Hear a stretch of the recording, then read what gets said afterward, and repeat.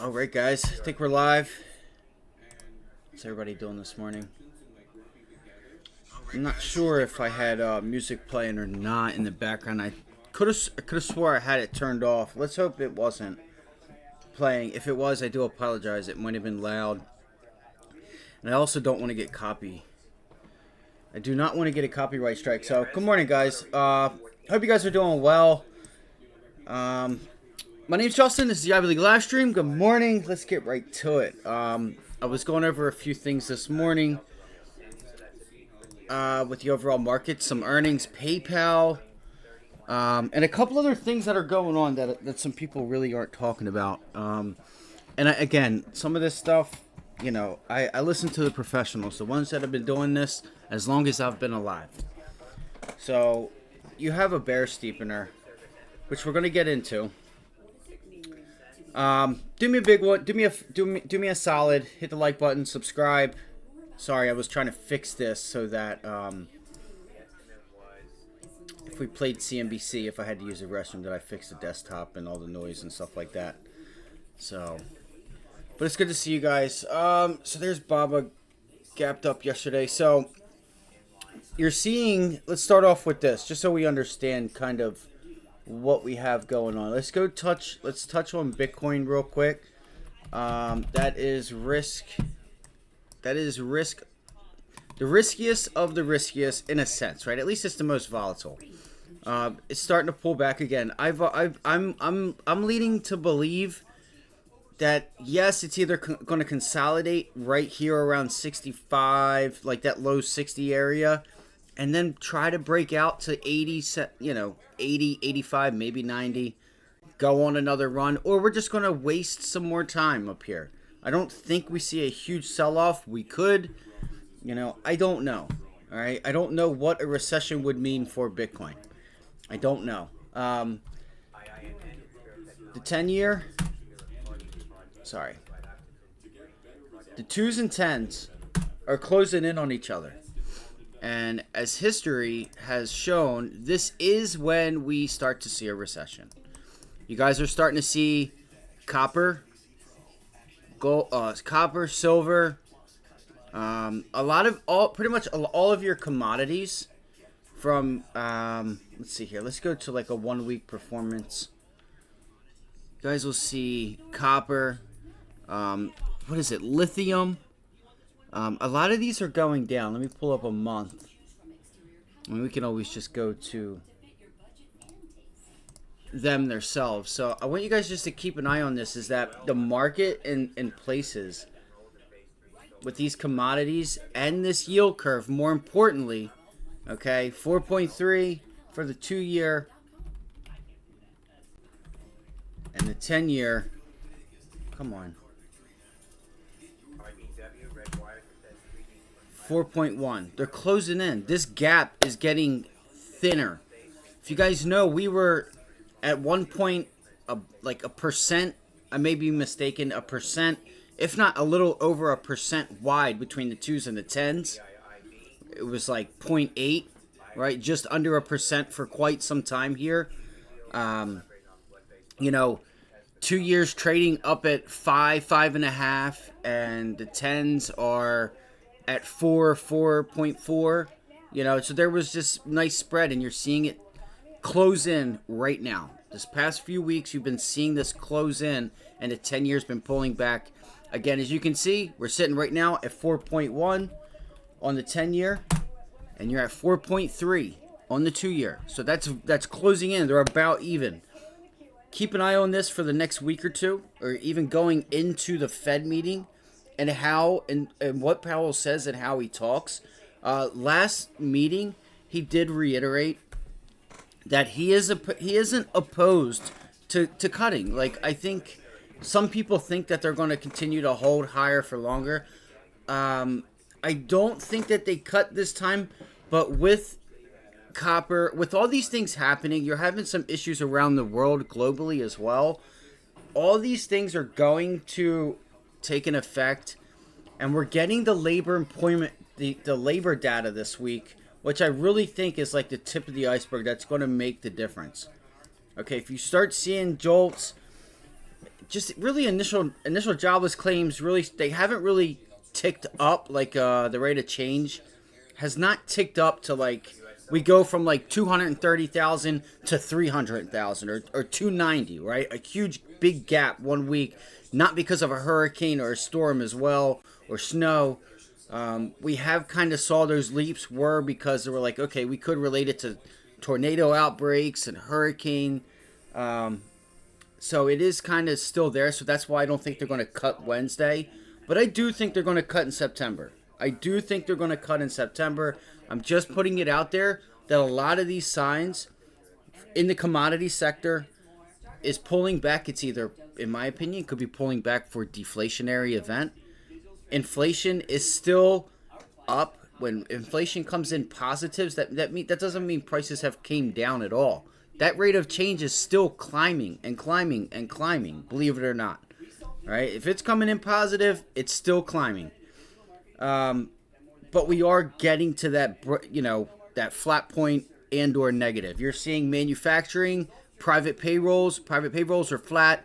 Manufacturing is negative. You guys saw that in the data yesterday when we got, or last week when we got ISM manufacturing. All the manufacturing data is going negative. GDP is contracting, guys. Yes, we had a jump this quarter, but that doesn't mean that next quarter it can pull back, right? We're on a, if you look at it from like a 2-3 year perspective, you take maybe just even like looking at it from a year, you're on a downward trajectory, right? GDP is contracting. You're going to have pops. It's like those pops are putting in lower highs. So I just want you guys to understand what's at hand. And what does that mean? Institutions get into names like Apple, Microsoft, Meta, NVIDIA, not because they think that this is where all the money is to be made, this is the next 10 bagger, but because that's where the liquidity is, right?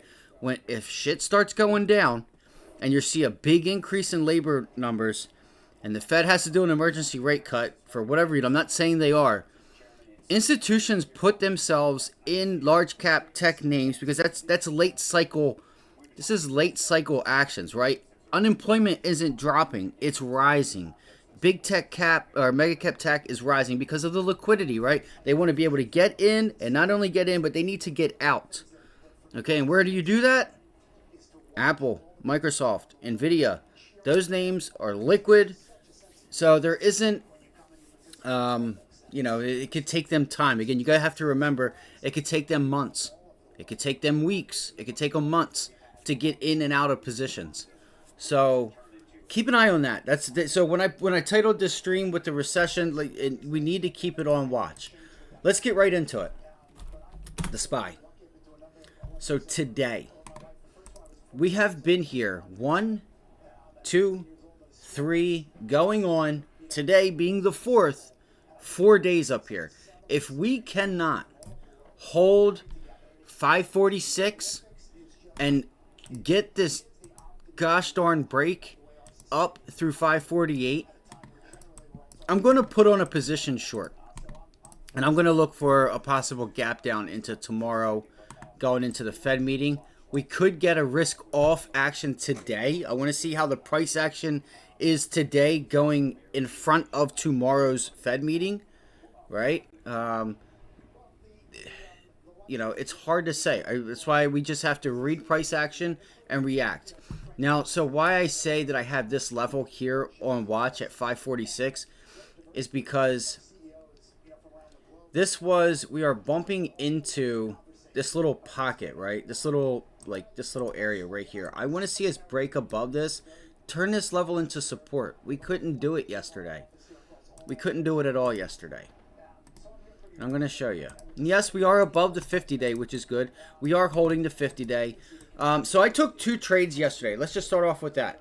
I traded Google like kind of off the bell. It was like 4 or 5 minutes into the day. And you guys know that I took Google off, and I took it off, and it was the right thing to do, right? And I want you guys to understand that as well. What's up, Wiz? Good to see you. Good to see everybody this morning. Ina, good to see you. The market runs only on news now. Needs to go back to how it was. I get that. I get that. I was going to bring that up too. Me personally, I I like this. This creates opportunity, but it's also tough, and it's not. Investors don't like this. All right, we go back to an easing cycle. The market can get very boring if the Fed starts. If like the Fed isn't going to add liquidity and go into um, QE, it isn't going to go into necessarily quantitative easing. They can ease with rates, with pulling back rates, but as far as adding liquidity, QT, that the whole QT environment provides an environment where there's not a buyer for every seller and not a seller for every buyer. So that's where it creates this volatility. And some people don't know this. And if you don't know this, you come into a season where, or an environment where GDP is contracting, you're in quantitative tightening. GDP will contract because of quantitative tightening. It's like a cycle, and you guys know this. Again, I have to remember some people may be listening that don't know this, that might be new, but I just want them to be aware that the cycle that we're in the environment is quantitative tightening. They are, tightening up. They're not being as accommodative as they were during COVID and the past, really the past 20, I'm not going to say 20 years, but past 15 years, past 10 years. So that creates volatility. We go back to the old ways. If something happens and the Fed has to step in, the market's going to get very boring. And some people like that, and that's fine. You set your longs and you go with the market. You don't fight it. You get pullbacks, you get long again. It can make for really boring. Me personally, I like this. This week is really hard because we're not seeing any extensions, and I'm getting into the charts and some of the earnings this morning. But the SPY, so I want to talk the markets real quick. So the SPY, you can see how we're putting in this flat top resistance right there at like 546. And yesterday, we bumped into pre-market lows and pre-market highs, and we could not get above it. I want to see us today break above, and I want to start turning this level into support and hold it. We did it for what was this? Like an hour yesterday, right there at 546. You guys can see right here. We held this for it's an area. Again, this is from yesterday. So 545.90. It's about a 10-cent range right there. You can see we broke above it. Boom, boom, boom. And then what did we do? We failed. So we didn't hold it. I want to see today if we cannot get up there and hold it. We're not getting above 548. Okay. I do think that today would be the day. If we're going to get above 548 to go run a test back to 550, today's going to be the day. We've been sitting here for 4 days. We don't have to. Nothing is certain. But I'm given that we are putting in higher lows.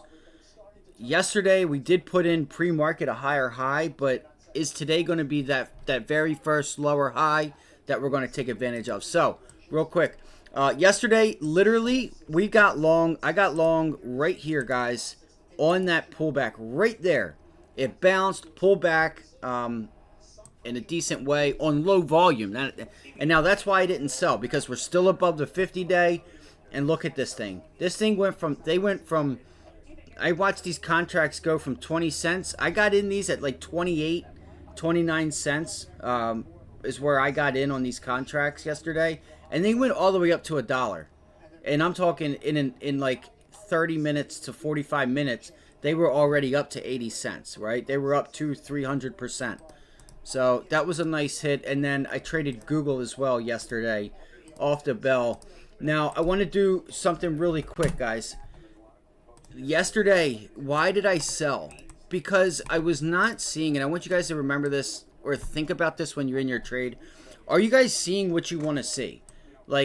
I was seeing, yes, we got this, this move higher, and the plan already was going into 172, breaking above pre-market highs. We're taking profits through that break of pre-market highs and into 172 because that's going to be a resistance zone, right?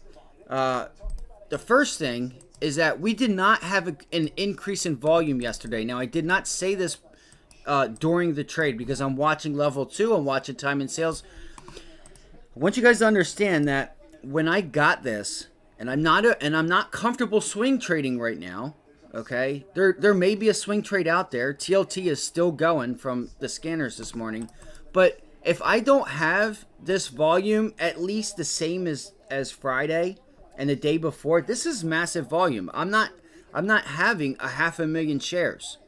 So you guys can see why when it gave me my money, I took it. And then what it do? It came right on back down and went right back to 172. So you could have played that range.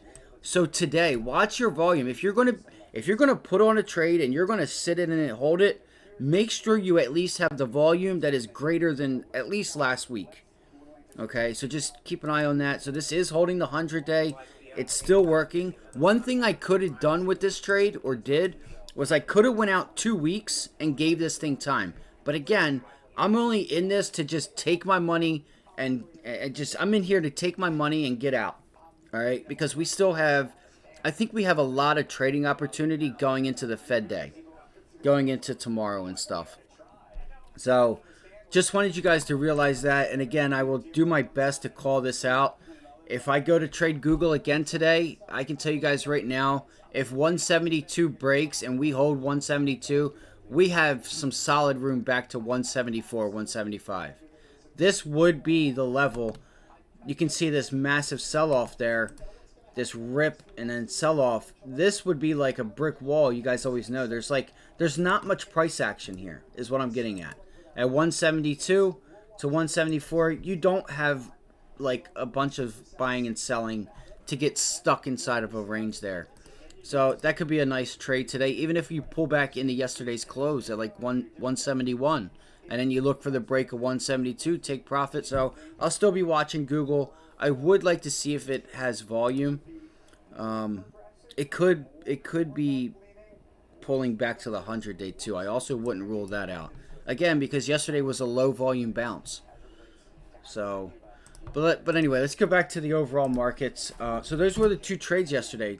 You know, the SPY treated us really well. And Google, I think I pulled off total on that 35, maybe 40%. And I was only in that trade for a couple minutes. All right, so that's the SPY for me, guys. 546. Right now, we're rejecting it.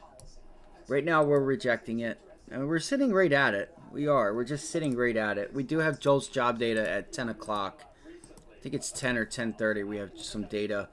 Also, guys, we do have GDP from around the world as well. So you guys can see GDP is contracting 0.3.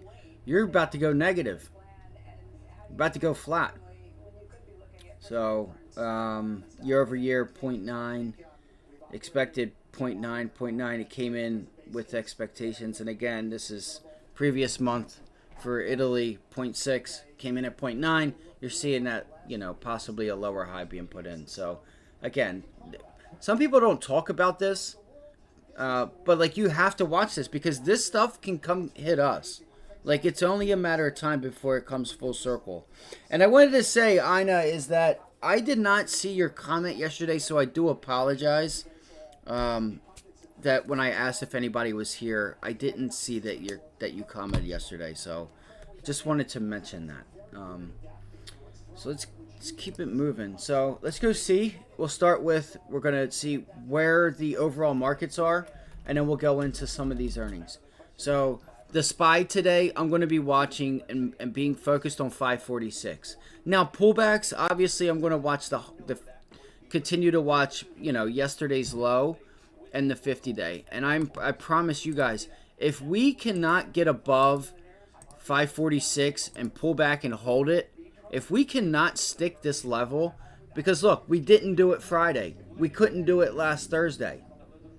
So, you know, we're trying to make progress here. You can see pre-market today, we are holding 545, which is, you know, pretty nice because we did not hold it as support at all at the end of the week last week. You kind of held it yesterday. So yesterday morning, you tried to hold it. you failed, you regained it, and then you pulled back on it, and then you actually closed underneath of it. So look at it just breaking. So yeah, guys, if we get bounces and we cannot hold 546, I'm going to look to get short again. Just want to give you guys a heads up, because it's only a matter of time. It's only a matter of time. If we aren't making progress, we're going to go down.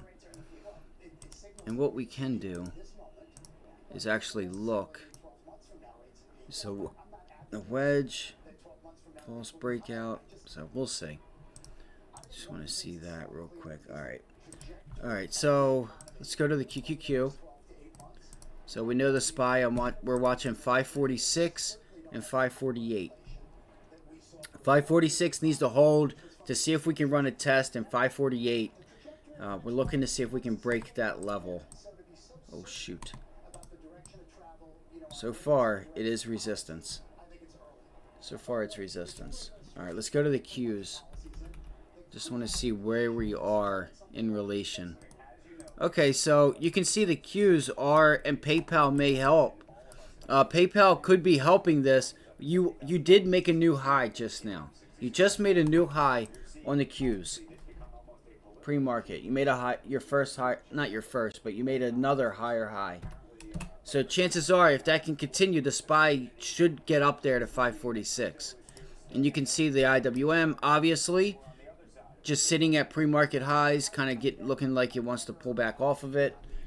And the Dow is pulling back off of pre-market, kind of just consolidating. But it's pulled, that I would consider that pre-market highs. There's not much action there at 406. So as of right now, we started to, remember yesterday, we started to see that little bit of rotation. SMT, what is that? Oh, no problem, Mina. Let's actually go look at that. So the Dow's pulling back. Remember yesterday, guys, and even into last week, how we started to get some progress? Like last Thursday and Friday, you started to see the markets kind of like, you know, just flatten itself out to start to try to make that turn back around and figure out, okay, are we going to head higher? And then yesterday, you started to see early morning, we saw that rotation into tech. And then like right around the bell, 9:45, you know, that rotation into tech actually kind of faded back out and it was weak again. So you can see like that sentiment, that type of stuff takes time. But you're starting to see little like slivers of tech rotation, right? Whether that's because some are buying the dip and others aren't buying the high on the IWM down names, blue chip names, they're not buying the high. So that could be why we're seeing that.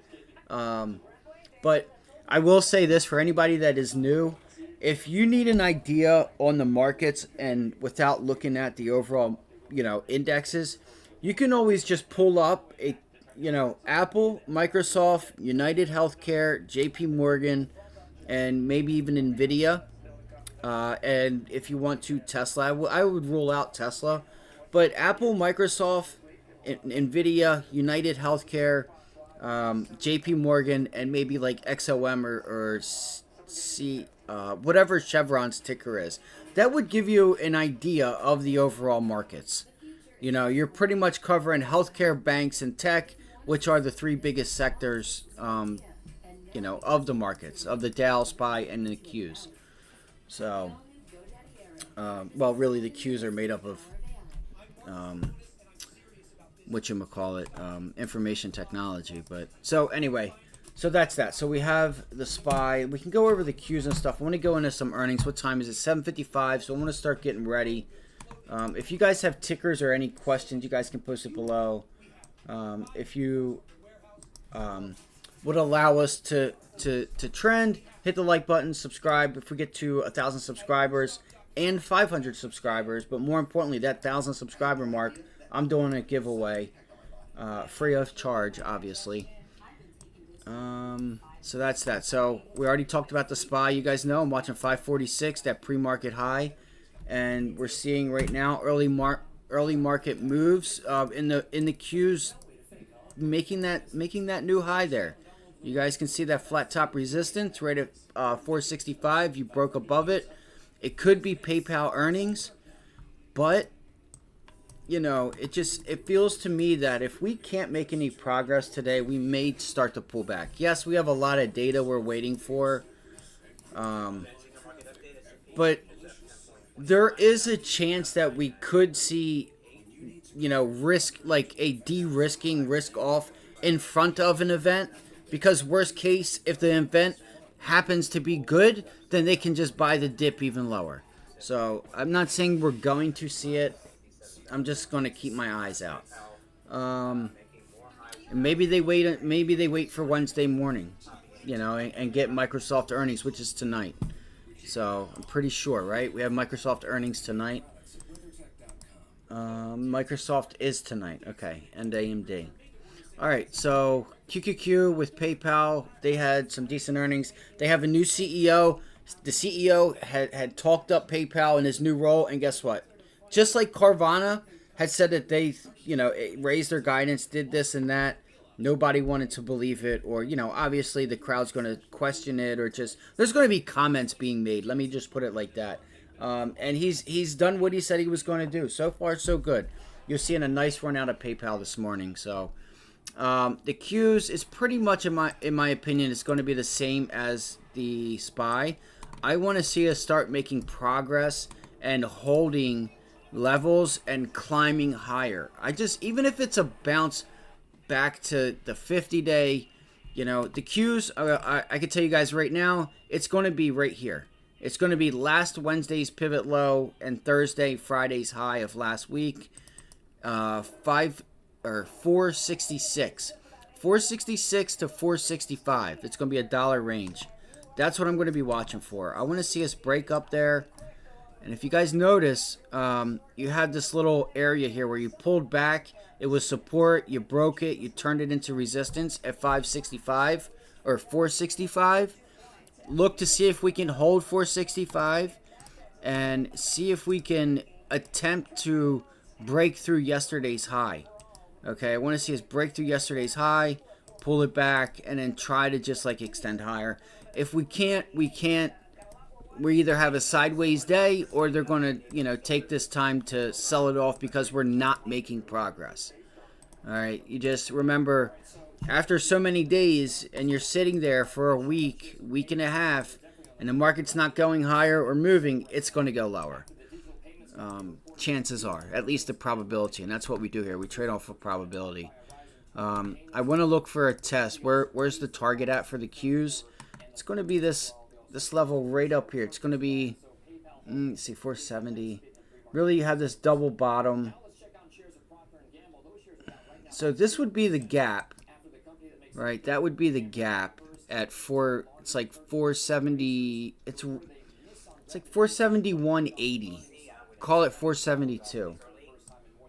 All right, 472. Let me do this, guys. I'm sorry. Let's do this. Let's get a clearer image of this. 465, 466. I want to see 465 on the Qs hold. I want to see us start to try to attempt to get through prior day's high and hold prior day's high from yesterday. I'm going to look for a move back up into that area. Both the SPY and the Qs still have a support level that has not been tested. You can see the Qs actually, the 50-day sits at 473.50, and it's right at that and below this support level on the Qs. Like if I pull up a 15-minute chart, you guys will see, right? Look at that support level. Boom, it hit it, it gaps down, we break it. So I want to look for a move, guys, back to 475. 474.50, 475 is the target I'm looking for on the upside. Okay. You have a gap up at 480.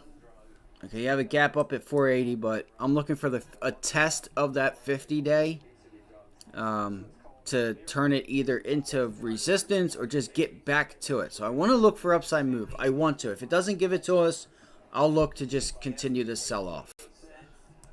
So that's the Qs. All right. Pretty simple. 465, 466, and watch to see if we can make progress up and through prior day's high.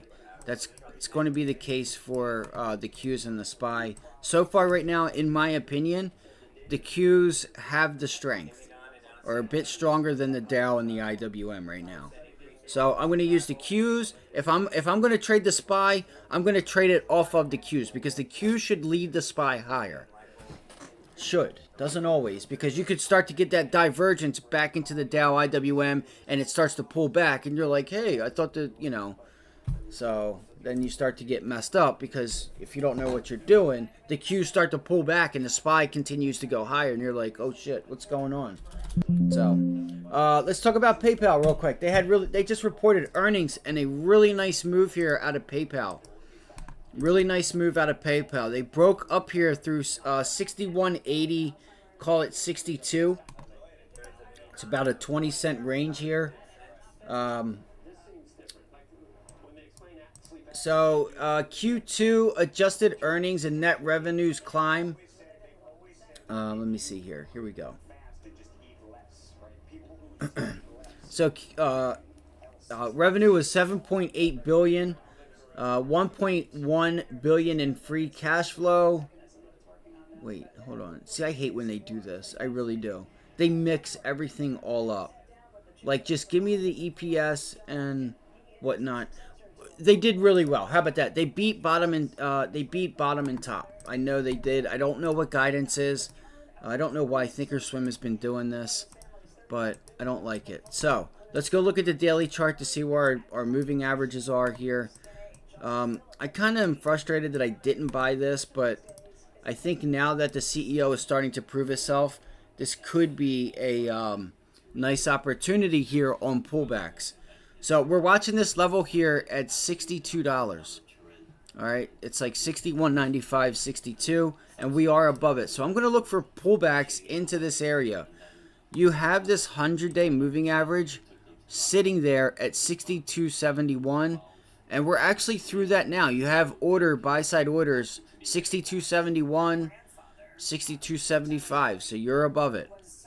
All right, so you're sitting right at that, right above this 100-day moving average. If we get, what I want to look for is a pullback into that previous pivot high here at $62.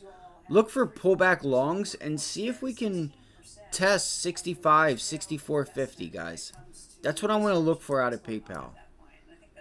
All right. Really, the bigger level is up here at 68.70. But a short-term trade for like $1.50, $2, I would have to look for $65. Again, that's going to be pullbacks to this previous high, and that support level here at 62, 61.90. 61.90, so something like this. All right, I want to see it pull back and then try to rally, take profits in front of 63.98, 64, take profits in front of 64, and look for that mild level of support up there at 65. So right now I would target 65 and to see if you can extend higher on pullbacks. Okay, we already pulled back once. Nice trade line VWAP cross. This is a good sign here, actually. That's a good sign. I was going to say you had a nice increase in volume on the break of the high. And you're getting an increase in volume. So I don't know the short position on this, but if there's still a short position here, we could see this thing start to really go. And I'm thinking back right now that and I'm asking myself, why didn't I put a small amount of money on this? Because I totally forgot about the new CEO.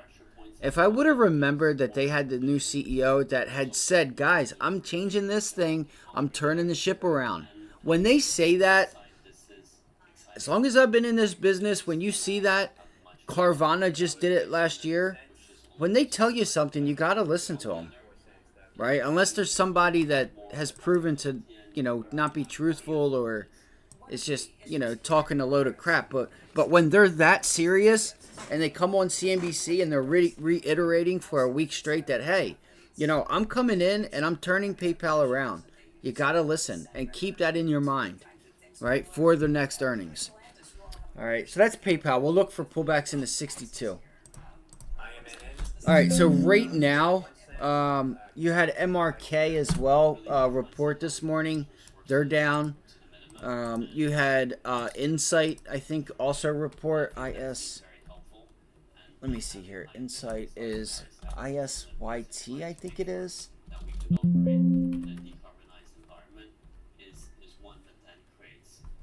INCY.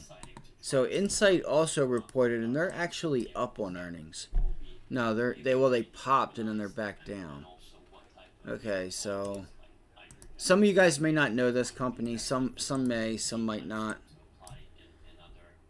There's actually one of these buildings. There's actually an Insight around where I'm at. And I guess they do tests and stuff like they do like a, I don't know if they're like a pharmaceutical company that does testing, but I'm pretty sure that's about what they do. Downgrades, Insights underperform. Let's see here. Price range.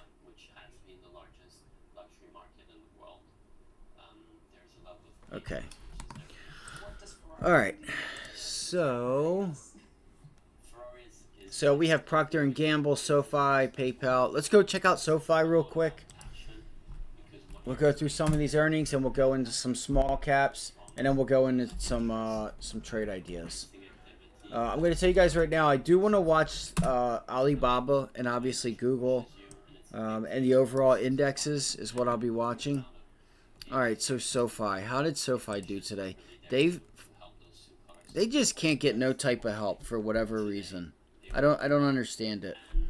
But SoFi popped up here 740. You know,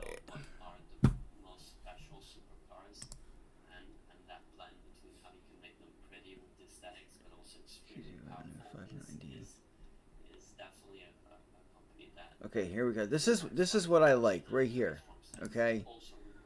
Net revenue 625 million to 645 million versus 610. Okay, so they're raising Q3 estimates, you guys. They are raising their guidance. Fiscal year 2024 revenue 2.4 to 4.46 versus 2.39 to 2.4. Holy cow. They're really raising their guidance here in revenue and for the year and for the next quarter.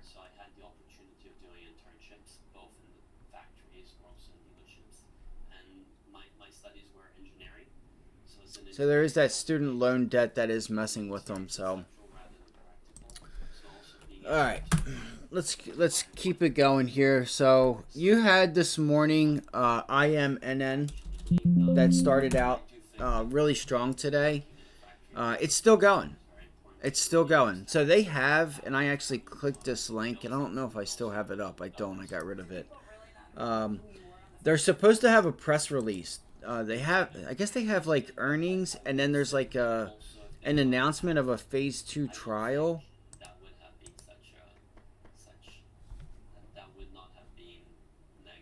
Yeah, so announces 11.1 month increase overall survival with in patients in newly diagnosed advanced ovarian cancer treatment. Which I can put this on if you guys want.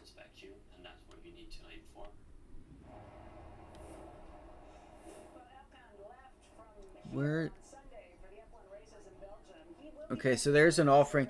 Watch out for that. So they've already done a 75 million mixed shelf offering on IMNN. Be careful for another one of those, guys. You have to be careful and set stop losses.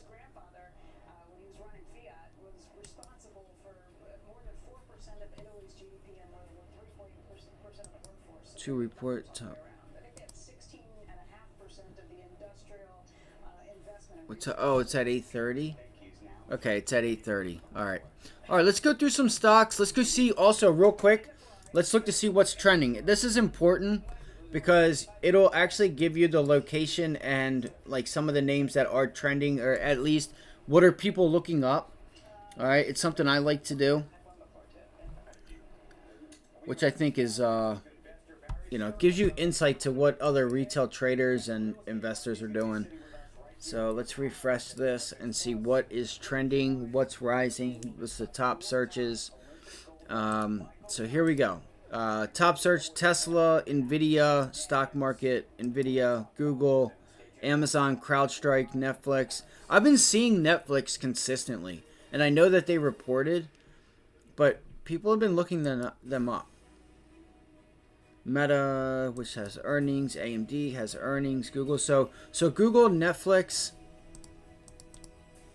and CrowdStrike, which we already kind of have. Google, CrowdStrike, Netflix. Oh, General Motors, Ford, Chipotle. I have been seeing that. IBM. IBM had earnings and they did pretty well. Let's actually go look there. No. Back.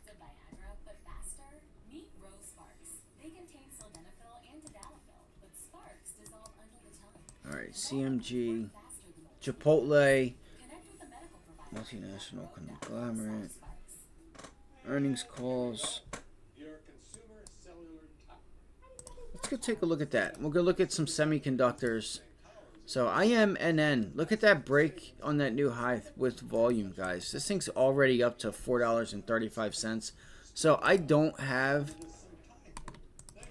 the rest of the price action. It's only showing me until $2. So I had to go over to TradingView.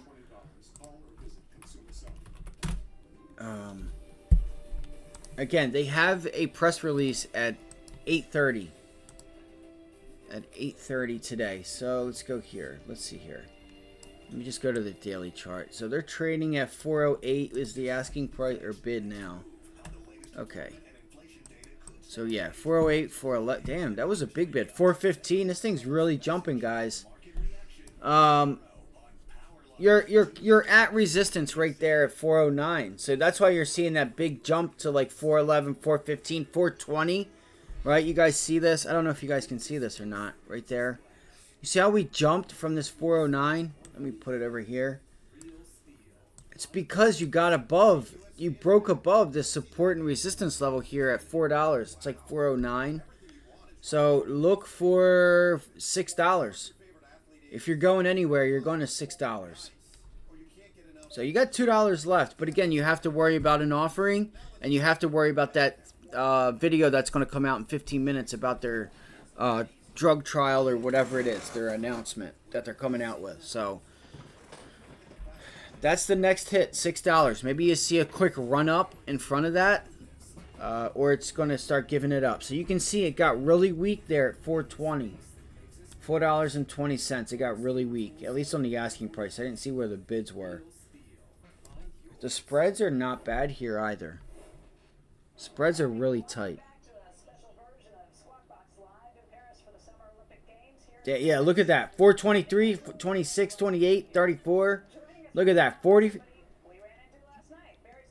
440 dropped back down to 430. That was you see how quick that went? That was like I forget where we were. What, $4.15 to just straight rip to 440. So 15 minutes until that announcement takes place. That's IMNN. Okay. Okay, so let's go with some of the names that we have here. JP Morgan. I brought this up yesterday. It pulled back a little bit. It pulled back, broke down below 212, so it once again could not hold 212 as support. Again, that's 1, 2, 3, 4, 5, 6 times it's had an opportunity to get to 212, hold it as support, bring in buyers at 212. Could not. I think that solidified resistance yesterday. I think showed us a lot. That was a pullback on low volume. So I got to be honest, guys. I'm gonna look for a bounce back to 212, and J.P. Morgan or Jamie Dimon might still be selling. Remember, he did come out and say that he was selling some of his stake finally. I told people, excuse me, I told people it was because he was probably wanting to lock in some yield, right? With rates at where they were, he's probably wanting to take some of that money, lock in some debt at those prices. You know, because it's not going to be forever that you're going to get 6% on a 3-month bill, right? Think about that. 3 months, 6% guaranteed for the most part, just about guaranteed. Um, you know, you got to lock it in. I think they're still at 5, something like that. So let's see here. JP Morgan. Let's see if you have some upside move and watch 212. That's what I'm going to watch for on JP Morgan. If we can't break through 212, I would look to get short up there. You can see that uptrend. It is this ascending wedge on the daily chart. Technically should be a reversal pattern, but I want to figure out, are we going to go back and test the 50-day moving average and 205 support? That 50 days coming in right at 205. So we'll see here. Any holds at 210, 210 long, 212 short. That's as of right now.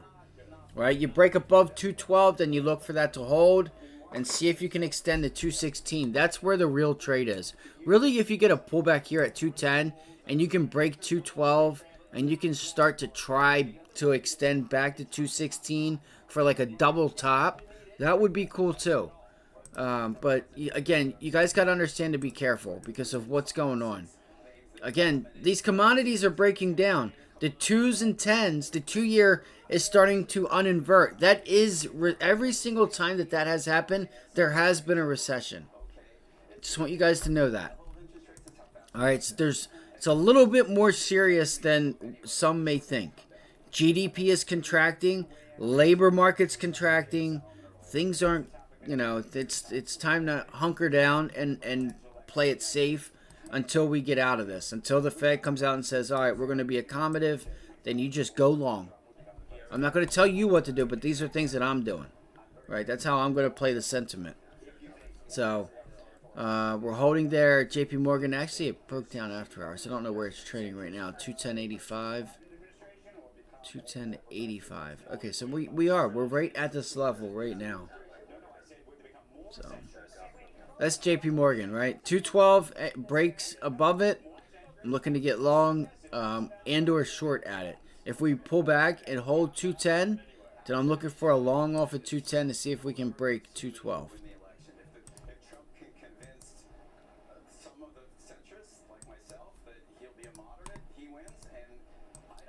Dude, he's a retard. Yes, he'll be a moderate. Excuse my language. All right, says JP Morgan. Let's go look at Bank of America. Bank of America is selling off. Bank of America is still selling off, guys. Is there news with this? Goldman Sachs adjusts price target of Bank of America to 50 from 48. That was this morning. Morgan Stanley adjusts price target on Bank of America to 49 from 46. Okay, why is this thing selling off? Warren Buffett's Berkshire trims position in his second biggest stock holding by $3.2 billion this month. What it means for investors.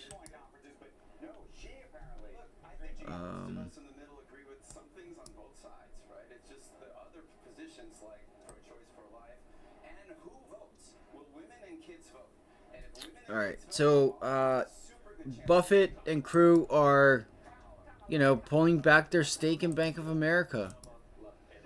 I would like to see a relief bounce on Bank of America. You could. This is a really nice setup. If you can hold this, like, when I say this is a nice setup, I mean like risk to reward. Okay, if I get long down here at 41, okay, even though we're right at it, we're probably going to break it. You know, you can be patient and wait for it to show you that it's going to hold.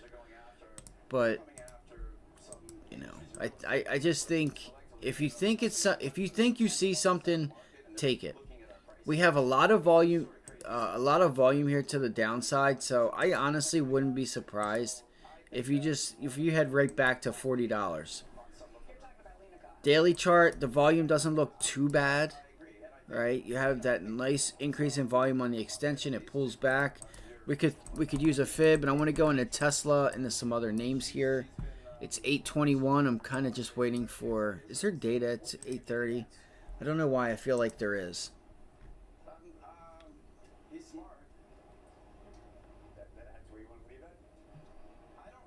Inflation rate year over year, 2.3. And look at this. Remember what I said last week?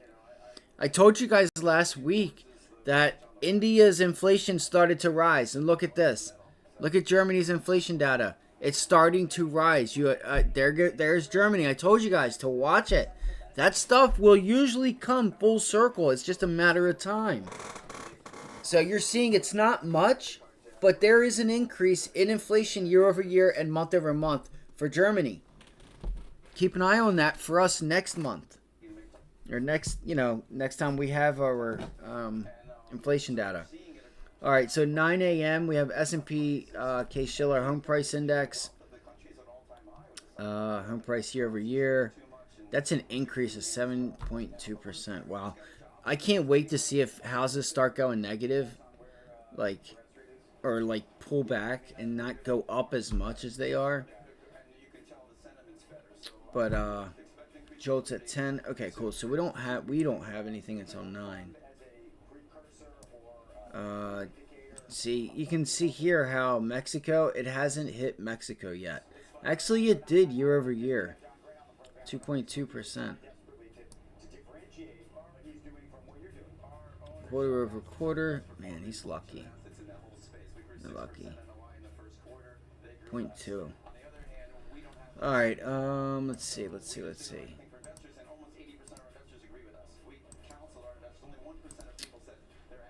All right, so Bank of America, Warren Buffett's still selling. Let's throw up a Fibonacci here. Well, I don't really need to throw it. It looks like this would be your, it's like 50% right there, 38.2. Let's see. Let's just throw it up.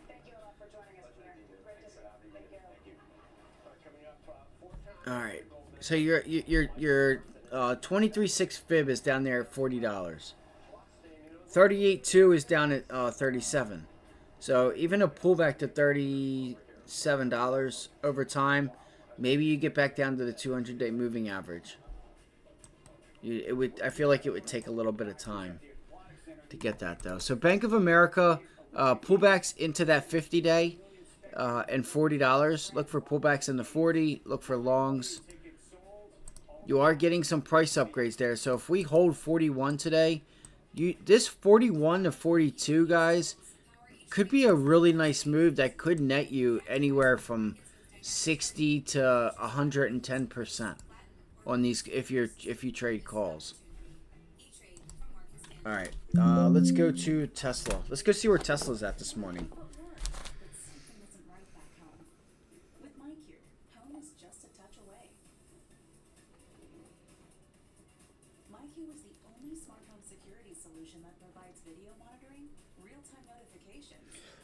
All right,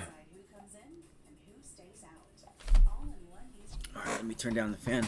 Okay, so 235, 234.75 on Tesla. Oh, shit. Look it up early this morning. Why does this keep saying top chat? I don't understand. Thank you guys for hitting the like button. Yeah, if you guys could hit the like button, I know you can. It greatly helps out. It shows, the appreciation and all that fun stuff. I'm glad you guys are here joining us too. It can really be frustrating trading alone. So Tesla, 235, 234.75, about a 25-cent range. You guys see over here this pivot low? This is what we're watching. Can we reclaim it? I know I was bullish, after earnings. I said, let's see if we can get a turnaround. Wasn't too sure after that double top. I still want to see if we can pull off a 235. You did reclaim that wedge. See that daily wedge, this orange line. When you see those orange line, guys, usually that is a trend line. Most always here on the stream is a trend line from the daily chart. So I want to look for pullbacks on Tesla. I do. I got to be honest with you guys. I want to see if we can get a pullback. Maybe we don't, but I think we... Let's see, man. That was nice volume yesterday.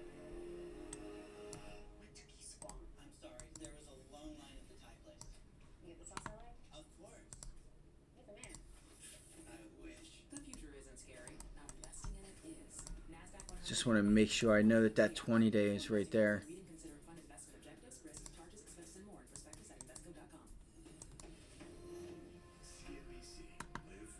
Alright, so there's our 20-day moving average.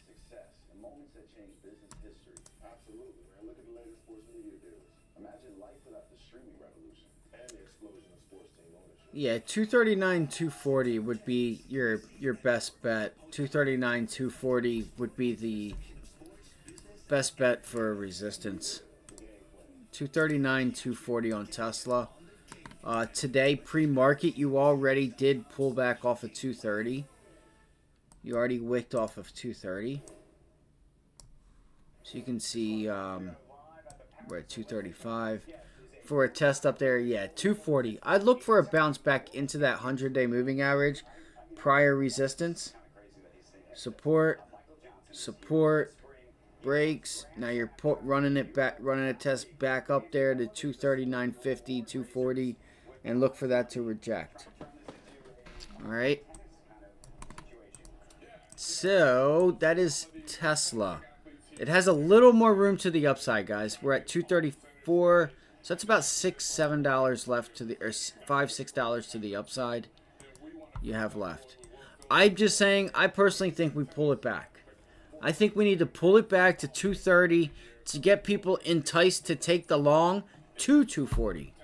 All right, people aren't just going to spend their money on Tesla like, oh, I'm not going to spend $100 grand to make $2. You know what I'm saying? Like, it's just it's not. Yeah, that's not going to entice people. If people can get a pullback and they see like this double top, this previous double top hold at 225 and that wedge that's coming in there, 227, then yeah.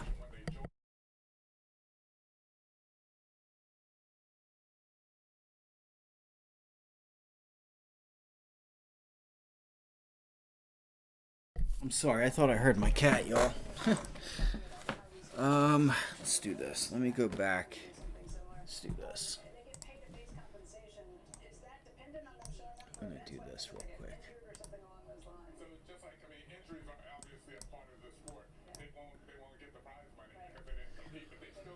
So Tesla, 235 rejections. We're looking for 225. So really, I'm trading the same names for a few different reasons. I'm trading them because they're not going to be subjected to earnings, and the premiums aren't going to be high. So if you trade something that has a high premium, if you get them move in your direction and you're paying a higher premium, you're not going to get rewarded as much as you would. Look at the overall markets not making that pre-market high, guys. They rejected. So did the Qs, unfortunately. That sucks. Or that stinks, I should say. That's Echo Victor Oscar Kilo EVOK. Alright. So, 234 Tesla. 234. Tesla 234 charts. Flexible grid. 234. Yeah, you guys can see 240. We have a huge, nice gap fill here.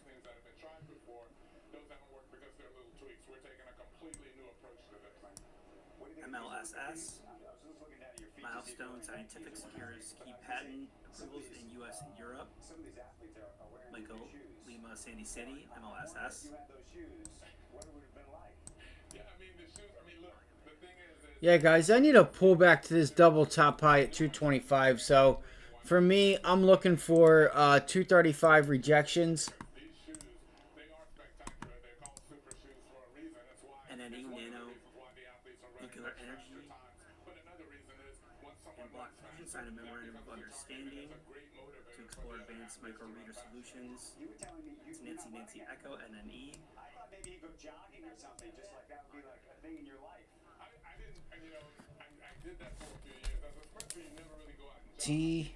TSLA 235, 240 rejection. And I'm going to target 225.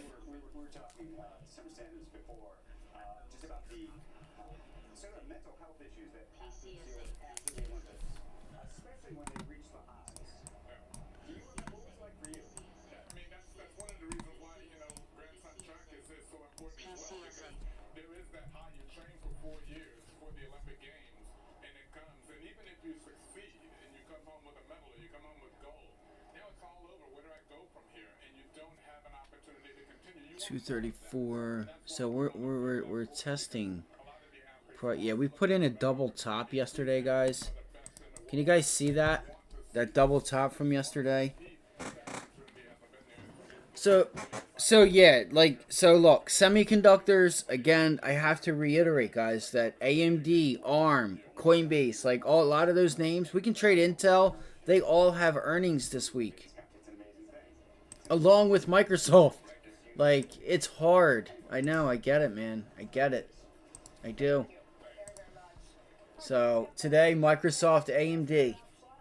Tomorrow is ARM, Meta, Boeing, right? And then Amazon, Apple, like Coinbase, Snap.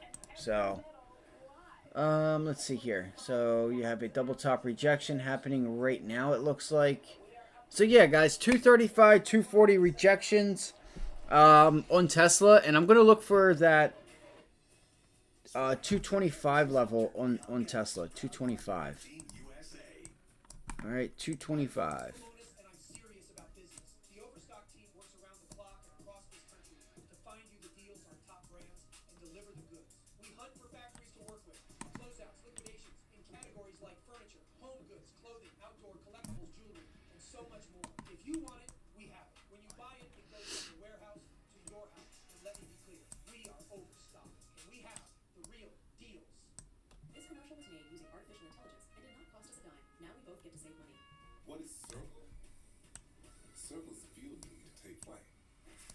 So I don't have a level up here. 239.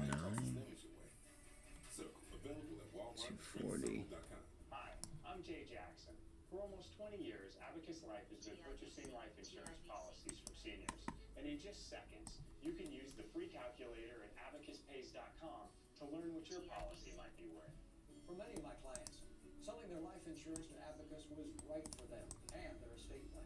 Don't sell or lapse your policy without going to abacuspays.com first. There are no fees and no obligations. Get the real value of your life insurance when you need it with Abacus. I thought something is different about my man. It's Blue Chew. Okay, so yeah, that's what I'm aiming for, you guys. And I'm gonna look for pullbacks in the 233 was yesterday's high. Okay, so we are, okay, that's where we're at right now. Okay, sorry, I just had to, yeah, that's what I'm doing. Alright, 240, give it to me. Alright, give it to me. I'm taking that.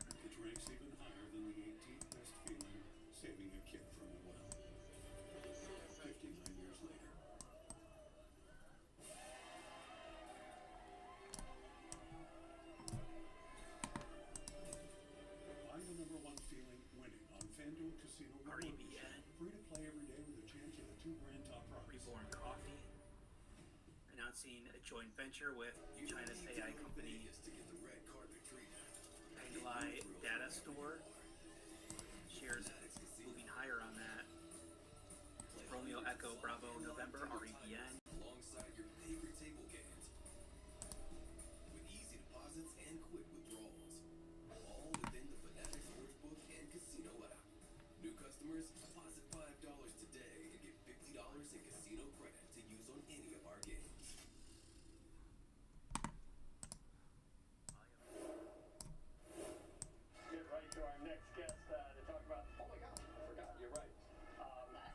The market's in the day. It's very bright out here. We can't really wear them, but when we get a chance, Sneak them on. well, we sneak them on, and then we forget.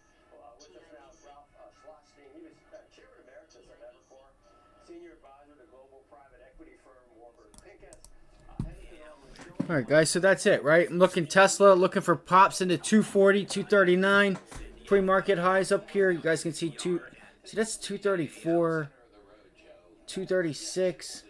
Okay, so we are at this double top here. I was hoping for I thought for a second we were higher, so I do apologize. I thought, yeah. Okay, so here's my plan now then. That double top from yesterday, 235. I'm looking for pullbacks to 225, plain and simple. It's about a $10 move. So I'm looking for pullbacks here in the 225 to see if we can hold that. So I'll look for a scalp pullback, and then I'll take my profits on that. Just looking for about $5, $6, $7 on that trade. See if we can pull it back.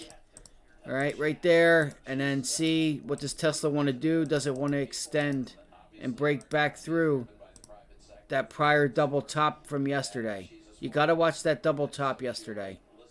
Okay. And also, low volume. Right? Low volume.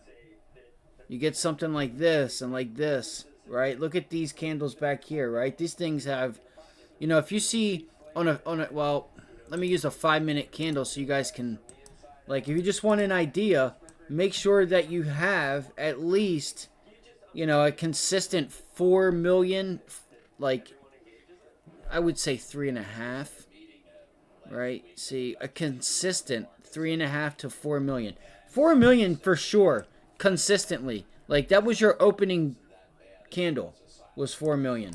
So a nice a day where it's got some consistent volume would be like 3.5 million consistently throughout the first 15-20 minutes of the day.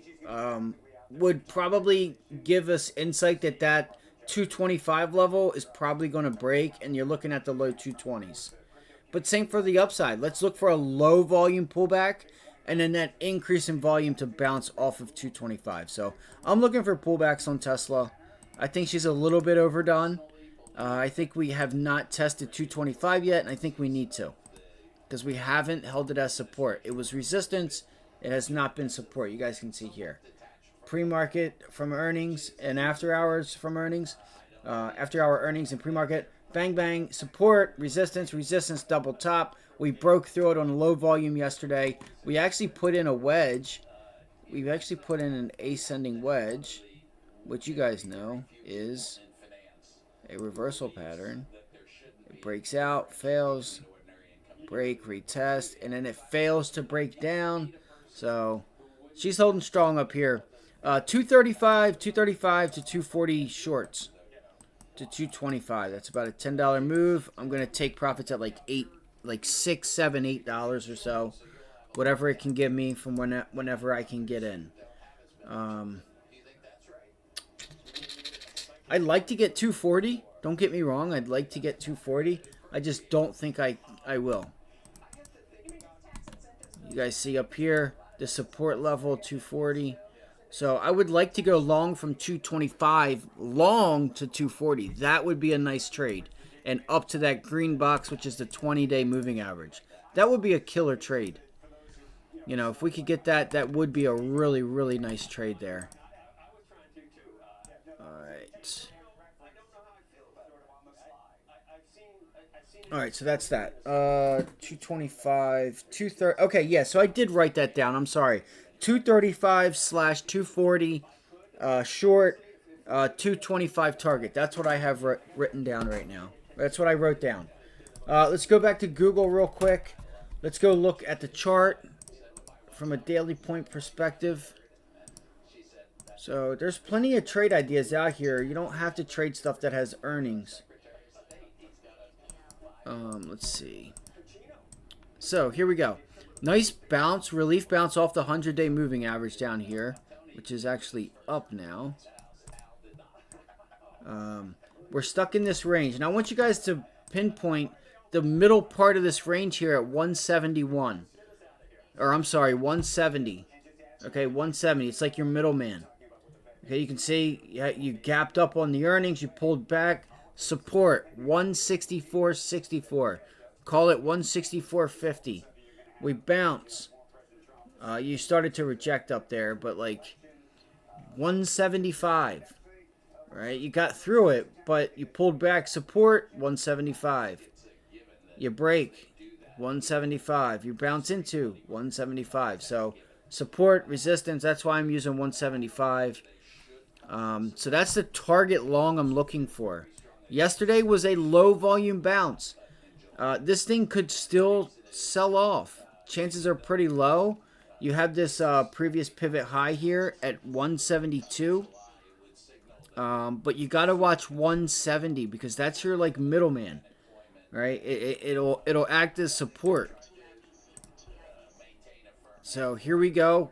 We held it again, right? You broke above it yesterday. You pulled back after hours and held it at 170. So what I would look for, guys, and I already talked about this, 172. If you can break through 172, look to hold it. Look to hold 172. Hold on one second. Let me get my stuff right here. My charts are messed up.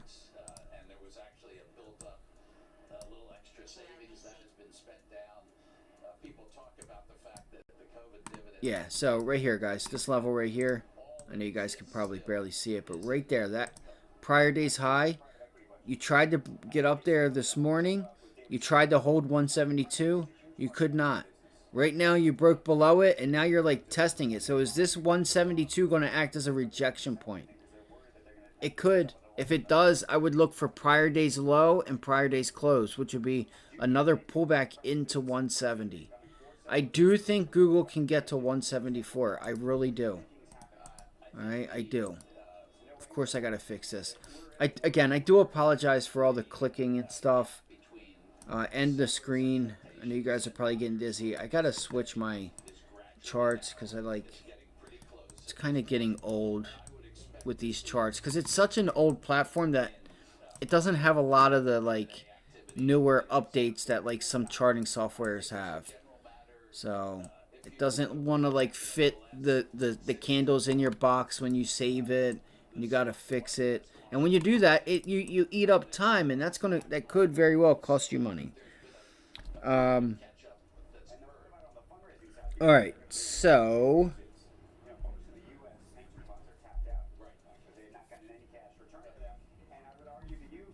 let me see here. Let me make sure my stuff is working.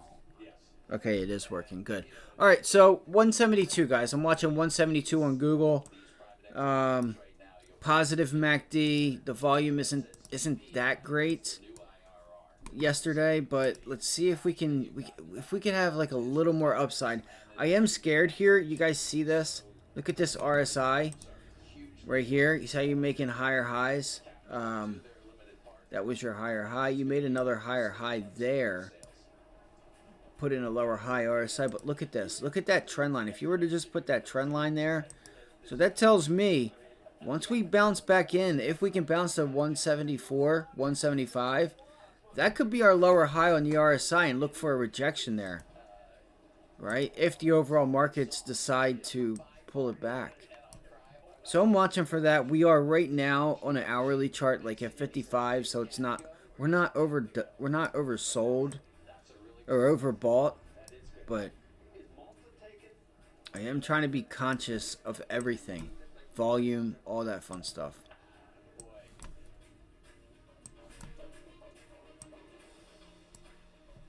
Okay, so let's write this down. Let me pull up a 15-minute chart. 5-minute, pulling back. We might actually get it. We might actually get it. So I'm going to pull back right now.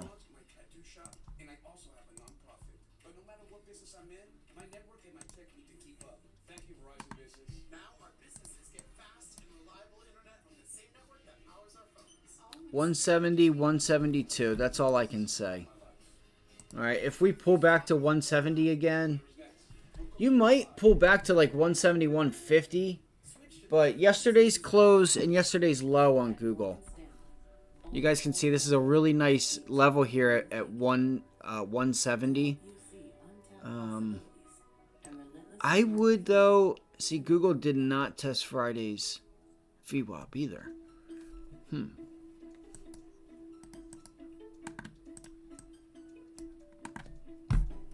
Yeah, so let's see. Damn, I don't want to see that.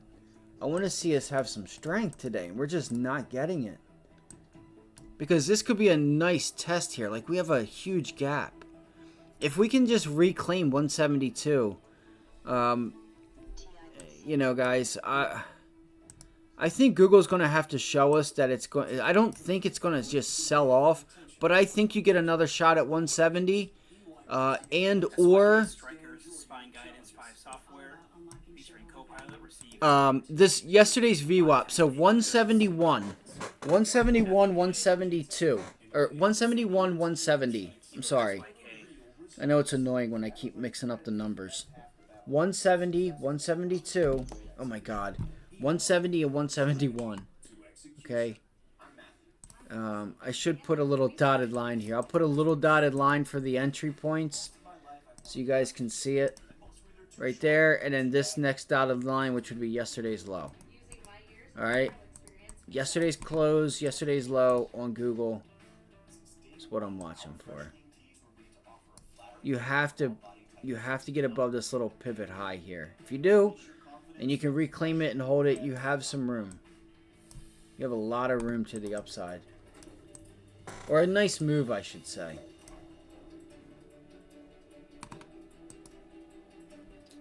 Do you guys have any tickers you guys want to cover?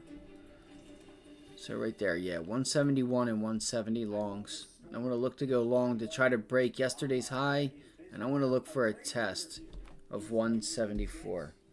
Let me write this down. Again, I think we can pull back right now pre-market, like, and then like when the bell opens, we look for a long. It's just my opinion. It's not pulling back though, which is weird.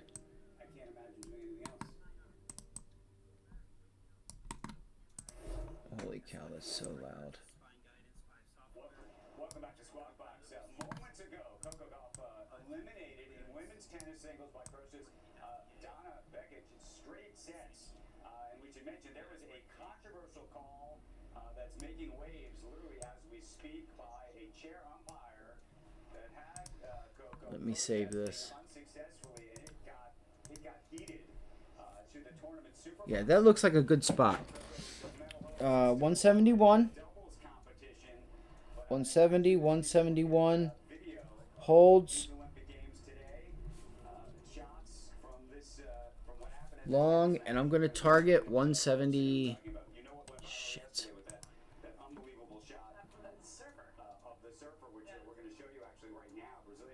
Yeah, 174. 174, 175.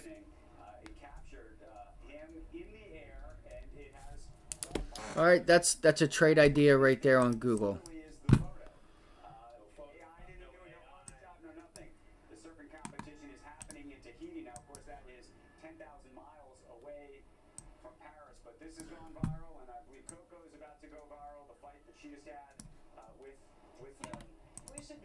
She's had a whole bunch of fights with umpires, including, by the way, just in the French Open a month ago. And then if you remember Dubai, back in February, she got into a tangle with All right, so let's Google. Let's see here. She's been standing up for herself. Oftentimes, the umpire has actually been wrong in terms of some of the calls. And in this case, she feels she was wrong in this call. Let's go to NVIDIA. Now, I'm keeping my eyes on the overall markets. We're just sitting here. We're not really moving, guys. So far, we're just hanging out on the Qs and the SPY. And one of the reasons we wanted to mention all of this virality is because so much of this stuff is showing up on social media, and Snapchat is here in Paris, powering. Oh wow, Snapchat's. It's fine. Okay, here goes Google. Looks like it's trying to break 172. If again, if we break 172, I won't be opposed to going long there if it holds, but just saying where I would much rather see it. NVIDIA, damn, still weak. You're turning prior day's low into resistance. I would expect a bounce. I would expect to try to get a bounce here, guys, but you're seeing that selling pressure really start to take over. Holy cow. You're going to see all the Snapchat AR effects built just for the Olympics in 2024 overlaid on the audience. And so it's a really fun fan experience. You can think of it as the modern version of the Kiss Cam. So the very cool thing, by the way, All right, support down there at 110. can be transported back into 1920. Let's see if we can catch a bounce. One of the very, very cool things they're doing. Snapchat, along with TikTok, YouTube, and Instagram, That's crazy. creators to Paris. See if you can get above 112. 112 hold on NVIDIA. Things that Snap compares now to all of these other platforms that are in play. I think we offer. And you have to give me a second. Again, I was writing that down. 112 hold. We're looking for 114. People have always felt pressure to be pretty imperfect on social media. Target. Share that 1% of their life that really feels special and worth sharing. What did I say? 114? Yeah, 114. Many times, especially in our close friendships and relationships, where you know the ups and downs of everyday life and sharing those moments. Is 114, 115. Yeah, 115. on the gram, you only show perfection, or as close to perfection as you can get. On Snap, you just send whatever. I think that's absolutely right. It has less of a negative impact on teenagers as a result. 14. Okay, got that.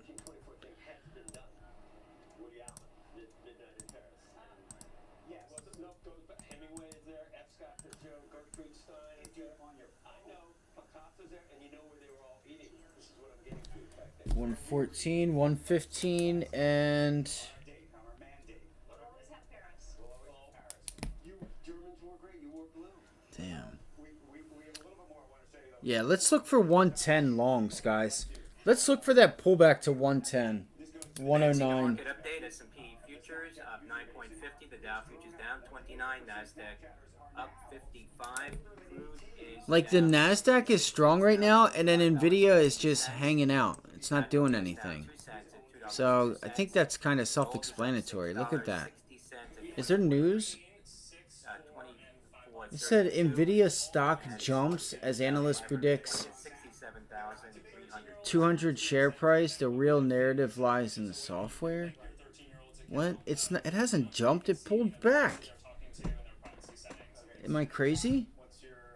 Nvidia shares are soaring to new all-time highs on Tuesday following positive analyst coverage.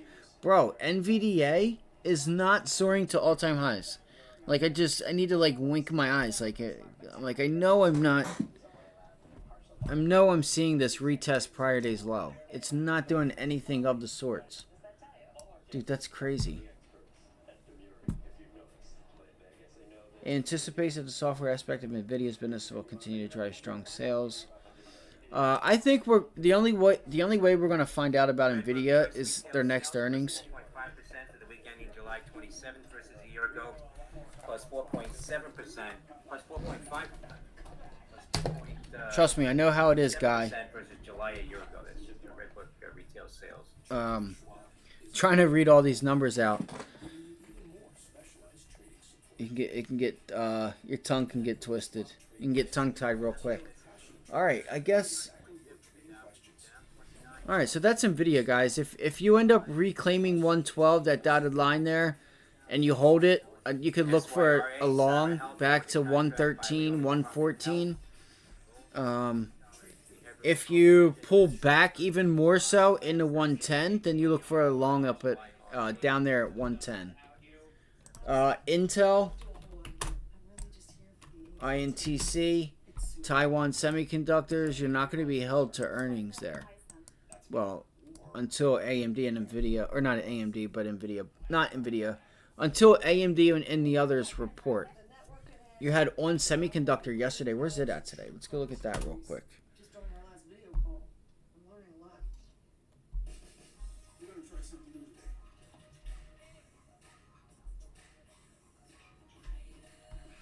That was close. Yeah, look at On, guys. On Semi's still holding up pretty nicely here.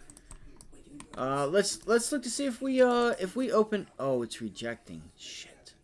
Not necessarily, because it's still holding that level right there.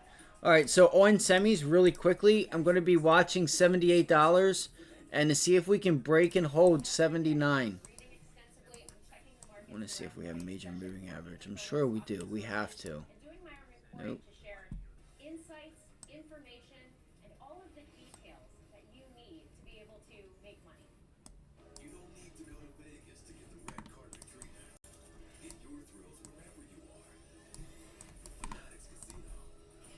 Let's see here. 78. 78. Okay, if on semi gets, Coming up at 9, the S&P if it can get going, 80. You gotta break through 80 anyway. It has room up to 85, but $80 feels like it's going to be a resistance zone.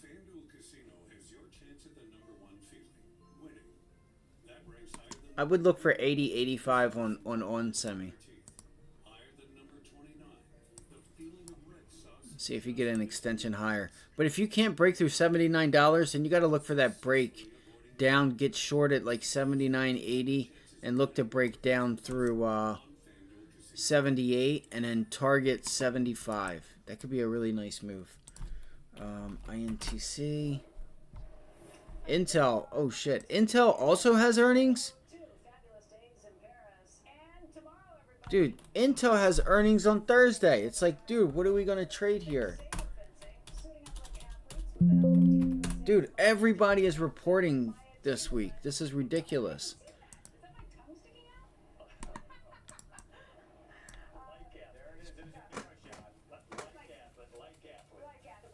All right, so we have a half hour. What do you guys have for me? You guys have any tickers, ideas, anything, questions that we can cover? We can look through CrowdStrike. Let me go to CNBC and some of these other names real quick.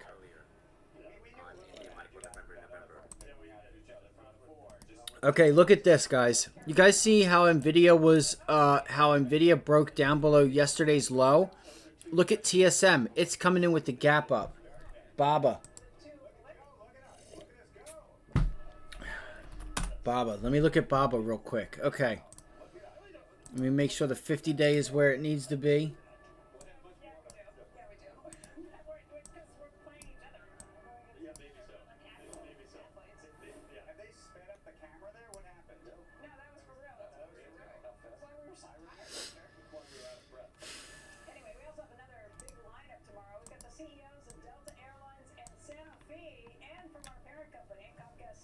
I wish I could do that. I might have to hit up CNBC and say, "Hey, let me read this. Let me read the prompter and interview some CEOs." These guys are getting a little older. They might need some replacements here soon. Let me try out. S&P Schiller May 10-city home price index up 7.7% year over year. 20-city up 6.8%. Let's see here. So Baba gapped up. Okay. Okay. All right, you guys can notice here this level on Alibaba at $78. We gapped above it, and we're still trying to hold it. And we're at 78.25 right now, and bounced off of that, and we're at 78.29. So you're up a few cents on the stock. TJJD, China Jojo Drugstores out with their FY 2024 results. Charlie Juliet Delta. He said I'm going to go drive my Corvette with Joe Biden. That's so funny. Let's see here. Can we get pops off of 78, 77, yeah, $78? Look for bounces into 80, I guess. It's not that much, you know. But if you can get some volume in there, yeah, this is actually might sell off. Dude, Squawk's still going crazy. That's Charlie Juliet Delta. If you can't get through 78.50, look for pullbacks to 77. These are all like $1.50, $2 moves. Easy money trades, as we would call them. And SoFi is showing strong guidance, boosting its 2024 outlook after second quarter earnings beat. Michael, November. No idea. P&G, Procter & Gamble CFO, said expects China recovery to be slow. Just give me 1 second, guys. I'm just looking here. Okay, so look, they just said somebody said China recovery is expected to be slow, and here we are looking at BABA. I don't see it having any effect. 15-minute chart. Yeah, this thing could bounce. This thing looking like a prime bounce there. So BABA 78.50. If we can't get above it, looking for a rejection.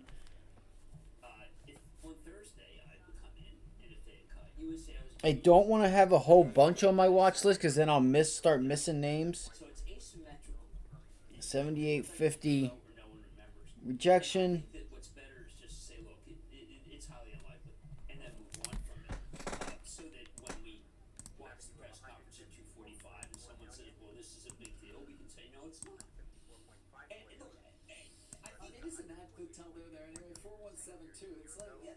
Yeah, I think we're going to bounce and test prior day's high. I think you have enough room. Hold on here. Let's see. 78.50 to 79. I guess it would be. SOUN, SoundHound AI, rolls out voice assistant with generative AI to Alfa Romeo and Citroën vehicles in Europe. That's in the Oscar uniform November. But I'm trying to figure out how we could do it better. And I can't come up with 78.50. 79. Yeah, I mean, look, there's a lot of things that are going not that well for the consumer. Let's see. But they're better than they've been. We're not seeing a lot of bankruptcies. I would have thought we'd seen that by now. We're seeing some slowing in auto. We're seeing that we're waiting for housing prices to break. The supermarket would get rollbacks. Yeah, $80. So that's it. I'm gonna keep it at that. Like, I'm seeing two different things here on BABA. Like, I'm seeing if we could just bounce today, a low volume bounce, you'll probably get another rejection up there at $79. So be careful and look for a pullback from 79 to like 76.50, 76, or even back to the 50-day. Okay. That's what I would look for out of Alibaba if you're going to trade these Chinese names. They came in with a huge gap up. If they consolidate here, I don't know. Then maybe look for a breakout. I think it needs some news. I think Alibaba and these names are going to need some type of news. 78.50. TSLA, RECESSION Pharmaceuticals, popping here at $2.59. Okay, so what do we have? Let's go take a look at TLT. Let's go look at TLT real quick. This thing, I saw it this morning on the going higher. So here it goes. It's going right back. Man, this was a beautiful day to buy it on that low. So I bought TLT, and actually I didn't buy it. I went long. I bought calls on this day right here. Pulls back, breaks out to a new high. It pays me. I take my profit. Little profit, nothing crazy. And look at it now. It's still extending higher. So if you guys don't follow me on Twitter, follow me on Twitter. Hit the like button for me. Subscribe if you haven't done so. I'm going to be doing a giveaway as well. Once we get to that subscriber number. So TLT had put in a really nice daily chart formation. We're on the end of that we're on the end of holding rates higher. So I said this week, specifically this weekend, I think it was like Sunday going into Monday was, hey, I think I'm going to put a long one on TLT. Some people think it's going to range. I said, I'm not opposed to that. Usually this will consolidate into the recession, and if you go back and look at any charts from stocks, they will pull back, but bonds will also pull back, and they will just hold the lows for like 6 months to a year longer than stocks will recover, right? Stocks recover, and bonds just stayed down at the lows.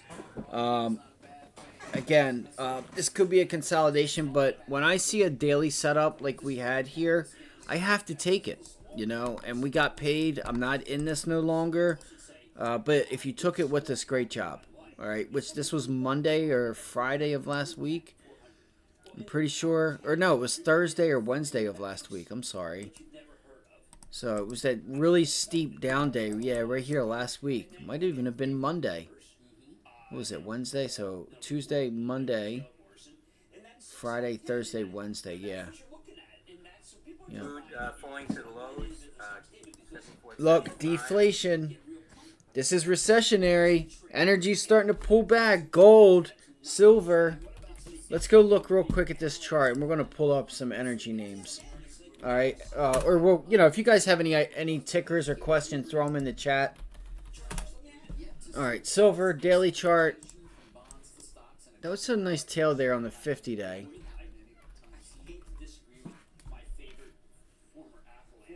Where's my mouse? I can't. There it is. Look, uranium selling off.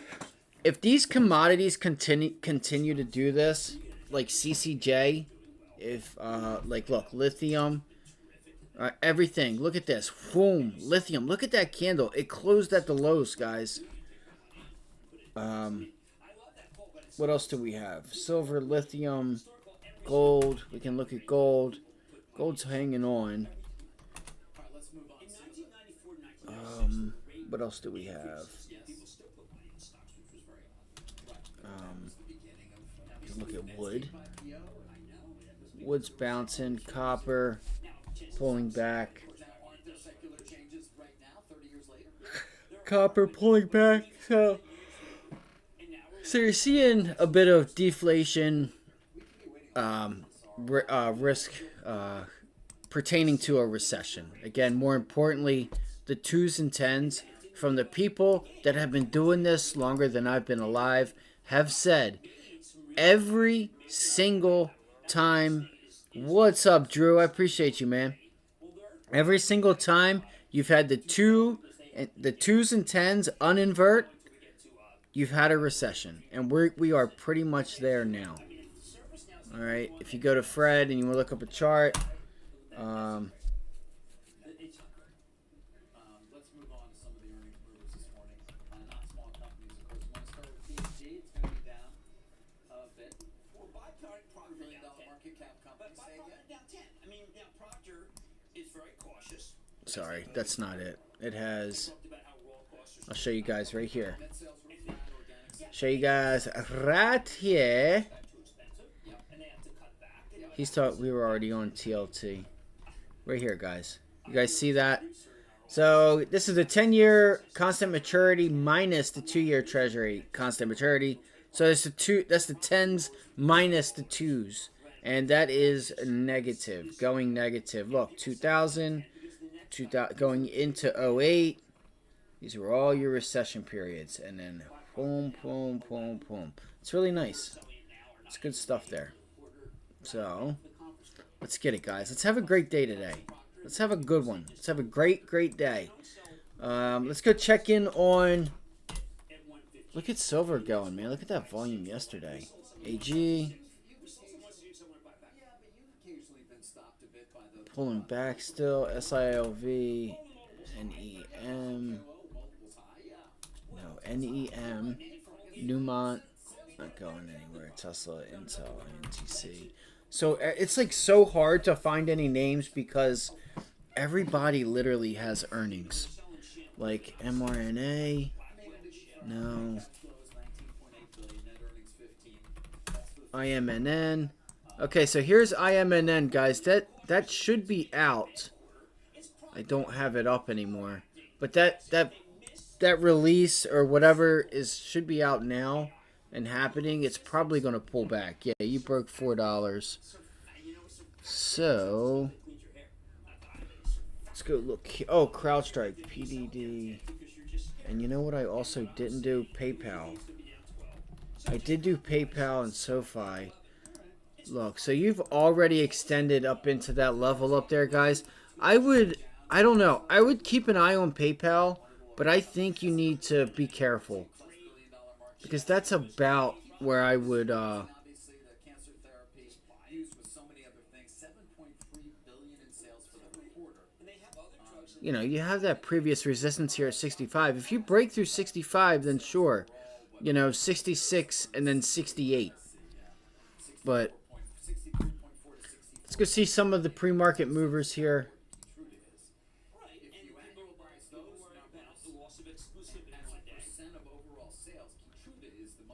And I wanted to look at some of the solar names too, guys. Could be in trouble, and that's exactly why Rob Davis is going on this tremendous spree for other drugs that I think are going to be successful. Okay, look again. You see, and I said this yesterday. Let's not get like CrowdStrike until it shows us that it wants to bounce. I'm not going long. I'm not going long just for the sake that it's down. I want to see it hold. And once again, it says here this morning, shares slipped 5% after CNBC reported Delta Airlines has... so remember when I told you guys, I said this. You guys know I did. I said you can still see some lawsuits come out after this happened with the shutdown. And that's exactly what Delta's doing here. So Delta... so they have retained legal counsel into pursuing damages, pretty much getting their money, you know, going for a lawsuit here, going for some litigation in the misled flight interruptions in July. All right. So let's go look at CrowdStrike. I had a feeling that that was going to have an effect. I knew it. That could give us our gap fill. It looks like it did. So good job for anybody that was patient with this thing and did not trade it or get long. 248. We're there. I told you guys, low 240s. Low 240s is a really nice level here. Damn, it still has room down to 220. Man, there are gaps all over on this thing. Look, you have a gap down here at 150. You have a gap here. Gap at 125, 123. Every single website will probably in the future have these AIs.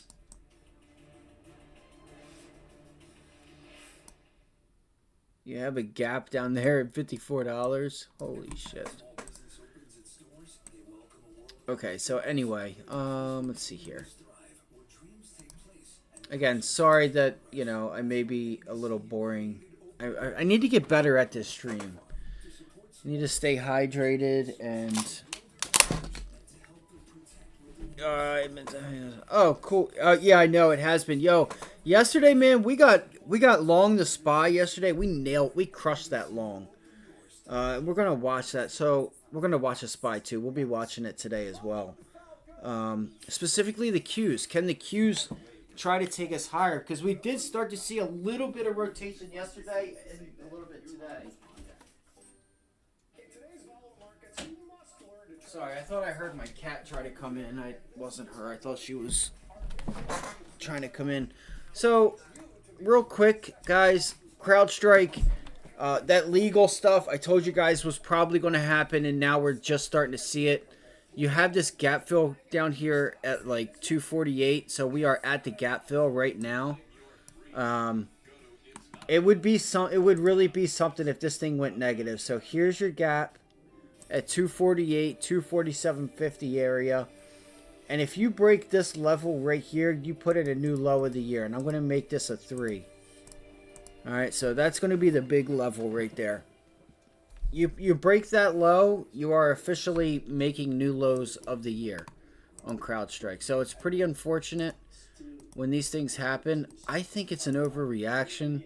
Like, it's really not that serious. It's not like there's something wrong. They have actually done well preventing attacks and stuff from what we know. You know, and we don't know until we know. But maybe you get a shot at buying this again down at 200s. But 240s, I said, if this thing gets down to 240s and below, I think you got to look at it. You have an S&P inclusion. This thing should start to do something. I mean, you're seeing institutions nibble on this. Every drop, they're buying it. They know. 10-year horizon, this thing's still going to be here, and you're not going to, you're not going to be worried about what happened. You might remember it, but it's not going to be like, it's not going to be affected by the news that was, a while ago. But anyway, all right, let's go look at the indexes real quick. SPY. So again, yesterday we took I got long. I can't say we, but I got long, and I told you guys right there at that 50-day moving average, we pulled back, and I got long. Rode them things for about 30%, 25-30%. Again, I did not know we were going to keep extending.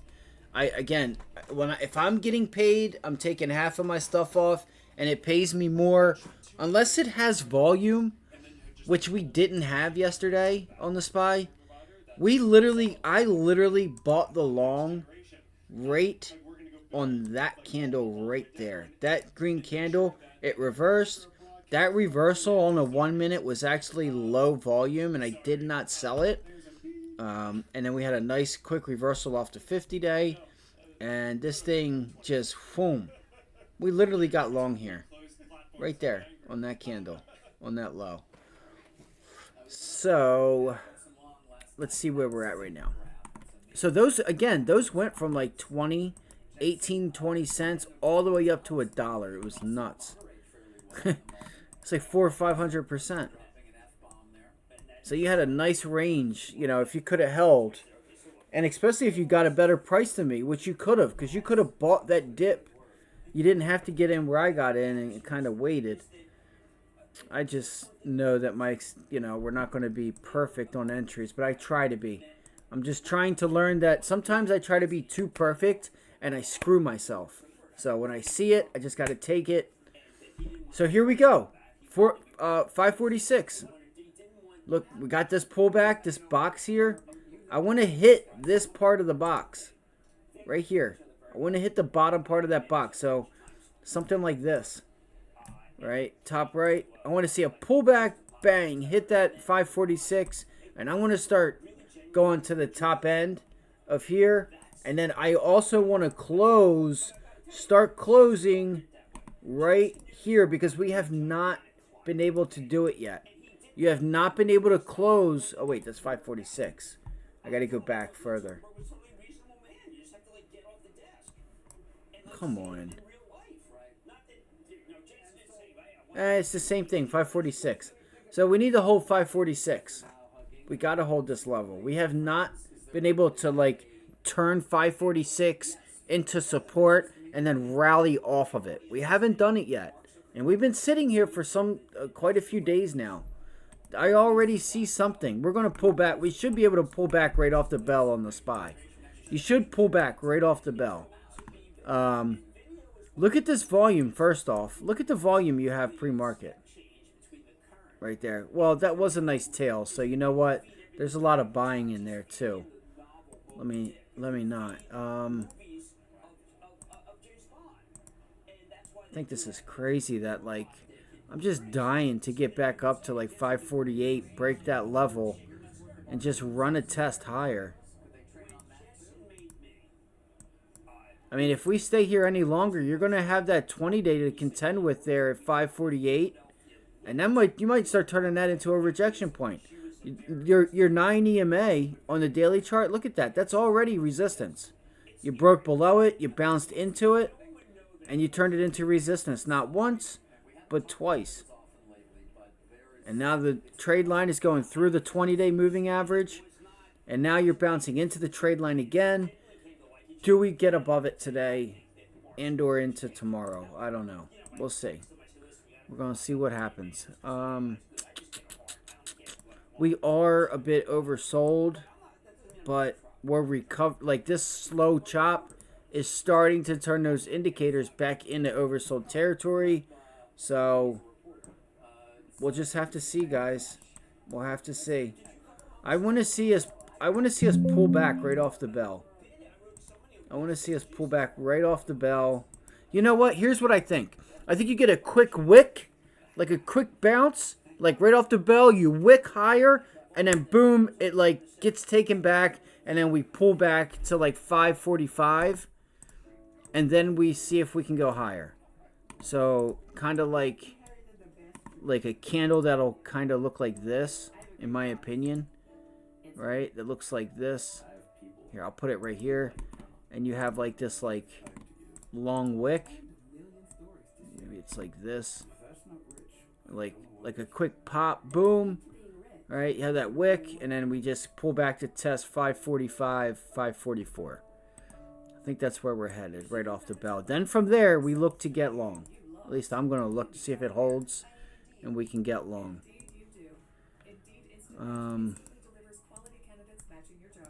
Man, look at this resistance zone, man. It's crazy. Yeah, let's look for pullbacks to 545 and see if we can hold 545, you guys. I did not see the cues. We still have just a few minutes. Let's go. It's almost game time. Shit. Trying to see here. So pivot low, bang, bang. I already, I got everything. I've already seen the charts. I see them every day. Just want to make sure. So MACD is just starting to go positive, guys, as well. So that could help us hold. Like we get a pullback into 545. That could help us extend. To really try to get that extension higher, up to and possibly through 548.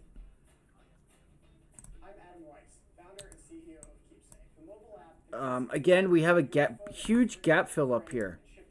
We have a huge gap fill up there on the SPY, up to that 20-day moving average. Okay, so we have that.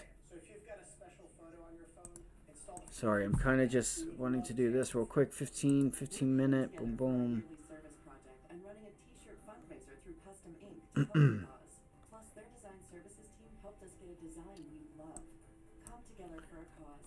All right, I want to see where the cues are. Are the cues, and how are they looking? They should be the weakest of the bunch. So the SPY is up towards that like closer to this pivot up here at 472, 470. Let's see if the cues can get, start to bounce their way back to the 50-day moving average. I think if we got to be long, we got to watch for the cues. Sorry, I didn't see the comment section. Yeah, calls or buying the stock. It's all good. Yeah, when I say long, I mean like, buying the stock, looking to go higher. However you want to play that. Whether it's calls, whether it's buying the stock, whichever. Whatever makes sense for, different. Some people do different things. So, you could also look at, if you guys also don't know, it's also might be a wise idea to look at double, triple leveraged ETFs. And the point of that would be to take your position size. Let's say if you're a person that buys 10 calls, right? And please always give yourself time. Look at double, triple ETFs, like SPXL or something. And you can always look, like if you're trading TQQQ, SQQQ, you should take your usual position size and dwindle it a little bit. So you're spending a little bit of money. You're spending a quarter of your money to make your original position size. They can be useful for hedges, right? If you're looking to go long the Qs or even the SPY, then maybe you take a small portion and put it on the opposite side of that trade so you're covered. Or if you get that bounce, you take profits, and on your first piece of profit, maybe you take the profit, buy the opposite side of the trade on a triple leveraged ETF, because it's going to give you 3 times that amount, so you don't have to use that much capital. There's all different types of ways to make money in the markets, and that's why I love it. I don't think most people, I should say, don't really use the market and really work the market have it work it for themselves, like really work it and really start to pull money out of there, because it is work at the end of the day. and just, you know, reiterating some of those ideas. Like if we let's just say if we grab some calls today and we do bounce on the Qs and we get a bounce to that 50-day, maybe at the end of the day today, I take a little bit of money from the profit I made and I grab some, you know, some puts, or, you know, I short a small amount and to see if we get a pullback. You know, if it loses, it loses. I've only spent a little bit of money. The risk, though, or not the risk, but the reward is worth it, because, yeah, I've lost a little bit, but I've made that position free. Not only is it free, I'm still profitable. But if it wins, like, I'm extra up, right? You know, so I don't know. I wouldn't do it just to do it, you know, so I would look to see, you know, if there's a chance for a pullback, you know, that's what I would do. You know, even to the upside, you can do it for the upside as well. If you don't have much faith in the upside, maybe take a little bit of money and go long the double, triple leverage ETFs to the upside. You can look at UVXY, SQQQ, TQQQ, SPXL, stuff like that. So just understand too, though, that some of them are inverse, and some of them calibrate the next day, I guess you could say. So, all right. So the Qs, real quick. Boom, boom. Let me make sure I'm looking at everything here. I still did not save my chart. It's all good.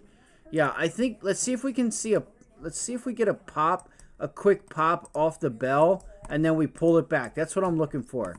All right. Quick pop, which you're getting now. Quick pop, boom, drop it, and then we try to like figure out what it is we're going to do. Okay, I want to see a quick wick off the bell, and then try to get short that wick. And again, when I say short, I only mean like a pullback to like 463.50, 462. Like if you get 462, that's a little ways down. I don't want to see us sell off all that much. Okay. So let's see here. Let me pull up a 1-minute chart. It's already saved, it looks like.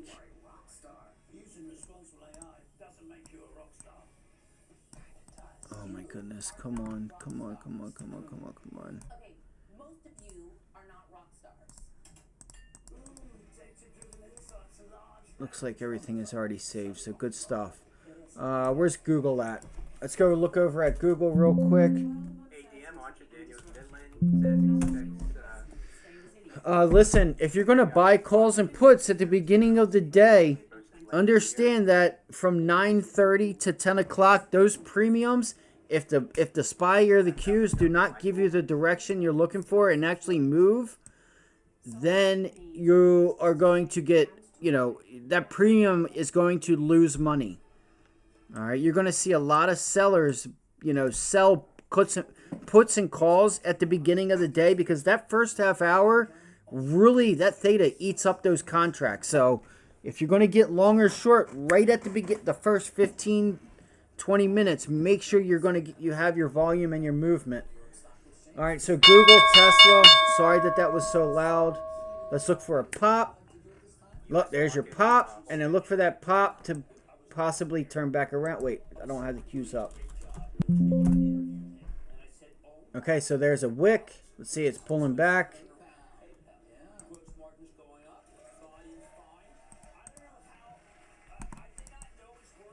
Listen, also, we have data at 10:30, so be patient. Unless you see something that you have to have. Jolt's job openings at 10 o'clock is going to give us some insight to what the Fed, you know, could possibly say or do. Because if it comes in where you don't have hardly any job openings, then you're seeing, you're going to get jobs. You're going to get job quits, consumer confidence as well. Consumer confidence is a big one. Job openings, job quits. You're getting the Dallas Fed survey index or services index, so keep that on watch. All right, 42-week bill at 11:30. So let's see if the markets. Let's see here. All right. Here we're thinking, okay, a la Procter, a la Merck, tell me which smaller cap company, F5, could really say something that moves the needle. Because right now, even though Amazon, I think, is going to have an excellent Be careful, guys. Prices up to 50%. I don't know if people care. I mean, I think the only thing people cared about was they couldn't get the Yankees-Phillies game. They may care. I mean, Amazon, listen. Gotta watch this level. We gotta get above it on the Qs. But I think you do get above it, but you gotta watch out because it's you're very well prone to pulling back. I would grab puts right now on that pop. Like if you could get up here to like 467, I would grab some puts. But I think it's too early in the day. So I want a little bit of time to pass before I do anything. How can this be? The question has been when will they rein it in? But they did create in what space of 4 or 5 years. Remember we used to drive, you wouldn't see an Amazon truck. You cannot get on the road And look at the volume so far. You know, it hasn't been but 2 minutes. I gotta put a line here, guys. I want to put a line right up here, or at least a box. I'm gonna put this box here because that's the level we tried to hold. That was support and resistance from yesterday, and we could not hold 465. Not just yesterday, but Friday and Thursday. Right, you can see here Wednesday of last week support, and then 466 we got up there, support, we broke it, turned it back into resistance. We went up there Friday, tapped it, resistance, couldn't get above it. Monday, support, all pre-market, then we broke, we recaptured it, and then we tried to hold it, broke it. Tried to recapture it at 12 o'clock, broke it. So here we are, we're up here again, and guess what? I think the same thing is going to happen. We reject it again. I do. I think we're going to get that pop up there. Sorry, I had the 15-minute up. And we fade it. And this is the Qs, by the way. The QQQ. So this is, in my opinion, this is going to be an important level there.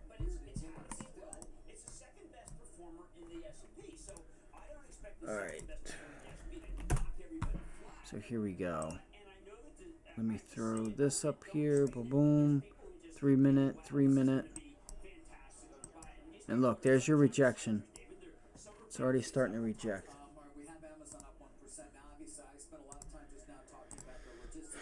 Come on, man. I know I'm all over the place, guys. Okay, Tesla pulled back. Tesla did sell off from 234. I knew it, guys. 225 puts. I think I gotta go for these, guys. I gotta go for these puts.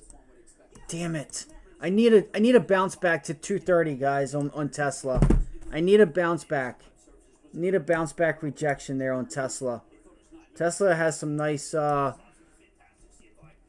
not gonna say volume, but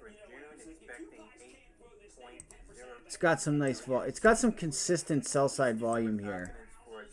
It's not a lot, but it's consistent. It's consistent to a 225 pullback and like a low volume pullback to 225. Oh my gosh. Sorry, I didn't. Again, you guys will have to give me a second. I gotta keep remembering to look at the chat.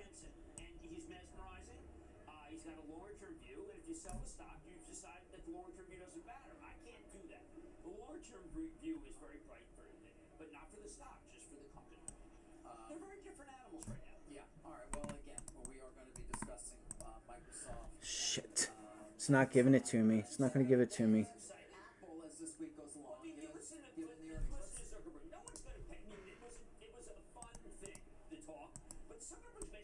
Alright, for the entry point, it's got to be up there. Remember, when I get in to a position, like let's say if I grab puts on Tesla or something, like I'm looking to get that bounce back to and enter at VWAP in the 9 EMA. Those are my entry points. And then as we extend away from it, right, like you bounce up there, right, and then you bounce away from it, I'm taking profits on the extension away from it.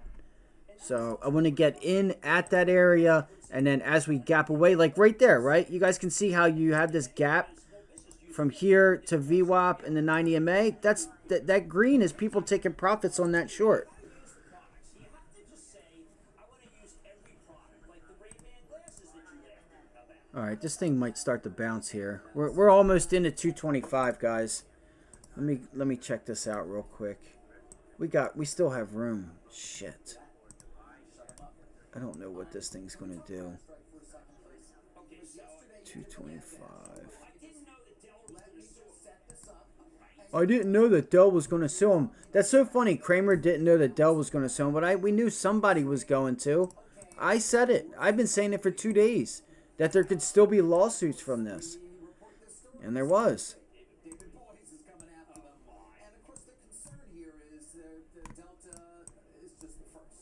And the only reason Delta's going after them is because the airlines need money. That's not surprising. The airlines are in trouble. I don't think a lot of people understand that literally, if it was not for credit cards, the airlines would not have any revenue at the end of the year. Seriously. The revenue from their airlines, I think, is like not even $1 billion after they pay off employees, labor, material, all that stuff. But they bring in $5 to $6 billion from the credit cards, and that's literally their earnings. So when credit starts to go up and we start to go into a recession, I'm telling you guys, that's why airlines are on the low. And I told Danielle Shea over, you guys will see her sometimes on CNBC. I said, yo, you need to watch this video. And I'll show you guys later on when we get some time here. It's just early in the day here. I'll post the link in on my Twitter and show you guys. But go look at their balance sheet. Seriously, just go look at them. And you'll see where their revenues actually come from. All right, Tesla. I need to go back to the other screen, but I had to see a couple things here. Double top. All right, so we're pulling into there. This is crazy. I hate this type of chart. All right, let's see if you can get a little bit of a reversal here on Tesla.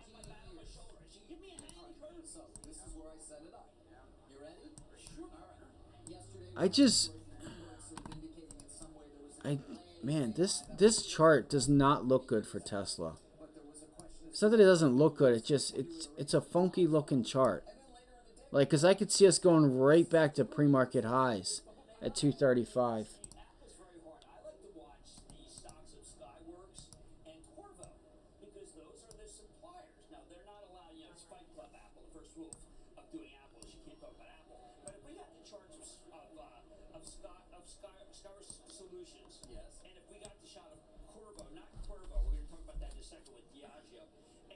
All right, guys, I'm looking at let me pull up the SPY real quick. So the SPY is bouncing with some nice volume here.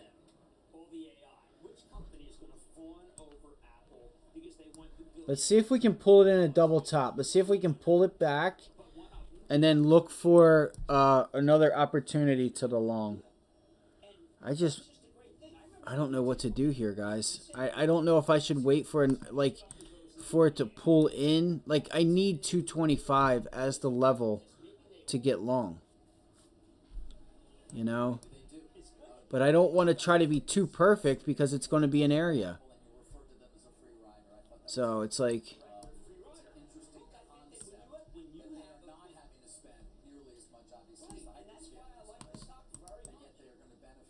so you have this gap here, and look, there's your rejection.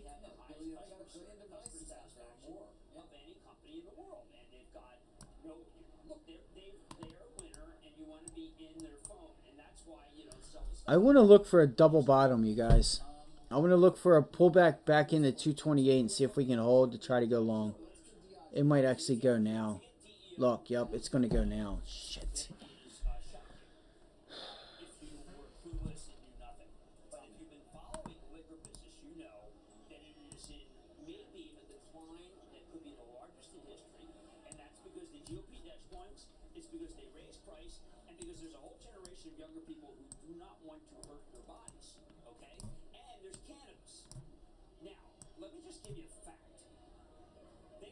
Casamigos, okay, which is the high-end tequila, and they sell Don. Casamigos 25, 225, and then 240.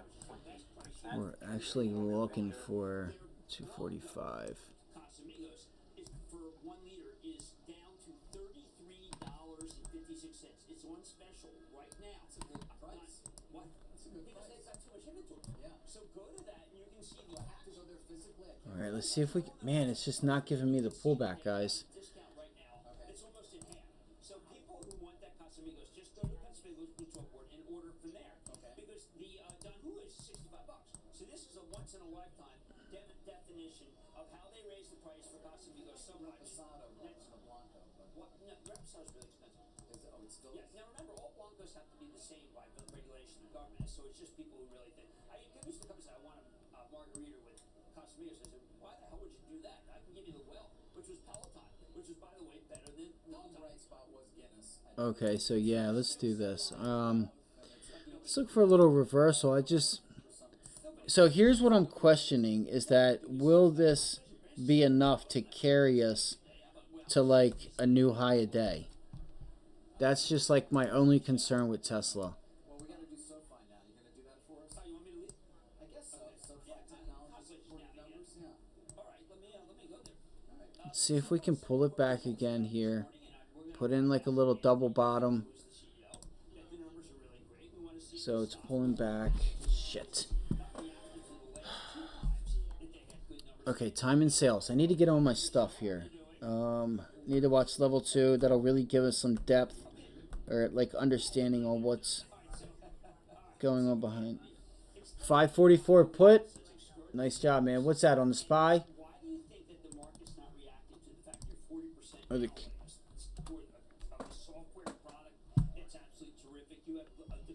let's see here. Where's the level at? Where am I looking here? So this box, that's the box we were wanting to hold. 546. Nice job, man. Yeah, I mean you got resistance up there. That's for sure. You should at least be able to take some. Like you should at least get a move to take some of that money off of the table, for sure. Just gotta watch if you hold 246 or 546. Watch if you hold that, because if you do, you'll also have a double bottom there too that you're putting in. I'd be careful. So here, yeah, I agree with you on that, buddy. I wouldn't. Nice job. That's a perfect entry, man. Nice job. Beautiful job. Well done. It's a well done trade. So far, it looks like we have some low volume. Nah, not really. Let me see here. So there's that pop we were talking about. It pops up, and then we look for the pullback.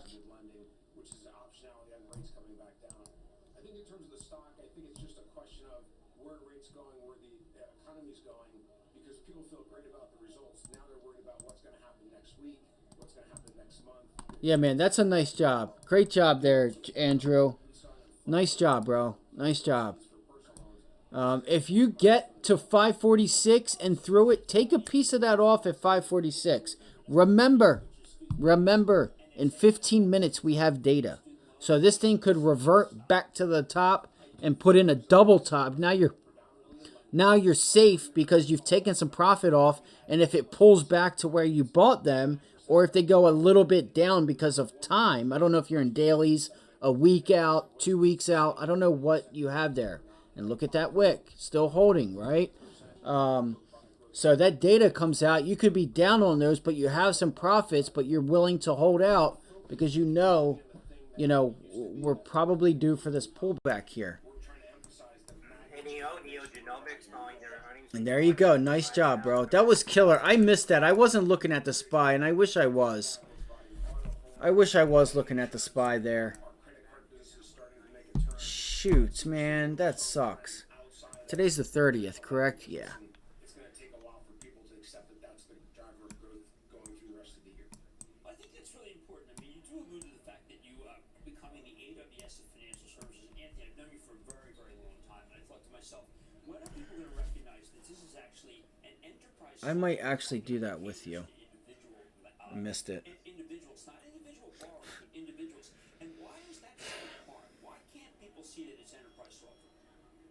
I think it's just a matter of people hearing the metrics over and over for the Look at that. She's holding there, man. She's holding. interchange revenue, which is growing very nicely. We also, for the first time, started to Let me break see it. $6, $8. Shit. I'm going to be in this late. I could have just got $6 much more transactionally driven out of it. without a lot of risk, and they don't require capital.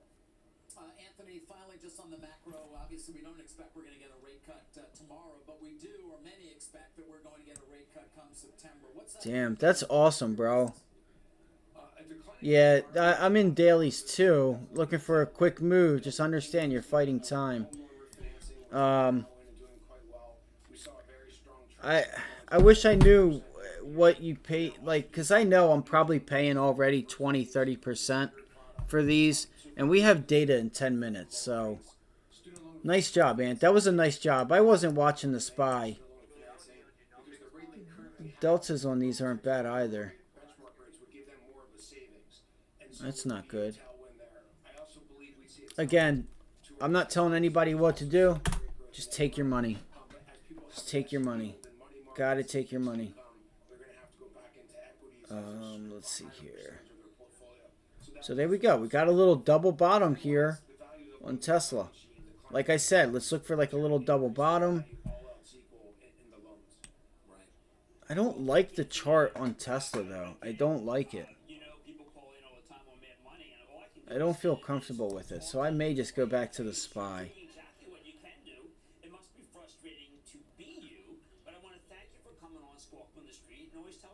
Because I think, guys, on the short term, that this thing is going to rally back to 232, and you can and give us another opportunity to get short back into 225. I wasn't ready off the bell, so you guys can see how we're not leaving this level. Like, that stuff speaks volumes. Like, if we're going to go higher, we need to start making some progress.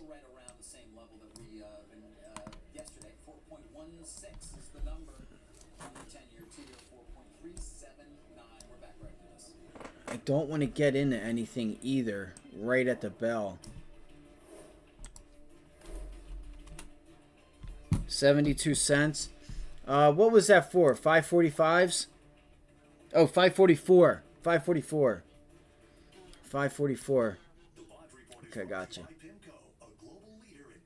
Just be careful, man. Like I say, I don't know if you're buying one or two or what you got going on, but you pull into an area, like, you know, we've been watching this, 546. It's on our radar for a reason. Chances are we'll probably break it, in my opinion. But we could run back to 548 first and then pull it back. It's hard to say. We have data coming out right now. That could be our reason to break this. All right, so again, that's the bottom of this box. The bottom and top. Pretty much right here. Right there. That's our level. That's the level I'm watching. Let's see if it goes right into it.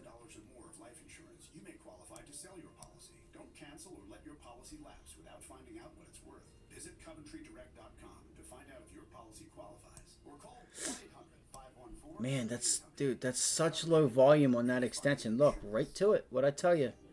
Go right to it.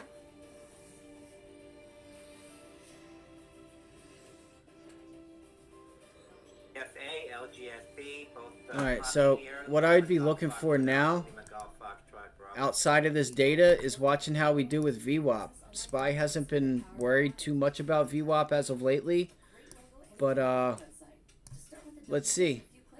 Let's see, man.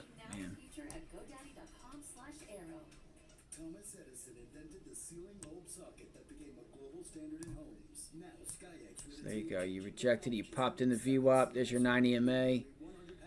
Still some decent buy side. At least consistent buying on the SPY.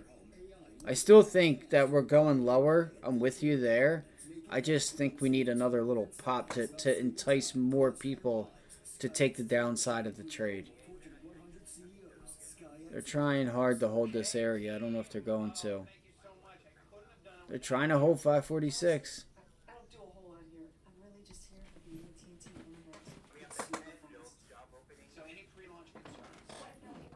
Nice. That's a good idea. That's cool. That's what's up. Yeah, that's a good idea. You know what I mean? You're keeping yourself safe and you're understanding the goal, right? The goal is here. You make money. You get paid. You take it. Especially with what we have going on with earnings for literally from the biggest companies in the world this week. Microsoft, Amazon, and Apple all report. Meta, right? They're all reporting this week. And we have all the jobs data that's going to entice the Fed meeting we have this week. Like this market, I said it Monday and Sunday that it could seem like this market gets knocked out and put in a coma and it doesn't even move because it doesn't. It's just so much that it's just like it breaks. You know what I mean? So, I mean, we're obviously going to have volatility tomorrow with Powell. That I'm almost certain of. What will you do when the power goes out? Power outages can be unpredictable and inconvenient, but with a Generac home standby generator, your life goes on uninterrupted because when your Generac detects a power outage, it automatically powers up. We have a small gap fill below us too, guys. Shares continuing to pump here on Monday company board. Hold up. Recommended adopting single class share structure to eliminate class A shares pay holders a premium. You just want to be prepared for anything. 8 out of 10 home generators are Generac with thousands of satisfied customers. The number one thing to prepare for is extended power outages. Don't make it so hard on yourself. Have a Generac home standby generator. And owning a generator is easier than ever. Special financing and low monthly payment options are available. And if you call now, you will also receive a free 5-year warranty valued at over $500. Call or go online now. And look at that reversal. Okay, it's 9:53. Let's go look. Let's have a look here. I think that might have been my opportunity there to take some money. But again, just a couple minutes into this, till we get this data point.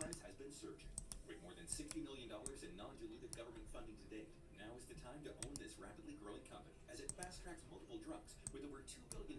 Yeah, let's see if we can extend a little bit higher. Just a little bit. So I think we're going to get a pullback short term, right? From now till like 11 o'clock, 10:30. And then we'll look to see if we can get a bounce back. And there's our pullback, right? For a short term pullback. And there it was. Like I said, that was my chance to grab those puts, and I didn't. Because I could have got them there at $1.06, $1.05. They were on the bid just a second ago. When I said that, now they're $1.20. So it was an easy 20% gain just on a candle wick down. And you can see the reluctancy in the volume there on that down move, guys, because of what I was just saying. You see how the volume isn't really coming in? It's because you're probably going to reverse here in the next half hour or so. The data will mess with that, by the way. Yeah. Yeah, it is. Yeah, we'll get it. Vaccines initiates restructuring proceedings under CCAA to implement a review of its strategic alternatives. That is Victor Bravo India Victor VBIV. Oh, you want to do stop trading McDonald's? Is that what you My want? thing in the morning is it's not a move from big cap or from a mega tech into small cap. It's a move from things that have. That's a nice move. That's a nice move. The things that happen. So you have McDonald's at 11. Announced a order Value deal. I think that it's for real. granting the company protection under the company's. All right, Tesla, what are you going to do, man? I don't like the chart pattern on Tesla. I don't like it. It just don't like it. I don't know why my charts are doing this either. You know, I get looking for that move to 225, but here's the thing, right? You know why I'm not just like scratching at grabbing puts here at 230? Because it's a $5 move down to 225. You know what I mean? I want to be up there at 234, 235, high a day, getting short. Not buying it like like getting short down at the support zone, possible support zone. So I think that's why this chart doesn't look good. It's because the setup is like, it's just stinks. That's all. It isn't a good look. I should go back and look at Google too. Yeah, I need to do that. All right, here we go. You know what? I might go ahead and do it. I might. Oh, Coming up, Jolt's job openings, consensus 8.02 million. CB consumer confidence for July 99.7 is the consensus. What are you going to do on your show other than miss me? That's come. I think I'm going to do it, guys. And I'm going to give this thing a little bit of room. I think I'm going to do it. I think I'm going to go take a little long here on Tesla.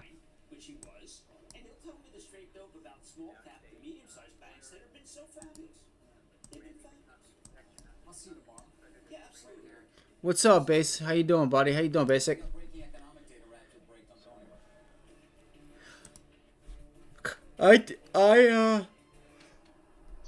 Excuse me, sorry. IMNN had a really nice morning with that press release, I guess, with their, I don't know, whatever. I know that it started to pull back, but, all right, here we go, guys. It's right there. It's pretty much there. Oh my gosh, bro. I hate that I have to do this. I'm going to miss it if I don't take it. Is this how you're hoping to retire? Well, hope isn't a good retirement strategy. You've worked for a comfortable retirement for years. Now you need to plan for retirement income. Learn ways Oh, fuck. like being too conservative or not setting retirement goals. We have data again coming out here in a couple minutes. Like, I want to take the long, but I want to get it down here. I want it further down.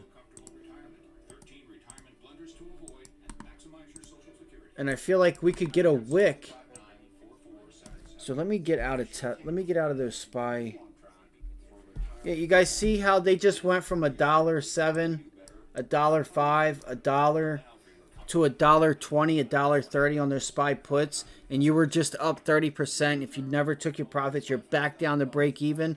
The worst feeling in the world is to let a trade that was green go red. And because we're in an environment of volatility and expecting something you're not going to get, or you could get it, but trying to expect like follow through and continuation without a reason in this type of environment is just foolish. And again, there's people out there that are new and don't know what they're doing and stuff and haven't. Let's see here. I was going to say, I thought we had a couple minutes. All right, here we go in just 6 seconds here. So here's the SPY and the Qs to the right, and then Tesla and Google. Okay, look, Google broke down, guys, so that's good. Google's pulling back to 170, 171. 8.184 million. Let's see, does that bring the market higher? Let me see here. Let me go look. I have to look real quick.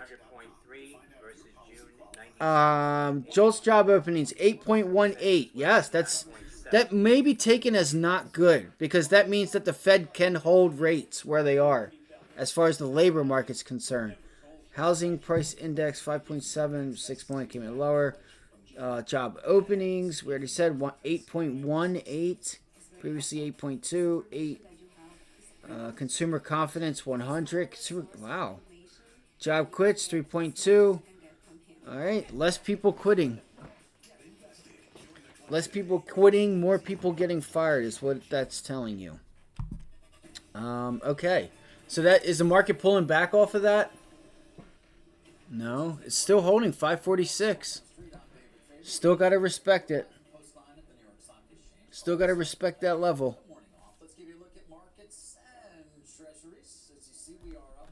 If we get a pop into like that previous high, then I'll look for another short opportunity. Okay, look. You know what? Follow the Qs. Look at the Qs heading downward. So you could use the Qs as your leader. Or if it starts to reverse and turn back around, then you would look to be long. Okay, so what am I going to do here? Come on. I want to look at CrowdStrike. Look at CrowdStrike. It sold off again, guys. Right into that level there. Like, that's it. Crowd breaks that level. It's donezo. It's seriously just... I don't know why it's getting so freaking... I don't get it. Novavax? Come on. Novavax is selling off really badly too. Yes, and not only that, job openings and labor turnover known as JOLTS. JOLTS coming in near expectations, 8 million. Dude, why are my charts doing this? Better than expectations, and you see interest rates moving up a bit. Not only was shit. June read, last month was revised. Okay, there goes Tesla pulling back into 225, guys. I will be looking for a long. Damn, the markets are pulling back. Fuck. So like I said, watch the price action today going into tomorrow. Like I said this morning pre-market verbatim, I said they could pull this thing back and sell it off in front of a Fed meeting, and that if they get what they want, then cool, they can come in and buy the dip. Risk off in front of Microsoft and the Fed meeting, you know. It's just easier to take your money instead of just trying to... Yeah, exactly. I saw that this morning. NVIDIA was hitting pre-market lows. I seen that this morning. And I called... We talked about that. TSM was actually holding up. TSM. Okay, TSM selling off. Great. Thank you for that, Ali. So you guys will see here. You can see, look at that, break and retest of prior lows. You know, you have some support down there. You have the 100-day moving average down there at like 104. So just be aware of that. The volume has been pulling back on the daily chart too. Yeah, they could. You're seeing, and I talked about this yesterday also. We touched on this. Was you're seeing some fund managers take their money and collect their bonuses for the year. They've been paid. They're going to take their money. Let's see. You should get a reversal here. Possibly.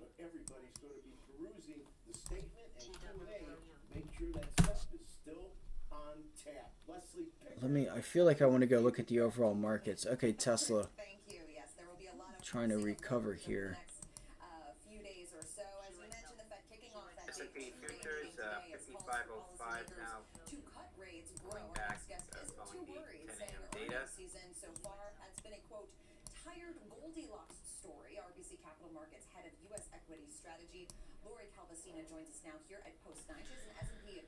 Oh man, like I want to go long Tesla, but like now that the market's pulling back, I'm like I don't know what to do. I feel like I need to relax a second and just wait. All right, so if Tesla pulls back to 227 or 228 and holds 228, then I'll think about it. I just think this Tesla chart is just way weird. But hey, sure, we are acknowledging some pressures from interest rates, from inflation. So that's where kind of tired Goldilocks came out, and that Goldilocks did hold. Okay, it's going to retest 230. Getting through it, okay. So if you're a Fed official then, and you are talking with Lori and your team about kind of what you've garnered from these conversations on the earnings transcript, what does that say to you? What, on your long term? I mean, hey, take your money. Take your money and wait for things to calm down, man. Or do they look kind of better than maybe I would. credit for, and therefore maybe it's best to I mean, like, you guys can always get back in and just, like, take your money and take some of the profits and put it elsewhere. You know, like PayPal. PayPal right now, you get pullbacks on PayPal. That CEO has said and is living by his words that he was turning that company around. And so far, he's doing exactly what he said he was going to do. I expect that stock to go higher over the course of the next quarter. So there's a place you could take some of those profits, throw it over into PayPal on the lows with good news. You know what I mean? That's how you just roll that snowball and make yourself a massive amount of money over the years. You get a big hitter like NVIDIA, take those profits, put it in other places, and take that snowball, let it get bigger, combine it with another one. 5, 10 years later down the road, man, you got yourself, you're like, holy shit, look what I did for myself. You know what I mean? And other people, right? You know, not only that, your retirement, all that fun stuff, but so, but it's just a thought, right? It's just a thought. And if you notice, like, ON doesn't sell off as much. Like, I don't know why NVIDIA is selling off. I don't know if there's news or what. I know tech was selling off, but yeah, look, it's going to reverse here. NVIDIA is going to bounce back. You should get back to prior day's low. That's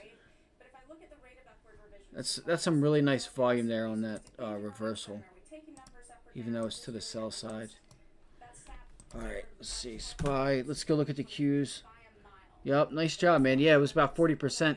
I mean, you got 30% there within the, like, 2-3 minutes if you bought right and sold right. Like, a wick was giving you 15-20%.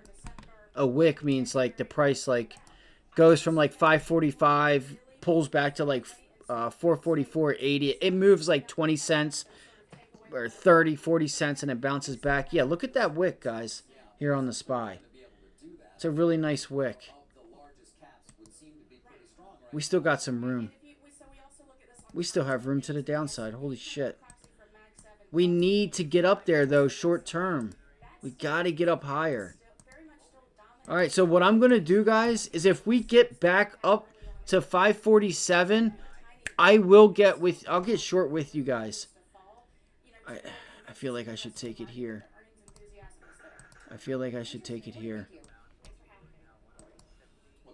Fuck, I'm an idiot. I need to take it here. But I do. I think we can get back up here. You know what? I'm going to go buy a YOLO. I'm going to put this out just for the day. I'm going to grab a small position for the day. And grab some puts on the SPY. I should take my own advice. I might even take it until tomorrow.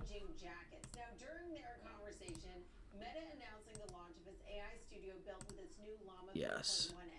Alright, so let's do this. Sorry, I know I keep switching it around, but... Okay. I'm so tired of clicking, man. I hate this thing. It's because people don't know it, but, like, you can see the date here. 1981. Like, a lot of this stuff on Thinkorswim is old. So, like, normally on new platforms, like, you wouldn't have to, like, scroll in. It would automatically give it to you. So, let's look for... I'm looking at tomorrow, 31st. Damn, they want $1 for it? That's all good. It's way out of the money. It's way out of the money. I could spend cheaper and make just as much if I went and bought calls on UVXY. You know what? The heck with it. I'm just gonna go with the daily as well.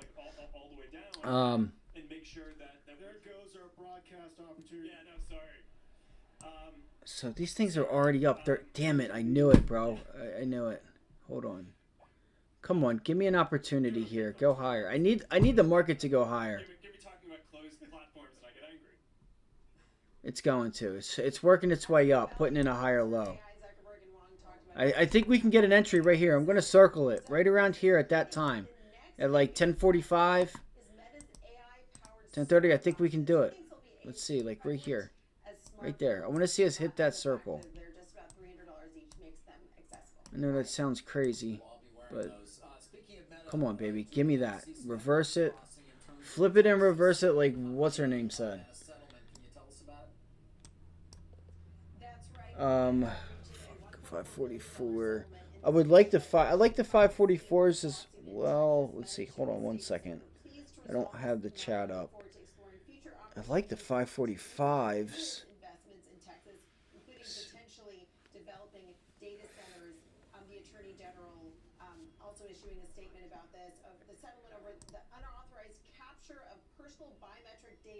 They say this is the largest settlement ever 545s.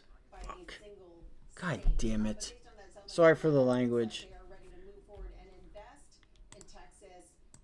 And my understanding is that Meta did I not might just have to necessarily get submit any wrongdoing in the settlement, but that they're securing this 1.4. This thing's gonna pump fake the heck out of everybody. Watch the SPY pull back to 545 again, double bottom, and rip right back to 546.50.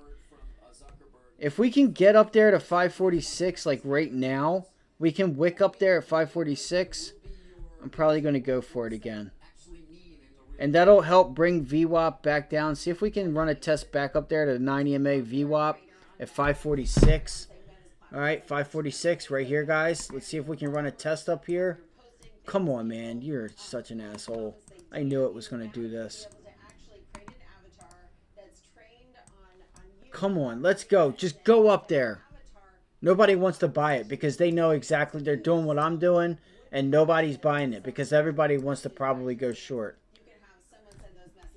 And they're just trying to wait for a pop. But nobody wants to step in and buy it to give them that pop.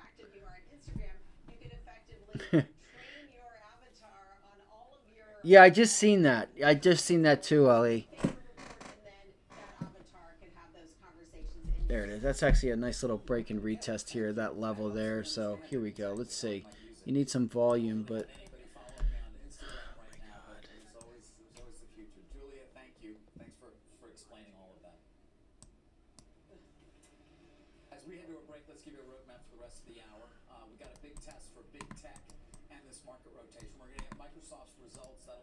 You can see here how this range here for this wedge is getting... You can see how last Thursday it was big up moves, big down moves. It feels like because it's taking it, and you can see that the up and down moves are getting smaller because it's putting in the wedge, right? As it gets closer and just sits here, right? You can see that it's getting smaller and smaller and smaller, and then we just, whoop, we either give it up or we actually blast up and out of it. But I think the giving up part's more likely. CEO David Solomon's going to be on it. Looks like on CNBC. I'll play that if you guys want. I gotta stick to my guns here, guys. I need a nice entry. I don't have it up. No, I do have it up. Hold on. Let me get in. So I guess I'm going to look at, because these 545s we were able to get them at like $1.05 to $1.10 to $1.05. So it's like I don't want to pay up 25-30% because if I get 20-30% on those, then that means those options are already up 60%. So I would much rather spend a cheaper price, be out of the way, catch the momentum, and really get those 544s to ride, right? So that's my thesis on why I would go another dollar out of the money and just follow this thing down. We're actually green right now, guys. 0.15%, just above flat. 544. Here we go. Come on, baby. Please pop. Just pop it. Just pop up there. Engine-related aircraft groundings are significantly impeding our growth rate, pressuring our profitability. That's JBLU. VBIV shares resuming. Victor Bravo, India. You guys can see here, man, that the volume to the sell side isn't that great. It's not, you know, because I really think that people are waiting to try to get this up here if we can get it. Or VWAP, even VWAP. So you should get VWAP to line up right here, right there, like 546. And we'll use that level as support, VWAP, and yesterday's like pivot area right here as the level. Come on, pop up there. I know you can do it. I know we'll run a test back to VWAP. Let's do it. All right, 544. So I have 544s up. I have those puts up. I'm not in them. I just have them up. So all I got to do is get in it. All right, so it's already up, ready to go. So as we wick into that area, I'll get into it. If I get it, it's not going to give it to me. You freaking turd. 90, 91 cents. Oh my gosh. Yeah, okay, just relax. Just relax, bro. Like we said, around 11 o'clock, right? That's what I said earlier. Around 11 o'clock, 10:45. Come on. Welcome back to Squawk on the Street. Andrew Ross Sorkin All right, is so live at the Paris Olympics. He joins us now. Got some big interviews as always, including having spoken to Goldman Sachs' CEO David Solomon. Andrew. Thank you. We'll tell you about some of David Solomon's comments in just a moment. I am here in Paris at the Winter Games. It is hot, by the way, at 95 degrees plus hot. But what else is hot? let me fix my volume and stuff real quick. NNE getting a pop here. Nano nuclear energy, November Echo. Coming after what is going to be a viral moment, a big-time argument with the referee in the second set. And then talk about virality. I want to bring your attention to what's trending, this time all the way from Tahiti, where surfing is taking place. Brazilian surfer. Damn, this is setting up pretty bullish. If The highest single wave score. I would be careful, guys, being dead set on puts. Capturing Medina in Seriously, I would be careful being dead set on puts. plastic. That is a real shot. No AI. You're actually, Nothing. They just captured him right there. I would just be careful. Stand up.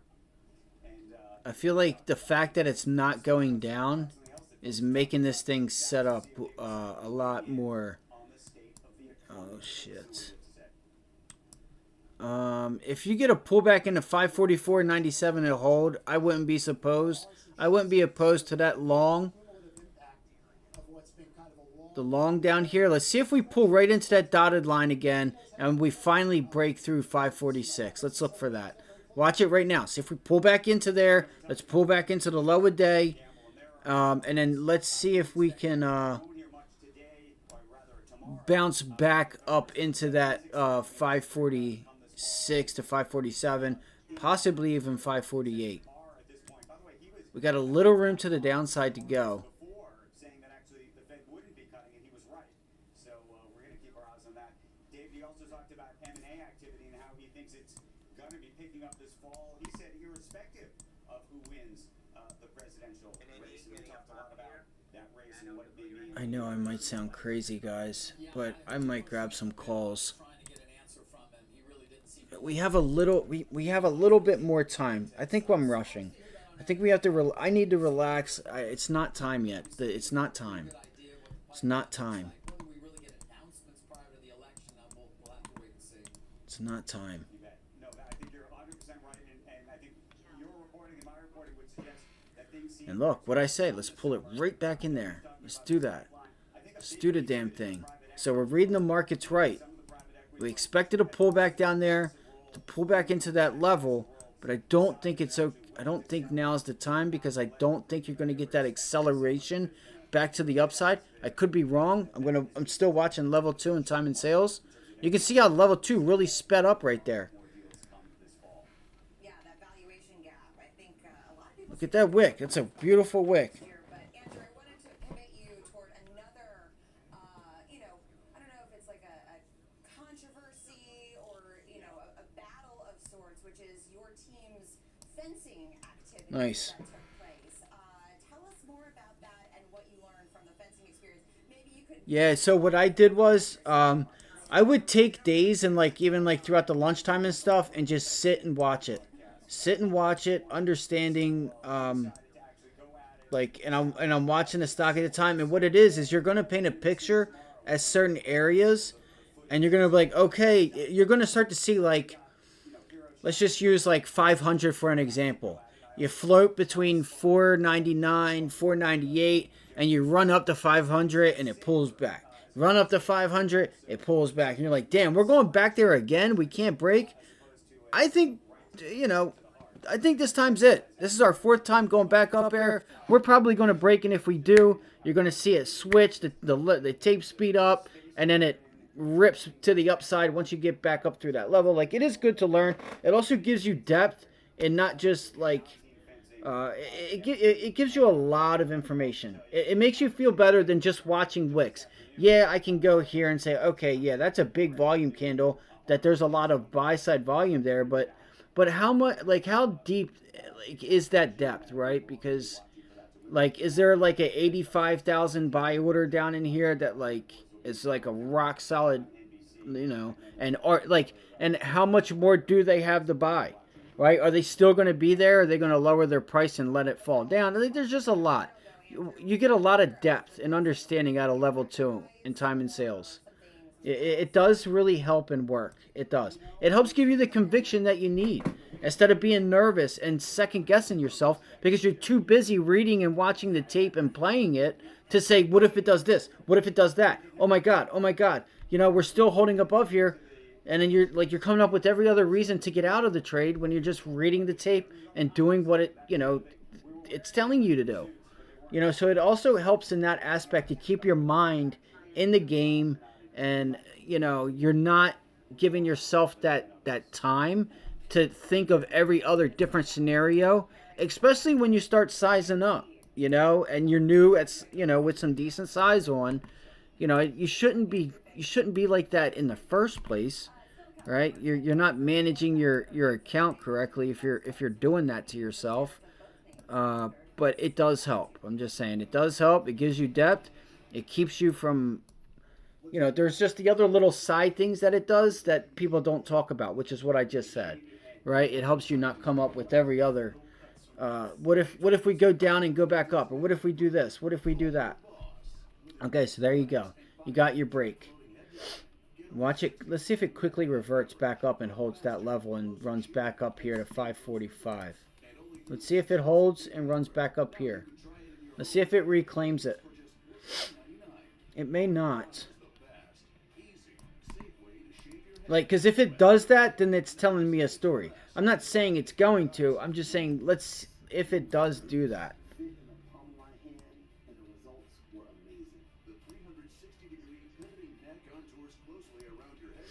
Nice job, guys. Nice job on your puts. Again, I haven't taken anything yet.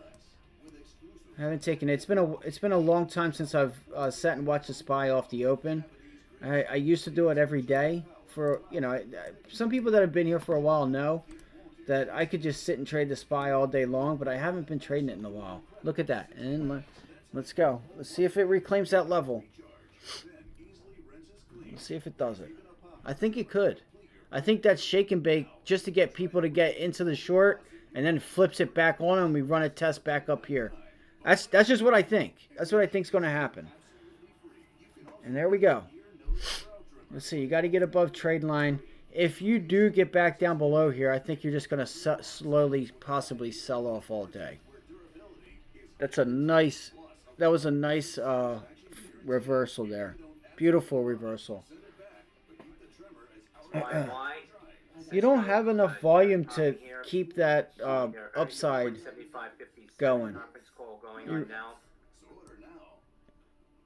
Cisco executive said expect sales growth between 4 and 5% during FY 2025. Expects adjusted earnings growth between 6 Okay, so Google's back at VWAP initial low a day.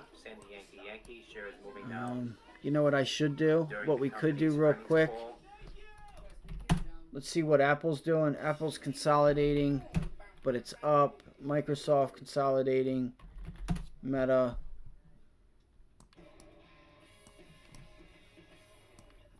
Meta's up 0.5%. Nvidia's down. That's probably why the market is doing what it's doing. It's because the Nvidia is down and still trying to make lows, but every other thing else is up. UNH is up, so you got healthcare up. That's the other biggest sector. So there you go. There's some relative strength there.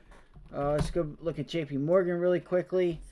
Damn, look at this gap up. What happened? We were watching this pre-market. Bro, that's crazy.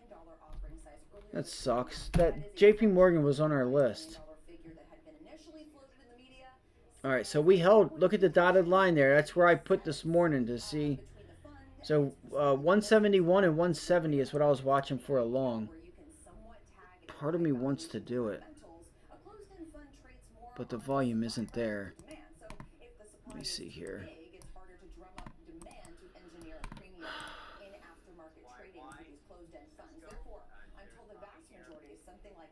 It's just like yesterday. It's not really going to move. All right, let's go back to Tesla. Let's pull up Tesla real quick. And look, there goes Tesla reversing. I missed it. I was watching the SPY. Shit. All right. I'm watching Tesla here for a second.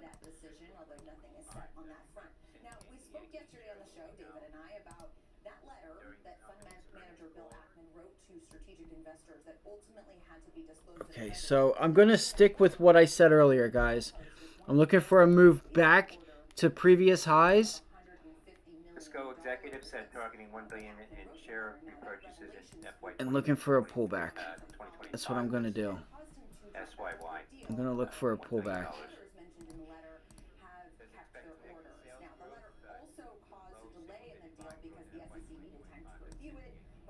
Let me use this.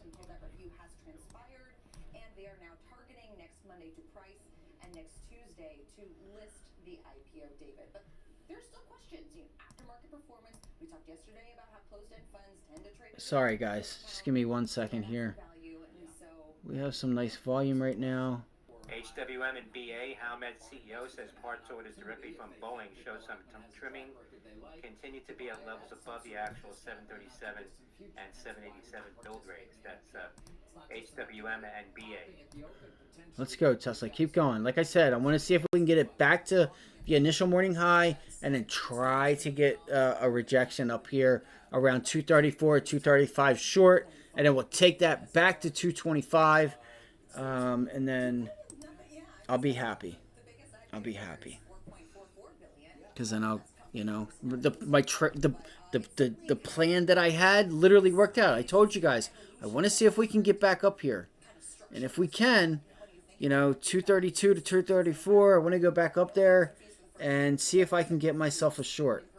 I'm not getting a short until I get up to like 235 to 230, you know, like this opening price area.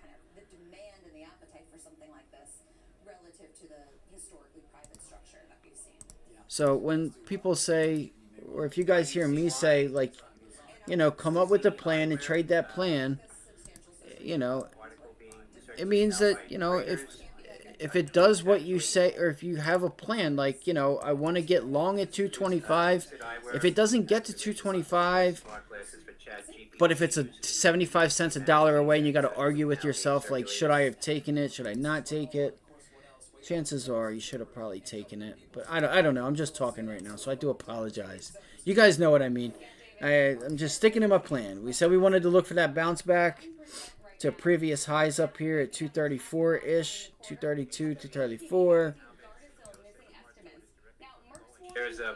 I could trade.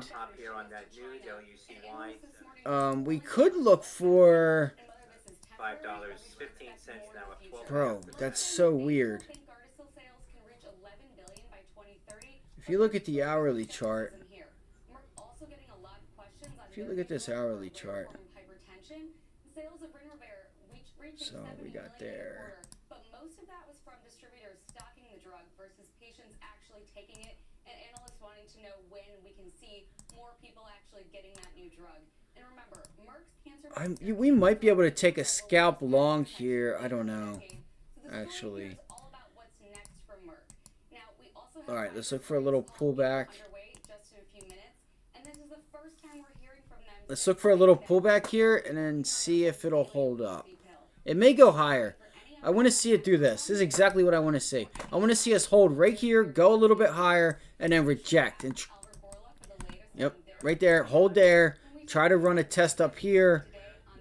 Whether that's pre-market lows at like 233. Really, I want to see this level right here. 234, 233.98. And that's where I want to try to take a short. I want to try to get short there if it can give me that. I might enter this at 233 just to get in front of that in case it doesn't give me 234. Look for that run up, and then I want to look for, you know, another lower high even put in and get short up there. That's what I'm looking for. TWOU. Yeah, I haven't traded small caps in a little bit. I almost went after IW or IMNN this morning, but I did not. I didn't. It was a nice. That was a nice. I thought that was a nice setup there. You know, you can make some really good money on it. There was enough volume. Like, it was actually a really nice setup. Okay, so here we go. Going into prior day's high. So here we go. Alright, where we at here? Thing is like, this sucks because Tesla may just consolidate. Like, I don't know if I'm making a good decision here. We have a gap fill below us from Friday. What is this? Monday, Tuesday. Look for this pop here.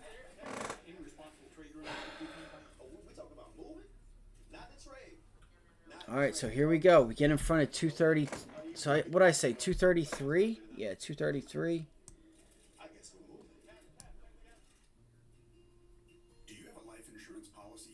Fudge. Now you can sell your policy, even a term policy, for an immediate cash payment. Call Coventry Direct to learn more.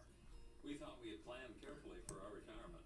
Alright, so we're testing yesterday's close right now. Our friends sold their policy to help pay their medical bills. And that got me thinking. Maybe selling our policy could help with our retirement. I'm skeptical. So I did some research and called Coventry Direct. They explain life insurance is a valuable asset that can be sold. What's the SPY doing? Still selling off. We sold our policy. Now we can relax and enjoy our retirement as Like, these moves are so little. It's okay.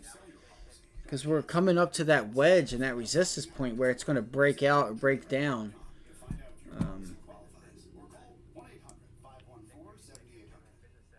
I mean, that chart, I'm sure it tells us which directions it's going to break down or out to.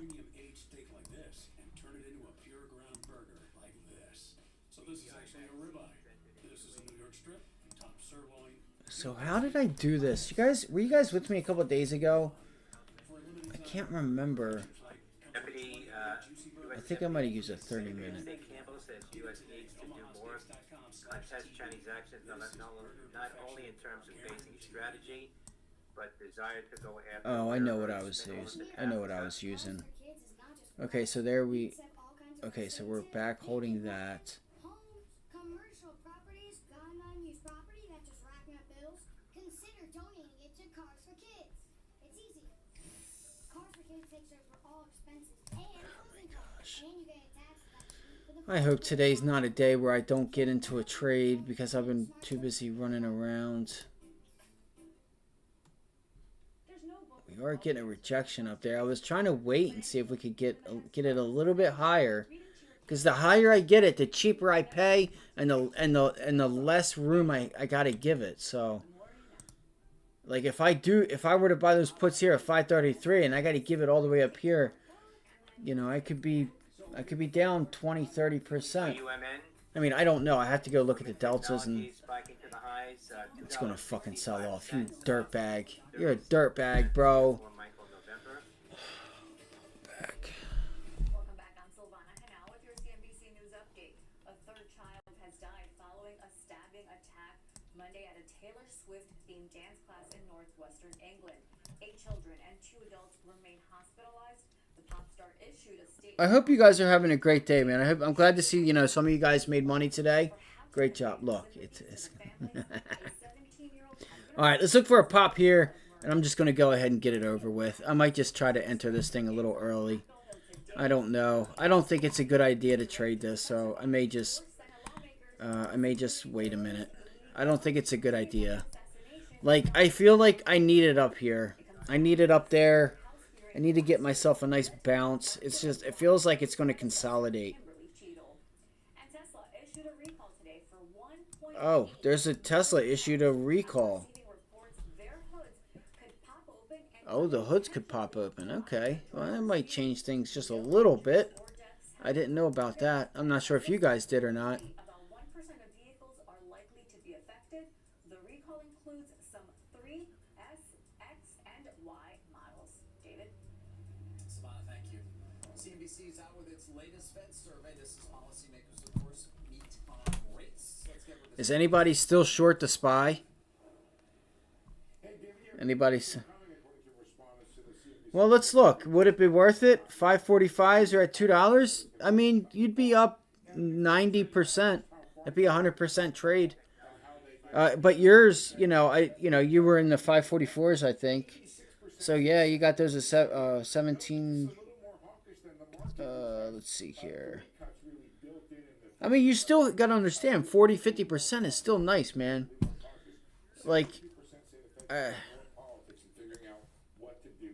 wish I could.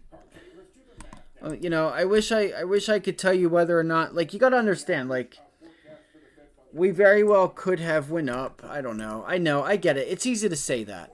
The only reason I say that, like, it's easy to say I wish I held until the day where you do hold and the NASDAQ screws up or something happens and you just get a limit flush down because a random bomb went off somewhere and you're like, what the hell? Why did I hold? Why didn't I take profit? So there's a catch-22 there, right? I've been in all kinds of those scenarios.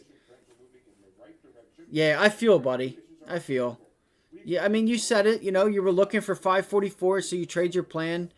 You know, you just take it off as it gives it to you. Because at the end of the day, we got to manage risk, right? It's risky because of what I just said. Anything could happen. The NASDAQ could go down and lose electricity. Or, you know, something could happen abroad and you just get a big pop. Or a bill gets signed. Oh, they're going to, you know, or just anything, really. You know, because we're in puts, or you're in puts. I could think of a lot of down reasons, like the USA's credit rating gets downgraded, and we're long, and this thing just flushes. So we never got it. You know, I never got my circle, but it's all good.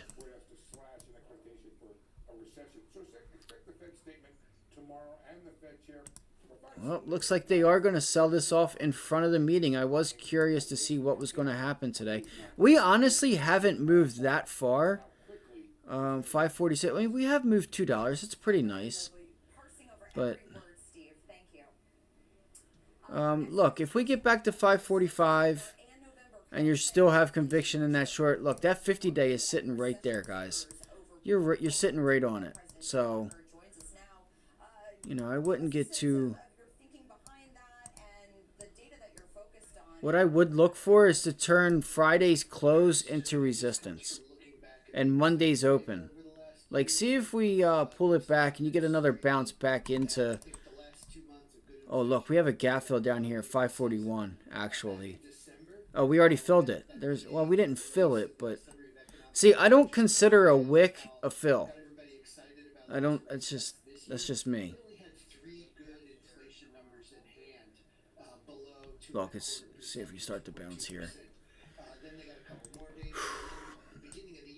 Still have time. You guys saw what happened yesterday.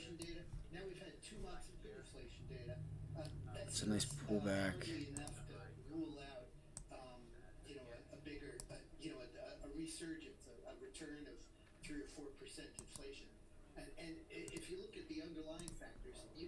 So somebody on CNBC is talking about re-emerging inflation.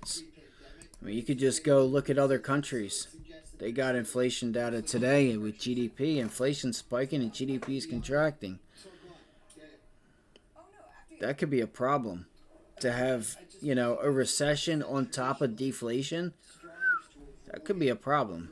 That could be a big problem that nobody ever mentioned. And it's always the scenario that nobody brings up. Qualcomm, QCOM, we can check it out. We got a little room to the downside here. 545. Watch that level there on the SPY. Let's see here. We could start to get a reversal down here. I might have conviction now to go ahead. Oh my gosh, I'm not going to be able to get it. If we can pull back, give me one little pullback here off of this 544. Man, that fucking... Excuse my language. Sorry about that. I don't like the volume, but I would not be opposed to a long here. If I had to do it, this is where I would want to see the conviction at 544. That would be the level. Qualcomm. I wish these things would bounce back. I mean, you have a little double bottom here. You just had this previous high at 175. See if you can recapture 175. I still think this market needs to bounce. We need to bounce back. Like you have the 100-day moving average on Qualcomm, so see if like 174, 175 can hold today, and try to look for a bounce back to the 100-day. That's the only time I would play this. Would be a long at 175, 174, or a short up at the 100-day moving average for a rejection. You know, those are the only two plays that I would do, and you're selling off with volume, so your chances are you're not going to want to go long. You know what I mean?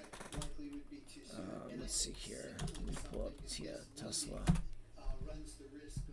And Tesla's still holding up a little bit too. This is so weird, man. Tesla has the dumbest chart.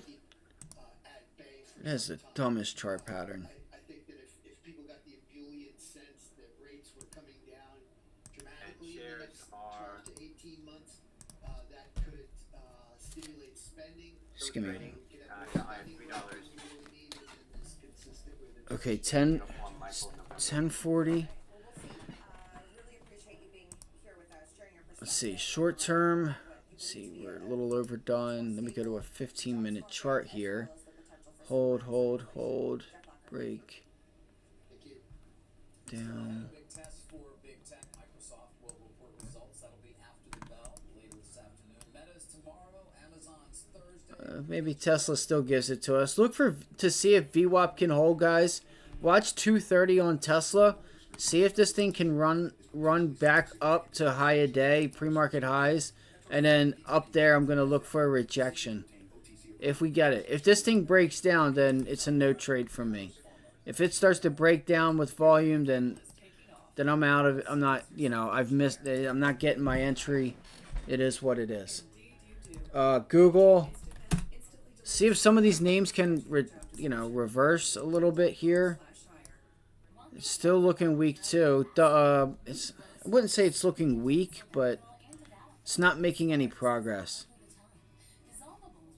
So that's that. Let's look at the QQQ. You see, we did it again, right? You guys noticed pre-market we're getting divergence and strength in tech, but as soon as the market opens up, it gets erased. I feel like if things can shape up a little bit, you're going to start to see that that rotation or that little bit of dip buying in tech actually start to continue. Like into tomorrow, Thursday, or Friday. And Powell could help that cause. Because it usually always happens like that. Like you see glimpses of it for a few times, a couple days, back to back to back. And then it's like out of nowhere, it just kind of takes itself back and it doesn't, like the divergence in the tech won't undiverge. It'll just stay there and you'll rally. I'm just saying, let's just see. For the past few days, last Thursday and Friday, and yesterday and today, pre-market, we're seeing divergence in tech, and it just hasn't held up. But there will come a time where it will. DJT was just... this was another stock off the watch list that I said, watch for a hold of 31.50 for a long, or a breakdown off of that level, and it looks like we're breaking down to $28. Looks like 28's on its way. Let's look for what was the PayPal? PYPL. PayPal on NVIDIA. Dude, NVIDIA doesn't look bad here. NVIDIA doesn't look bad at all. I mean, it's an ugly chart pattern on the daily chart. I just think this thing is... There's got to be some dip buyers here in front of this 100-day. There's got to be some dip buyers here. The time of sales is going too fast. I can't even really see the orders. I should just have the bigger orders there.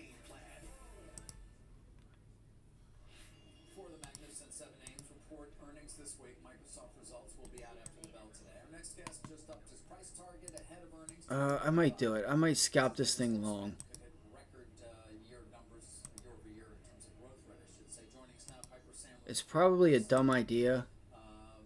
All right, we go into the quarter. I think, Brent, there's concerns about, and you write about them, an AI overbuild, so to speak. You know, you're spending more than you're going to get a return on in any time frame, at least that investors care about. So, will we get any clarity? Yeah, they want too much money for those. I'm not doing that. I'm good. They want way too much for those. For me to take that risk, they want way too much. Which is probably telling me that they're going to pay. SPY. Let's go back to the SPY here. It took them about 13 years to build a $100 billion cloud business. We think they're going to build the next $100 billion in 3 years. So think about all right, your let's see. spend. Okay, guys, watch this level here on the SPY. Watch this 545. Let's see if we can reclaim it. See if we can reclaim 545. Man, these charts, guys, I'm telling you right now, I'm stumped. It's got me like. Tell us, what is the more, given the market's focus seems to be so centralized on it? I just think we might consolidate today. This sucks, man. I wanted to try to pull some money out of it. I could sell some spreads, but I don't want to. I fucking hate that shit. Sorry for my language, for anybody that's at work or at an office or something, but I just, you know, unless I got some serious size on those. Like, now would be a good time because the premium is paying a lot more, but like, it's just so boring. Even though boring is good. If you put the bigger picture into perspective here, we think Microsoft will do that tonight. I think you'll understand there is great rewards. Also, I would also point to the AI return is focused largely on incremental revenue. I think the big opportunity with AI is actually lowering cost. And if I think about the S&P 500, about 16 trillion. All right, 3 minute here. All right, let's do it. Let's see if we put in a double bottom. See if you put in a double bottom here. Yeah, you couldn't do it there, even though you had all those tails. See all these tails that were getting put in there? Then it broke down. Let's see if we can get some hitters to step up and really take it back.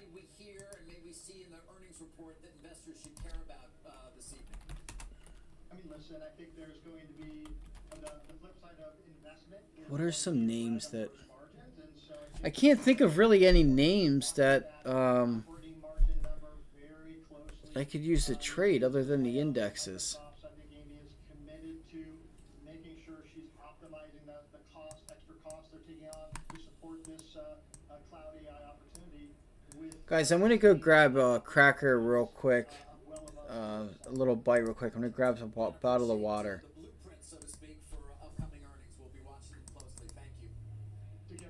The extra costs they're taking on to support this cloud AI opportunity with sustaining operating margins of well above 40%. Brent, appreciate the blueprint, so to speak, for upcoming earnings. We'll be watching them closely. Thank you. Take care. Coming up next hour, PayPal lifting its profit forecast, shares surging, and former CEO Bill Harris joins money movers to break down the quarter. And still ahead, CrowdStrike, one of the biggest laggards on the S&P this quarter after that global IT outage. And now some are saying pay up. What investors need to know next. Don't go away.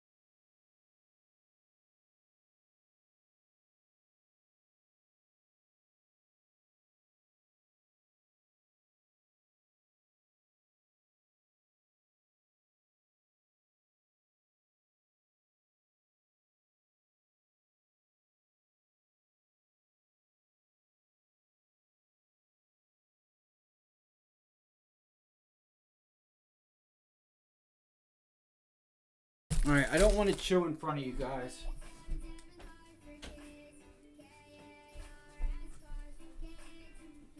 If you guys hear me chew, if it's like too loud or something, just let me know. All right. I'm not giving up. I still think 11 to 12 o'clock we're going to have another move. Like, I still think we can get a nice move today. Oh shit, I had all my stuff off. All right. Let's see here. Let's go back to the SPY. You guys got me watching the SPY. I haven't watched the SPY in so long. I mean, I usually have it up. Don't get me wrong. I have the SPY up, but it's been a while since I've sat and actually went and traded it. I've had a really good month this month, guys. I've had a really good month, and KRE really set me up for that.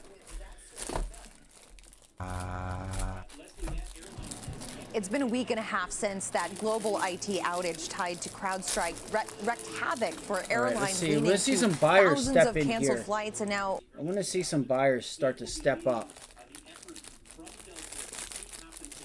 Wait, let's look. What's the IWM doing? Are all them? Have you guys looked yet? Are all the markets pulling back? Where indexes? Here's the impact on Delta. They had almost 7,000 flights that were canceled. Ticket fund requests of 93,000. They are working their way through that, by the way. 83,000 reimbursement requests. These are people who maybe were stranded at an airport, had to check into a hotel, transportation fees. The IWM is still above yesterday's close, so it's still green. Okay, the Dows are winner right now, guys. So that's where you want to be long, or you did at least. I wouldn't say now, because I feel like that's about to end. They're still processing more than 100,000 claims from passengers. Again, either reimbursement or ticket refund requests. As you take a look at shares of Microsoft, You know what? the estimate that is out there I might get my JP Morgan short here now. anywhere between 350 million and 500 million. And again, those are just broad Oh yeah. Let's see if the Dow breaks down, guys. the total is known in terms of how much this costs Delta. Not surprising that this happened. Let's see. You know what? We could probably get some debt. This is a perfect place, in my opinion. This could be I don't know, because I don't know how big the move would be, but I think the Dow pulls back. I think it starts to pull back. Let's go look at JP Morgan. Man, that's a lot of volume.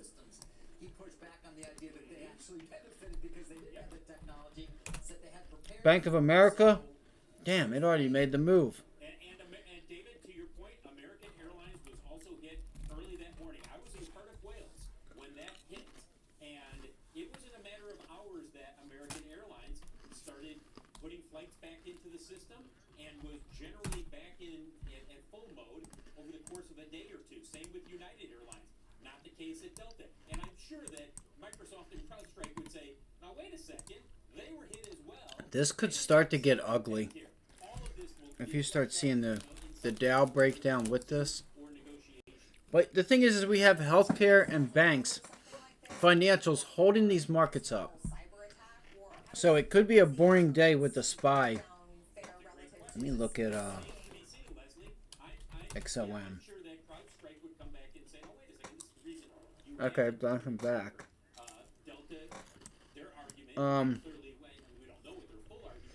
Off the watch list, we said 115, 116 longs. That looks like that's starting to play out. I wasn't watching it, unfortunately. They believe that the compensation should be coming from Microsoft and or CrowdStrike in some fashion. Yeah, finally, we got a mover here in your sector, JetBlue. We don't talk Let's go look at the overall markets. Welcome quarter, David. Yeah, for Joanna Garrity and the team at JetBlue. So I'm going to pull up the heat map. I'm just looking at the beginning of the year, and basically her message was pretty straightforward. to see if there's anything I'm missing. On the closing bell, her message was pretty straightforward. Stop with the worries about expanding and picking up market share. Start working on focusing on applying profitable routes, and we really saw that come through in the second quarter. Now, third quarter is going to be a little rough. The guidance is a little below what analysts were expecting, but this was why the stock is up 21%. Yeah. Wow. Phil, thank you. Phil LeBeau covering it all as always. BP gives go ahead for 6 operated hub Casquita in Gulf of Mexico. During the conference call, the company at least starting to put some sense out there that Gardasil, important drug for them.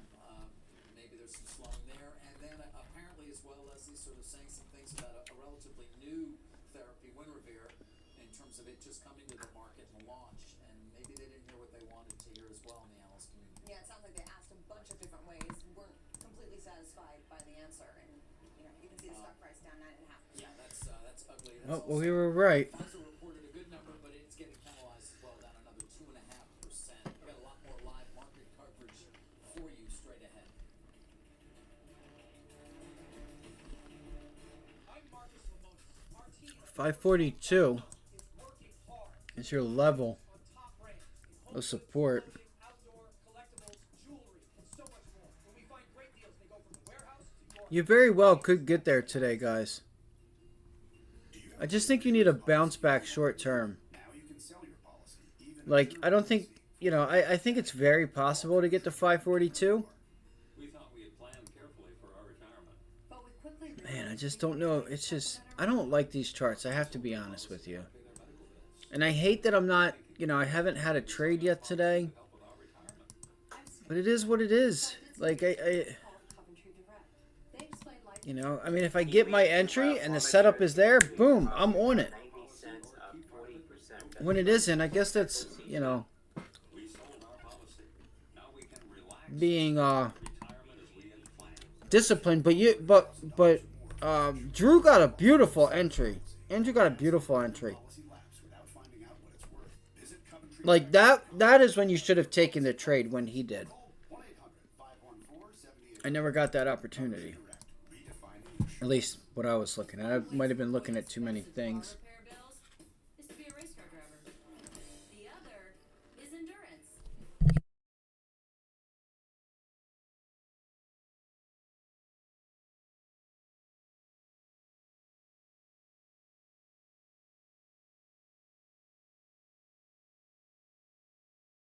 I don't know why. I keep thinking I hear my cat. Without endurance, breakdowns can cost thousands. And she's laying down. With endurance, you're covered. Even better, you pick the mechanic you trust. Endurance covers nearly every car on the road, up to 20 years old. They cover a ton on the car. So, who's gonna pay for your next car repair? You or endurance? Acts now for $300 off any plan. Plus a full year of elite benefits, a $2,000 value, free, and a 30-day money-back guarantee. Baba. Now for a free quote. Gusto is the #1 choice for WAB, What did I write down? secured 78.50. $77 million locomotive order from 79 rejection. great value. that is Whiskey Alpha Bravo. It's the best choice you can make. WAB. Get started for free at gusto.com. I might try to get short Baba, guys, into that 50-day.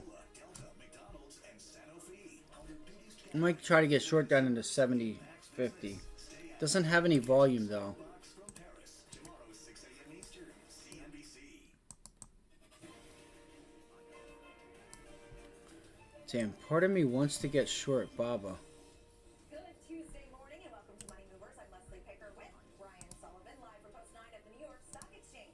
Today, why Citi's head of U.S. equity strategy says a 5 to 10% pullback could be ahead in Q2. ISPO, India Sandy Papa Oscar, shares getting a copiers. ISPO. You're still in calls, man? That's why you gotta... Fuck.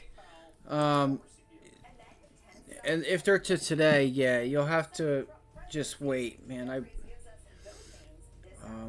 This is why I wish I could get some people, get you guys to sign up for a one-on-one, like, let's see. See, here's the thing. Things could get real bad. You got to be able to, like, I don't know, how do I say this? Like the SPY, man, this, let me see here. Let me see if I can help you out. I mean, there's not anything I can do, really. I mean, you had the 50-day. This is a lower volume pullback. I will, you know, we have a lower volume pullback. the market, like I said, 542. It would just be like if we continue to break the 50-day and break 552. Watch out, volume's going to come in, and the market's going to get hammered, and we'll be back down to 538. Just going to be honest. You have to expect those things. I mean, like, there's a reason why I don't have a trade on right now is because I don't have. One, I didn't get my entries, right? I never got back to that top end of that circle for puts. I didn't take the longs. What that says, if you look at that in the comment history, we're going to say, hey, we're basically looking for trend growth over the next year. You have a little more room to the down. There it is. You have a little more room to the downside. And it looks like they're trying to come in here. Again, it's risk off, guys. Like, the scenario that we're in, look, it's just going to come in and pile it down. Max pain is what they call it. I don't even know why they call it that. This is ridiculous. ISPO shares up 48% now. $7. All right, we just broke the 50-day. Heavy volume coming in now. ISPO. Things are about to get serious, yeah. I would, all right, 542 is going to break. Here's the thing, right? 0.48% we're down. We're only down 0.5%. That means we could still have a full percent to go to the downside. So when I said that we were green this morning, the reason I said that is because you had that 0.18, 8 tenths of a percent, not 8 tenths of a percent. Let's just use 0.10, right? A tenth of a percent, or 0.2, right? In the green, that means we have, a quarter of a percent to go flat, and then we look for another percent at the least to go red. That there was room to the downside. I just needed to get my entry there. That's why I mentioned, hey, we're still green. And look, it's gonna pile it. Like, they're selling it off, buddy. You might be down to 0 on those. I don't know. You might get a reversal up top, but I do apologize, man. This is why you gotta stick to, like, you gotta learn how to do this. It's so important. Like, I don't know, man. Like, I wish I could help. Wish there was something I could say, like saying, okay, if it gets here, I'm out of this. Just watch this here. We are down. Here's the thing. Here's what I'm saying. We're down 0.5%. We could end the day today down 1%, 2%. We could end the day down 2%. That would mean we still have 1.5% to go. That means on a $500 on 1%, that's $5. 1.5%. Look, there's 0.8 of a percent, 537. So we could be down here at 535 by the end of the day, and they just sell it off all day, is what I'm saying. Or they could come in and reverse this thing. We broke the 50-day, so I'm looking for a reversal off of that 50-day, a bounce back up here to probably take a short. I hope it wasn't a big. I hope it wasn't a big position size. Fuck. Listen. Article from Politico: House's cybersecurity operation will initiate the block and removal of all ByteDance products from all house managed devices and app stores. Oh, okay. I thought something was about to get serious, and I was going to be like, so that's why we're selling off. There was just news about ByteDance getting taken off of something. Right now off the lows at $13.08. That could mean you could look at coin. Might be beneficial. Looks like everything is going to sell off. You know what? Tesla was our trade with the market if it sells off because it has the most room. It didn't sell off as much as the rest of the market. Let's see here. And guys, and I was getting at this, right? When I brought up the Dow here and I said the Dow could get going, and if we get the entire market to start to roll over, that's it's going to get ugly. It's going to get real ugly here. You get the Dow and the IWM to sell off. That's all we needed. And now the IWM is red and the Dow is red, so all indices are red, and here it goes. It's on. You got an increase in volume here on the Dow as well. What this means for U.S. equities is, again, I think this soft landing I just feel terrible. out there, and we have to view every incremental data point now relative to that soft landing framework. Let's see here. Basically discounted in U.S. equity prices. All told, we're pretty comfortable that we can see higher equities into the year. This is crazy. There's no reason why they should be selling this thing off. I mean, we are back up at highs, but they're A second half inflection for many parts of the market still likely. There is some risk that we see some pushing into 2025, but I think the fundamental narrative is still quite bro. Who is? I want to know who's going to go short down here, and who's really going to pack on the selling down here. That's my question. I mean, algorithms are just going to set to trigger. When they trigger, but let's see if we can get a reversal here. I'm going to say that all the way down. But seriously, I'm serious. It's like we've technically had a low volume pullback. At least I thought. Yeah, like look at this volume versus this volume. Sorry, guys. I'm ready for a Russell now. These calls are 40. I'm up from yesterday, so I'm not. Okay, good. That's the point. That's what you need to focus on. You can't let yourself. Okay, and what I was going to say, and I didn't say it, was you should have used like the puts, like worst case, whatever your profit is what you're risking. You know what I mean? You don't want to go backwards. Managing money is the very first thing. That is the first task before anything else. Is managing money, not losing it.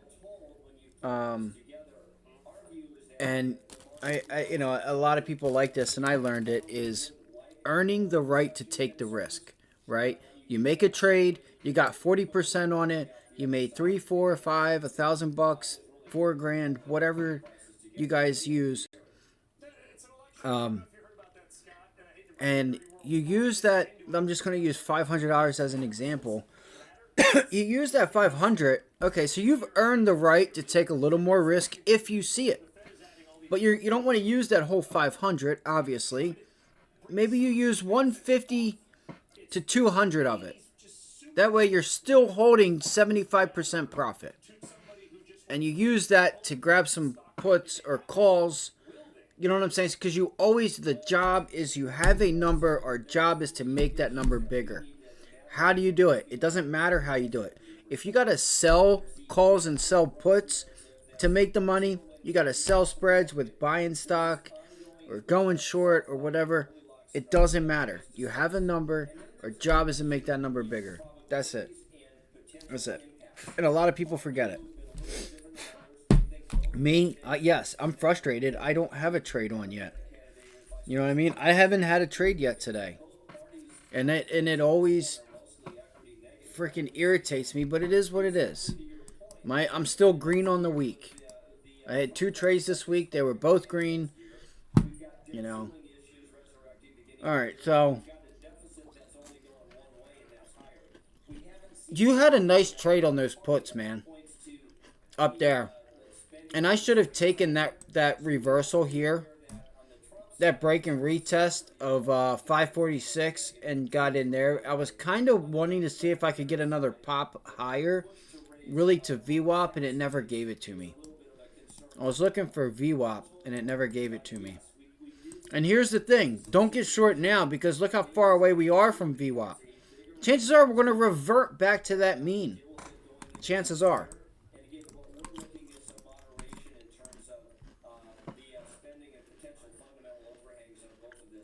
I wouldn't just think, I wouldn't go long just to go long. Yeah. No, it was really nice. That pop up into that high, that was a nice hit. That was a nice hit. Now we got to see, and I knew it. I'm like, yo, there's so many people that are going to go long just to go long. But like I said, if we cannot get back above that 50-day, guys, I'm going to get short at the 50-day. I may take it if it gives it to us. Still come, investment opportunities in the fintech space with the former CEO of PayPal, that stock. Let's see here. Hold on. If we regain the 50-day, it's 11 o'clock.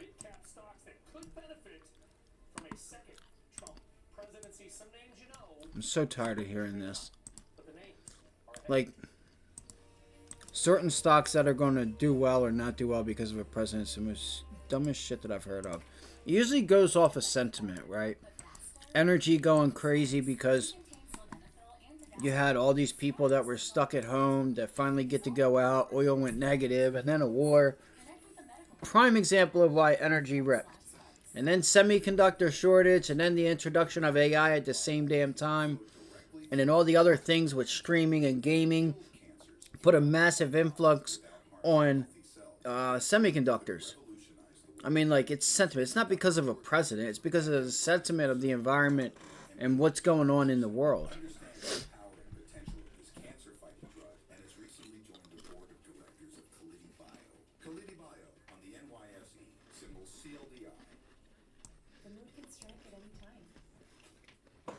I would say that Biden did help energy because, again, he closes down the pipeline, right? That makes for easy transportation. That's money that doesn't have to be spent for transportation for trucks and employees, trailers, and like, you know, and no, and I wouldn't rule out pushing NATO east, but you know, that helped, but the more so the policies, you know, they're like the policies that what they can and can't do, how they do it, really also really affects. But the downside to that is, you know, the bad guys get some money. They get some gun money, and terrorists have a much easier time. Let's see here. So I'm watching this 50-day moving average, that red line there on the daily chart, to see if in fact we do reject it. And I told you guys it's pre-market, and I don't know why, guys, I didn't go short, but I said, guys, if we cannot get through 548, then yes, I'm looking for downside. That was like the biggest talking point. I'm pretty sure that I said this morning pre-market is we spent last week Thursday and Friday. And today, or no, Wednesday, Thursday, Friday, and Monday, like hitting this area, hitting that area, and we can't get through it. I'm looking for downside. You have a nice support level down here at 540 also. So keep 540 on your watch. If we get down to it, you might be able to scalp reversal off of the 540. But let it show you. We got to let it show us that we're gonna get that.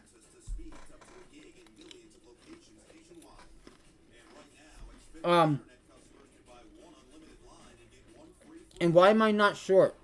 Well, because I wanted to see if we could get that circle, but more so VWAP. And I never got my bounce back to VWAP or that circle to give me the risk to reward that made me feel comfortable about getting that trade. So I was looking for a bounce back. I never got it. It fell out of bed. It is what it is. Guess what? I still have my money. I'm still green on the week. It sucks, yeah. I'm going to have to live with myself. I'll be a little mad. And this is what I talked about Sunday night. The part of trading with, like, that some people don't talk about is, like, you know, I was green last week. I was green this whole month. But I was just a miserable fucking piece of shit. Not a piece of shit, but, like, I was just miserable. And I don't know why. It was just, you know, human nature. And I'm like, you know, some of the days where I don't get a trade on, like today, I'm not feeling that frustrated or anything because I know what we have to come. But there's just days with trading, I'm telling you guys, if you guys haven't lived it yet, like there are just some days where it really is just like, you're like, you know, listen, there's a reason why people commit suicide and have committed suicide in this field. It can just get really it's just up there. It can really test you, is what I'm saying. You know, so you know that's why we stick to the stick. If I at least for me, if I stick to, hey, if I enter here and I'm going to give this thing $2-3 and it doesn't work or I don't get my entry, I'm only going to lose a little bit, or I'm not going to lose anything at all because I never got my entry. It never, you know, my plan wasn't acquired, right? It never got to 200, so therefore I wasn't able to short it. It never got to 199, so I wasn't able to get short in front of that number.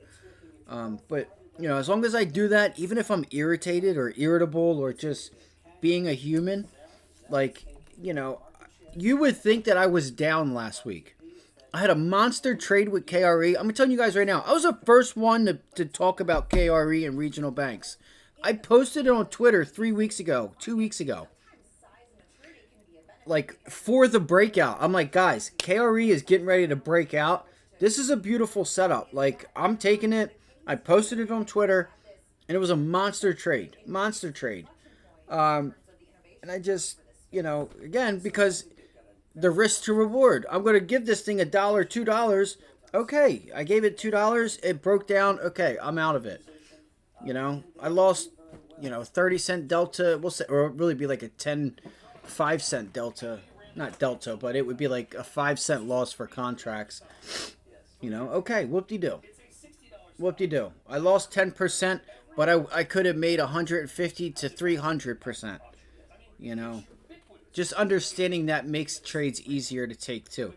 Like getting short up here at the 50-day. I know right now we're at a 0.5% down, 0.4. Now I haven't looked at the Qs to see if they're trying to turn around at all, or if like we're starting to like, you know, if we could have some type of turnaround. But if we reject the 50-day, I know 542. Oh wait, we're already there. Shit. Well, I know we have this gap filled down here. Oh, wait. We just went down and filled it. We filled the gap. Yeah, I don't know.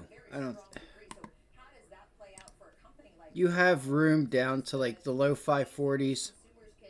And you still have the gap. You kind of filled it at 537. But if the SPY is going to go down, you still have 0.2% left. Really... no, actually, 0.5%. So if we reject the 50-day, then I know I should at least have a 540 test on hand, which would be like 0.5%. And look at that. That's exactly 0.5%. Because the SPY right now is 0.44 down, 0.43. On average, what does it do? It does about 0.8%. On a big day, it'll do 1.5% to like 1.7. Like 2%, just under 2%. So with me doing this for as long as I have, I know on average, the SPY from, you know, whether it's red or green, we're going to usually do about, you know, 0.8% to 0.5% to 0.8%. I'm going to use 0.8% as the number because that's usually what, on average, what we do. So with that being said, if we're down right now 0.40, I got 0.40 left to the downside, which would give me about $1.50. So how can I make this make sense? One, I would either wait for VWAP to get back to like break even, which would be yesterday's close, right? Which would be VWAP right here, which is ironically lining back up with yesterday's VWAP. So I'm either waiting for that test of VWAP to get short back into the 50-day, and I would expect that 50-day to hold, and then we go green, we rally going into the end of the day, or we reject the 50-day, and you have that little bit. But where's my stop? My stop has got to be close. It's got to be close. You know, it's not even a trade you should take at the end of the day. You know, you should, because it can go both ways. So either you're waiting for VWAP, which then again means you're going to be above the 50-day. So you're like, okay, do you really want to get short after reclaiming the 50-day? Because that's just a wick low. into the 50-day, and that's still technically the 50-day holding. And here we go. We could see a monster rally going into the end of the day. You could. I'm not saying we are. You're going to find out very soon. So this is how I think. Okay, this is how I think when I'm going into the markets. Like, this is what I would think about right now. Would I be thinking about a trade? No. Like, I don't think we have the volume, and I don't think we have a reason just yet to sell off 2%. If I thought we did, then sure. Then I'd feel comfortable getting short at the 50-day. I just don't think it's worth it for me to try to get short here, try to give it 40, 50 cents, but really I need to give it $1 or so only to make $1. It doesn't make sense. If I'm going to risk $1, I need at least $2 to $3. Like, because it's hard to say, well, if I just give it 50 cents, okay, you can give it 50 cents, but what if it needs 75? What if it needs to, what if we need to, pop just above it and then it goes down? And then you just stopped out and took a trade for no damn reason. So think about those things, and, anybody that's here, come on. Driving without an auto protection plan is simply not an option. Okay, so there's that support. Wait, so 5. Is Tesla at that level? Let's see. It's still not there. Come on, bro.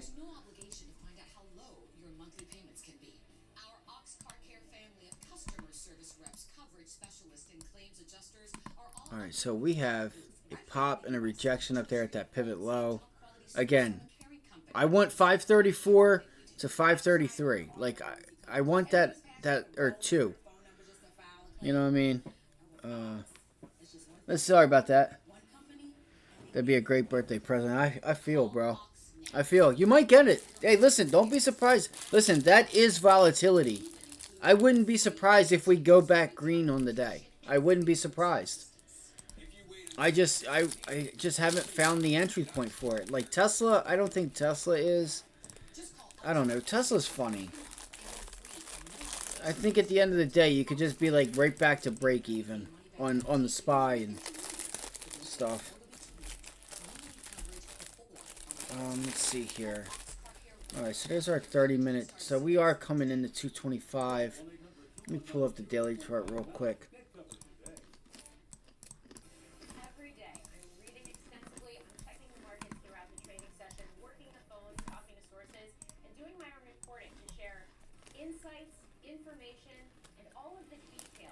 Okay, 222 is actually a gap fill. We have room down there. I forgot about that.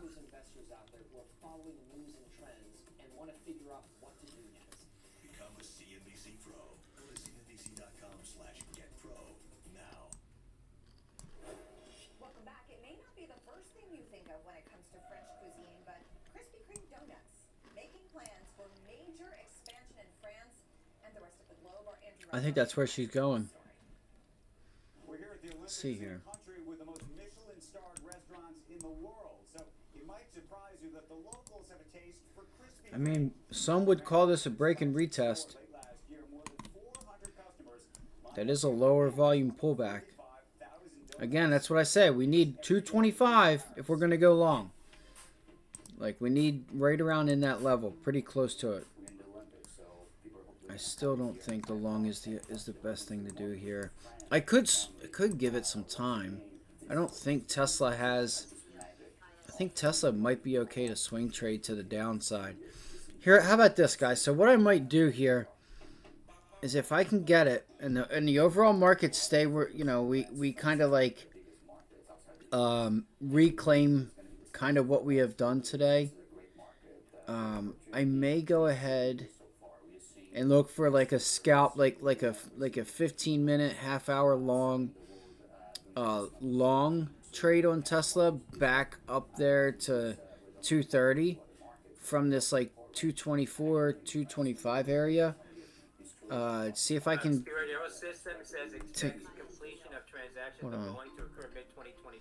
See if I can take some money there, and then try to get short there again at 230. We've already rejected it once. Hold on one second. Come on. Since the opening of that store, the company has opened 8 more locations. The plan is to get to 500 points of access in Sellers are still winning. I mean, the thing is, it is what it is, guys. You know, GDP's contracting. Labor market is, you know, going to make the Fed think that they can hold higher for longer. The market will start pricing in the recession that we are definitely probably going to get. I showed you guys today that 2s and 10s. And again, when I see some of this stuff, I only listen to the guys that I know, like, that aren't just bears just to be bears or bulls just to be bulls. They just tell it like it is and have been doing this longer than I've been alive. So when my guy tells me that, you know, every single time that the 2s and 10s have crossed back, there has always been a recession, and the market's telling us that there's a recession, along with these commodity prices that are pulling back, I'm going to listen. My ears are open. We are about 2 hours into trading. Let's go post to post with Bob Pisani for a look at what is moving. Bob. You know, Leslie, we were exactly in the middle of earnings season, about 50% through, and it's been fairly lackluster. Lackluster in the sense that they're still beating generally on the top line and even on the bottom line. But all right, let's see here. Let's go. See, I'm seeing nothing but ones. Like, so right there, look, another one. All right, there was a 1,200 sell side order and another 1,000 sell order, but nothing but ones on time and sales right now going on. 1,400 to the south side, 1,100 to the south side, 14 again to the south side. I still look. There you go. First 1,000, another 1,000 to the buy side that I seen.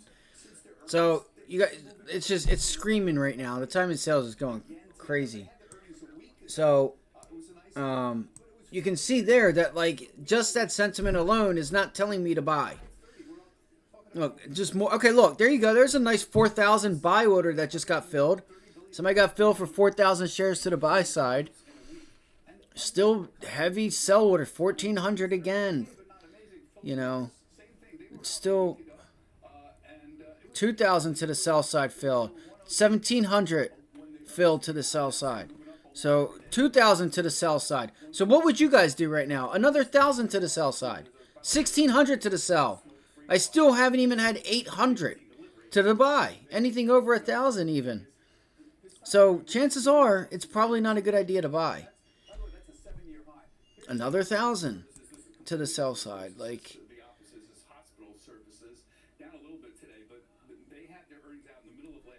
that doesn't mean that these buyers can't come in. They're shorting the shit out of this thing. We're just selling. Another one. Another big 16 again. There you go. There's 1,000. Again, there might have been 1,000 that crossed through there. I didn't see it. So there we go. Every 5. Look, there's 13. But then again, it's followed right by 2 to 3 times more to the sell side there on Tesla. Yo, this thing is screaming, bro. This level 2 is ripping. 2,000 to the look, now they're really look, 3,000 to the sell side, 28, 2,000 to the sell side. Yo, they're really packing on this thing. 1,300, 4,000 to the sell side. Like, I probably don't want to be a buyer. It's probably not my best interest to be a buyer right now.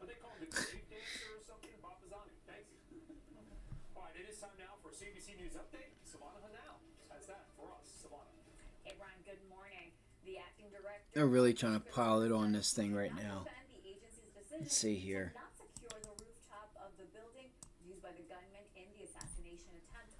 Let's see. Okay, what was I doing? There we go. We got a 2,000 to the buy side. I'm like, you know what? You know, we have a little bit more room. Man, I don't want to waste any money. I don't want to waste any money here. I'm trying to be patient.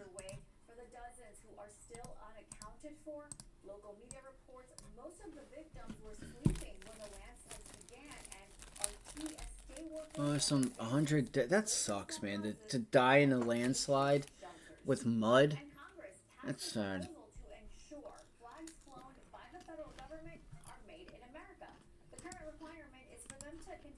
All right.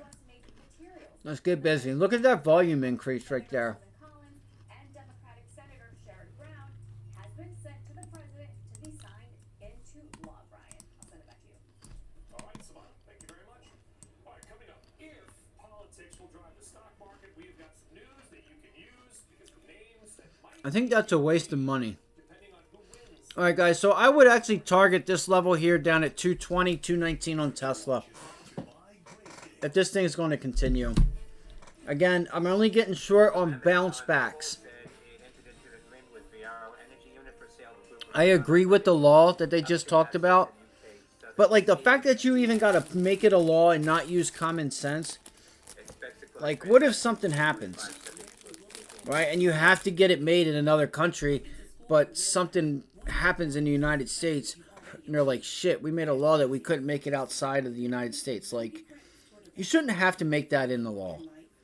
Like, buy it from the United States. Unless, like, there's, like, a serious, tragic something happens. Like, I don't know. We get massive snowstorm where, like, this huge hurricane just sits over top of us. Oh, we can't make flags because nobody worked. We have to go buy them from Europe, but we can't because they wasted the taxpayers' money just to say that it must be made in America. Well, of course it should be made in America. It should be common sense. I had to go pay a bunch of lawyers to write up a bill saying it had to be from the United States. Nope. I could have saved you guys a shitload of money and a shitload of time by just saying common sense. That shouldn't even have to be like a law.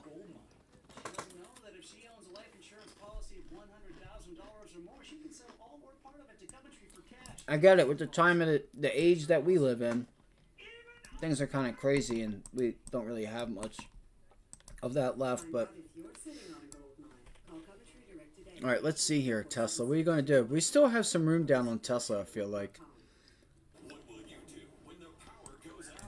So when we see like a new high or a new low being brought in, and we see that increase in volume, nah, I don't live here. I don't live here. I have some family in Florida, though. Maybe one day. Maybe one day. I have some family in Tampa, Orlando. Where else? One day. One day I'll be, I'll live there.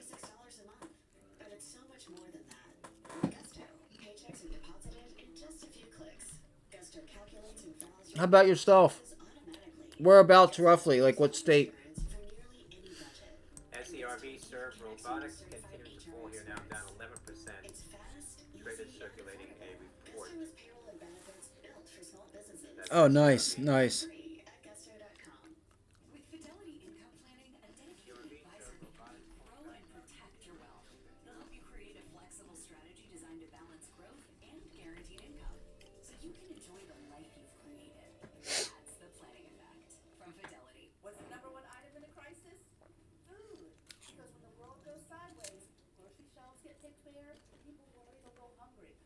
That's why you need 4 Patriots best-selling. Let's see here. Let's see if we can hold that double top. Got let's see, what was that? Thursday. What is that? Wednesday, and Thursday of last week's high.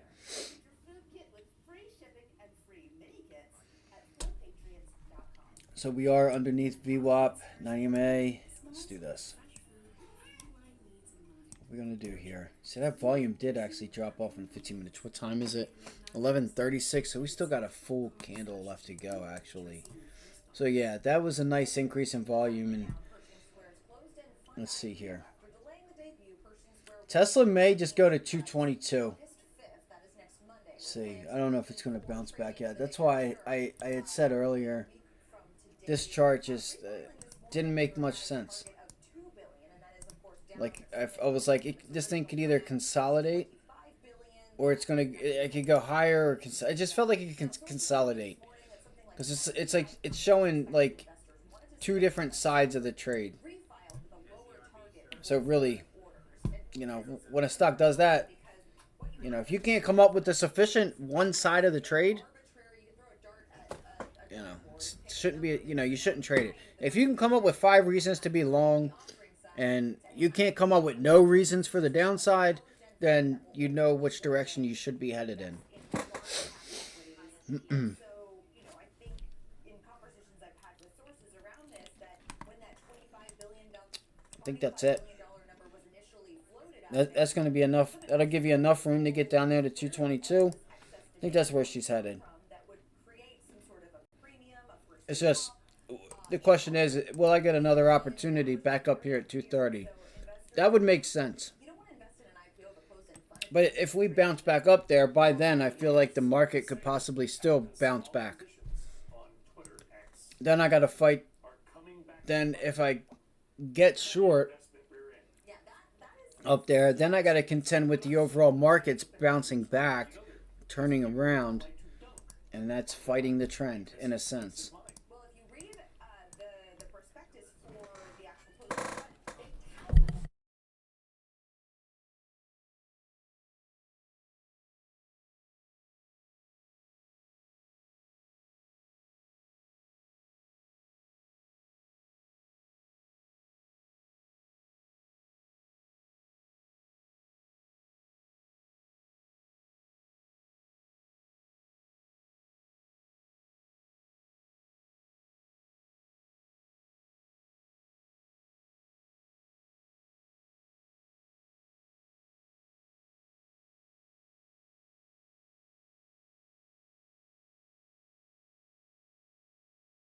All right, so here's there's some news here. Hold on, with some news here with Amazon. Let's see. Amazon has earnings, so I'm not even going to fool with it. Don't care. I mean, I could. No, I'm not going to mess with it. And there is that retest of the 50-day. So you're looking for 540. Possibly. Again, I feel like today I may not have a trade on today, and that's all right. We still have a long week. Oh my God, Abby.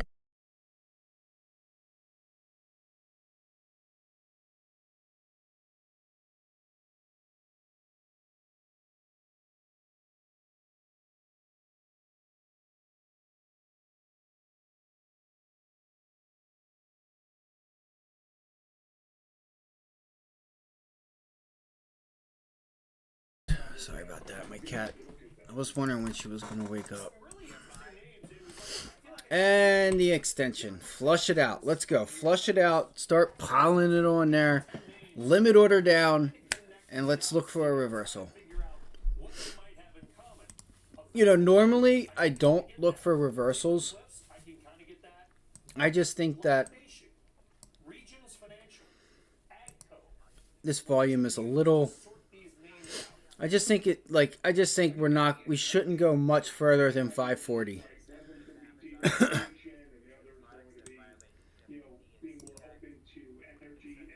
This is absolutely insane. We shouldn't be surprised either with everything that's going on.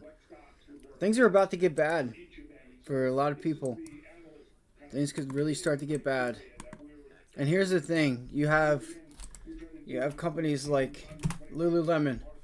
What do you think happens when their market cap gets cut in half? All right? What do you think what happens when their market cap gets cut in half and they have loans out that are valued at their market cap that's up here? Now they owe more than they're worth. They've taken out more than what they're bringing in. It really can be a struggle, and that's why for so long you saw the IWM sit here. It's because some of these companies, they know some of these companies are not going to be here after we get through this. It would be a miracle if they are. All right, it'd be a miracle if they are, because it's going to come to a point where they have to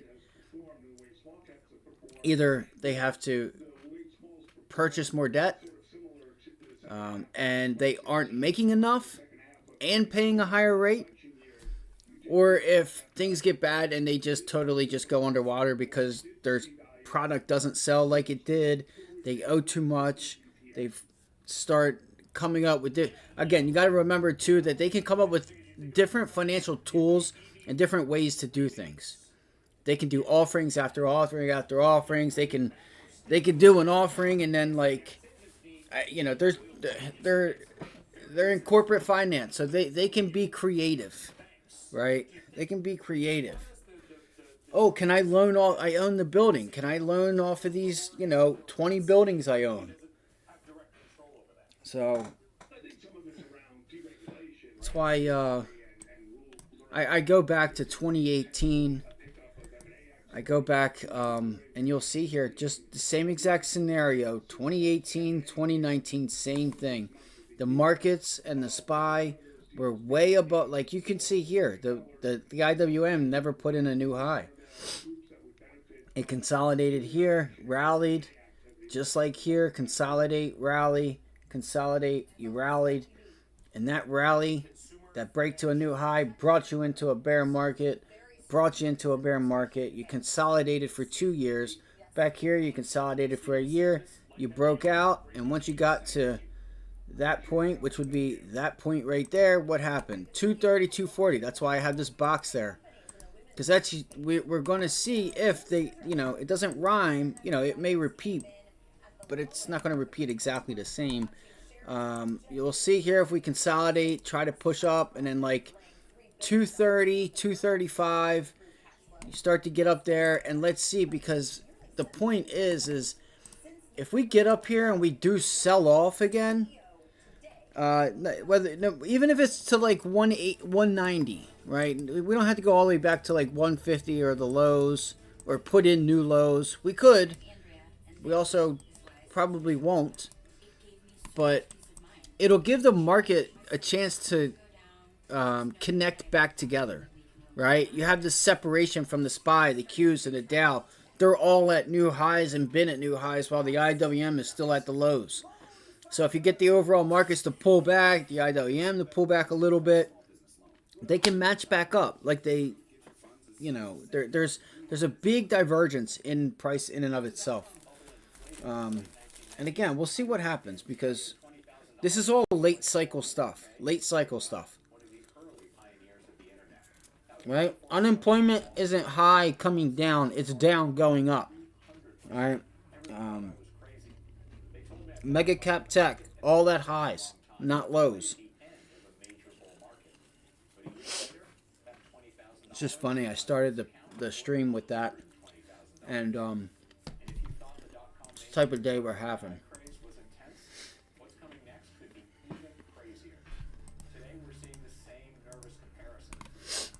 ROIC, Blackstone is in talks to acquire Retail Opportunity Investment Corp. ROIC, Romeo Oscar India Charlie. I just teamed up with one of the most prolific radar stock pickers in the country. We sat down for an exclusive presentation to reveal the real story of what's headed to the U.S. stock markets in the coming weeks. I'm actually curious if Lululemon starts to do some layoffs, or they start some type of restructuring sometime here in the near future. I'm really curious about that.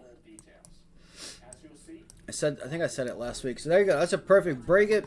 You pulled back in it, retested the 50-day. You have a little more room to the downside. 540 is your would be your target.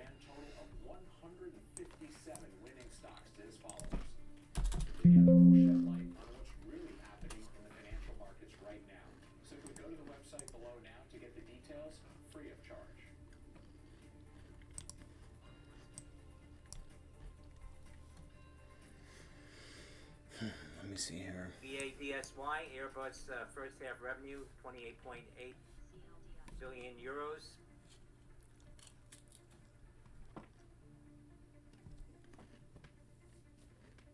Earnings of 1.04 euros for. These spreads are so wide. Delta Sandy Yankee. Shares just off the highs. The U.S.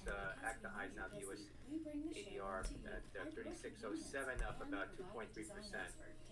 That's the ADSY. Shares of Boeing not moving on that news. EA. I'm just looking at the scanner real quick to see what we have going on, man. It already feels like Unless we can get some type of news or something, ROC.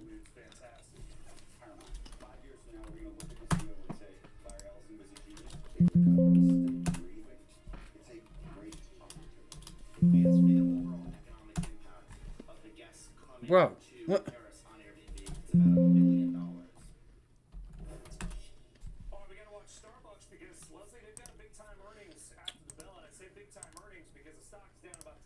So far this year, a lot of concerns about slowdowns in consumer spending.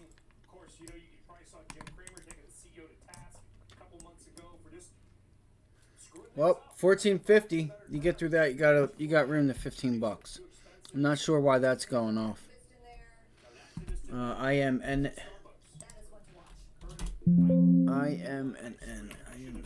So this was the one I talked about this morning.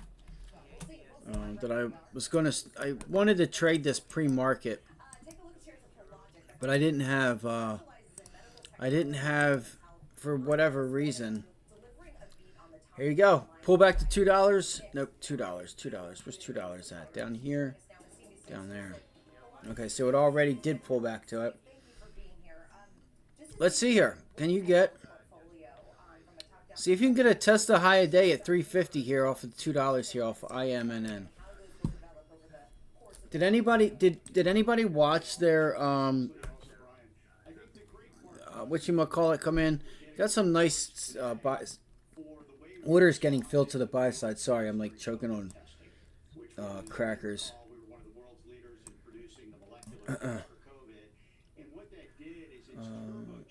So ovarian cancer treatment here. It's the 13th out of really 13 out of the last 15 quarters. We've been at mid-single Logic. and it really links back to all the additional Panthers we placed during COVID. Okay, so shares of clinical stage pharmaceutical company. Limited skyrocketed after study showed immunotherapy helped improve for survival rates for patients with advanced ovarian cancer. Double Tuesday morning, patients treated with IMNN 0000, 001. Improvement survival without the disease worsening, and an 11-month increase in median overall survival compared to standard care alone. Said it's planning to register a study. Gained regulatory approvals for the first quarter. So for the first quarter of next year, I don't know how many people are.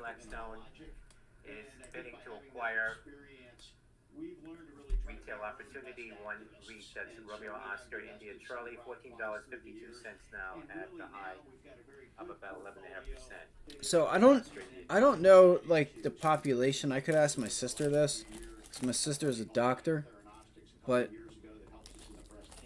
how many,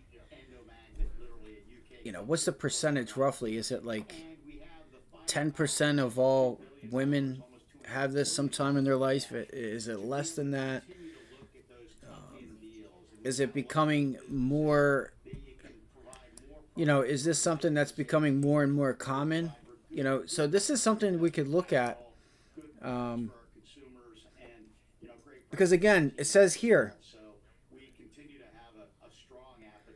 So it says that they're planning for registrational study intended to gain regulatory approvals for the first quarter of next year. So I never watched it. I should have watched it. I had it up this morning. I never put it on, but I should have watched it, because we would already know all this. We would know everything we need to know. Okay. So it said Tuesday, the top line data from phase 2. Okay, so they are in a phase 2. So there's 3 phases, and then they go off to the FDA. So they're going over to the phase 3, which would be next. And then if you get that, you get past the 3rd phase, then you're out for an FDA approval. And that's pretty tough. An 11-to-1 month increase in median overall survival compared to treatment with standard of care alone. Wow. That seems pretty big, guys. that's just my opinion with this. Thank you guys for the likes. I appreciate it. Now, Romeo Oscar India Charlie. I would look for a continued buy the rumor, sell the news. When this goes, you know, when this is up, or the third, or I don't know, how should I say this? I'm going to keep this on watch, and I may just go ahead and spend some money and own this for a little bit. But I don't know anything about this company. Like, if they do offerings or what they have going on. Like, these shares look terrible. That's the only problem with this. IMNN. It's like, I pull up a daily chart of this. Like, look at this. Look at that. It's fucking ridiculous. Oh, 4, 5, 8, 10,000. Like, so yeah, they do offering after offering after offering after offering. That's probably it. That, whatever you got to down here was probably it. Which was like $4. So.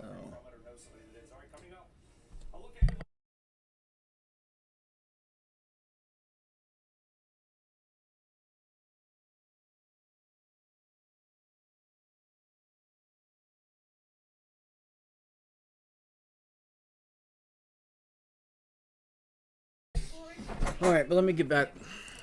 Let me get back to what we were doing.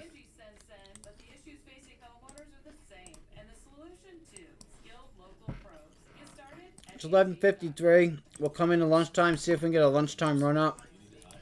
Yesterday, we pinned. Like, we literally knocked that long right out of the park yesterday. Right there is where we got long yesterday on the SPY. That was the 2 trades I made yesterday. One, I got long the SPY there.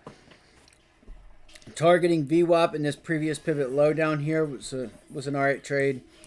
Nice little double. And then we traded Google yesterday off the bell. And here we go. The market's just going to sell the hell off. Tech is going to sell off. What's Snowflake doing? Let's go. Let me pull up the heat map. I mean, it's only semiconductors that are down, guys. So it's actually not that bad. It looks worse than what it is.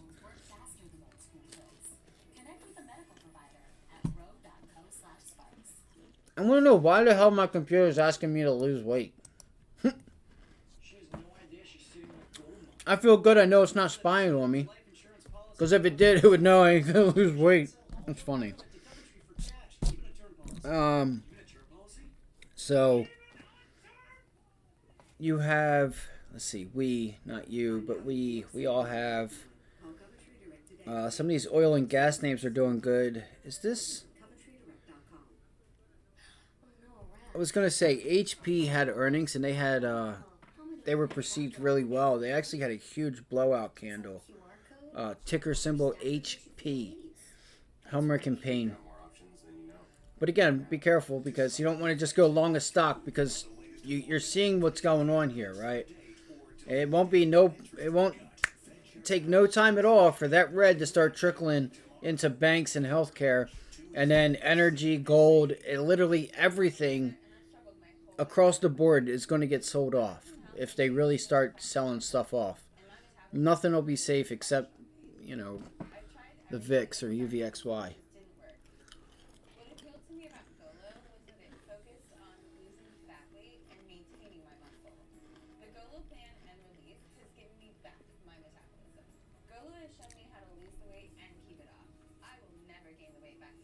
Let's go look at PayPal, man. I'm going to get a trade on today. I'm going to get me one. I am going to watch IMNN, though, guys. For anybody curious, I am interested in this thing if we can regain $3. I do want to see if we can regain $3 on IMNN. If we do, I would look to try to ride this thing back to 350. Look for 50 cents, maybe even 75 cents to a dollar. Would be a nice move up to $4 there. We'll see. $2 is your support level that I can see. Hold on. Yeah, that's what I thought. Because I tried, you know, I don't know why Thinkorswim doesn't have the rest of the price action on this thing. So I had to use, whatchamacallit. But anyway. Yeah, Brian, so let's go over this. Let's see the here. pressure is really on for the Magnificent Sevens cloud giants, not just So there's two. when they report earnings. This makes no sense. Oh, that's because it was pre-market. Duh.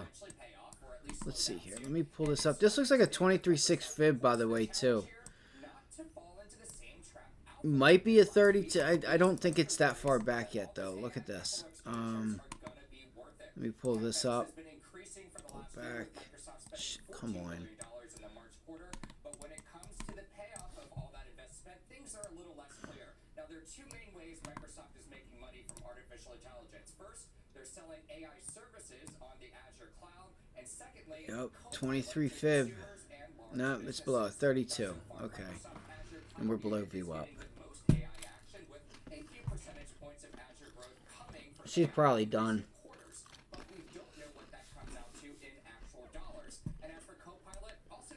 No, again, I'm not saying that this is a stock that I would buy to go long, like to hang on to, but I was looking to see if there could be a quick little like reversal back to high a day, and that's it.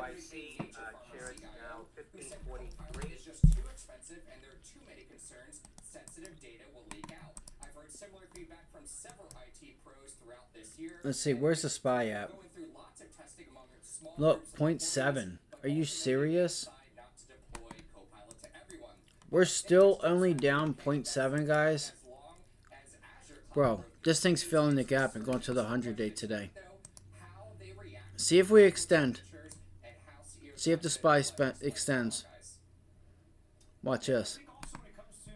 Watch this go down to 535. How is that possible? Hold on. Hold up. Yeah,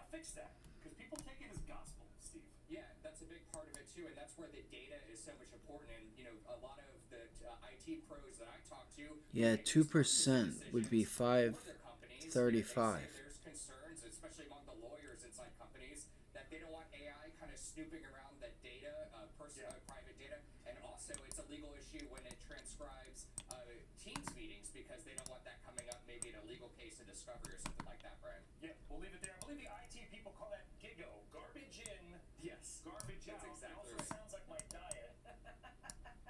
All those crispy No comment there. blueberry Blueberries. for those CrowdStrike. Speaking of. earlier. Garbage in, garbage out. Well, just stocks down 11% again. Yeah, well, right now. You've got Delta seeking additional compensatory, potentially. Oh, come on. Oh, shit. PARA access reporting at Boston Junior still buying Paramount Alpha. That are impacted by the Delta cut. I met people at the airport. There's a Paramount getting a pop on that. 5 days later. Well, didn't you say that the airport still had the blue? Yes, the blue O'Hare screens. So 8C27.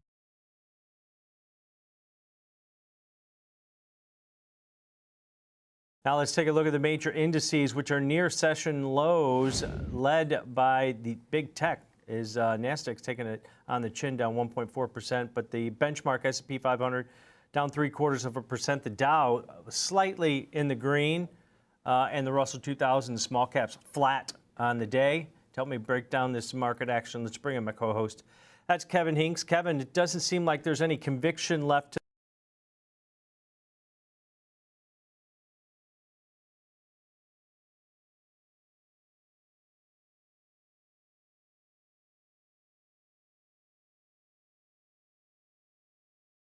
Our investment committee, Josh Brown, Jenny Harrington, Steve Weiss, and Brian Belsky. We will check the markets here. Got a little bit of work to do. Dow's up a little bit, being weighed down by Merck, and we'll get to that.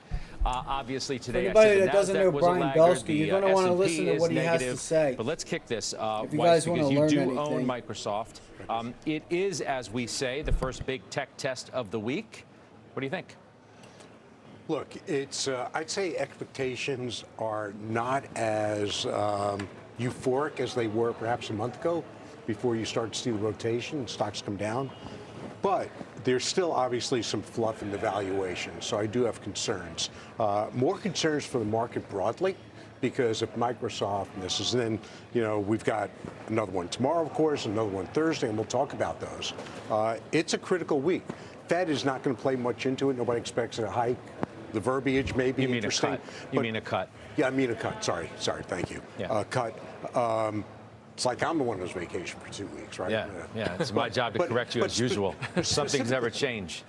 They don't. Specifically to Microsoft, last quarter Meta announced their big spending initiative. Microsoft has talked about increased spending, but that's what hit Meta last quarter. So it's sort of de-risked from that standpoint. In terms of Microsoft, in terms of the others that we're going to see, Meta again, Amazon, there's the potential that you see that, and the market's not buying into that. In other words, not rewarding it for the growth that that's going to bring in the future. So I do think that potentially is the issue. So, look, I was about to say, it looks like Google's If about to break, and then here comes some news out. It looked like we were going to get a pullback into 169, 170. Let me pull up Tesla. Tesla again. My focus on that. God damn, you're such an asshole, Tesla. Look at that. I never got it. We could have took the long there, or short. Look at that.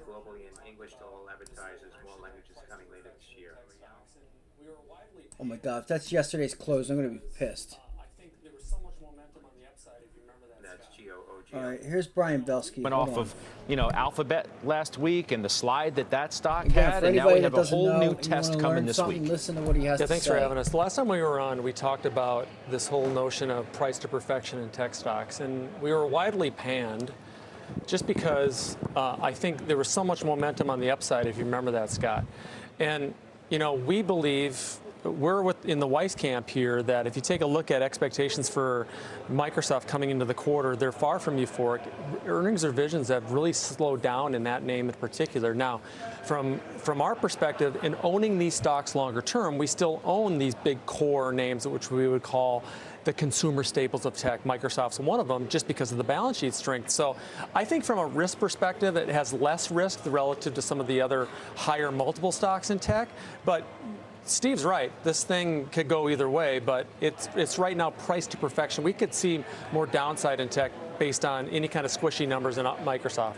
So, Josh, I know you don't own the name, but, Barclays says you should be selective in buying the dip in tech.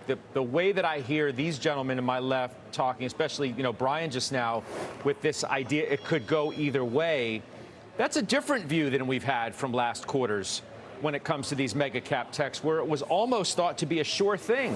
Oh, yeah, they're going to knock it out of the park. It's going to be great, and the stocks are going to go up. Now it's like, well, it could go either way.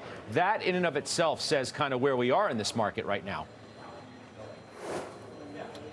Yeah, I think it's really hard for these companies to knock it out of the park to the degree that it's a surprise. I don't think anyone thinks the results won't be great, but you have to keep in mind there's really no such thing as great. It's great relative to expectations or not so great relative to expectations. Right now, we think Microsoft does $64 billion in revenue for the quarter, 15% growth year over year, which would be, again, objectively great. But if they do 14%, which would still be great, that will be seen as a big disappointment. Earnings per share expected $2.94. That would be up 9% year over year.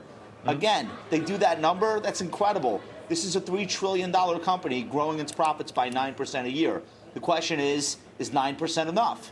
Because that's so where the hot dot is. EBITDA. You guys understand what that is? You guys understand even if you just have if you're a company that's at 4 trillion market cap, you're bringing in about $1 trillion every 3 months, guys.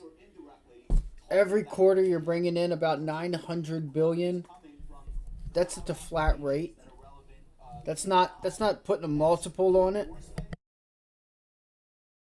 It's just so much money. It's so much. NVIDIA, they don't even report this week. But you know what? Everyone reporting is going to be directly or indirectly talking about NVIDIA, because if we think the growth is coming from cloud applications that are relevant to AI, that's either more spending for NVIDIA or less. and look at this thing. This is the gap fill of all So gap. my point being with that was, don't ever let them tell you that there's not enough money out here. Gap, which I think ends down into the mid-90s, that is a huge tell on how people respond to these tech earnings that we're going to get tonight and tomorrow. So, yeah, there's a lot at stake, and no, it's not clear that anything these companies say will be good enough for further upside at this point. Yeah, the NVIDIA move today sticks out like a sore thumb in some respects, Weiss. Yeah, it does. But here's what I'd say So crazy. to what you literally alluded just to. talked about NVIDIA and these money managers taking their profits and taking their bonuses while they got it. Guys, I literally said that this morning. That Higher than they are today. Then why have you trimmed your positions, though, across the board? Because my positions weren't usually large.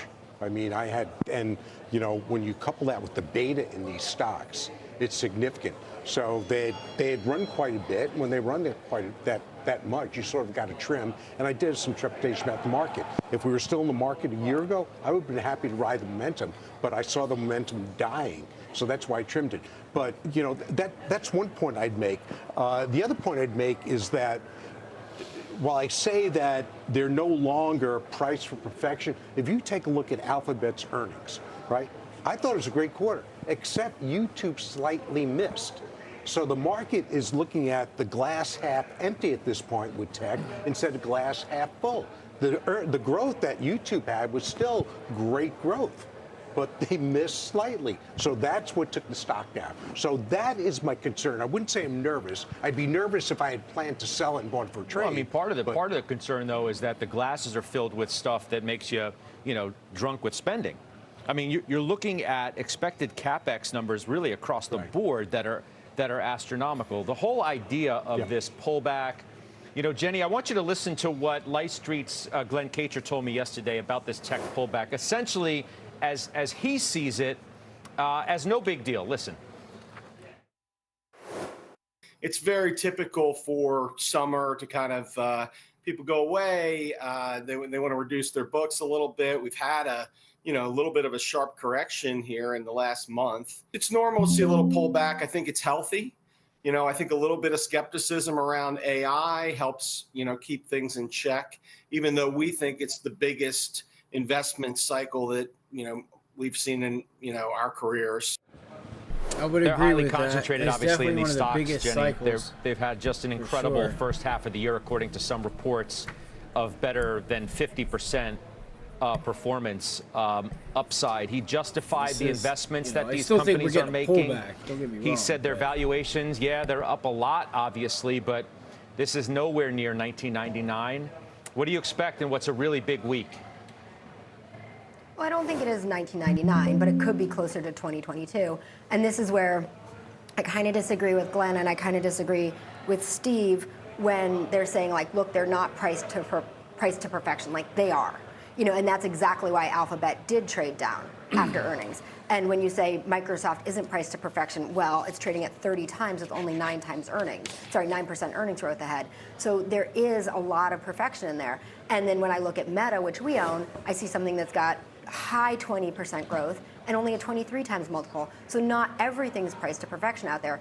I've looked at this whole earnings season as like the battle between companies with high expectations and then the rest that have no expectations. And so it's interesting because if you look at companies in my portfolio, last Friday I had like an insane day. We had 3M, Bristol Myers, and Columbia Bank shares that were all up between 11 and 20%. Why? I missed that. Because there were no 3M. expectations. So anything that has even expectations going into it, much less high expectations, I'm worried about right now. And Glenn's kind of right, in the long term. Sure, it's just a pullback. Sure, it's just natural. But these valuations are pretty stretchy. And so I think dismissing this pullback probably is short-sighted. I don't think it's just a summer thing. I think it's really a reflection of how stretched some of these valuations have gotten.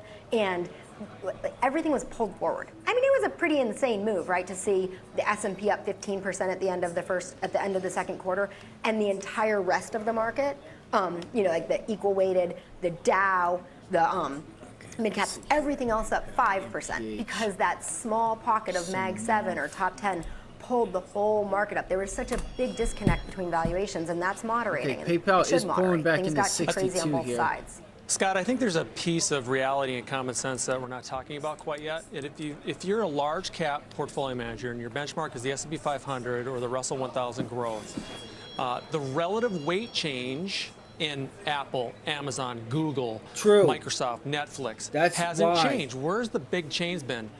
NVIDIA. And that's why everyone's been freaking out about NVIDIA. It's now 26% of the XLK. They missed the move and they've been playing catch up. It's actually the biggest holding really, in the XLK. Really difficult so that's to have why a you're seeing 6-7% Apple position and in these Microsoft. types of. That's why you're seeing Apple and Microsoft. Is what he's saying is why you're seeing Apple and Microsoft flat, NVIDIA is down, and that's bringing the whole market down because it wasn't weighted like that before. Which was a couple consistency like, what, basis. 2 I months think ago? people are not talking enough about. I mean, Meta though. He's right. When they obviously he's right. report Brian's tomorrow, absolutely right. I kind of forgot about that. AI spend is going to be a large part of their focus. You did have Zuckerberg. Yeah, you have NVIDIA now on stage at a conference with Jensen 26.6 Huang or something of like that. NVIDIA 26% of the XLK. You rarely hear from him publicly. He was talking about AI and what Meta is going to look like in the future across its entire Still a double portfolio. bottom. Listen to what he said. That volume is still there. I kind of dream of one day, like you can almost imagine all of Facebook or Instagram being, like a single AI model. That dream comes at a price, right? I mean, they're going to spend, their year-over-year CapEx is estimated to be up 52%. Again. Right. Which the last time he spent that kind of money, Kramer went crying. Last quarter was a really, really good quarter. They beat crying and they apologizing. raised, but all people focused on was the increased spend. Anytime you bet against Zuckerberg, I don't know if any of you guys remember that. Advertising or not having an Instagram or not Kramer being was able to grow bawling his eyes out. Instagram or Reels, you've lost. So he continues I get it. to execute. I He get it. continues People to lose do money. It's not a good exactly feeling. What You you feel which is think long term. And just going to the responsible multiples that for Jenny that. discussed, get there's it. more to a multiple absolutely than what get the it. growth rate earnings revenue is. There is recurring revenue. Microsoft, in terms of dollar amount, has one of the highest recurring revenue streams in the world of any company. There's predictability of earnings, there's quality of management. That's why Microsoft gets the premium, which is why Apple always traded a premium on different measures. Now, I think Apple's, valuation is excessive, true. but Microsoft is a government stock. I always say this, and I've said it before. Fire department, schools, all that government money, jails, all just office buildings. They're all using Microsoft. Some sort of Windows,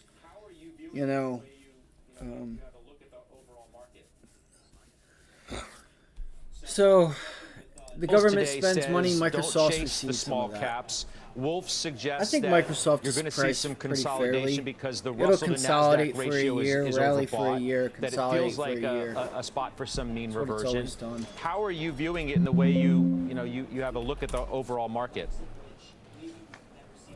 So I was talking with Nicholas and Jessica Rabe at DataTrek about this topic yesterday. I watched and that this morning. I think the big idea This here is actually, that it's so we have funny this he says that. historic stretching of the rubber band. So, I don't mean to pause it, guys, but if you guys have not watched this, so I told you guys, to understand the VIX and its standard deviations, like a standard deviation in a VIX is usually about 8 points. So you'll see like 10, 18, 22, or no, hold on, 26, I'm sorry, 32, 48, 52. Those numbers, they'll come up. 1, 2, 3, and 4 standard deviations in the VIX. I'll show you the video he's talking about, though. You guys can watch it if you want. Because of that extreme stretching in the rubber band, it does not promise that the next 6 months we could just extrapolate that out. Because the guy he's talking about is a guy that I always open my ears for. All right, his nickname is Wheels. And he has his own because most of the thing now called DataTrek. Right now are active managers, and they need the equal weight to do better than the market cap weight. But why do in you order say to there's no produce story? alpha. Oh my It's God, what did I impossible get? otherwise. Why do you suggest there's I no Googled story out to keep it going that way if part of the story could just simply be rates coming down and rate cuts coming? Yeah, no, I So agree. this is the but video we're getting he's the talking benefit about. of that catalyst already.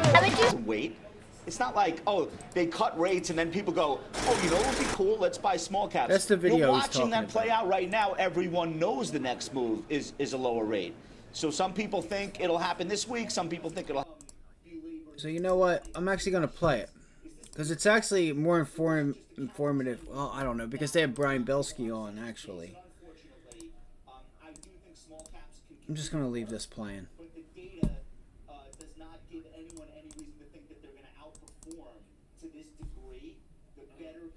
Sorry, guys. So if you go to the compound, and it was a video that was posted yesterday. Small caps can continue to work, but the data does not give anyone any reason to think that they're going to outperform to this degree the better companies in the S&P 100 for much longer. It's one of the questions I asked Kacher as well yesterday. As you know, are you betting Wells on the Fargo rotation sued over drug costs. Here goes the continuing? And banks. he said, "I'm not," and here's why. WFC. Let's see what happens here, guys. We're on this early. What I'd say is that as a tech WFC. investor, I'm trying to invest in the companies that I think are. All right, I don't know what's going to happen here. WFC. They are sued over something. This may be something. This may not be something. To dismiss 1159. To wait. Fake job interviews lawsuit denied by court. Okay, so this news was already sued over a drug cost and employment health plan lawsuit by former employees filed in Minnesota federal court. Okay, so that just hit the wire right there.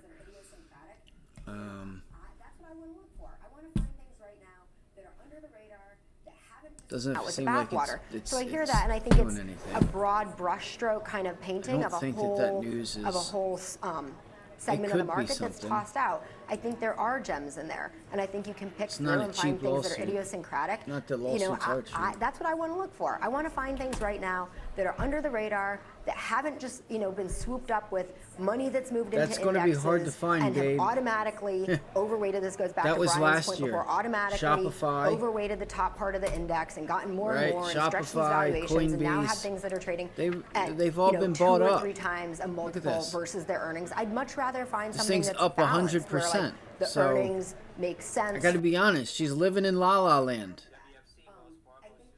This is when you should have been buying Coinbase and Shopify, like back when,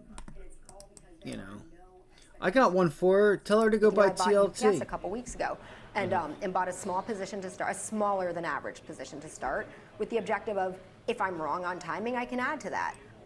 I think there's a lot of opportunity out there in the market. I've been seeing it play out in the holdings in my portfolio, and it's all because there are no expectations for the vast majority of stocks out there. It is a legit question, though, as to, if rates continue to come down and Fed Chair Powell tomorrow sets the table for a cut in September, whether this rotation has legs. I mean, markets change quickly. Opinions change, too. Even that of Goldman Sachs' CEO David Solomon. He was on Squawk Box this morning from Paris. He went from no cuts just 2 months ago to kind of agreeing with where the consensus is now. Listen to what he said. I've been more cautious about interest rate cuts all year than the general consensus. When I now look at the data and the way things are setting up, I think the perspective of 1 or 2 cuts in the fall seems more likely. You see it in some of the earnings reports that you've seen this week. You look at McDonald's earnings report, there's no question there are some shifts in consumer behavior, and the cumulative impact of what's been kind of a long inflationary pressure, even though it's moderating, is having an effect on for anybody that doesn't know, consumer David habits. Solomon's CEO of Goldman Sachs. That's Goldman's David Solomon over in Paris. Steve We Leishman's actually with us traded now, our Goldman senior Sachs. economics reporter, as he Believe gets it or set for not. this big meeting. And I guess the big question, Steve, is whether the market is going to get what it wants, and whether David Solomon and others who also suggest rate cuts are coming are going to be correct. I think they will. I think it's a question of how it's packaged, Scott, and how confidently It's right it's here. packaged. Those I think contracts were $1.40, or I'm sorry, $1.80. They were at 16. They were 1,600 at the end of the day, and 1,800 to 2,000 the next day when you woke up. And you still had that. I gave you guys that trade on Goldman Sachs. This was one of the best setups that I had seen in a long time, and I always bring it up. This is like if you ever see a nice rally consolidation, you see a daily chart just like KRE. KRE was the same thing. It's not there's AMC and Amazon said disappointed by CPS. Consolidate, breakout, pulls it back, holds it, boom. And now what are we doing? We're breaking out to new highs. I even said we're looking for new highs on that Goldman Sachs trade. In leading we're going to trade it us to on go to new highs. You know, when he's Amazon, when still he's news, making a but it's pivot not of moving. sorts, or wants the market to get it's not whatever moving. message None he of wants this it to news get, means anything. he's made it pretty clear over the last few meetings. When he needs a point to be made, he's not afraid to make it. Come on. I think that's right. I would caution though, Scott. There's two more Tesla's inflation going reports to come out before September. There's a jobs kidding me, report man. this Friday, which is potentially Cannot believe I consequential. did The not jobs get report that was, test. Seen as helpful to the idea of cutting. Like I was interest trying to rates, get with the 235, decline 234, in 233. Jobs being I can't filled. believe So that. things are moving in the right direction. But again, if you're Fed chair and you got more data before you have to act, you might preserve some optionality. If you're in the market, you might not respect that desire to preserve that optionality, so you may walk away disappointed. I mean, he's in a great position if you think about it. The fact that, you know, the data has been going in the right direction for where he thinks he wants to go. Inflation's been coming down. Labor market's been a little Inflation's soft. still going and now up. he It has hasn't been all of coming down. August, and as you It's just said, not these going other up as reports much. coming to sort of chew on it and see what happens before they have to make a decision in September. It's going to be interesting, and maybe this is, in fact, the most consequential Fed meeting, Steve, that we've had in an awfully long time, certainly since they set the table at the beginning for hikes. Would you agree with that notion? I think that's right. I'm also very interested in September because September is when we're going to get the outlook and the forecast for rate. I'm just going to go over a couple charts, guys. And so, real quick, PayPal is pulling back into that level. So I'm looking to see, can the market start to turn around here at lunchtime and just see if it doesn't feel like we're going to, because it's pretty obvious what's going on. Let's see if we can try to turn things around. Tesla's filling this gap right now. Tesla's filling the gap. It's 12 o'clock, 12:30. It's literally right in the middle of the day.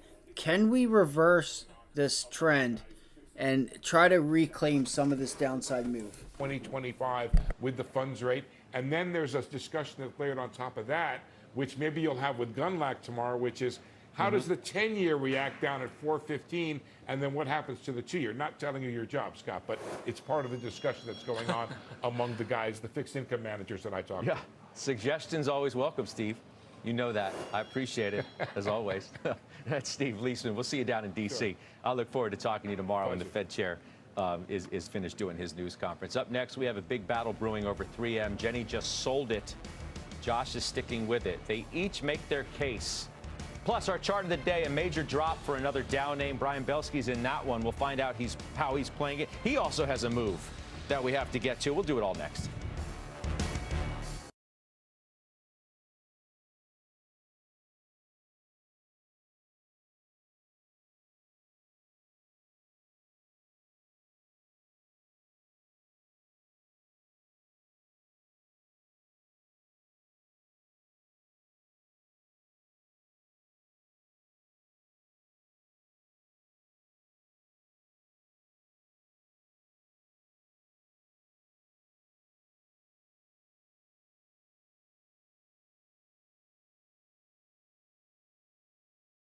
Yeah, Tesla's going down to 219, 220. You gotta be kidding me, bro. I was short.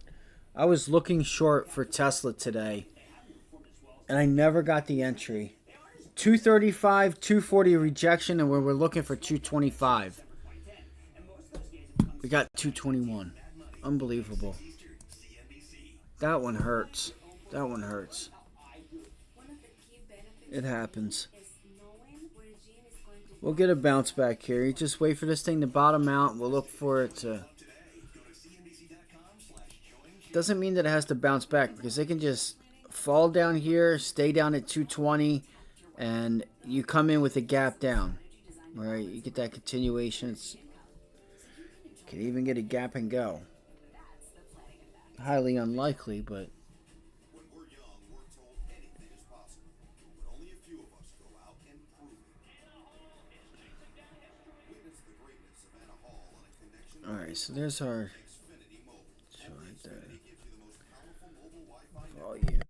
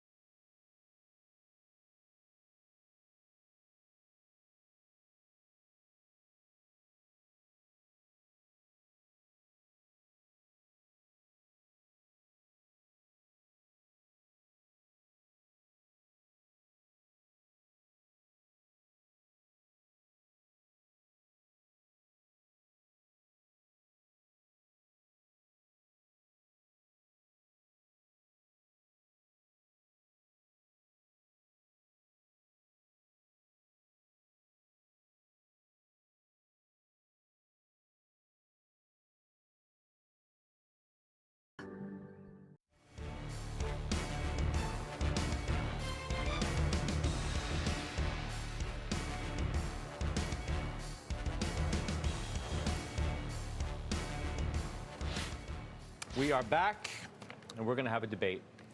Because Jenny just sold 3M, which, as you know, has just crushed it lately. Josh owns it, is not selling. Jenny, why'd you sell 3M? So it has to do with when we owned it, why we owned it, and what its point in the portfolio was. Now remember, our equity income strategy, which is what this is in, has a 5% or better dividend yield for the whole portfolio. When we bought 3M, the yield was about 5%. That was 2 years ago. And we bought it thinking that enough of the PFAS and earplug litigation liabilities were already priced into the stock. We thought it was cheap enough. We thought the margin of safety was deep enough. So then we sat there for 2 years, and the stock was down, was sideways, essentially did nothing. But in the end, they cleared that up. They defined what the liabilities were. They spun off Solventum. They brought in a new CEO. Like, they really got things going well. And nobody appreciated that. Even last Thursday, nobody appreciated that. All right, guys, so it's time. Here in just a minute, I'm going to go look for a reversal on Tesla, guys. A share. And this goes back a month and a half around the Solventum spin. Our work said it's worth at least 110 a share. So we thought if we see it there, we're happy to get out. It just depends on how it gets there. So they blow out the earnings. Everyone gets on the bandwagon. Oh, this is great. The stock goes up 22% last Friday. It's way above our price target. And we kind of sat back on Friday, didn't react then, reevaluated on Monday, revisited the valuation work, and said, okay, here's where we stand. Now they're going to earn about $8 a share. That makes it a 16 times multiple. Given what this stock has done, given what the earnings growth is, which is good, a 16 times multiple is fair. I don't think it needs to be 21 times. So we exited the stock, we locked a nice little almost 15% gain in, held our dividends, punted the stock, and moved on. Okay. Josh, you own it, as I said in this tease, that you're not selling. You want to, I guess, take the other side. I mean, look, it's hard to hate on a 15% profit, but what's your view? Jenny, if you leave me now, you'll take away the biggest part of me. I'm not ready to have you out of this stock. I think Stephanie still owns it, so I'll be a little bit okay. But I want you back, and here's why. Here's why. This company is in a complete reset for the first time in decades, and it's exciting. This is a Dow component. It's the second smallest Dow component by market cap. In fact, it's the fourth longest tenured Dow component of all of the Dow 30. It's been in the index since 1976. That's before I was born. And one of the things that I like to do in situations like this, and I'm doing the same with Pfizer, by the way, which we'll talk about later, when a company is going through a complete and total reset, I like to give it enough time to fully capture the opportunity. And I completely understand Jenny's reason behind selling. It's a nice big gain. The dividend maybe is not as high percentage-wise as what it was now that the stock price has moved up. But anytime you see a company like this smash expectations, have an incredible reset by a brand new dynamic CEO, The stock had its best one-day rally since the year 1980 last week. I feel like that's a buying opportunity more than it's a selling opportunity because the market is screaming that things are going to change here and we're going to be back to earnings growth and put the days of paying off fines and settlements in the past. So I applaud Jenny for having been long the stock. I just think she's leaving in like the second inning. And I try not to do that with blue chip turnaround stories like this. But here's the thing. When you manage a portfolio like mine that has very strong disciplines on both where you can buy and where you can sell, I can't keep holding this. It doesn't make sense for this strategy. If you look at the price target changes, right? Everyone increased their price target. No. I never break the rules, and you know that. But if you look at the price target changes, they're between about 135 and 150. Let's call it 140. My worst case, if all of those super exuberant, rah, everything's new, bright, and shiny price targets are on point, I'm leaving like 8 to 12% on the table. I can easily reinvest the proceeds from my 3M in another stock that I think has at least 8 to 10% upside and probably has a 3.5 to 5% dividend yield, which makes sense for my strategy. So the discipline of the strategy cuts both ways. Sometimes it kicks me out earlier. A lot of times that happens, but it also really keeps the strategy like doing what it's intended to do. So yeah, like a growth strategy, I could let it run. I don't manage a growth strategy. I manage a dividend income strategy for this one. Josh, last word. I don't disagree with anything she said. The strategy should dictate how you behave and not vice versa. You should not decide you want to do something emotionally or because you have a hunch and then try to make it fit into the rules of what you're doing. So I applaud her discipline. I still think she's leaving a lot more money on the table than 12%, but I guess that'll be someone else. You know, whoever bought the shares she sold will be in line for that opportunity. I want to look for a reversal in Tesla. We'll revisit it too. Let's get the headlines now with Silvana Henao. Hi, Silvana. Hey, Scott. Good afternoon.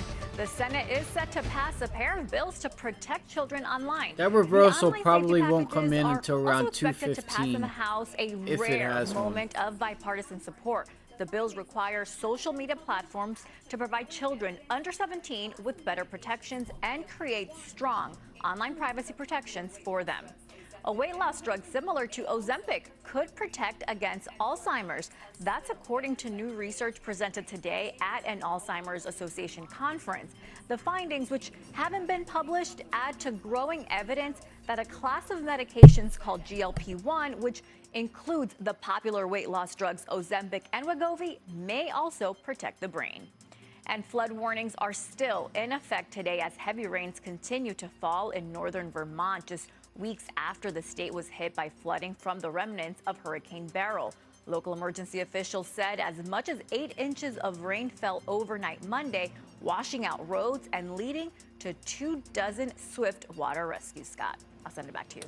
All right, Silvana, thank you very much. Silvana Henao. Up next, today's top movers, including our chart of the day. Boy, it's another Dow stock, and it is moving, and it's a painful one at that. Plus, one of Jenny's stocks is having its best day in more than 4 years. I think I know what that one is. What he's talking about. I just Are you following the Halftime Report podcast? What are you waiting for? Look for us in your favorite podcasting app. Follow the Halftime Podcast now.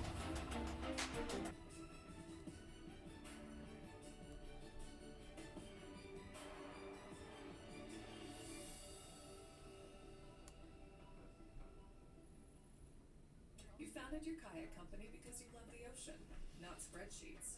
You need to hire. I need Indeed. Indeed you do. Indeed Instant Match instantly delivers quality candidates matching your job description. Visit Indeed.com/hire. Thomas Edison invented the ceiling bulb socket that became a global standard in homes. Now SkyX, with its game-changing technologies, winning 7 CES awards with nearly 100 patents and applications, is following Edison's path to become a standard in homes and buildings for billions of fixtures, including smart home, AI, lighting, and fans to become plug-and-play, advancing their performance, making homes become safe and smart within seconds, while saving time, cost, and lives. SkyX's leadership include former Fortune 100 CEOs. SkyX Platforms. If you're shopping for a home, Realtor.com's Real Commute tool lets you find homes close to work.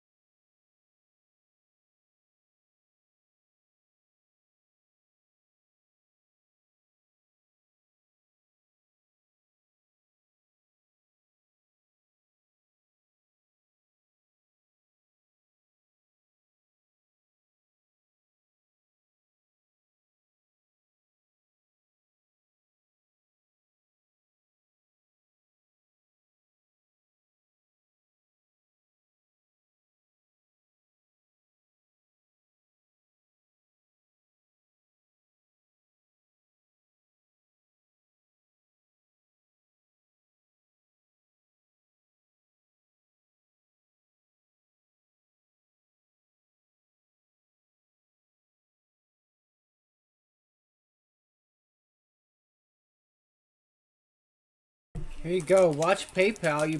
You pulled right into that 62 level.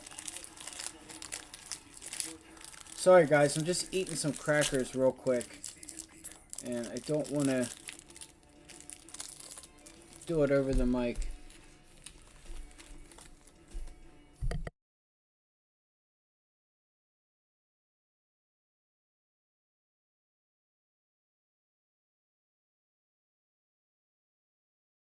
And Peacock.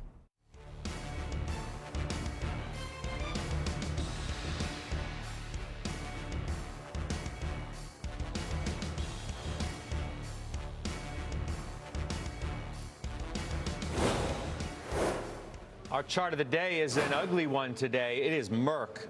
Take a look, 10% downside. That stock's getting crushed. That's after cutting its outlook from the prior view. Belsky, you own this name. I should also point out, you remember yesterday, Joe Terranova said he sold it ahead of the number, which was a gutsy move either way, right? But he did that, so he's feeling good today. You're not. I'm not. You know, you always have to act justly, love mercy, and walk humbly, and we're walking humbly today in this one. But I looked, and we've owned it in our dividend growth portfolio, Scott, since 2016. We bought the stock at $48. The stock still has a yield above the market, cash flow yields above the dividend yield, so our core tenements on how we run dividend growth money works. But from a diversification standpoint in healthcare, it's important, we thought, to continue to own Merck, even here on this pullback. Why? Lilly now is the largest stock in the healthcare sector. You got a lot of individual stock risk on Lilly. It's not the old days where you could just buy the DRG ETF and have great performance. You really have to be a stock picker within pharma, and I think it still warrants a long-term hold at these levels. Merck, Pfizer. Josh, you've sort of made your case for the one I know that you like, correct? Yeah, Pfizer actually reported this morning, and it's the first quarter post-COVID with actual growth. So I feel like that's sort of exciting. The stock's been moving up into that, but they beat by 14 cents. Revenue rose 2%. Again, they've had contracting revenue quarter after quarter after quarter. Now they're finally past the pandemic. The COVID vaccine is so small it almost doesn't matter. $195 million in sales last quarter. But they're seeing growth in Nurtec. They're seeing growth in a whole host of other things that they're working on. And I think investors now are more focused about the future. That's why the stock's breaking out. I think it would be up more if not for the bomb that Merck dropped this morning. And I think Pfizer's kind of getting sucked down by that because they're in every index and every ETF together. But I believe that Pfizer is going to have a brighter future than its recent past, and I'm staying long the stock. You got a thought? Yeah, I mean, look, I sold Merck over a year ago, maybe 2 years ago, at 111, and then I was having some remorse. My suit moved up, but I was challenged by lack of growth, frankly. Good company, good management, lack of growth, and it's so hard to recreate the blockbusters which you need to really drive earnings when you're that big. In terms of Pfizer, I mean, you got to imagine time is on their side because away from COVID, it's been such an underperformer and the pipeline hasn't yielded any results. I just find it a very tough space. Lilly is way too expensive for me to buy, so I continue to stay away and wait for better opportunities. Let's get a thought on JetBlue. Speaking of stocks that are making big moves today, let's take a look at that chart because it's surging today. Look at that, Jenny, 15.5% for JetBlue. An unexpected profit. The street was looking for a loss. Right. So unexpected profit, great day, but we're still down about 50% in this. And this is another one where every time it's down, we revisit and say, what's the upside from here? And we keep thinking it's higher. So at least since 5, we've thought it to be worth a minimum of 7. We still think that. They reported 8 cents versus an 11-cent loss. Here's the bottom line. When we bought this 3 years ago, we said the stock should be able to get back to their pre-COVID earnings of $2 a share. We still think that'll happen. The time frame just is kept so far out. And around $7, we might say, all right, we're done. We'll lock in the capital loss, offset some gains somewhere else, and get out. We're not quite there, but that's roughly where our head is, which is we're happy for the upside surprise. We're happy for the return. But, man, this is just a loser in the portfolio. And it's Building your online business? Whoa, sorry, y'all. Go to Wix.com and set up your store on a single integrated platform. It'll be quick. Want to make an extra $5.2 billion of income for your business? Well, how about an extra $6.8 billion? You see that on top of the regular profits that an airline is making with these extremely high fees, and you think, man, they must be making an app. Payment is extremely low. So with the government saying the unemployment rate is low, and it's kind of hard to really verify that You guys because are if you going to be ask some surprised people, with this they're one. having friends that have lost their jobs and can't get another one. What we can all agree on is the cost of things have gone outrageously expensive.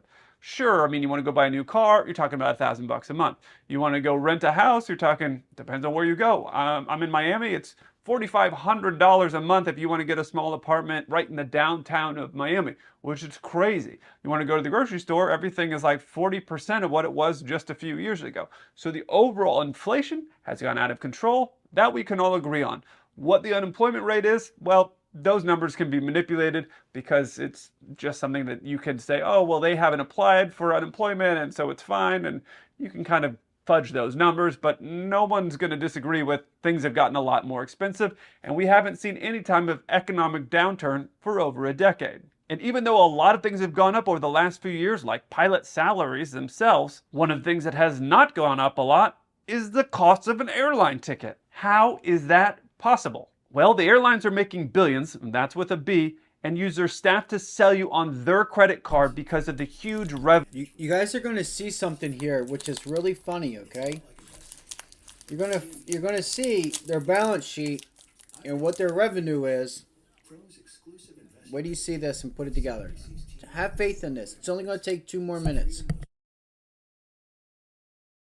Revenue they generate from it. Here's the problem, and let's start with Delta because they just gave out a huge bonus to their staff and their executives. Now this is all public information on their website. This is by no means secret. I don't have an inside connection that gave me this information, but you can see here that Delta made $58 billion in 2023. And then when you go down here, you see their expenses is $52.5 billion. So what's left over? Roughly $5.5 billion. And you think, wow, that's a lot of money, right? It is. But how much did they make off of American Express and their partnership together with them? $6.8 billion. So if they didn't have that deal, they would have lost over $1 billion. Okay, so maybe Delta didn't do it right. Maybe that's a fluke, right? Well, let's see. Here's American Airlines financials from 2023. Almost $53 billion in revenue. Their expenses, almost $50 billion, leaving only $3 billion left over in overall profit. $3 billion, pretty good, right? How much did they make on their deal with the credit cards? Well, they only made a measly $5.2 billion off of their deal with their credit cards. So if you're taking away them selling you credit cards, they would have actually lost $2 billion. Now, I couldn't find the numbers for United. For some reason, Chase doesn't seem to want it to be known how much United made over their deal. But almost $54 billion in revenue, almost $50 billion in costs, and so they have $4 billion left over. So Delta made almost $7 billion, American made over $5 billion. My guess is that United came in somewhere in the middle of that, so they would have probably lost $1 billion or maybe a little bit more on their airline as well without the credit cards. So, Kelsey, why should I care? These airlines are being able to allow me to fly really cheap, and if I don't use a credit card, it doesn't really matter to me, right? So why should I even care? Great point. Well, as these default rates continue to go on credit cards, people will start getting denied. And as they start getting denied, these big payouts from the credit card companies are going to start to disappear. And as people start to lose their jobs, because it's just the natural flow with the way the governments have set up the economies right now, as people start to lose their jobs, they're not going to be able to pay on their credit cards, or they're not going to be able to qualify for credit cards, which means the banks aren't going to be giving these big bonuses to the airlines. Now, that also means they're not going to have the discretionary income to get on all of these flights. So you're going to have banks not paying these big bonuses and these big payouts to these airlines, and the airlines not having as many people traveling. And now they're going to have to change their ticket prices from these extremely low ticket prices and raise them up a lot to cover that deficit of $5, $6, $7 billion. They're going to have to make that up over less people. Less people flying, more expensive airfare. You see how this is going to play out? And my big fear is going to see this, where airlines start getting bailed out from the US taxpayer, which I think is totally unfair. If you have companies that are... Hold on a second, something's halted here. I don't think enough people know about that. I really don't. I don't think that they don't. I don't think people know. I'm sure there are some people out there that do, but on retail side, I think there are a lot of people that may be thinking about buying airlines and stuff like that and don't even know that this is going on. That they're pretty much negative. And the only way they're saving face is because of credit card stuff. I gotta see something here. Something's halted. Hold on.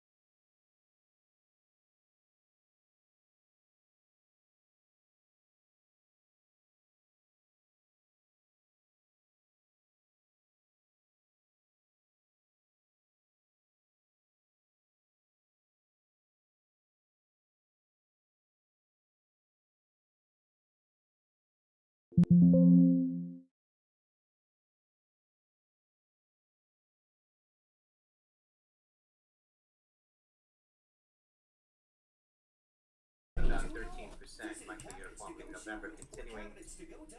MULN, guys. I don't know why this thing's jumping.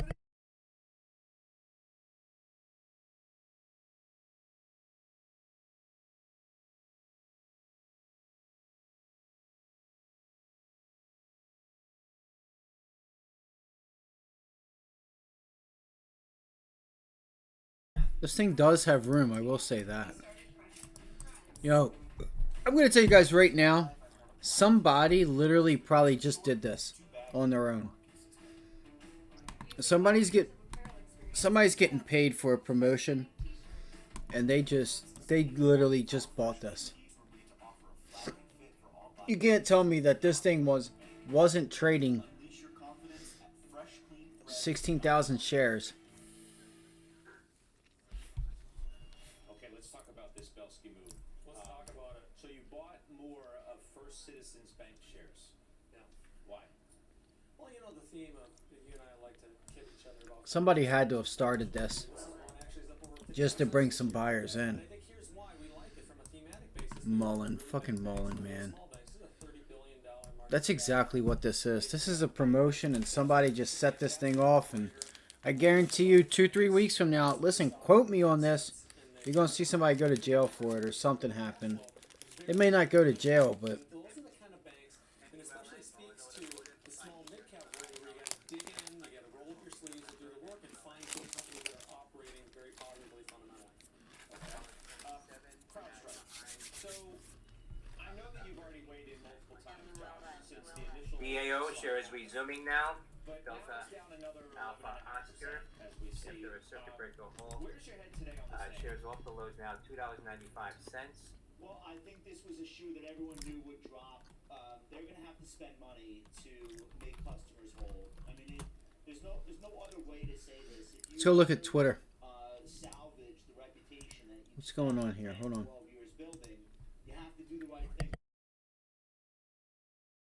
On this name?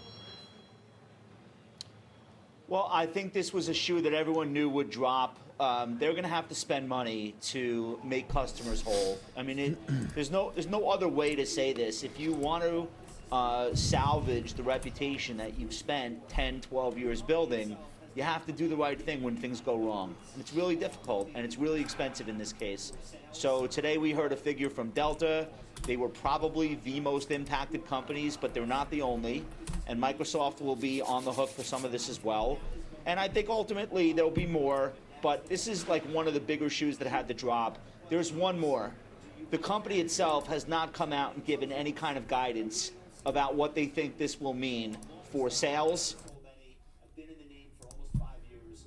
I have buy stop limit orders in at lower prices than these. Maybe I'll get hit and I'll end up buying some more. Maybe not. There you go. Killing it as always, Landon. Josh, you got any thoughts here? Well, it feels like, first of all, as everyone's had such great insights. I love all of Simon's work. He is awesome. Everyone should definitely give him a follow as well. Talked to him a few times on before. So I guess the only thing I could really step in and just as the technical analyst is kind of touch on some of that, because I think the fundamentals have been, forwards and backs. Everyone's covered that pretty extensively. So, I use Elliott wave analysis over a very long time frames when I'm looking at stocks. And when I look at Tesla, I see that we have a 5-wave pattern where we're in a 4th wave retracement that is holding up today. The first wave started in April, and I'm looking for this to start to have bounce right here and form a bottom. Now, with a lot of weakness in the market right now on the shorter time frame, we have broken a parallel channel here on the day. So this could lead to a breakdown of this charting, but as of right now, it's still intact. And so this would have Tesla going by the end of the year to about 340 by the end of this year. So I guess you would align that charting and that analysis with, hey, maybe we get the robo taxis coming in this year. On a longer time frame, if I go back out to 2023, actually December of 2022, and I do my Elliott wave analysis from there, I have us at the beginning of a 3rd wave, which actually brings us to about 800 around the beginning of 2026 for Tesla. So, and that's really, really solid charting there as well. We have a great retracement, but the bottom of your wave 2 would have been at 141 in May. And I've shared these charts a few times on my timeline. I can post them again so people can see like what exactly I'm looking at. And the big thing that I see on the monthly chart is I'm getting some golden signals on my monthly. I love to use TTM squeeze for this. And so our monthly on Tesla fired to What is up the with my green to the freaking upside keyboard? and a bullish pattern for the first time since basically 2019. We hadn't seen Tesla do that. And it did it at back in April of this year. So these usually lead to long bull trends that can last for multiple years. That was the signal, the green light signal back when, the craziness before 20. Oh my god, it's being promoted. It's back up at $1. They should go to jail. They're not giving me the promotion money. They should all go to jail. Fucking retards. Come on, man. You're fucking seriously just... Look at this motherfucker. Tomorrow we ride. Gay.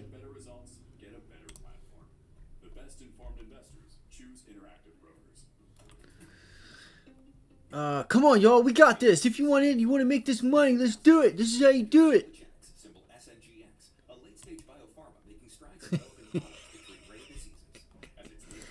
Oh, the shit I could say. This isn't okay. This is gonna get funny. This is gonna get funny. More than $60 million in non-dilutive government funding to date. Now is the time to own this rapidly growing company as it fast-tracks multiple drugs with over 136.37. SACX on NASDAQ. Today more than ever, competing priorities demand your attention. I'm not gonna do it. I'm not gonna do it. You need to account for everything. But what matters most for your business? It's about creating new revenue streams. How can we actually use this disruption to our benefit? The secret comes in going in your own sector, looking across into other sectors for new insights. This really creates a multiplier effect. EY brings together experts who understand your unique challenges. Know your sector. What's next? With confidence. It's all about unlocking shareholder value, understanding where and how to set priorities, and creating opportunities. I care about the stock, but I don't care about the stock. I care about the stock, but I don't care about the stock. I care about the stock, but I don't care about the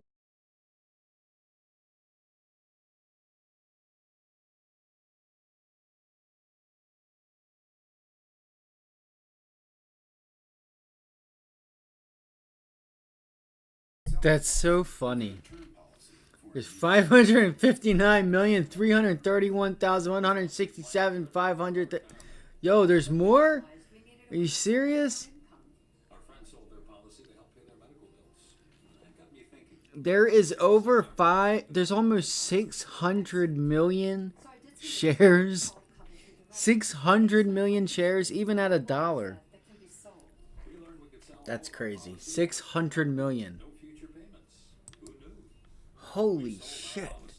Now we can relax and enjoy our retirement. New hire, plant maintenance, Tunica. $1,000 or more of life insurance, you may qualify to sell your policy. Don't cancel or let your policy lapse without finding out what it's worth. Visit CoventryDirect.com to find out if your policy. This is seriously out of control. This is actually this is getting funny. Coventry Direct, redefining Final trades on CNBC, BMY versus Never mistake my kindness for weakness. Does anybody think when somebody's nice that they're just weak? I don't think anybody ever thinks that way.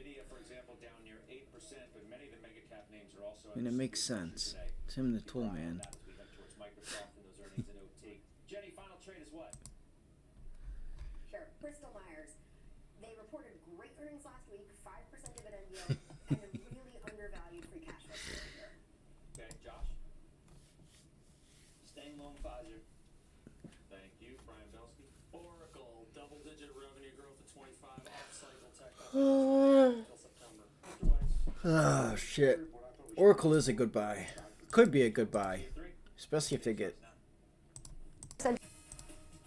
TikTok. I don't know if they will. I doubt they will. But even if they don't get TikTok, it's still a good buy. Staying long Pfizer. Thank you, Brian Belsky. Oracle, double-digit revenue growth at 25, off-cycle tech company that's not reporting until September. Mr. Weiss. Textron, they reported what I thought was pretty good quarter, perfect stock for My this top morning. idea was to get short Tesla Exchange today, starts now. and this thing just shits the bed. And I don't get my entry. You gotta be kidding me. Where did I go wrong? Where did I go wrong?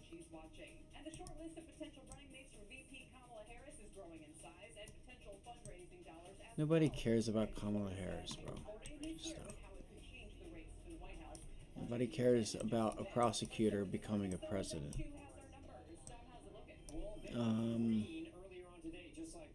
'That's crazy. 232. Damn. That one's gonna haunt me, guys. I'm gonna go get something to drink. I'll be right back.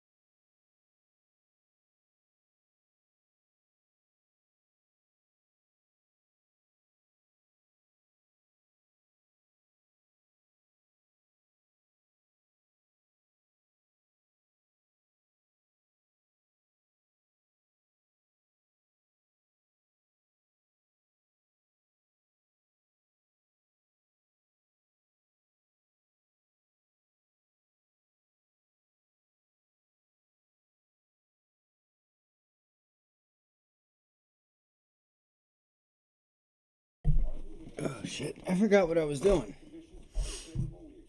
This is crazy that I missed Tesla, man. This is crazy. This is crazy. This is crazy. It's even crazier that it's 1 o'clock. I started to fall asleep. We're back at 170. Watch Google here. Watch this volume. And see if the markets end up bouncing. Yeah, guys, give me 1 second. I'm gonna I still want to see if we can get Google up there at 174, 175. My thoughts on Microsoft. I think you got to watch out, because even if they do good, try to raise guidance, you still haven't seen like very many companies be rewarded either way. You know, I think the only ones that are being rewarded are the ones that were already beaten down and have, like PayPal, Carvana. They had said, hey, you know, we're done with that mess. We're turning shit around. They turned stuff around, and they got rewarded. So that is just my opinion. That's what I think's going on. I think if you have a stock that's beaten up, it's down on its lows, then sure. But like thinking Google or Microsoft at highs and it's going to go higher, you know, I think those are going to be your winners. But just because they're on their lows too, doesn't mean that I think that they're going to go higher. They just have to like be on their lows and starting to turn things around. That's the only ones that I've seen that are the only names that I've seen in companies that are being rewarded. Like Chipotle. They ended up pulling, they still think they reported and then still even pulled back. Let's see here. Let me pull up a 3-minute chart. The economy, this guy's a fucking retard. I think the economy is doing super well. Economy show that it's holding up remarkably well. So I'm curious for your thoughts here. I think the economy is doing exceedingly well. In fact, thinking about it, we're as close to fulfilling. Private payroll and non-farm payroll manufacturing is negative. I think it's going great. The government had to add 80,000 low-paying state jobs. It's going great. We're doing good. You fucking retard. Excuse me for my language. That's who you call a fucking retard. Back towards neutral. He said we're close to a delicious place. He's a fucking idiot. She's laughing at him. GDP is contracting. Jobs are negative, bud. Rate back towards neutral. So back I think the Fed's not just in a good place, but pretty close to a delicious place. It sounds like you're echoing Julia Coronado and some of those who say if they want to keep things in a delicious place, they have to cut rates a little bit. But Steve, let me just throw up this quote from Stephen Stanley this morning, who over at Santander now, who has a really interesting take ahead of Friday's jobs report. He basically says, could the unemployment rate be done rising? Here he says, the one puzzle piece that doesn't fit with the rest, and he's talking about better, jobless claims are decent. Because it is negative. The one piece that doesn't fit is the unemployment rate, which has risen for 3 consecutive months. He said, I expect that jobless rate to actually decline in July, which would knock out a key justification for the... Here's the thing. They're going to talk about the Fed. And what they're not going to talk about is the fact that the majority of these companies, like Lululemon, just got their company assessment just cut in half. So that's somewhat in a way deflationary, right? It's not inflationary for jobs, it's actually deflationary. This type of stuff will cause people to lose their jobs. So not just because of the Fed and rate hikes, this, that, and the third. People also not, spending and having as much money as they used to. All that money that they've burned up through from stimulus and stuff like that. They're not thinking of this. Again, CNBC is just television. It's for It's for, honestly, I hate to break it to some people, but TV's for entertainment at the end of the day. They want to touch a nerve. It's entertainment at the end of the day. So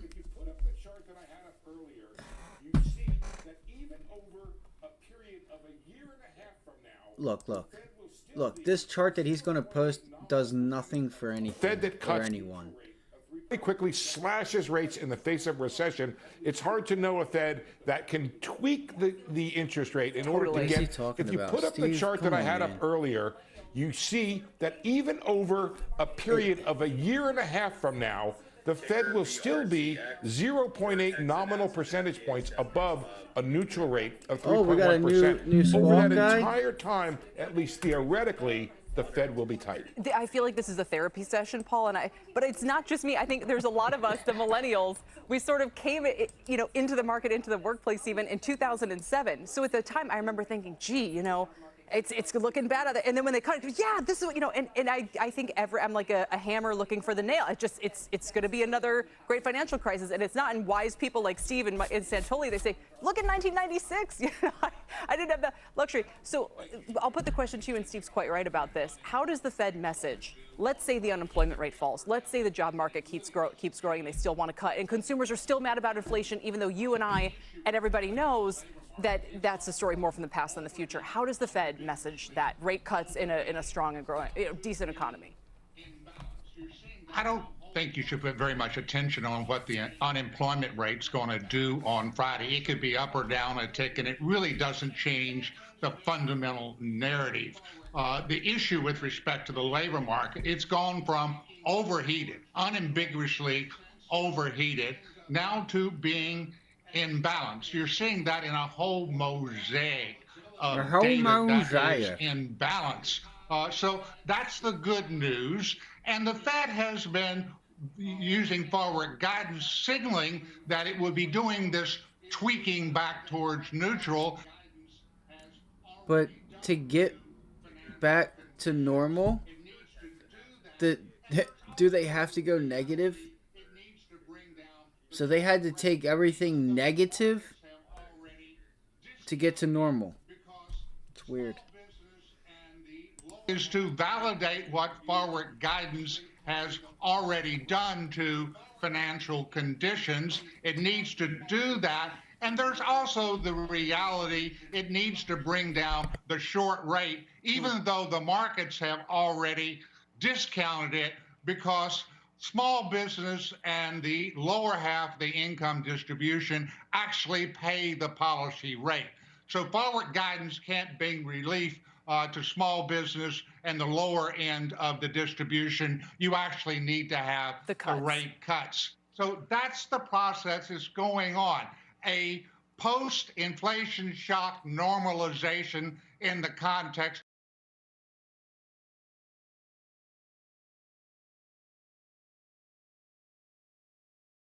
Well, to Paul, because it really is very much a question of messaging.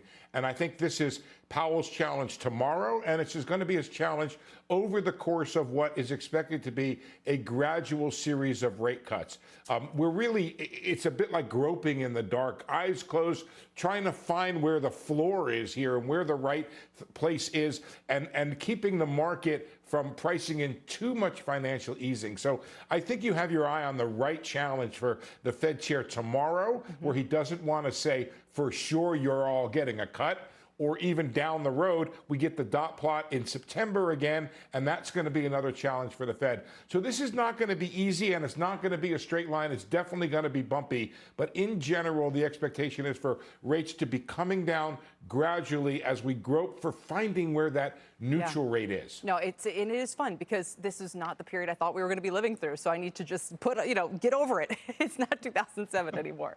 Gentlemen, thank you. Really appreciate your time. Paul McCulley and CNBC's Steve Leisman. With the NASDAQ selling off another 2% now, people are asking if the AI bubble is popping. Here with his top picks and to explain what's going on, Michael Landsberg is CIO at Landsberg Bennett Private Wealth Management. Michael, I don't know if you relate this back to the Fed on some level, or if this is just, things got a little bit too rich and now we're experiencing some kind of reset.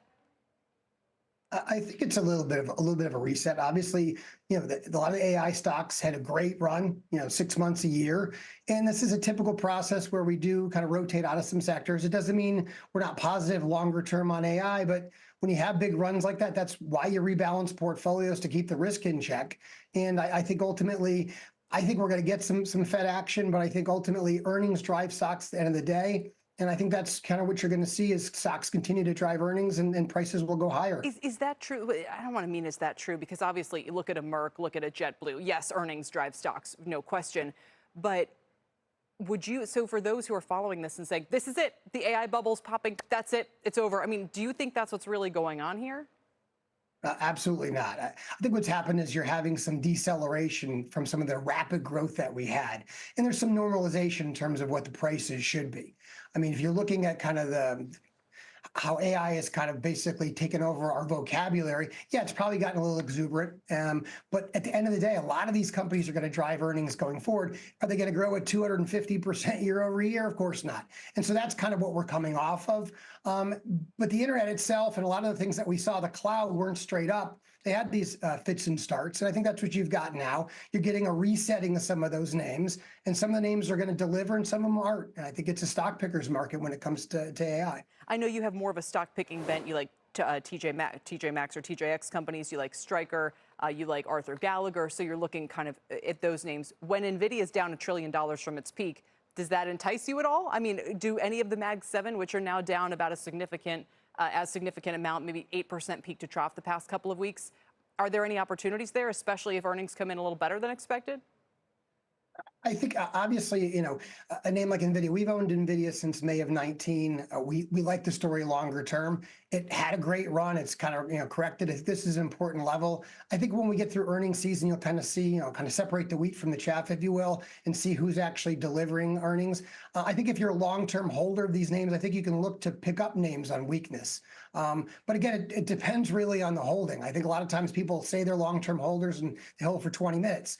I think that's an environment where you got to be real careful with tech because we're getting some momentum being taken out of there and it's liquidity. And a lot of these names are super liquid. You can get some money off the table to be safe and you've had such a big run. So that's why we're looking at other names outside of tech to be able to give us some exposure, lower beta in often cases, but still getting earnings growth that's a little bit more predictable given kind of where we are. We were just showing NVIDIA's down 6% today. It's down 15% in the past month. So in other words, it would have to fall more from here to get you more interested in kind of, broadening the position. Is that right?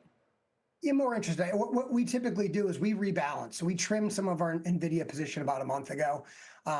That's something that we do twice a year. And what happens is it kind of forces us unemotionally to take profits when things get to be more than they should be in our portfolio.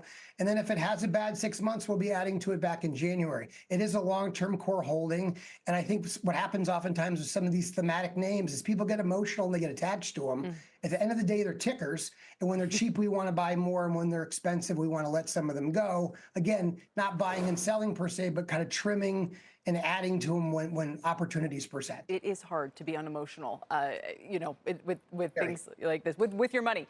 Michael, thanks so much for joining us with some other picks as well. We really appreciate your time today. Thanks, Kelly. Michael Landsberg Bennett. Coming up, we'll hear from a trio of regional bank CEOs with their take on the health of the consumer. C-suite views on the state of banking from California, Texas, and Pennsylvania ahead. But first, Microsoft reports after the bell today, and one money manager says it's the first real test for monetizing large language models. We'll ask her how to position ahead of the print and whether the worst of the broader tech pullback is over. That's next, right here on The Exchange. This is The Exchange on CNBC.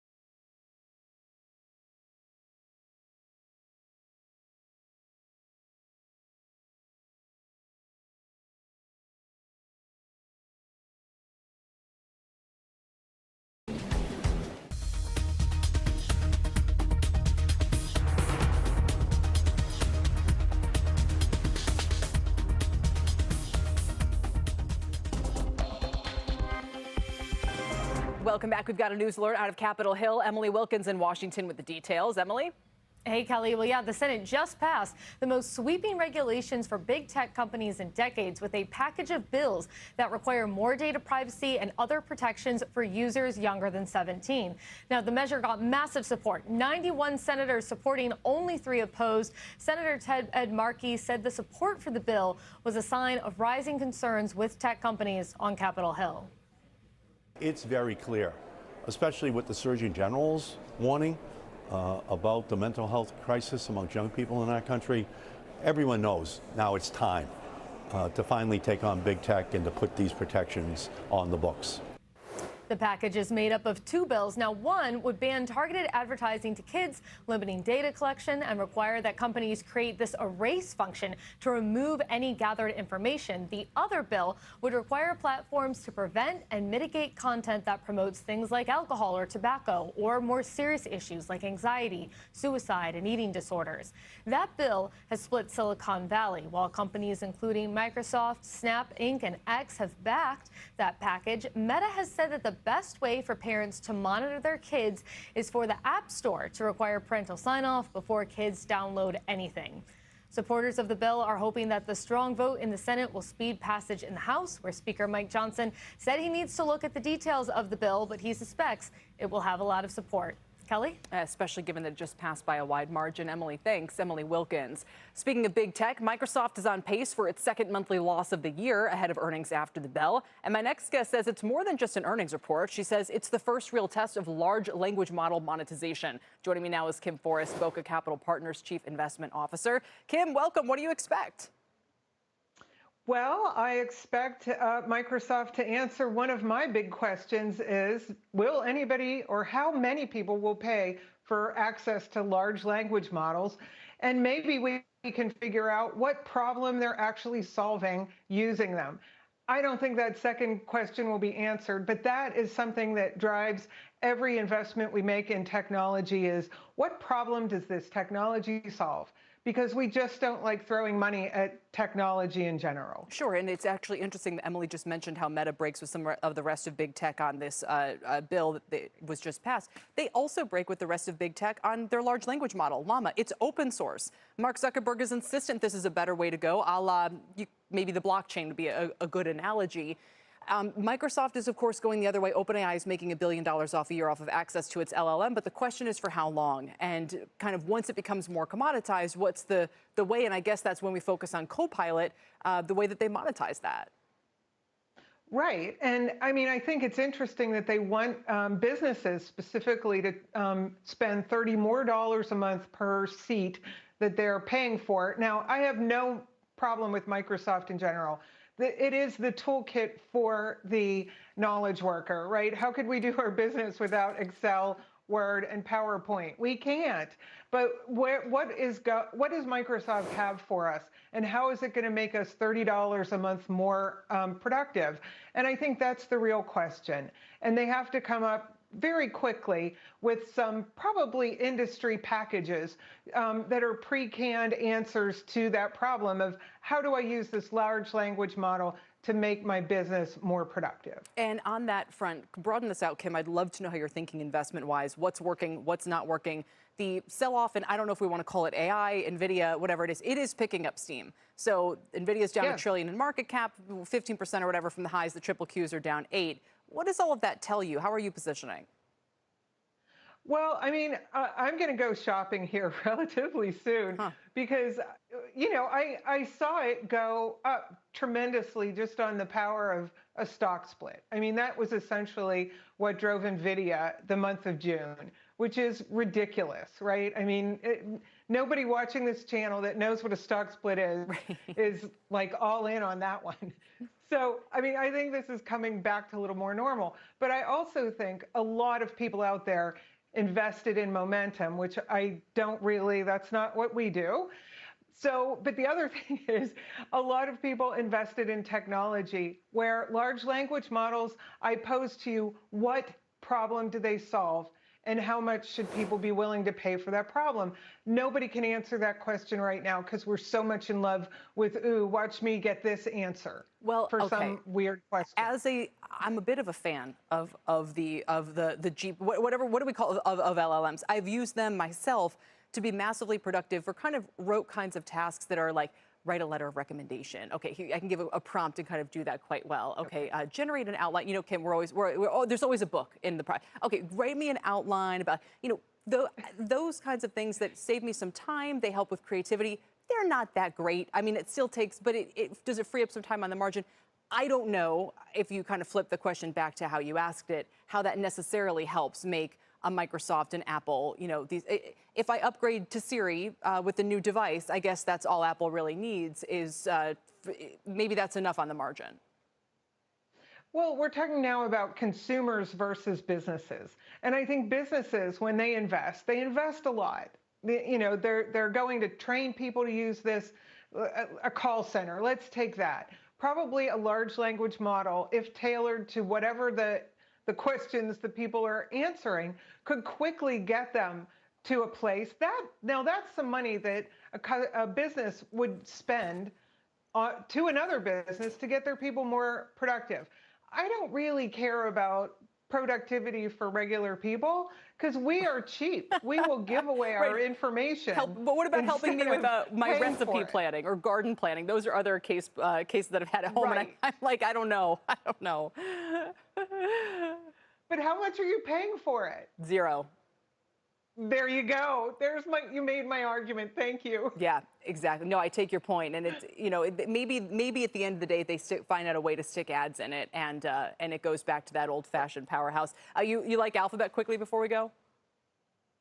I kind of do. I mean, I think they rule the world with respect to search. I don't really see them changing, even though OpenAI apparently is coming after them. You know, they know what their customer base is, which is advertisers, and they serve that base well. Exactly, and they'll do it until they have to come up with a different way to do it. Kim, thanks. It'll be a fun afternoon. Appreciate your time today. Kim Forrest with Boca Capital. Coming up, Pfizer hitting its highest level since November after blowing past earnings and raising full-year guidance. After the break, we'll speak exclusively with CEO Albert Bourla about what's behind the big beat. We're back after this.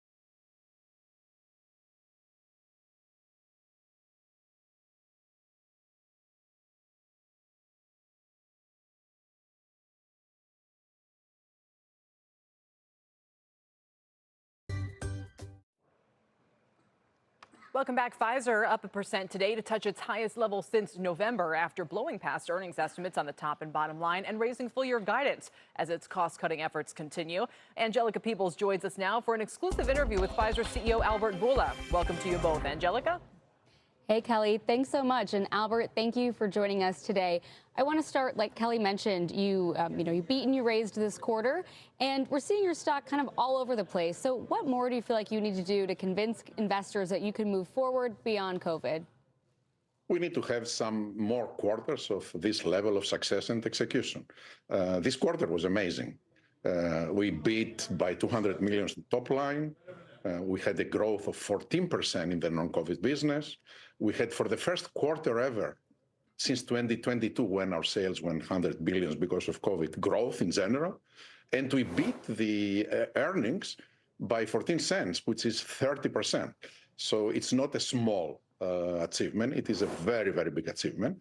And I'm very, very happy that we were able to do it. But I think we should do it the same in the third quarter and the same in the fourth quarter.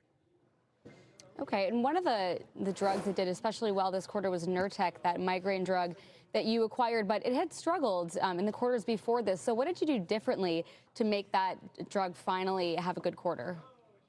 Look, when you acquire a company, always you expect in the first year of integration that sales will not do as well as they were doing, because you change representatives, you take marketing people, people are changing their bosses, etc.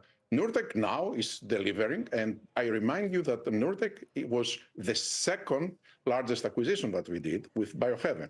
The first acquisition, the largest acquisition, which was the Seattle Genetics acquisition, this is doing tremendously also well. We are beating for the second quarter, instead of going down the sales, beating for the second quarter our internal and external expectations. So everything that we acquired, I think they are in a good track to deliver on their promise.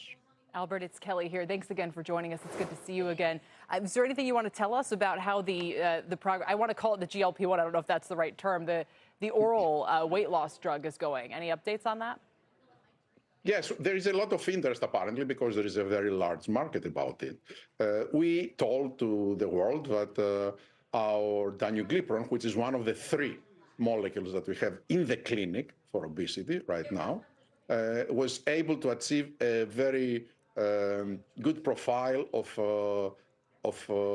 making it, pharmacokinetic profile of making it twice a day, once a day. It's an important thing because it's more convenient, of course, to take 1 pill a day than two pills a day. We are now on the final stages of optimizing the dose and the formulation. And if things go as well, we will do regulatory studies next year. And I feel like we're sort of entering this new phase where people are talking about the growing obesity landscape and how these different drugs might play different roles. So where do you see pills fitting in to the broader treatment landscape for obesity? Look, the injectables, they cannot treat the 1 billion obese people in the world. You need pills to be able to do that. And right now, the pills, they can achieve a very good profile in terms of efficacy and with very good tolerability. And people, they don't like injections. So it's clear from all the market research that we have done that if they have an alternative, which is an oral pill, they will prefer it than doing an injection. Great. Albert, thanks so much for joining us today. Back to you, Kelly. Thank you both. Really appreciate it. Good to see you. Let's get to Tyler Matheson now for a CNBC News update. Tyler? Kelly, thank you very much. The acting director of the Secret Service says agents who failed to prevent the attempted assassination of President Donald Trump will be fired. Ronald Rowe told senators at a joint committee hearing that he was, quote, ashamed of the security gaps that led to the assassination attempt and pledged to discipline any agents who failed to do their jobs.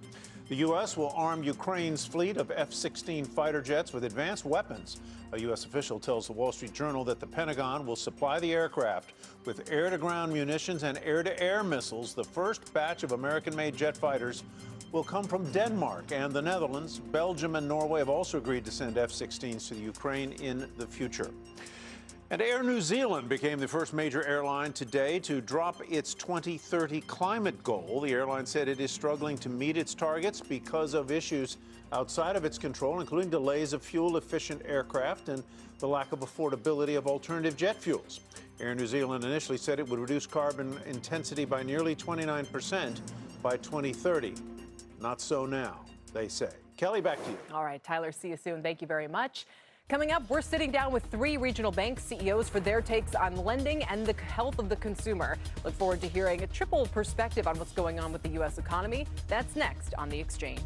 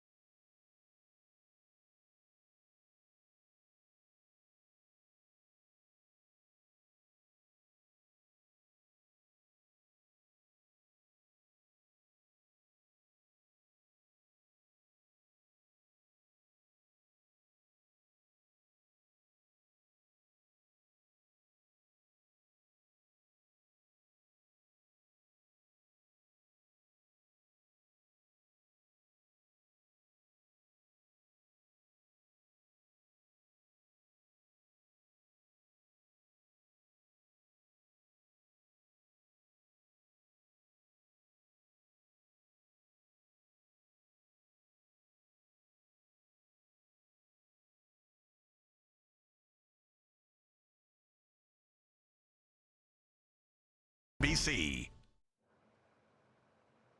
Welcome back. The regional banks have quietly had a pretty stellar month. The KRE up 19% in July, 8 points higher than the broader KBW Bank Index. And we're only 16 months out from the collapse of Silicon Valley Bank and the regional bank turmoil that followed. So as we're counting down to the Fed decision tomorrow, let's get a pulse check from regional bank CEOs around the country on what they're seeing on their balance sheets and in their communities. Andrew Samuel is CEO of Link Bancorp based in Pennsylvania with branches in the Northeast and Mid-Atlantic. Krista Snelling is CEO of West Coast Community Bank, headquartered in California with branches in Silicon Valley. And Robert Franklin is CEO of Stellar Bancorp based in Houston, Texas. They all join us exclusively from the KBW Community Bank Investor Conference in New York City. And it's great to have you all here. I'll just go down the line. Andrew, how are things looking, I'll say broadly in Pennsylvania? Not that we're listening with election implications, but just tell us what you are experiencing. Well, thank you, Kelly. We cover a 5-state marketplace, Pennsylvania, Delaware, New Jersey, Maryland, and Virginia. And the economy is doing really well. Loan growth is solid. Our credit metrics are solid. And so there seems to be a disconnect between what we're seeing with our clients, business and consumers, versus what we see in the media. But loan growth was excellent last quarter for us.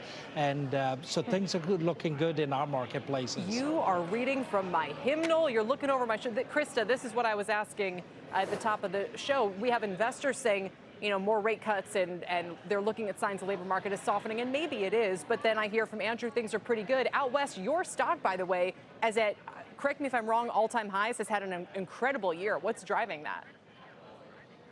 Thank you. Yeah, I mean, what's driving that is a couple of different things. I mean, the overall market sentiment, has gone up, as everybody knows, in the last, month or two in anticipation of rate cuts. And we actually announced an M&A deal a couple of months ago, too, that has been very well received. Interesting. So when we talk Silicon Valley, what is going on there post Silicon Valley Bank? Are you benefiting competitively from, the moving around of assets, or is it AI? Is it macro driven? Yeah, I mean, we have had some benefits. We've been able to bring over some new employees and new clients based on that. But, it was tough last year in the spring, when all the conversations that we had being right at the epicenter where that happened. But now the sentiment in the market seems to be pretty stable, and some new entrants are coming in and things are shaking out nicely. Robert, a lot of people would say this is driven by rate declines, and that the banks obviously not only saw their assets underwater on high rates, but also saw people kind of moving deposits and their NIMs coming under some pressure because you can only charge so much on loans. Do you think lower rates and the potential for Fed rate cuts coming here is going to help the business substantially? Oh, sorry, yes, Robert. I do think so. Oh, great, good. Sorry. Then no, perfect. And Robert, what about to you? Well, I loved your introduction with the stellar performance in regional banks. It goes right in line with what we're seeing. I'm not sure a quarter basis point is going to change our market any. However, I think the sentiment around lower interest rates is going to be good for the market in general. So we appreciate it. I'm not sure it's exactly time for lower interest rates, but if the Fed decides to do it, I think we certainly would appreciate it. What are you experiencing in Houston? Is it still inflation where you would prefer them to kind of keep rates where they are? Houston market is still pretty strong, and I guess my reasoning is more the job's not quite done yet. We're starting to see a little bit of slowing in consumer spending and some other things in just a slower market a bit. And certainly higher interest rates have had its issues with commercial real estate. But for the most part, and we're pretty much in Houston, down the Gulf Coast to Beaumont region, and then have an office in Dallas also. So seeing the same things across the markets, but still the markets are pretty strong. Andrew, build on that. Do you think that Fed rate cuts would be a big help to the business right now, or do you share some of Robert's concerns? I think rate cuts will do wonders for consumer confidence. But I'll be candid with you. I think banks tend to manage and structure their balance sheets in a way that any changes in rates will not have a material impact. But I think from a confidence factor, it'll be a big issue if there is a rate cut. We know that there's going to be a rate cut here in the second half of the year. We just don't know exactly when. Sure. And Andrew, do you guys have any exposures to troubled assets, whether it's commercial real estate, certain parts of multifamily, or the rest of it that you're concerned about? Yeah, so it's interesting because we primarily serve secondary markets within the country. We're not in any major metros. And what we're seeing is, our credit quality has been excellent. It's been that way for the last 18 months. And so we're pretty confident that our customers are doing pretty well. This is the cycle in which we're doing a lot of annual reviews, et cetera. And the numbers that are coming in from our customers, we're very optimistic. Krista, same question to you. Go ahead, Robert. Go ahead. Well, I was just going to say, it seems like the headlines are around really office. An office in Houston, and I'm sure in Pennsylvania, et cetera, is really not very good. Other than that, we have not seen a lot of stresses in the commercial real estate side, other than the impact of higher rates has caused some cash flow strains on some of our borrowers, but not to any great extent, and we haven't seen that reflected in prices at this point. Yeah, no, I agree with everything that these guys are saying as well. We don't have really any office exposure because we're in Santa Cruz, and those of you who have been to Santa Cruz understand that there aren't any high-rise office buildings there. We've seen some mild declines in our sort of overall credit quality, but everything is coming out fine. I'm telling you, I listen to you guys. I look at the JOLTS data. I look at consumer confidence this morning. I think maybe we're handling 5.5% rates just fine.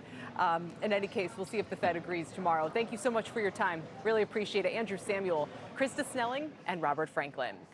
Meantime, billionaire hedge fund manager Bill Ackman is looking to raise $2 billion in Pershing Square's USA's IPO, but that's actually much lower than expected. Our Leslie Picker is here with the details. Leslie? Hey, Kelly, yeah, Pershing Square's closed-end fund delayed and downsized, but in several background conversations I had this morning, I'm told it is still a go. PSUS refiled its prospectus with a $2 billion offering size. That's a fraction of the $25 billion figure that had initially been floated in the media. Size, though, a big point of contention here between the fund and the prospective investors. Unlike a company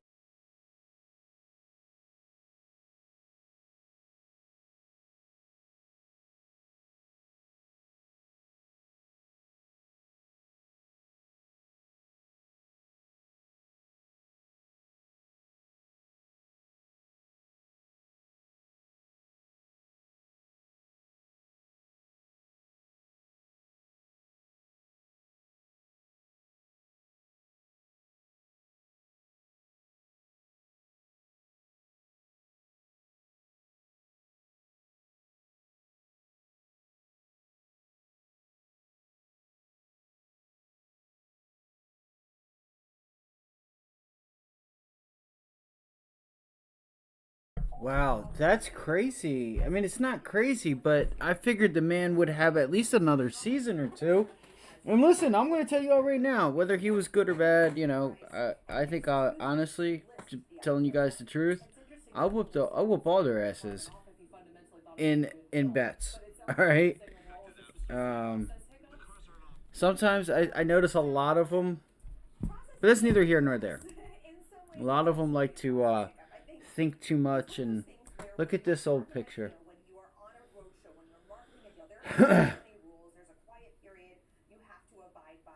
Wow. I don't know why that looks photoshopped, or it's like inside a building or something. That's wild.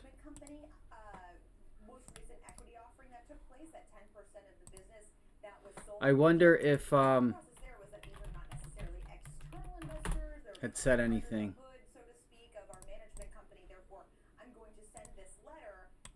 Ultimately, that had to be disclosed. Ultimately, that led to the process delay. But if it does ultimately take off, it'll be about a delay of a week. Right, exactly. All right, Leslie, thank you very much for that update. We appreciate it. Leslie Picker. Coming up, Kamala Harris's VP list is, or the short list, I should say, is stacked with contenders who could possibly raise big money. We'll look at who her team is. Billy Napier to get fired already? Oh no. No. He just got that job not too long ago. So no, he hasn't said anything about Dave. Wow. That's a shame.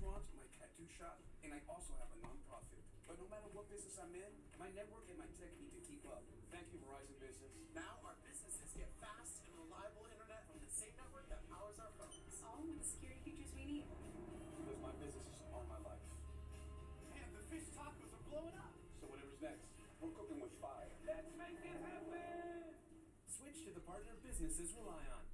We need a small business loan fast. I got this. Loan cannon! There's a better way to get a fast small business loan. Go to ondeck.com, and if approved, get your funds as soon as the same day. Your loan is on deck. So, space, open kitchen, definitely the one. But how can you sell your house when we're stuck on a space station for months? And that's what it's all about. Your way. Very rarely do we meet a legend in life, and me and the entire Wager Talk team were lucky enough to have one in our work family for many, many years. When I first met Dave Koken, he didn't like me. And I knew immediately, right then and there, that we would get along great. Dave lived one of the most colorful lives out of anyone I've ever come in contact with. He was warm and kind and very, very funny in a dry, witty, dark way. He was also incredibly intelligent and worldly and could hold his own on any topic. Dave took unbelievable pride in what he did for a living. Wow. And was truly one of the greatest. Dave was one of the pioneers in the sports handicapping industry, and he saw it through so many changes. When Dave started in this industry, it was a tough work environment. There were so many scammers and 900 numbers, and the reputation of all handicappers were terrible. Yet he persevered through it all and held his head high, and really never did wrong by anyone. Dave helped this industry change and change for the better. There is not one person in this industry that doesn't know or owe Dave a debt of gratitude. He and a select few others are the shoulders we all stand on. He was a funny guy with a funny hat that we all woke up at 7 a.m. every Saturday to watch on USA Today for 20 years. He was the old man with the eye patch that we couldn't get enough of. It wasn't him or us that started calling him the GOAT. It was the listeners, the viewers, and the clients that did. Dave passed away last night at 3:58 in the morning, and in true Koken fashion, he had under 4 a.m. at plus 170. He sits on the Mount Rushmore of our industry, a place that only a few ever make. Dave, it's hard to find words, but we all loved you, and we're honored that you spent your last decade with us. You taught us so much. You had an opinion on everything. You made us laugh with all your incredible stories. We will miss you, but your name will never be forgotten. This industry owes you a lot and loves you. Thank you for everything, my friend. Rest in peace, Dave Koken. Let's take a moment of silence to remember the GOAT, Dave Koken.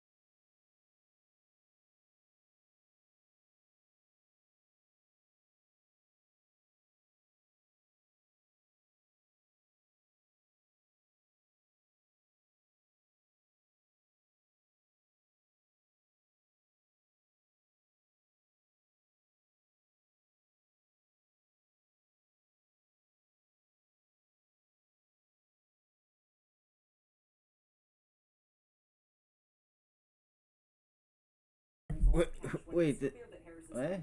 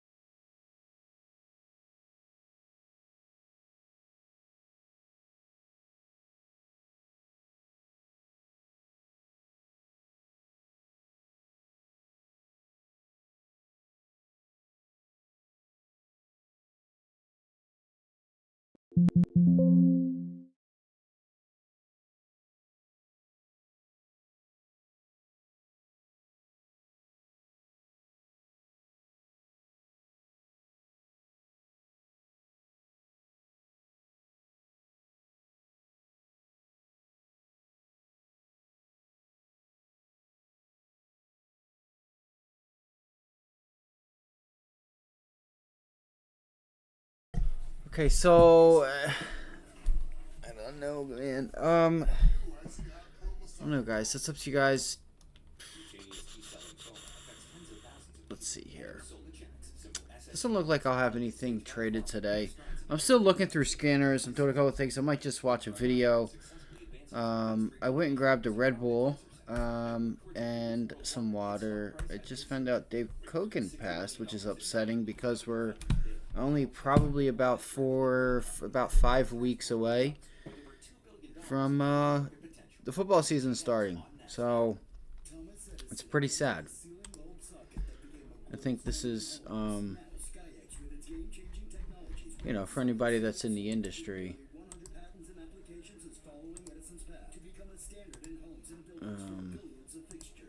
Yeah, I don't know. Anyway.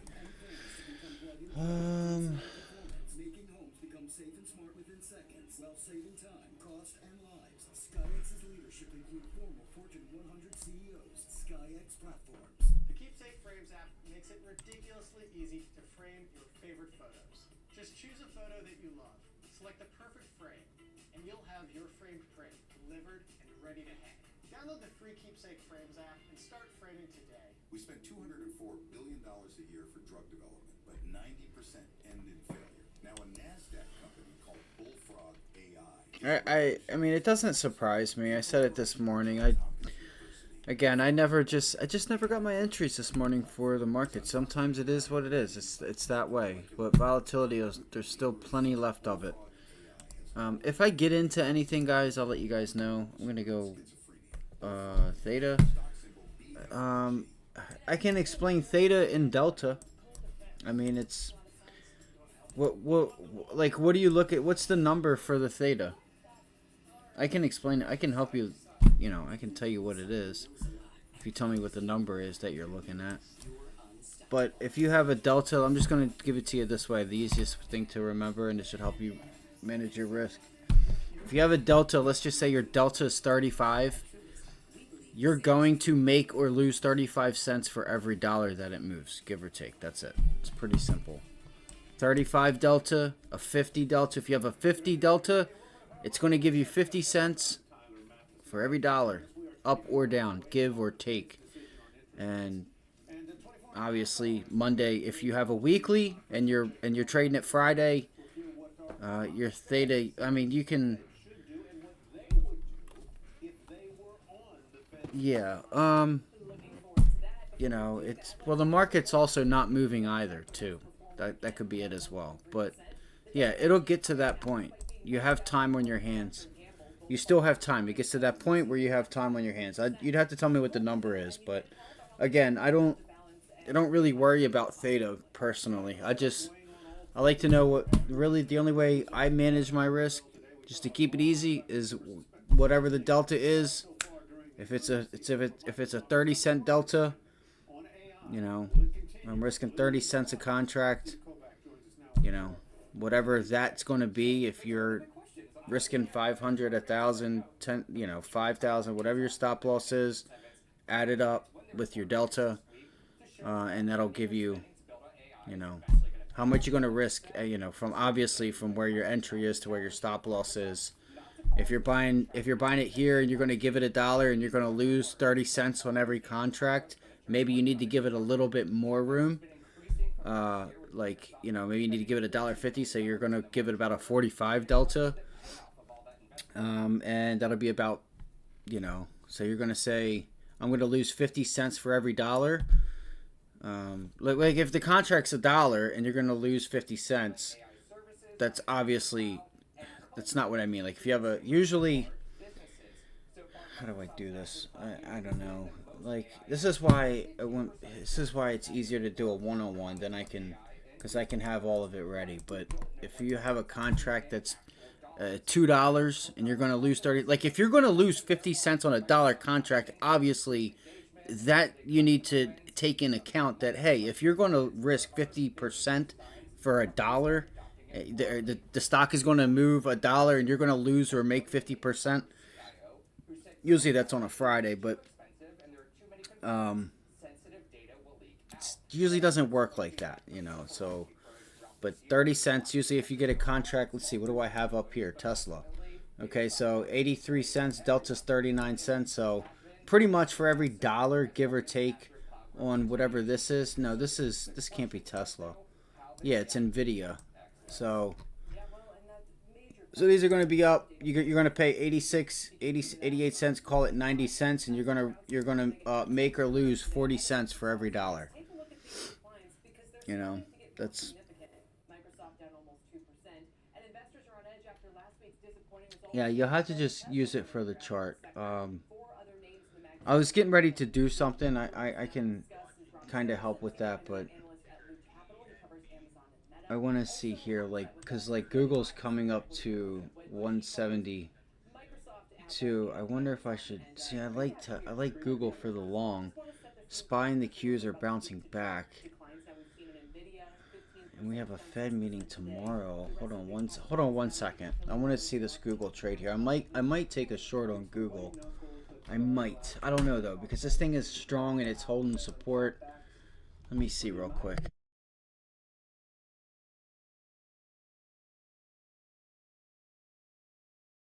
But anyway, what was it real quick though? What was the number for the theta? Does it give you a number? Let me just see. Let's see. Yeah, but I mean, honestly, I wouldn't even worry about theta. So I would just keep it simple and just know what the delta is. That's really all that matters. You know, like your theta's not going to matter, because if you're going to buy correctly and sell correctly, you're not going to have to worry about theta. You know, and if you're worried about theta, you know, you should be getting more time. Like, so what I like to do, like, and this is like in all seriousness, if any of you guys are going to do this correctly, if you're going to buy weeklies, you want to buy weeklies on a stock that has momentum and a trend, right? Something like, you could use CrowdStrike as an example. You could use CrowdStrike as an example to the downside, right? This thing has just been, like today, this would have been an option that it would have been somewhat safe. It gave you continuation. It had double, triple the volume, so you know you're going to get that continuation. That's okay to look at weeklies. Now, if I want to look at something that is just trading, and I'm just trading it because CrowdStrike pulled back here at support at 261, okay, you need to go out to the following week. Give yourself a little bit of time. Give the stock enough time to let it do what it needs to do, because you just wasted three days here and it didn't move. Right? So I think a lot of people mistakenly just always trade weekly options. You should only trade weekly options when you have an instance like this, where you come into the morning and you're like, damn, look at that volume there. Holy shit. Look at that volume. Like that was the first 3-minute candle. You're like, oh shit. You know?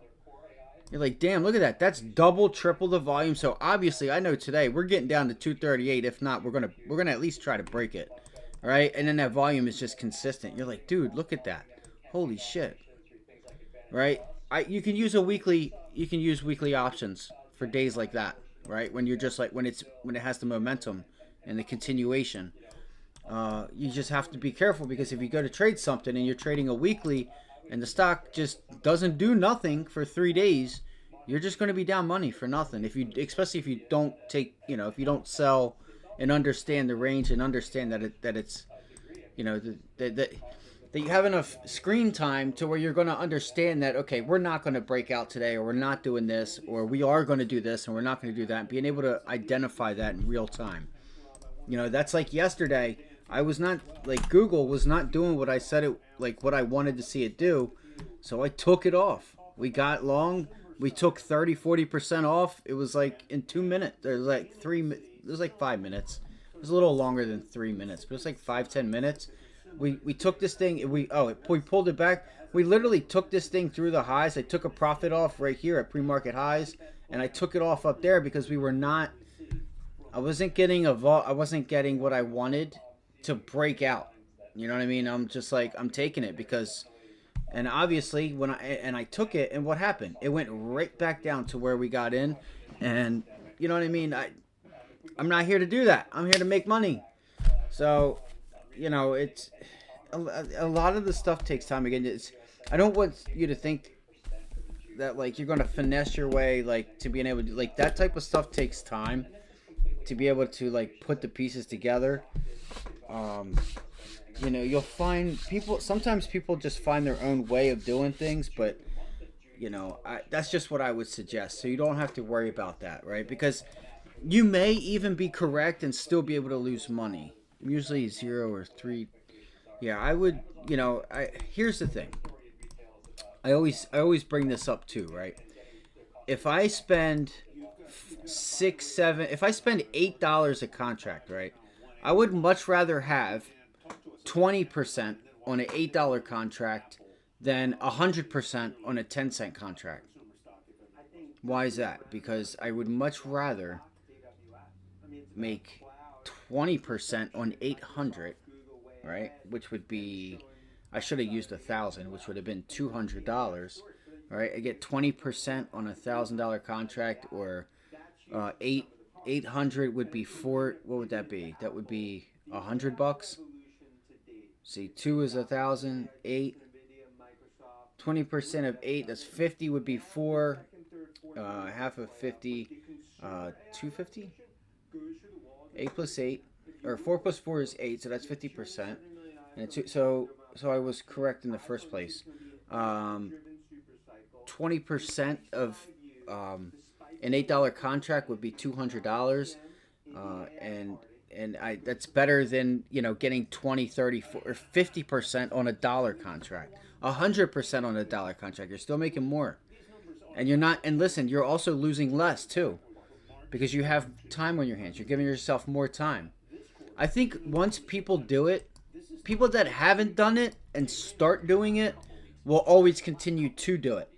They'll give themselves more time because they know what they've seen, and that is, you know, you actually will make more money going out a week just based on percentages, right? Off of the same exact move. But you guys want to trade, you know, weeklies, that's fine. I trade weeklies, that's cool, but you know,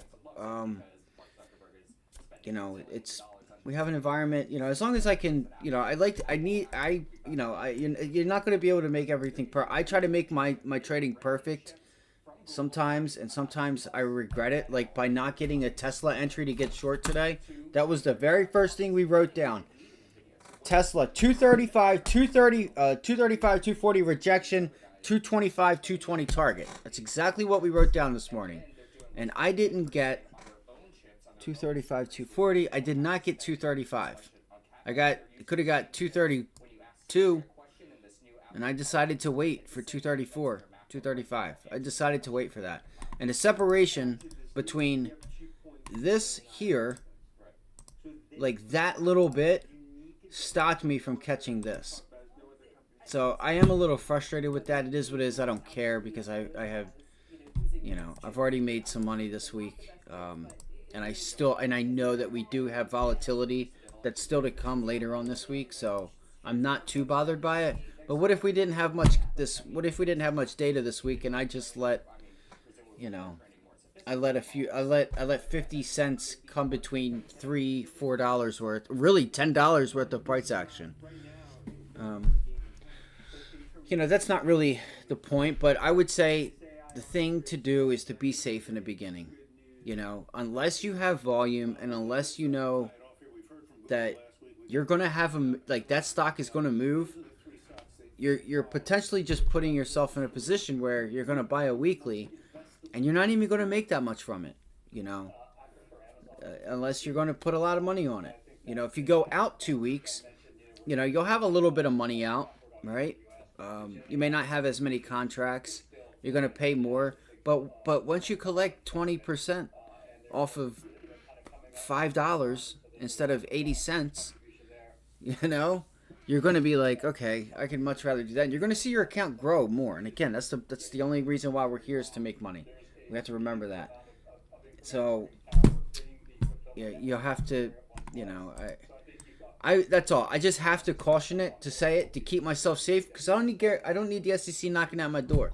So I'm just going to talk that shit that they want to hear.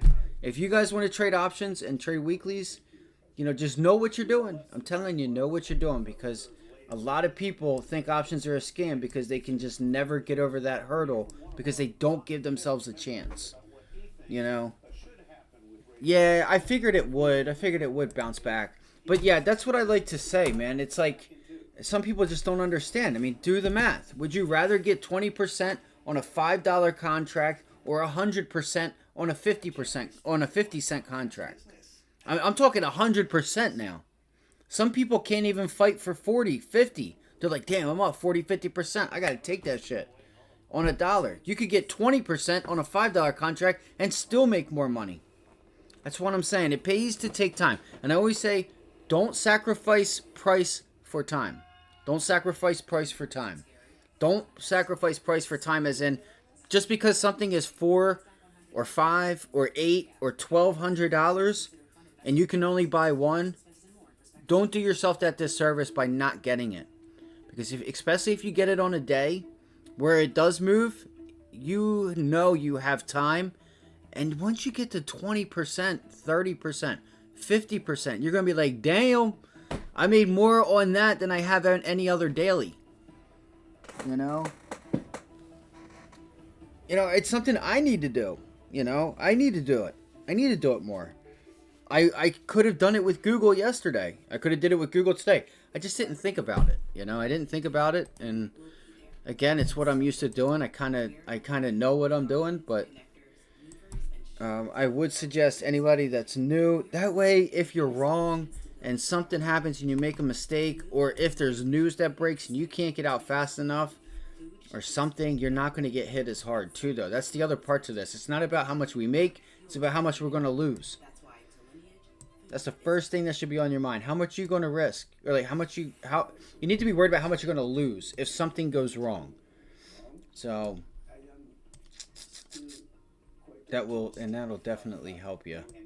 Again, we have a couple wars going on. The NASDAQ can always, you know, I was trading Tesla last week. And I don't know if anybody noticed that's on here, but if you noticed last week, the Tesla was doing the usual bid and ask were backwards. You know, you were selling cheaper, you know, the bid, like your bid and ask here, right here on these NVIDIAs are $1.26, $1.27. They were backwards. Like you were paying more to get in and paying even more to get it back out. So that's why sometimes I always limit order. I limit ordered on Google yesterday. You guys will see that from time to time. I didn't limit order in because it was pretty liquid, but I did limit order out. Usually, what I'll do too, though, on when I trade options, is like when I go to limit order, I'll throw an order out higher than what it is, and have it there, and then I can move it. I can move it around once I have the order out. All it takes, you know, it's just simple to just lower it, raise it in accordance to what's going on. You know, so I'm not like trying to throw out a limit order if. Like right here on NVIDIA, if I try to throw out a limit order real quick, all right, let me get $1.32. I don't know where the stock is because I don't have it up on the chart, but you can see it dropping. Okay, that would have been okay. But look at the bids coming in at $1.32, $1.33. Isn't that funny?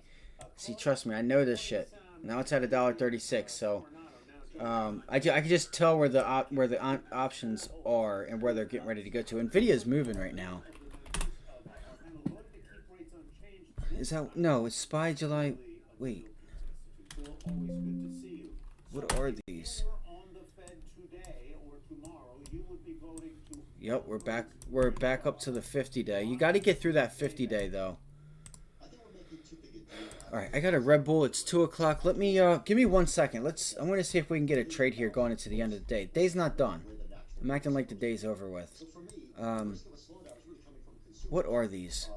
What the flip are these? No, what the fuck happened? Okay, these are the 542 calls for today. Yeah, 542. Okay, 542. They're in the money. All right, so example. Here we go. Examples. If I'm going to buy a 542 put, my delta's 47 cents. I know that I'm going to lose roughly, give or take, around 46 cents right now because it changed. I'm going to lose nearly 50% for every dollar. Roughly, depending on how fast he gets there. I'm also fighting time, too. We only have 2 hours left in the day. So you're paying $1, and you're going to risk 45 cents, give or take, for every dollar. Now, it may raise, it may lower it as fast as you can tell that the stock sped up. And now the delta's lowering because the stock is kind of slowed down a little bit. And it's getting, it's starting to pull back into the, starting to go in the money. So it's going to rise, as it gets in the money. That delta's going to rise, and it should rise. You could use gamma. Should be like every 2 cents. It'll be like a 2 or a 1. I usually just worry about a delta. I usually don't really care about theta because I'm not going to be in a stock to even worry about it, to have to worry about it. And if I have to worry about, if I'm going to be putting on a swing trade, I'm going to, give myself time. And I'm not going to buy so far out of the money that the theta is going to even matter anyway. The only time theta is really going to hurt you is if you're buying way out of the money. Because as soon as it goes against you, it's going to hurt you, and then it'll just stop. So the only way to do that is to buy, within a decent area, which would be like, at least $1 or $2. Like if we're talking the SPY, I wouldn't go no further than 540.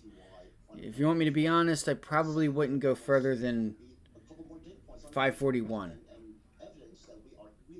So, I mean, as of right now, because it's the end of the day, so. But yeah, that's that. So, give me 1 second. Give me 1 second.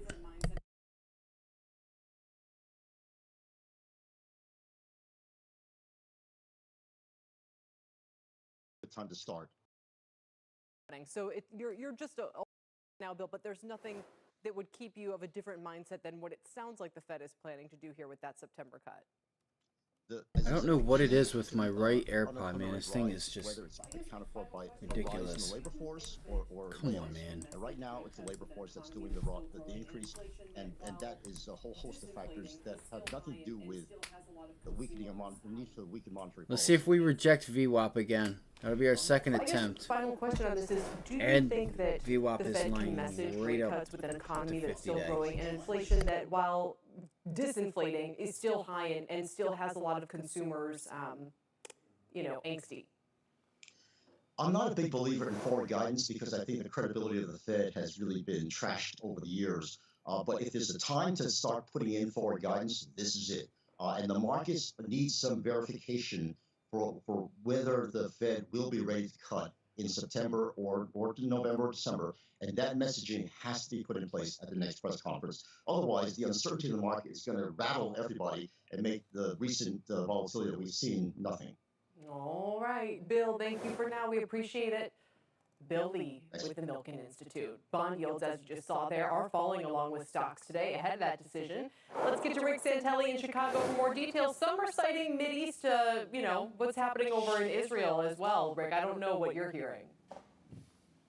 There's a lot of reasons to see interest rates moving down. What's going on in the Middle East and geopolitics, of course, is one. We all know that the Fed, at least at this point, certainly seems to be flagging a rate cut at next meeting, not the one tomorrow, or the first day today finishes up tomorrow. And if you look at an intraday of 10s, what's interesting is, we're down 3 basis points. We haven't seen Rick in a while. You guys notice that? He must have been sick. I don't know if anybody else recognized that.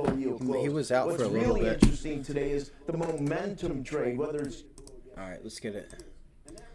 Let's figure this out here.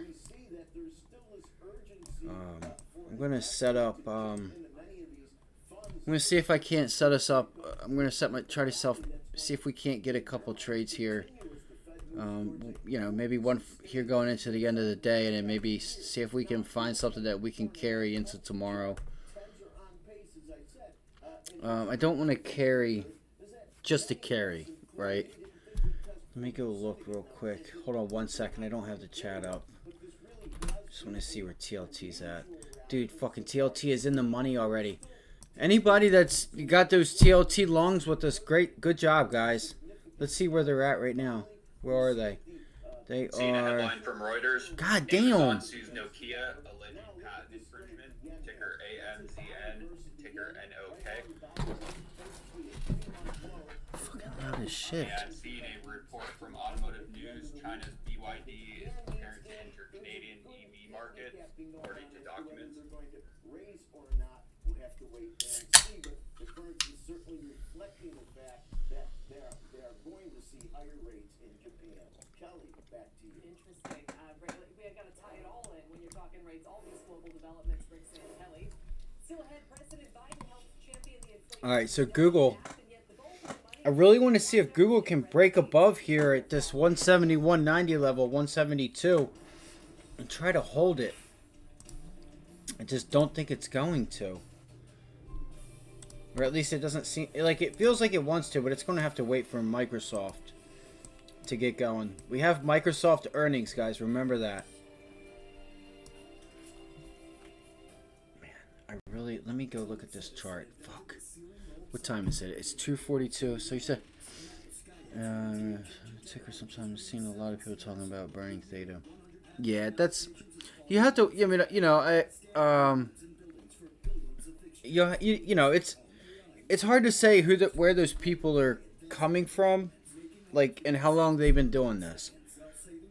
Like, talking about theta, like, I don't understand why. Like, it's only telling me one reason why you're talking about theta is because you're buying out of the money, and you have no chance of even making money from the beginning, to begin with.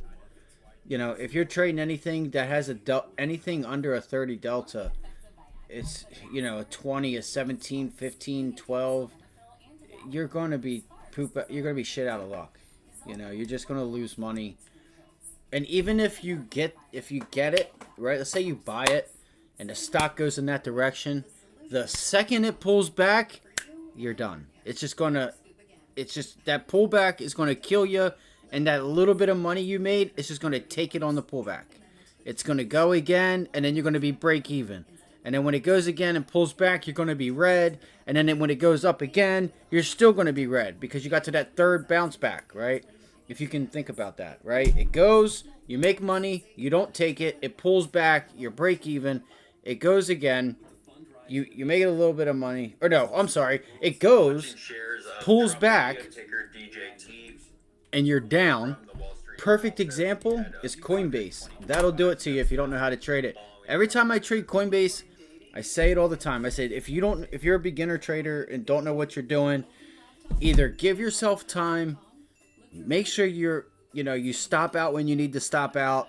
Like, if don't oversize the position, or just don't trade it. Don't trade it if you don't know what you're doing. But if you're going to, just understand that you need to give this thing the room that it needs. So that means, right, like, look at this. Here's a level at 250, right? That is resistance. But, you got short at 250. It pops up to 255. Like, this thing is an area. Like, you need to give this thing $3 to $5 as an area for a support and resistance. Like the SPY, you may need to give it $1, maybe 70, maybe like 50 cents, 25 cents at the most. Like with Coinbase, you're going to need to give this thing the room that it needs. Like NVIDIA, that's changed because of the stock split. But so if you're buying way out of the money and you can't hang on because, hold on, dude, what is this guy saying? This thing is not, like, none of that shit is important.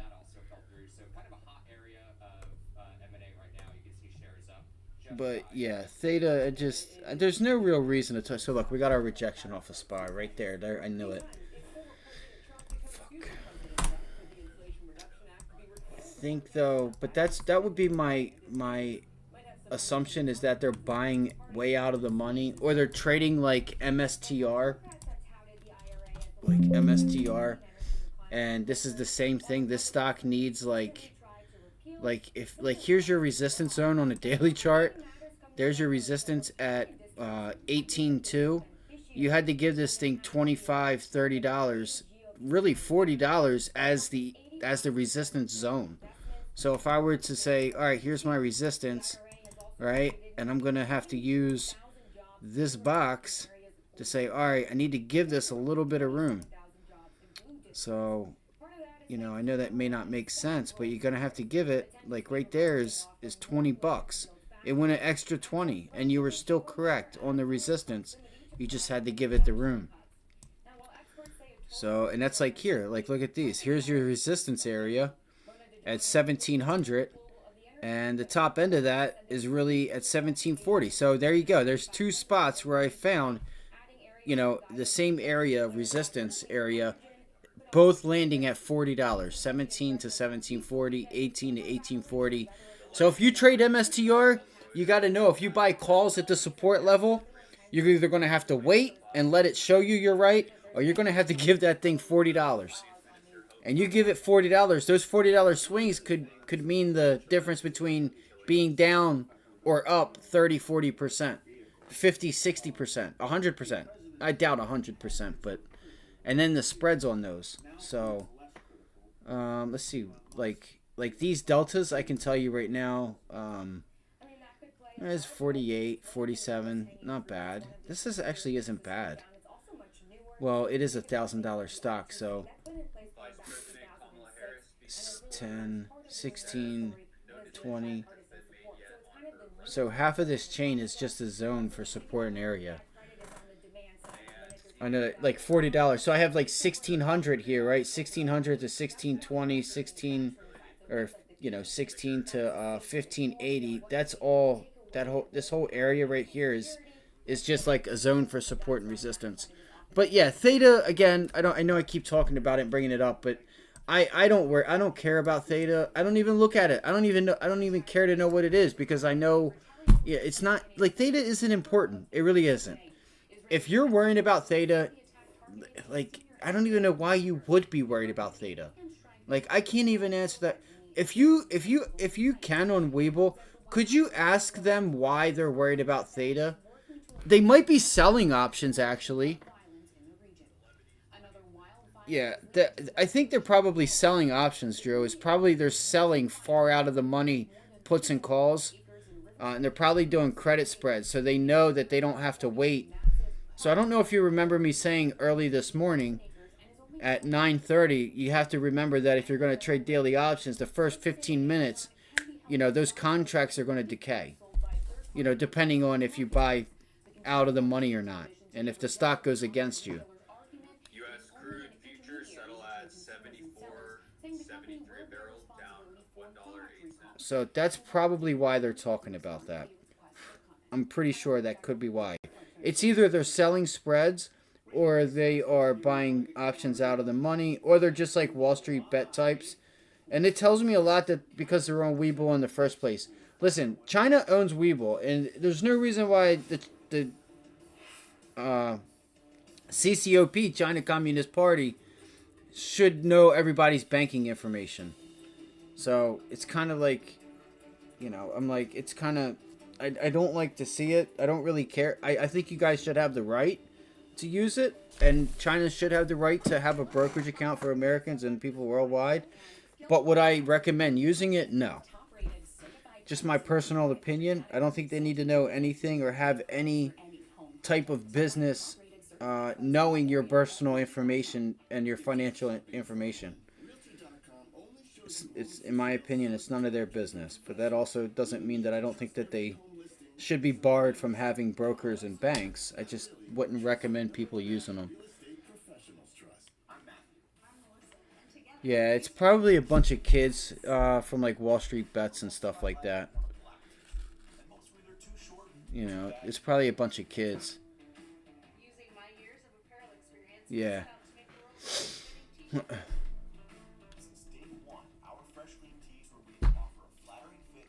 Alright. I got my Red Bull. Usually I crack that open around like 12:30, 1 o'clock.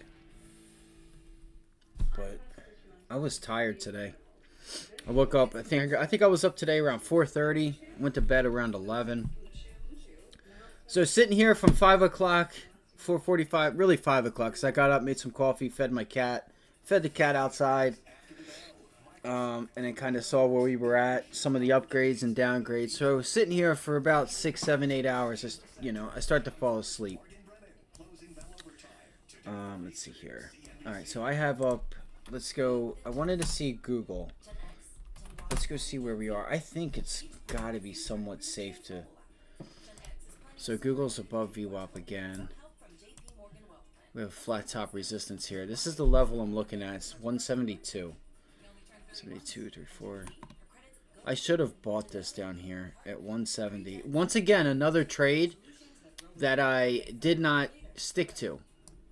That I was falling asleep here. Well, I wasn't falling asleep. I was watching something and I was tired and I did kind of fall asleep. But 170, 171... we were going to take that long to 144, 145. That's literally what I wrote down. So Tesla, 235, 240 rejection. Look for 225, target 220. Google, 170, 171 long, 174, 175 was the target. NVIDIA, let's see how NVIDIA did. NVIDIA, 110, 112 holds. We're going to look for 114, 115. And we know that NVIDIA broke down pre-market, actually. NVIDIA ended up not doing any of that. It actually, this was your first sign right there. Pre-market, it broke down. Oh, shit. Yeah, so we broke through the lows in pre-market. And then Alibaba... So you guys can see it right there. That right there was a double top from prior day's low. I wish I'd have saw that earlier. This was a sick setup. You have a double bottom right here. You guys can see this level at 112. You double topped at it. And that was the support from yesterday and Friday. Look, boop, boop. Friday's double bottom. Monday you come down, test it, and you broke it. Hit it, hit it, hit it, boom, and then it just sells off. I wouldn't be opposed to trying... Man, this thing is nuts. This thing's got to reclaim this level here.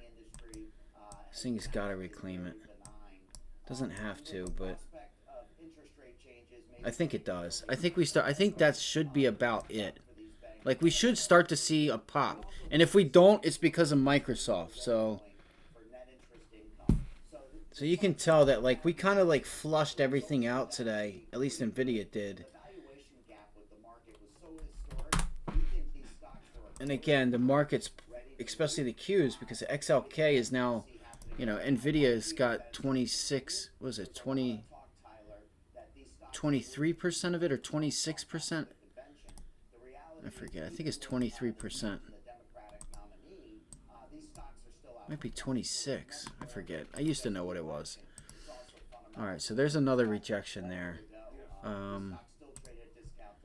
Just pulling this up, guys. Okay, cool. All right, so 5 minute. Where's my 5 minute at? Right there. MACD going positive. Well, let's hit the MACD line.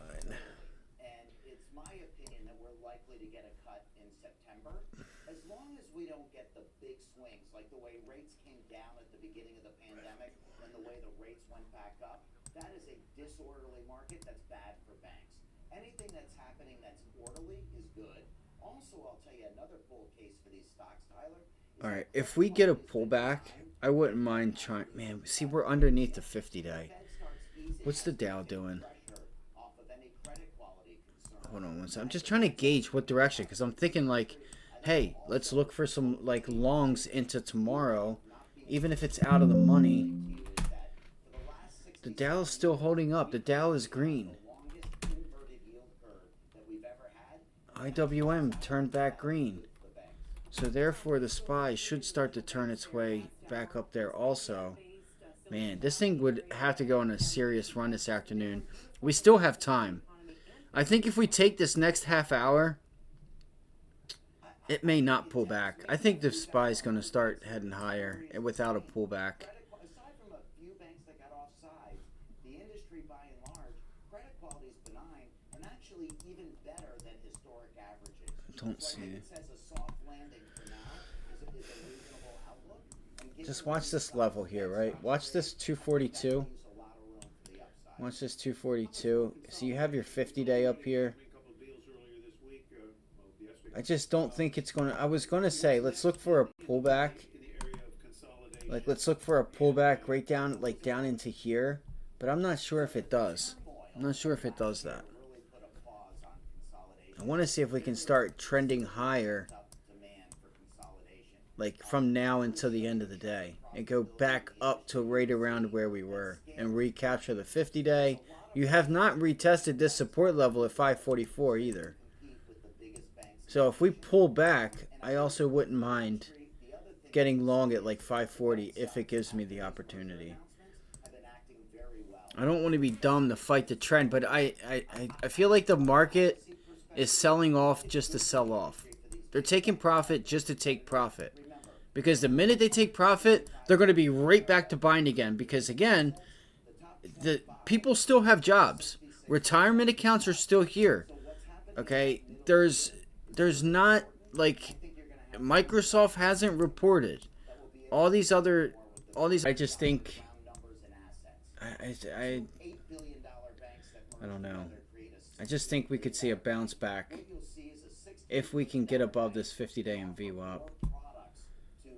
And another thing, if you guys notice, like, if I pull up a 30-minute chart or even a 15-minute chart, like, look at the volume. This breakdown wasn't even on no damn volume. So you really want me to believe that? Like, look at this. We averaged like 1.6 million shares, and on a real down day, you're going to average about 3 million. So, you know what I mean? I think today was just risk off. They just sold going into the number. That's just my opinion, right? And like I said with the Fed day, and I said it this morning, I said today's price action is going. I want to see today's price action going into tomorrow. I said if they sell it off, I want to see if they sell it off and just pick it back up tomorrow, in case of. Oh yeah. Yeah, it's all good. It's all good. So they definitely stepped up here and sold a little bit. I want the AirPod again. Down almost 10%. Should you buy the dip? We'll ask our trader next in Free Stock. Crypto Watch is sponsored by Grayscale.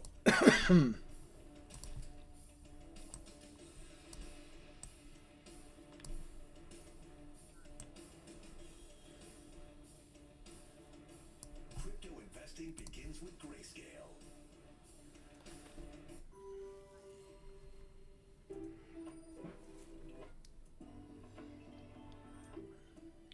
Sony IT.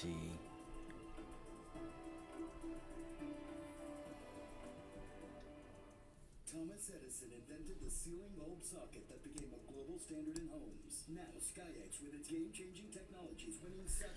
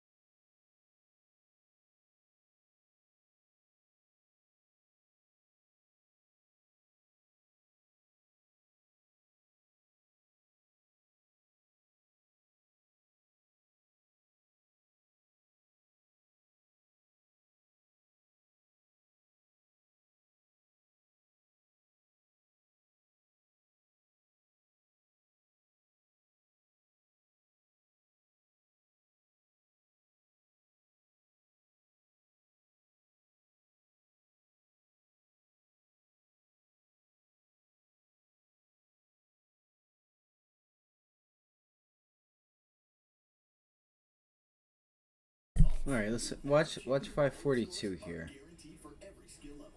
Watch 542.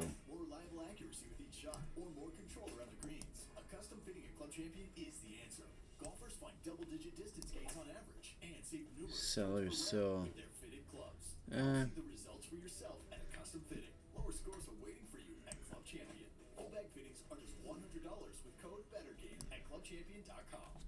I feel like it's going to be one of those days where I don't trade. I can already feel it. I just don't have confidence that it's even going to be worth it. Where there are so few certainties. As we navigate a future unknown. Like, I was really hoping we could reclaim 548 and go hit this gap and then sell off. Like, Tech didn't do anything. NVIDIA didn't do anything. What's crazy is, like, for anybody that listened to NVIDIA's earnings call, their last earnings, they would know that they're still booked for the rest of the year. People must have forgot about that. And I feel like, you know, you haven't gotten confirmation that they're not booked or people aren't, like, something's changed. You haven't got that yet. So you just got it off of, like, the random crowd or the street passing along rumors just to be able to buy the dip lower. Like, seriously. Because if you listen to their earnings call, you would know that, you know, they're booked and they're busy. Like, in a corporate setting where everything that they're selling is, so it's a good amount of money. So can't remember if it was 30 grand, I think, for one of them, or 60 or 80. I can't remember.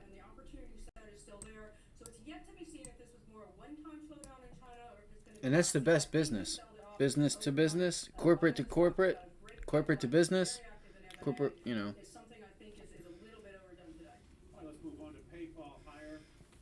What's that? We pushed from this morning. We're like $4 not too long ago. Yeah.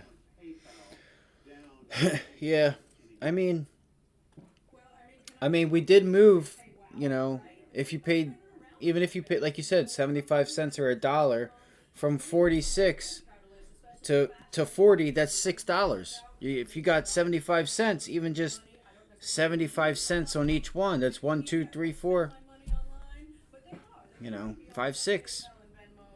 So if you paid 70 cents and you moved $6, you should get, like you said, $5, $5.70, because you're paying 75 cents in premium and you move $6. Say if I pay $1 and we move $6, those contracts should at least be at $5.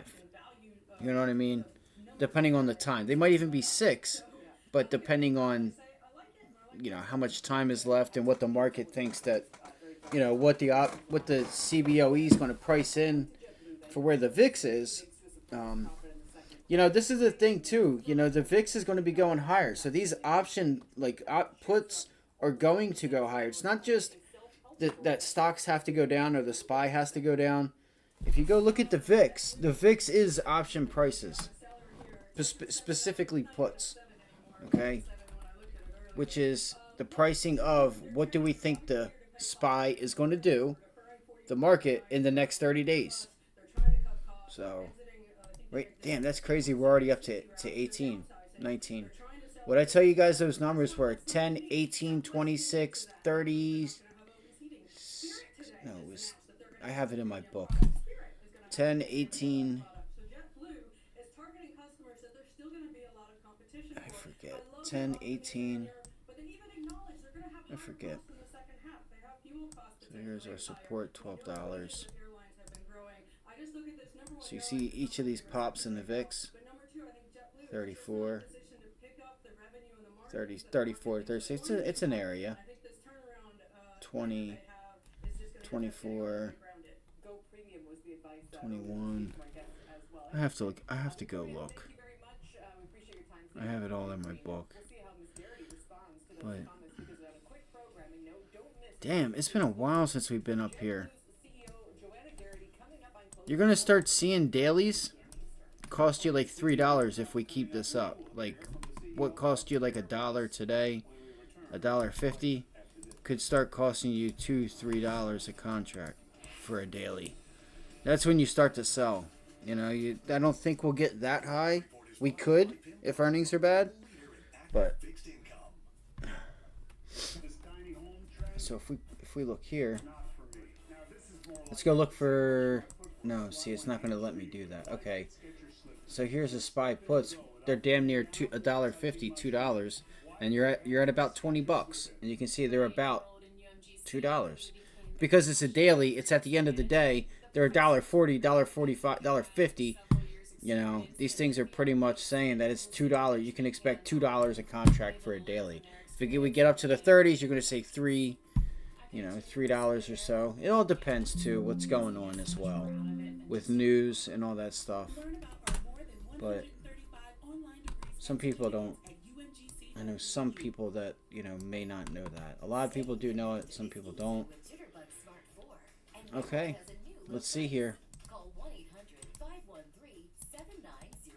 Okay, here's our pullback.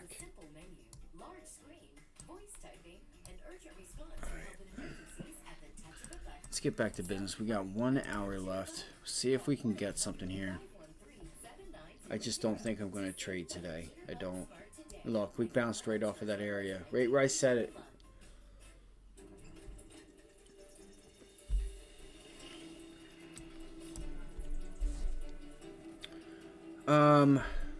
Where's these at? Where are these called? Let me see this 15-minute chart.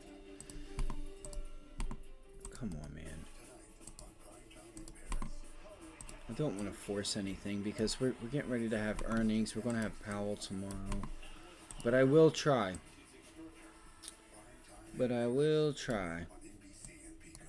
Where is my target going to be?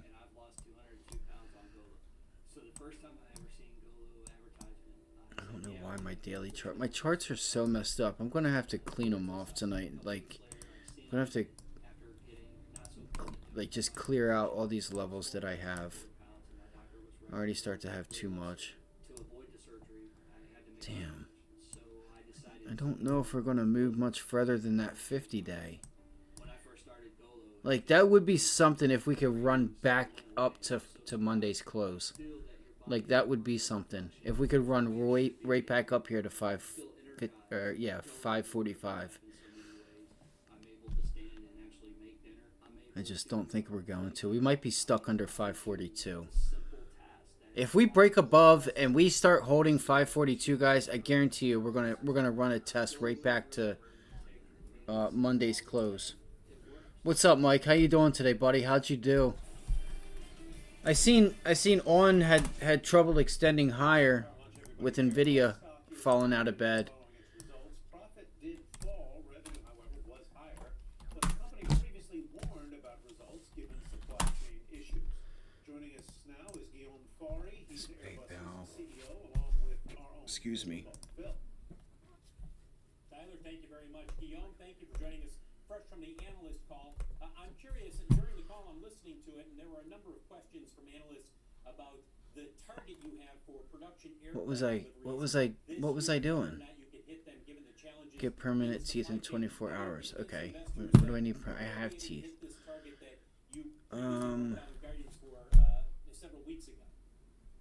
Shit. I forgot what I was doing.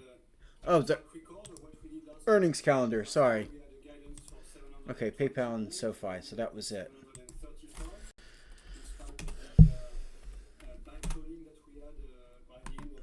This thing isn't saving. I don't understand. Sorry that the mouse is in front of the mic like that. Come on, man. I'm just having trouble. This thing is.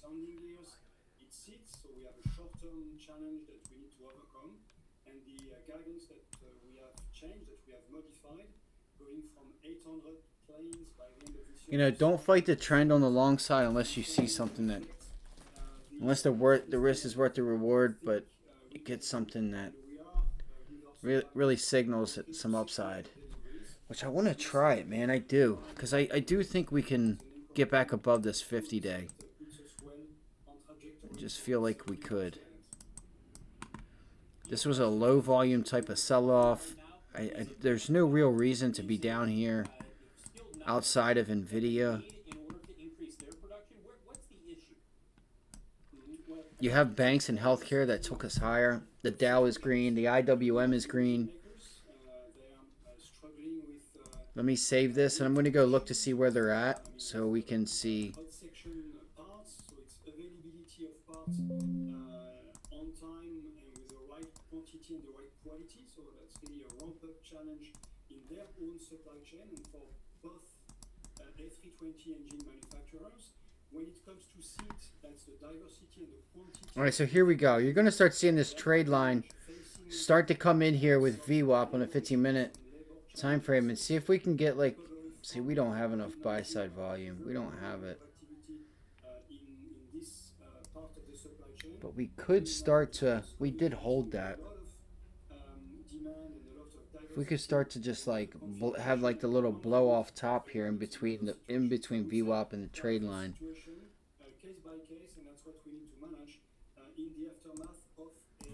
It's not going to though. I just know it's not.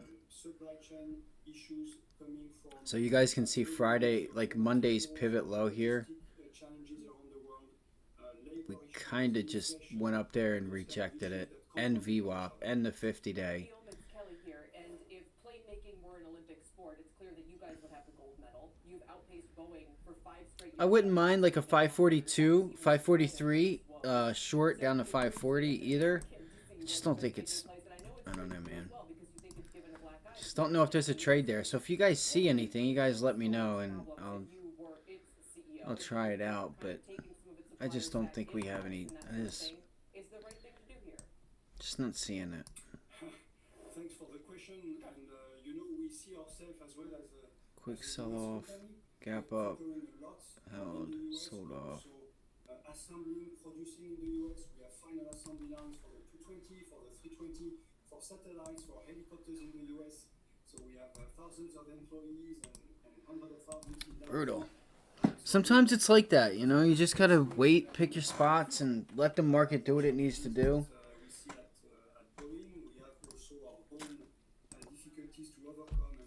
You know, I can't say I didn't have an opportunity with Tesla. I tried to give it some room, and it's all good. Not. A321 XLR commercial service this year.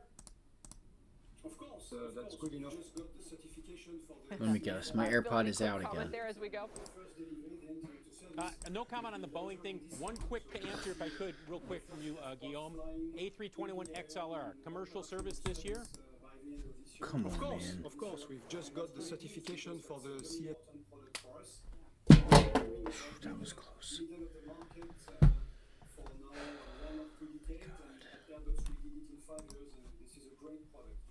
Fucking connect.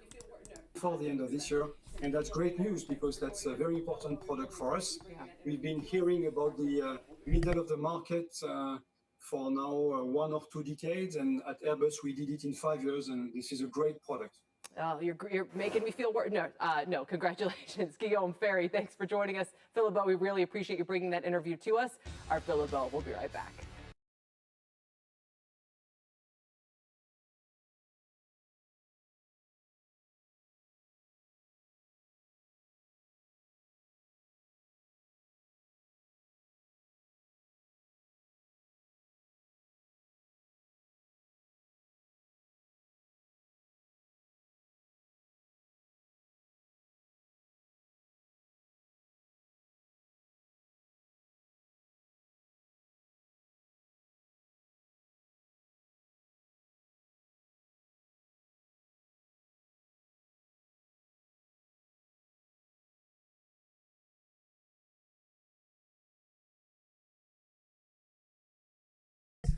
I just seen that. That would have been nice. I didn't.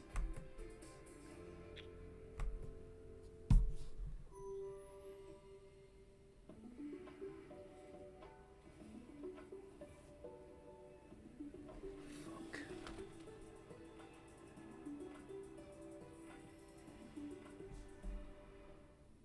Like this is what gets me. There was like no buying at all. But there also wasn't that much selling either. Call Coventry Direct to learn more. We thought we had planned carefully for our retirement. But we quickly realized we needed a way to supplement our income. Our friends sold their policy to help pay their medical bills. That got me thinking. Maybe selling our policy could help with our retirement. I'm skeptical. So I did some research and called Coventry Direct. They explained life insurance is a valuable asset that can be sold. We learned we could sell all of our policy or keep part of it with no future payments. Who knew? We sold our policy. Now we can relax and enjoy our retirement as we had planned. If you have $100,000 or more of life insurance, you may qualify to sell your policy. Don't cancel or let your policy lapse without finding out what it's worth. Visit CoventryDirect.com to find out if your policy qualifies. Or call 1-800-514-7800. Coventry Direct, redefining insurance. I was deployed overseas, and it really impacted my liver health.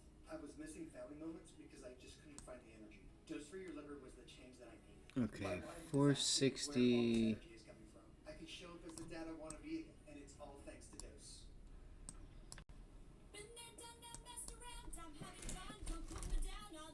Bro, I swear to God, the commercial. Allegra starts working 2 times faster than Claritin, and unlike Zyrtec, won't make me drowsy. Nothing beats Allegra. It's the fastest non-drowsy 24-hour It's the commercial. allergy relief. Oh well, Lan. Is it moving? If I look at this and this thing ain't moving, Mike, I'm just playing. You got some nice upside there. See if you can get through that 45.50 here. Prior day's high. Watch this prior day's high. And then you got a whole lot of room. Damn, you actually got a lot of room right here, man. I think you can get up there the next couple Welcome back days. to Dow's hanging on to gains here, but the Nasdaq You got some. is still I in like the red names as you pull out of losses here. Continue across. You know about some good ones, that's for sure. That's for sure. They had earnings today. That's just a nice long safe consolidation. What's the dividend on this? Do you know? I know this thing has to pay a decent dividend just by looking at the chart.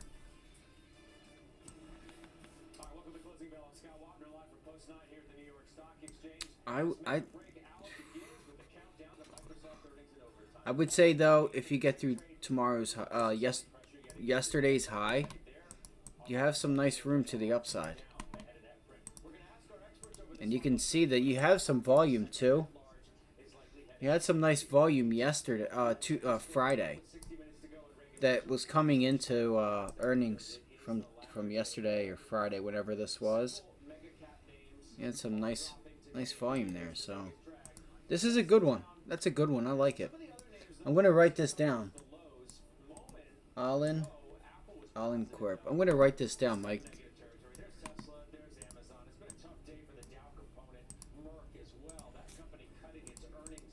Tesla's down. Some of the other names, though, have actually come off the lows. A moment ago, Apple was positive, though. It's still in negative territory. There's Tesla, there's Amazon. It's been a tough day for the Dow component, Merck as well. That company cutting its earnings outlook from prior levels, and it was down substantially earlier, still is by about 9%. So it's getting hammered. We're going to watch that. So's CrowdStrike yet again. That stock down heavily today. Look at that, almost 11%. All of it takes us to our talk of the tape, the mega week for the mega caps, not to mention the Fed decision tomorrow. Oh, yeah, don't forget about that. Let's welcome in Adam Parker. He's the CEO and founder of Trivariate Research, a CNBC contributor. Eli Lilly also sold off too. This guy's a semiconductor guy. He does. Because you say the probability used to of the work in bear that case space. is higher than it was at the beginning of July. Yeah. Why do you think that? I think I got more negative looking at the totality of the consumer health last week. I mean, if you really look at the major, I try not to focus on one little company that's small or that misses and take a big picture. If you look at restaurants, Visa, housing, I like autos, it. I like the consumer that. slows. The consumer Especially slowing, in I this think type when of we articulate environment. our bear case, one of the things It might be where you see a lot of this money go to. Cautious is And it's on the lows. That's slowing down, and I think that I'm sure it's not trading at mark-to-market is what happened a last week. So crazy on the margin, multiple. you have to be a little bit more negative That's where the economic health, I'd say. I mean, That's where- I'll see you're slowing. Yeah. That's where these guys are going. You know, some of these low multiple names that they can just get up out of the way, take their profits, collect their bonus, give them a dividend and kind of figure out the next game plan for the next year.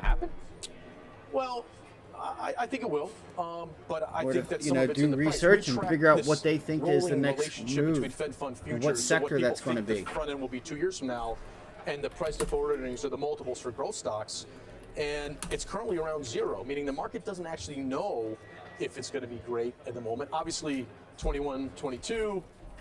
Hawkish, terrible for equities, terrible for multiples. But I think right now people are confused. There's a lot of competing data. Maybe they have to cut a couple times. Then next year you get some tariffs and you get some inflationary pressure. And then I don't have a clear path that it's you don't have to hike. So there's more confusion, uncertainty. And I think that's why I'm not exactly sure it's like awesome for multiples and enough to offset the slowing earnings. You actually think that the Fed cutting in September could be a sell the news event? I do.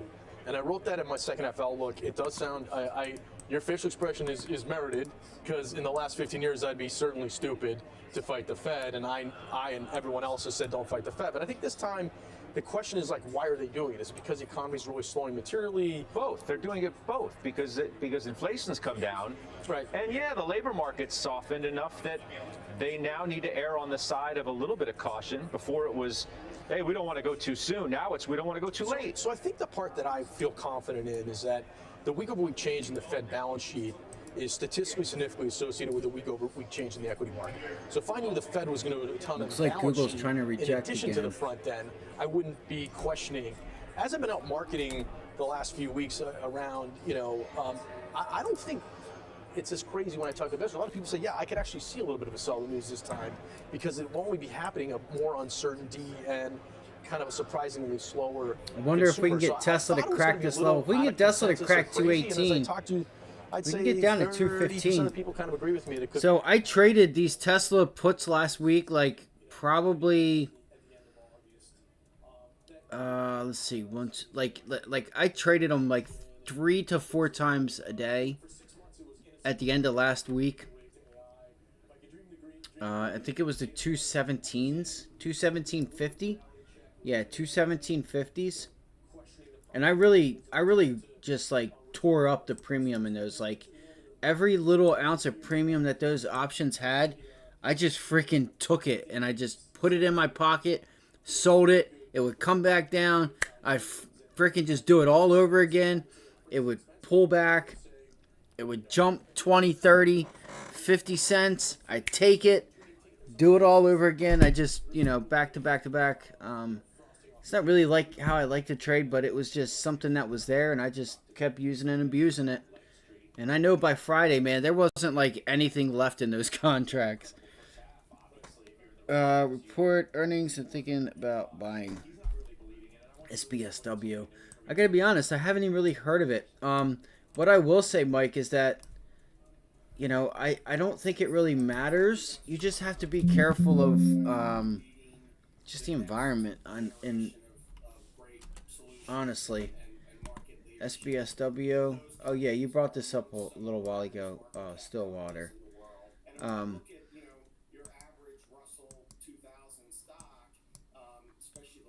I don't know much about it. Wait, let me see. That's a 4-hour chart.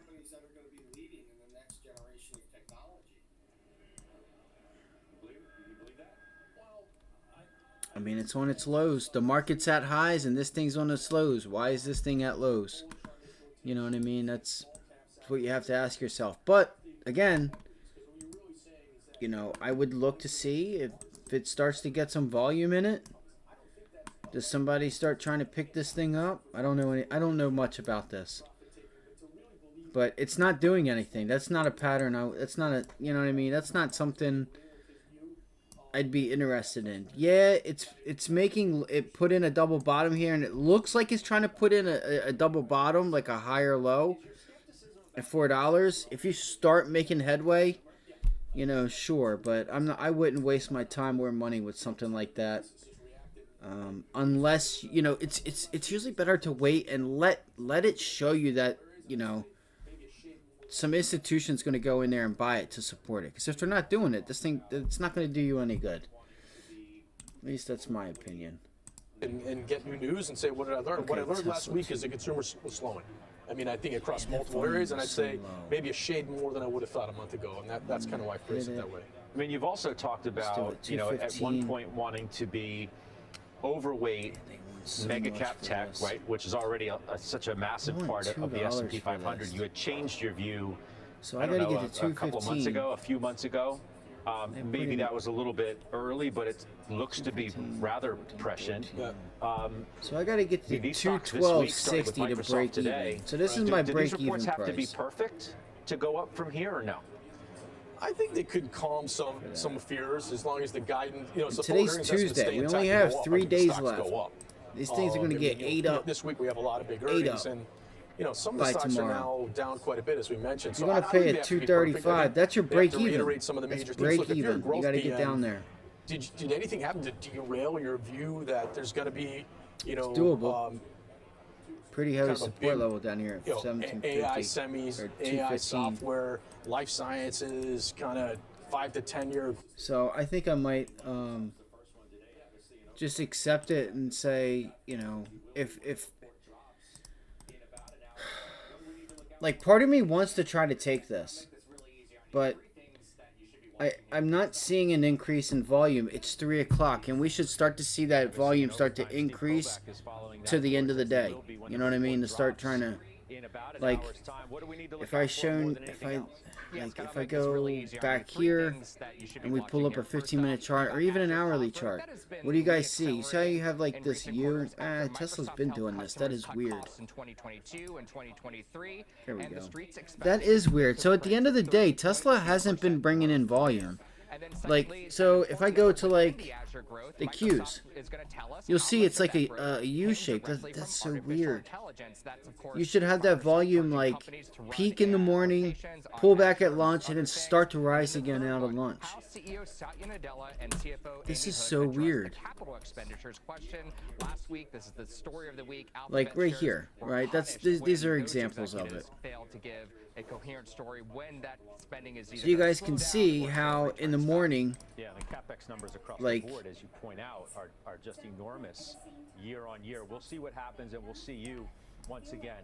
That's Steve Kovac joining us there. Anka Crawford here of Algiers. Like you can see in the morning how it starts to rise in the afternoon. Are you nervous? But I don't know. I'm always nervous in front of. Oh my gosh, my fucking AirPod. The stocks have come in enough that I feel like the risk reward on a lot of them is. Yeah, but Alphabet happened and everything moved down. So you don't. Well, when I asked about the perfect question, right? How perfect do these reports have to be? Alphabet would suggest that they need to be pretty close to that. Yeah, but Alphabet happened and everything moved down 5 to 10%. So I think the risk reward again is a little bit different today than it was 2 weeks ago. And I don't think they have to be perfect. CMG, I think it's the Chipotle. Expectations for Microsoft have come in a lot. I think they're somewhat muted. If they have an inline quarter, they speak positively about AI. Chipotle and already the reported. development of AI, maybe the profit pools that they can generate. I think that's good enough. So even with the valuations being elevated, like some of them are. I actually talked about this Sunday. So this week, like Monday and Tuesday of this week, I said Sunday night on the watch list that I was going to go. I was going to focus on names like airlines, banks, and restaurants. And I chose restaurants because McDonald's had earnings yesterday morning, which I forgot about. MCD. So look at McDonald's. And McDonald's, oh my God, I missed this fucking trade. Look at this. So McDonald's reported yesterday, and I just forgot about it until you brought that up. So I said Sunday night that I was going to focus on restaurants, airlines, banks, and maybe the indexes because AMD, Apple, Microsoft, Meta, the Fed meeting, like mega cap tech, they all had earnings except for Google. So it was Google, Tesla, and the restaurants, airlines, and banks. That's where I was going to focus my money on because Kava, CMG, right? Kava, just consolidating. CMG, same thing. Their earnings weren't bad, but their margins increased 18%, and I talked about this Sunday night too with Chipotle, CMG. They are having trouble because a lot of their costs are going up, like their lawyers and operating costs are going up. They actually went up by like 30-some%, and their margins are increasing by 18%. So they are still being able to increase their margins. It's just maybe if their margins were a little bit better, that could have offset the little bit of price hike for some of the stuff that they have for some of their costs. So that's CMG. DAL, SPY. Oh my gosh. Get fit, get more fit. Now that AI has stolen the show, it's crazy. And McDonald's is captured still the entire narrative, you can spend what you want. What about Starbucks? As long as it's on that growth reports? opportunity. Yeah. At least the market seems to suggest that. I think we're innocent until proven guilty. Starbucks for reports this 18 to afternoon. 24 months on that spend. At some point, you're going to have to show return on that, but you're investing now for years 3 through 10, right? You know, for the whole medium to long-term future. So I agree that you can't afford not to be relevant if they're going to get a lot more, you know, kind of market share and earnings or hold their share years 3 through 10. You've got to spend now, and sure, there could be fits and starts where people get nervous about it, but if I look at the totality of what I'm going to hear from Microsoft and probably Amazon a little bit too, That's a nice chart. and NVIDIA, I'm not going to learn that, oh man, this investment's already not going to be worth it. I think it's going to be quite the contrary. You're going to realize why they need to do this investment. So Google, I think, is a little different because their management team historically cares a little bit less about street communications. Like these are the and so I these are the names you like for anybody that wants to like buy stuff. I would do a quick glance, but I can tell you all right now, this right here already tells me, this volume right here tells me that you got some institutional holders here with that increase in volume right there. Look at that. This thing is being bought. Plain and simple. There's something going on with this thing. Osprey revamps its transporter family with new fabric technology and travel carry solutions. Osprey packs to update best-selling for spring 2025. Okay, and these are the companies. Like, you guys wouldn't believe it. HELA, Helen of Troy, that you just posted, and there's like companies that are like made of can that make, you know, aluminum cans for like canned food, cat food, dog food, and stuff like that. If you look for like earnings and stuff like that, you can start to learn some of these companies. Like, I've never heard of this company, but this could be, you know, this could be a nice little, company to put in your long term. That, but again, you have to remember that, you know, this thing's already gone south. Like, this thing's on its lows. So could it go lower? Sure, absolutely. You know, I think if you're looking for a deal and you don't think that this company's going anywhere, or you just, you know about it, this could be a nice one. I think we can get a really choppy market for a bit, but you know, I He agree with said, Adam listen to that this. 2-3 Listen to months what he from says now, we're here. higher. The dream is still so Listen. powerful. Like, let's just cut this all out. What is equity investing? I buy my little dream today. I sell it to a sucker with a bigger dream later. That's what we're all trying to do. The dream got a little high, and now the dream's coming in. I think it is healthy. That's not it at all, though. I'm taking this course right now. What he's not saying is that there's freaking 401ks, retirement accounts, and money managers that by law have to put money to work. You know? Isn't pretty, like, we're not even in like the first inning of this stuff. The idea that like, oh, we first found out about AI with NVIDIA's upper revision in May of 23 and it's over on August 1st of 24 is preposterous. These stocks are going to be way higher. But you in sound like somebody. years. We're about to get Microsoft we're in a earnings, pocket of the guys. consumer slowing. This shit's about to and get the real. risk reward and the stocks are up Tomorrow's a lot. going to start. And so Tomorrow's I think going to be it makes sense nuts. that they're in a little bit this month. Going That's into kind the of rest of the week. Isn't the consumer slowing? Hope you're ready. How do you get a I'll soft be ready. landing without something slowing? Tomorrow. The whole point ARM, is that it's Meta, not breaking. Qualcomm. Yeah, I don't think it's all breaking. I have think it's earnings. eroding, not Riot, imploding. But you don't Carvana, sound eBay, you don't Etsy, sound like Teladoc. if Chair Powell tomorrow Everybody takes and the podium their mothers and reporting. leads the market to believe cuts are coming in September, that's a positive thing. On top of what you just said about making the case over the transformative AI. Yeah, I think it's relatively better for the exposed companies and worse for retailers. And real estate's up the most this month in the S&P. Does that make any sense to you? Do you think the fundamentals of real estate? I was just reading some of their news. Fundamentals of AI semis? No. Of course not. You get rotations for 1 month. I think my bet is we're almost done with this rotation, and that will be higher because these companies are the best companies, and they are going to be in a winning position for multiple years. And I don't think that dream's going to turn into a nightmare in the next month. I think a technology company that I think people are underlooking just because of the CEO stepped down and there's his assistant is running it. I think it's Snowflake.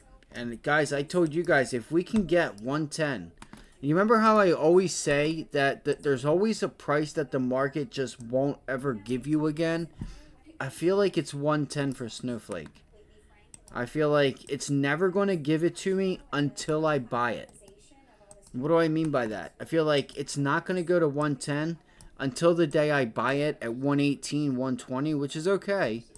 And then it sells off and goes to like 95, 90, or 100 the second I buy it. Which is okay because I would grab more. But I'm just saying, it's the point. Like, Snowflake has not been down to like 110.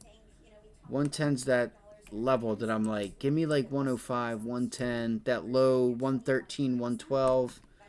Come on, you can do it. And it hasn't done it. And this company is in a lot. They're like, I go through with like CRM and some of these other ones. I knew something was going on there. I knew there was more price action. So yeah. Okay, so it does have a low of 110. It got there one time.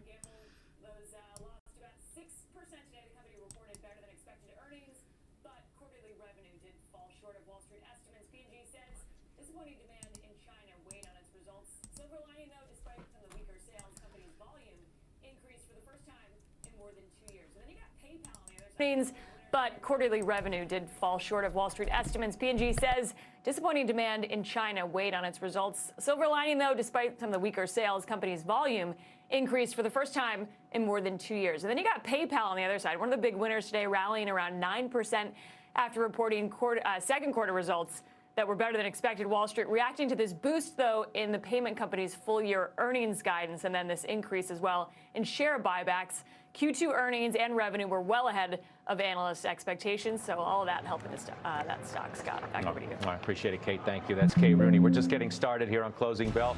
Up next, earnings and the Fed front and center with more mega cap reports. The Fed decision is looming, of course, over this market as well. We discuss how to navigate this uncertainty, how it could impact your money with our all-star panel. Plus, we are getting you set up for AMD results in overtime. It's not all about NVIDIA. AMD's a big mover today, too. As we watch those shares, top analyst Stacey Rascon is going to join us with a rundown of what he is watching for ahead of that print. We're live at the New York Stock Exchange. You're watching Closing Bell on CNBC. I'm just eating again, guys. Just give me 1 second.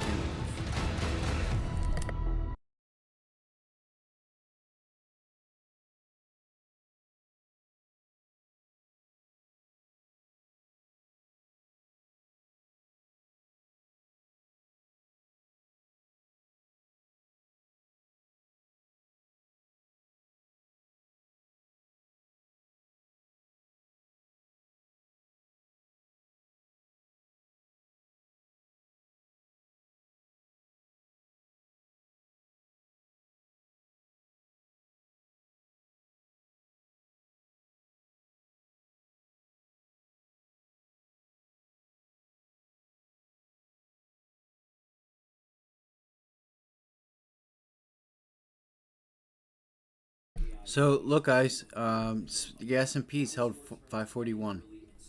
Looks like it's held up pretty nicely there.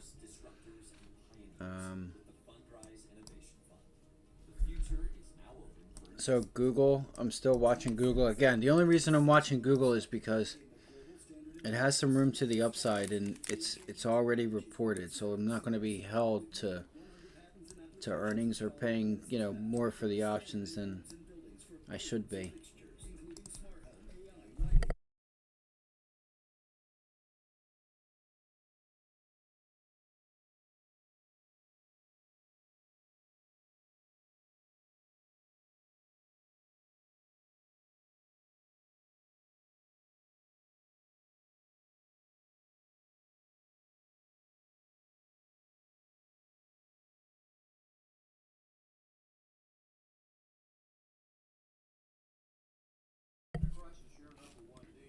I was saying that that I would wait for it to kind of show you the volume and that it's going to be able to, you know, get itself up and around. It looked like it was putting in a double bottom there and looked like it was trying to make some progress back to the upside, and that I would look to see if you get some more of these institutions to start coming in there. They're going to see if they take profits here on NVIDIA and names like mega cap names and start going into these low PEs and dividend names like HELE and stuff like that. I was just saying to just look to see if you get some volume, like this thing, like it starts to look like it starts to get some new money into it to extend higher.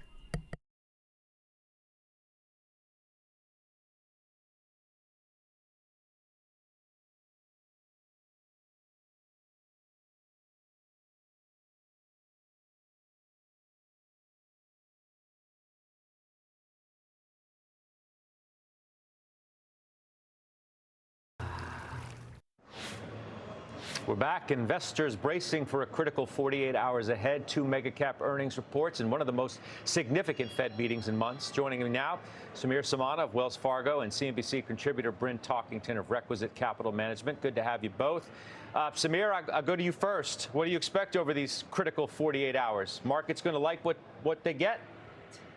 You know, I mean, we're pretty oversold. Wouldn't surprise me if we get a short-term bounce, but I think this pullback, that's exactly what I've been trying to say too. For a little bit. You know, it wouldn't surprise me if we're still talking about a lot of what we're talking about today in 3 months when we're reporting, you know, Q3 earnings. I think, you know, the doubts around AI probably linger. I think the concerns around the elections and the uncertainty probably linger. And I think, you know, how soft the economy is, I think that's still kind of to be decided. You don't believe the hype about the rotation, do you? No, we are not fans of small caps. If anything, we'd be fading the bounce there. I mean, you don't want to be heading into an economic slowdown and Fed rate cuts with small caps as kind of your favorite position. Right. Why do you say that? Because some would make the case that that's where you want to lean into with the rate cuts coming and yields falling. Cool. Yeah, so look, what we learned with the rate hikes was they work with long and variable lags, and I think those rate cuts, which will be few and far apart, will also work with long and variable lags. So for small caps looking for relief, they might get it sometime next year. So you continue to lean large. You think earnings this week from large cap tech sort of reverse what we've been seeing? Sorry guys, I didn't know the mic was on. I was eating. Of, you know, reasonable size from the highs. Believe it or not, one of the they say when the Fed starts to cut rates and like the market goes through its sell-off and stuff like that, you want to look at like names like IBB, like biotech, right? But that's usually when rates are already high and then they start cutting. It's like we're in a weird scenario. And that's what he was relaying to. You want people to add to when industrials he and was financials and materials, cyclical areas that would I can theoretically see both suggest sides you to think this. the economy is going to remain reasonably strong. Sure. So I would think about it as a barbell because we're unfavorable on small caps, we're unfavorable on consumer discretionary, we're unfavorable on real estate, right? So you've got some good sectors that are very cyclical, and then you've got some sectors that are really going to struggle in the coming months that are also cyclical. So it's a little bit of a barbell. Your year-end target is what for the S&P? I have your S&P 500 midpoint at 5,200. What does that mean? Yeah, so 51 to 53 I hate when they is do your that. target range, and we're within Like, you we know, don't spitting know distance now. We what were also could or there kind of in the couldn't spring, happen. So and his year-end that's when we target's kind of started to 5,700. sound a note of caution. Then you had a lot of these tech stocks going up, monsters tear, and it's not surprising at all to see them kind of revert back to where they were in the spring. But I mean, a lot of strategists are chasing the market higher. Why aren't you? I mean, it's not served investors well historically to chase markets higher. Because we're pretty much the at 5,700. Stocks do tend to kind of follow earnings revisions higher, not necessarily multiples higher. And I think from that standpoint, the tricky part is you're just not seeing earnings revisions. Sorry, once again, I didn't know higher that on the some of mic these was reports. on. Now that could change after Q2 earnings are completely out. But at least right now, you're not seeing anybody, blow the doors off from an earnings standpoint. I'm just saying what you hear many investors talk about, and it's just don't fight the Fed. It worked well when they embarked on this whole thing initially with the rate hikes. But they're not going to be adding any liquidity. Why wouldn't it work the exact same way in reverse? Because they're not adding any money. That's what he's not understanding. 2 months before the Fed cuts, We're we're taking not in money the July out. camp. So, in 2 months, if there's a further They're only pullback, cutting if there's rates, some more that's it. consolidation, if They're let's not say earnings providing come liquidity. through, I mean, we're looking for an opportunity. If things were to fall back into our target range, we could get interested. But not if the market continues to go higher. It sounds like you're just skeptical that rate cuts are going to initiate the next leg of this rally. I mean, I think if you get aggressive rate cuts or a true rate cut easing cycle start, then I think maybe we could get interested. Why are The you tricky part cutting? is from our standpoint, we only see what we would call kind of adjustment cuts, maybe 2 to 3, depending on, kind of how the economy is doing. If you are into kind of aggressive rate easing, something's gone very horribly wrong with the economy. And again, I go back to you want to be up in cap, up in quality, and kind of barbelled against some of those more consumer-oriented parts of the market. Yeah, but I mean, aren't they just moving rates back to what you would consider to be normal? They're still considerably higher than where for example, the rate of inflation is now. Judge is not giving him a break. Absolutely, that's where a lot of our caution comes from. Is when you have real rates that are still positive, it doesn't lead to a lot of relief for consumers. Doesn't lead to a lot of relief for smaller companies or more indebted companies. So yeah, that's exactly it. Is they're not really going to do anything other than maybe take their foot off the accelerator. All right, Samir, we'll talk to you soon. Thank you, Samir Samana, Wells Fargo, joining us. Up next, AMD among the big names reporting in overtime. That stock's had a rough ride lately, recently dropping more than 12% in the last 3 months. Star analyst Stacy Rascon breaks down what he's expecting from the company's report. He'll do it next. All right. What do I do?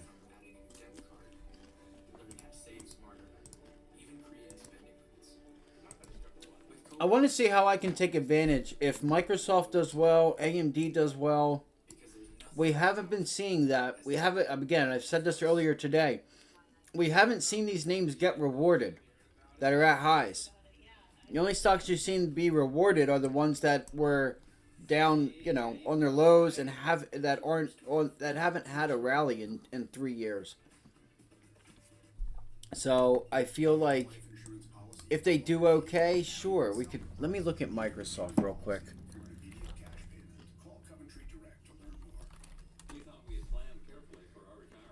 But we quickly realized we needed a way to supplement our income. Our friends sold their policy to help pay their medical Okay. bills. That got me thinking. Maybe selling our policy could help with our retirement. I'm skeptical. So I did some research. Oh, Starbucks. They explain life insurance is a valuable asset that can be sold. So Microsoft. Policy or keep part of it with no future payments. Who knew? We sold our policy. Now we can relax and enjoy our retirement as we had planned. If you have $100,000 or more of life insurance, you may qualify to sell your policy. Don't cancel or let your policy lapse without finding out what it's worth. It's probably at a 23.6 fib. Is where that pullback is taken to right now. Coventry Direct, redefining insurance. Not quite. In response to the trade rumors we keep hearing about? Oh, we talking about moving? Not the trade. Not the trade. We talking about moving. No, thank you. You could use Open Door. Sell your house directly to them. It's easy. I guess we're moving. Did you hear? A secret hoard of 1904 $20 gold Liberty coins have been found. These gorgeous 1904 gold coins are as bright and shiny as the day they were struck, and less than 600 of these gold coins are available. Coin experts are calling the secret U.S. gold coin discovery a once-in-a-lifetime opportunity, and you can... I'm not sure. When you call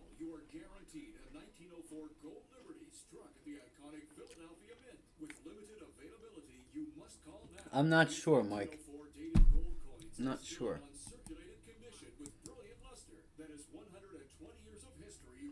Let's see. So Microsoft created.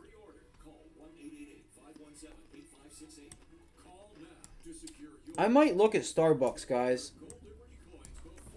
Let's go look at Starbucks real quick, because if for some reason we can get kind of like a decent earnings guidance here, we might be able to take something really cheap and try to make something work here.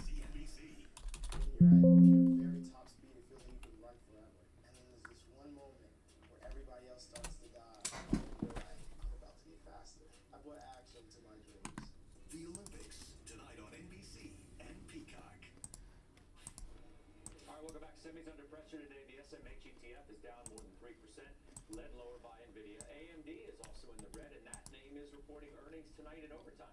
Joining me now, Stacey. Damn, if we break this level, this thing is done. All right, welcome back. Semis under pressure today. The SMH ETF is down more than 3%, led lower by NVIDIA. AMD is also in the red, and that name is reporting earnings tonight in overtime. Joining me now, Stacey Rasgon, Bernstein Research Senior Analyst. Welcome back. It's nice to see you. Good to be here. It's funny, so there's a lot that points. matters in this report, but even you suggest that all that probably will matter to investors is the AI story. Yeah, okay. That's probably going to be top of mind for most investors. That seems to be for AMD. So 81. What they've cared about. Frankly, it's what's really, I know the stock is down off the peak, but if you look over the last year or two, it's still up quite a bit. 81 and 70. Numbers have actually mostly come down for them over that period. The whole thing that's been supporting the stock has been increasing expectations for that AI story, and I do think that's where investors are going to be focusing their attention tonight. Okay, well, what's most important to watch as it relates to that? I mean, it's the guide for their MI300 business, and they've been sort of ticking it up through the year. They went from, I can't remember, $2 billion to $3.5 billion. Now the guide is $4 billion. I'd say expectations have gotten even higher than that. I think expectations for most of my clients have been in the $5 to $6 billion range. Maybe given the drawdown, the stock maybe a little lower now, 4.5 to 5, but they clearly need to take that guidance for the year up. I think if they don't take it up, nothing else is going to matter, regardless of what happens in the rest of the business. How much of AMD's issues, I mean, if you even want to use that word, and maybe I'm wrong to use it, is simply the fact that it's not NVIDIA? 1, 2. People have been looking at AMD as a second source. There's a view that, you know, NVIDIA is clearly fairly dominant in what they do, and the market needs a second source, and it's a big market in theory. People have been throwing out numbers, you know, that it's hundreds of billions of dollars, which actually is not implausible, but the idea that they can get a relatively small piece of a very big market that could drive a lot of upside, and I think that thesis on its surface makes sense. I think the issue such it is, and again, I always say this, I don't want to knock AMD for what they are. I mean, they're doing, like, even if they do $4 billion this year, it was $0 a year ago. Okay, so that's objectively by itself. That's a lot of people sitting in puts on this. In the grand scheme of things, frankly, it's kind of a rounding error given the magnitude of what we're seeing from their competitors. Yeah, and if you're looking at sort of, especially as you're going forward, you're looking at the competitive roadmap between the two. They did jump last week. This pop, it wasn't, well, when was it? Here. This was the activist news. This is when there was an activist buyer. Like, you remember what happened with Disney? I don't know who the activist was, but pretty much like Disney, somebody's wanting to come in, you know, take over some ownership and try to turn this ship around. That's the reason why they do that. But yes, China will absolutely hurt it. We can't forget, though, that they do have some stimulus going on over in China. So if we can get them to start spending a little bit.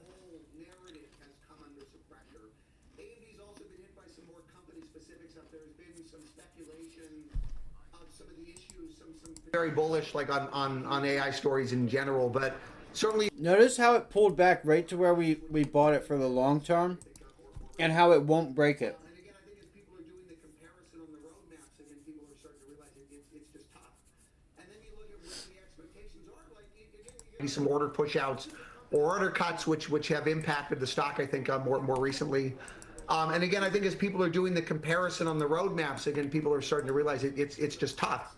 And then you look at where the expectations are. Like, again, you got to remember, this is a company where numbers overall for them have come down every single quarter for the last, like, 2 years. I'm doing it, guys. Right, so it's not even like you've got a fundamental. It's way out of the money, but you know what? Things like all of the stock performance has been probably wrong. Numbers have come down. That's okay. We're now at the point where AI actually now starts to need to drive upside to numbers, and expectations are already high. And if you can't drive upside to those expectations, like, you may have an issue.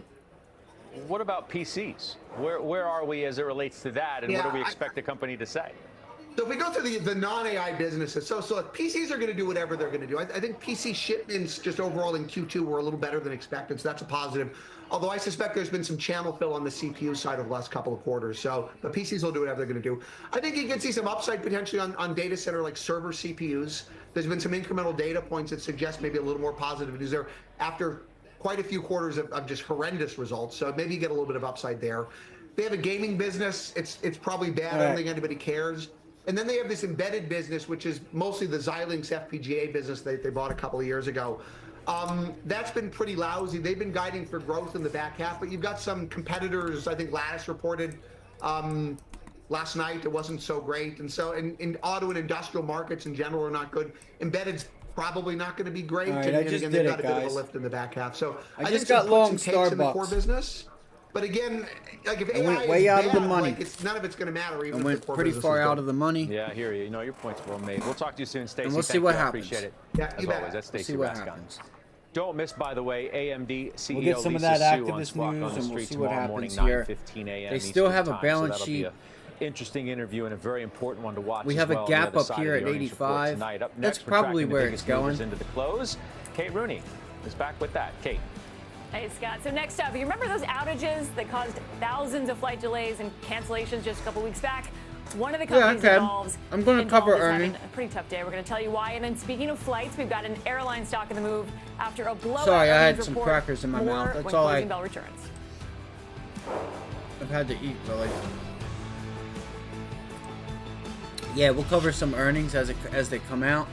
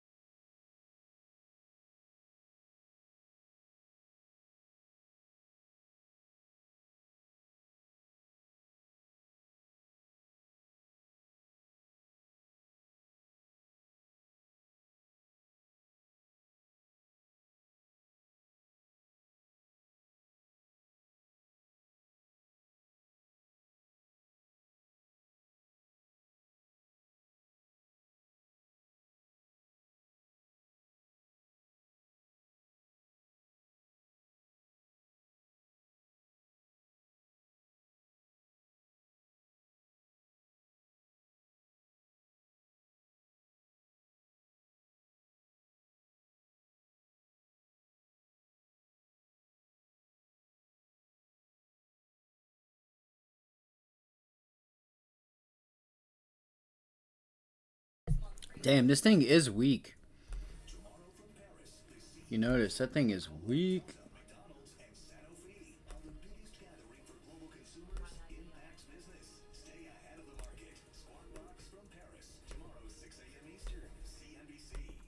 There's no book with all the answers when it comes to raising children, but any book can give them a head start. Studies show that reading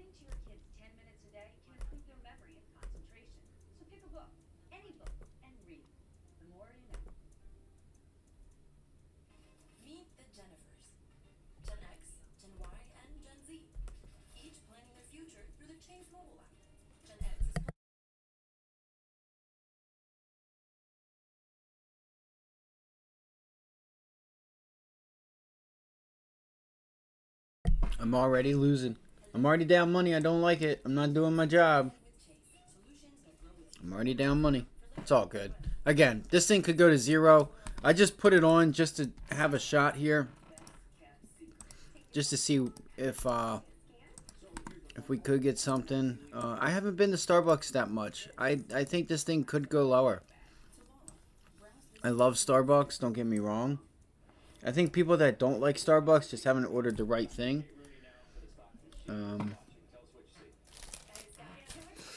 Alright, so let's see, it's 3:45. Give me 1 minute. Let me go wash my hands, get all the salt off of them. We're just about 15 from the bell. Back to Kate Rooney now for the stocks that she is watching. Tell us what you see. Hey, Scott. Yeah, so it's been a tough month for CrowdStrike. The cybersecurity company sinking more than 10% after CNBC reported that Delta Airlines hired legal counsel to seek compensation for that network outage that led to thousands of flight cancellations earlier in July. Company's off by about 40% in the past month alone. And then you got JetBlue on the other side soaring more than 12% after the airline posted a surprise profit. It said it was going to defer another $3 billion in aircraft spending through 2029. That's to improve cash flow. JetBlue has cut unprofitable routes and then slashed costs, as well as trying to stem some of its losses as it faces higher expenses and an oversupplied domestic market. Don't miss JetBlue CEO Joanna Garrity today, coming up on Closing Bell Overtime. Scott, back over to you. All right, Kate, thank you. Kate Rooney still ahead. Merck, wow. Stock is sinking today after weaker than expected guidance. Take a look, down near 10%. We're going to drill down on that report, what it might mean for the rest of the drug makers, because they're down too. We'll do it next.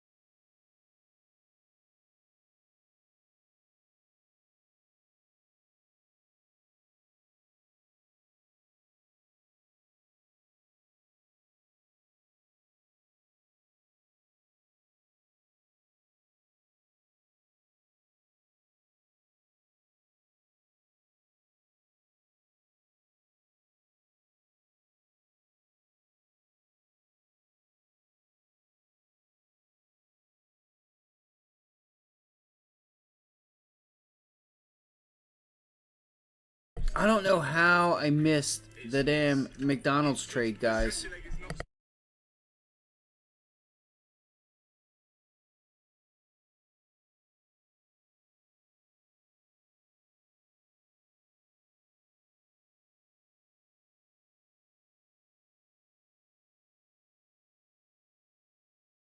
And there we go. We got that bounce back.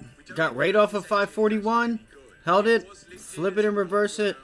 Again, because we haven't tested 544. We have not tested 544, so here she goes.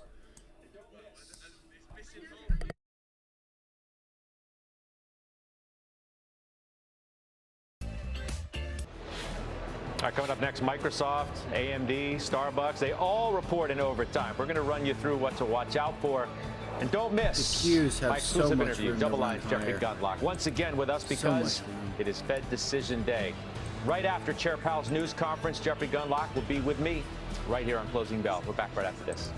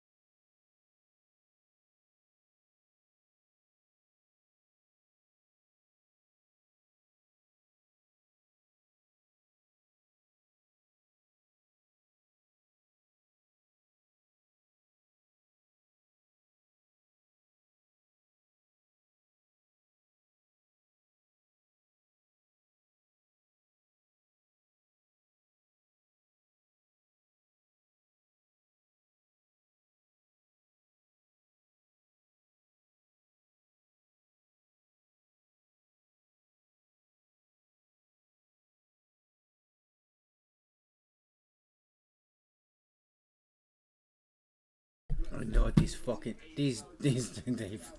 they ran it right on up. That's so funny.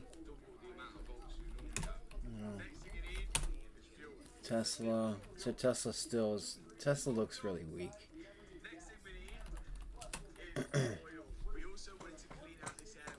Darn it.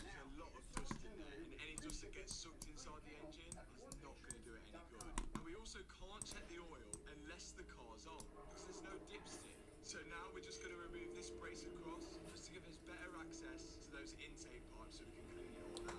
So the air box sits on top and the air gets sucked through into the turbos. The turbos will be spinning. Okay, here we go. I could probably get my money back here. So what I'm going to do is I'll put we have AMD. I'll put AMD to the bottom right. I'm going to put AMD to the bottom right. Come on now. Come on now.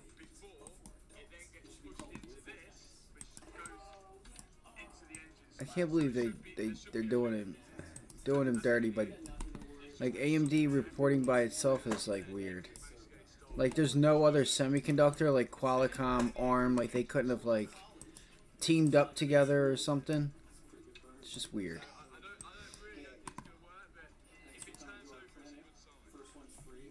All right, so we have AMD. We'll put Starbucks here in the middle. We can actually put and we'll put whatever we have up in the top right that comes out at that time.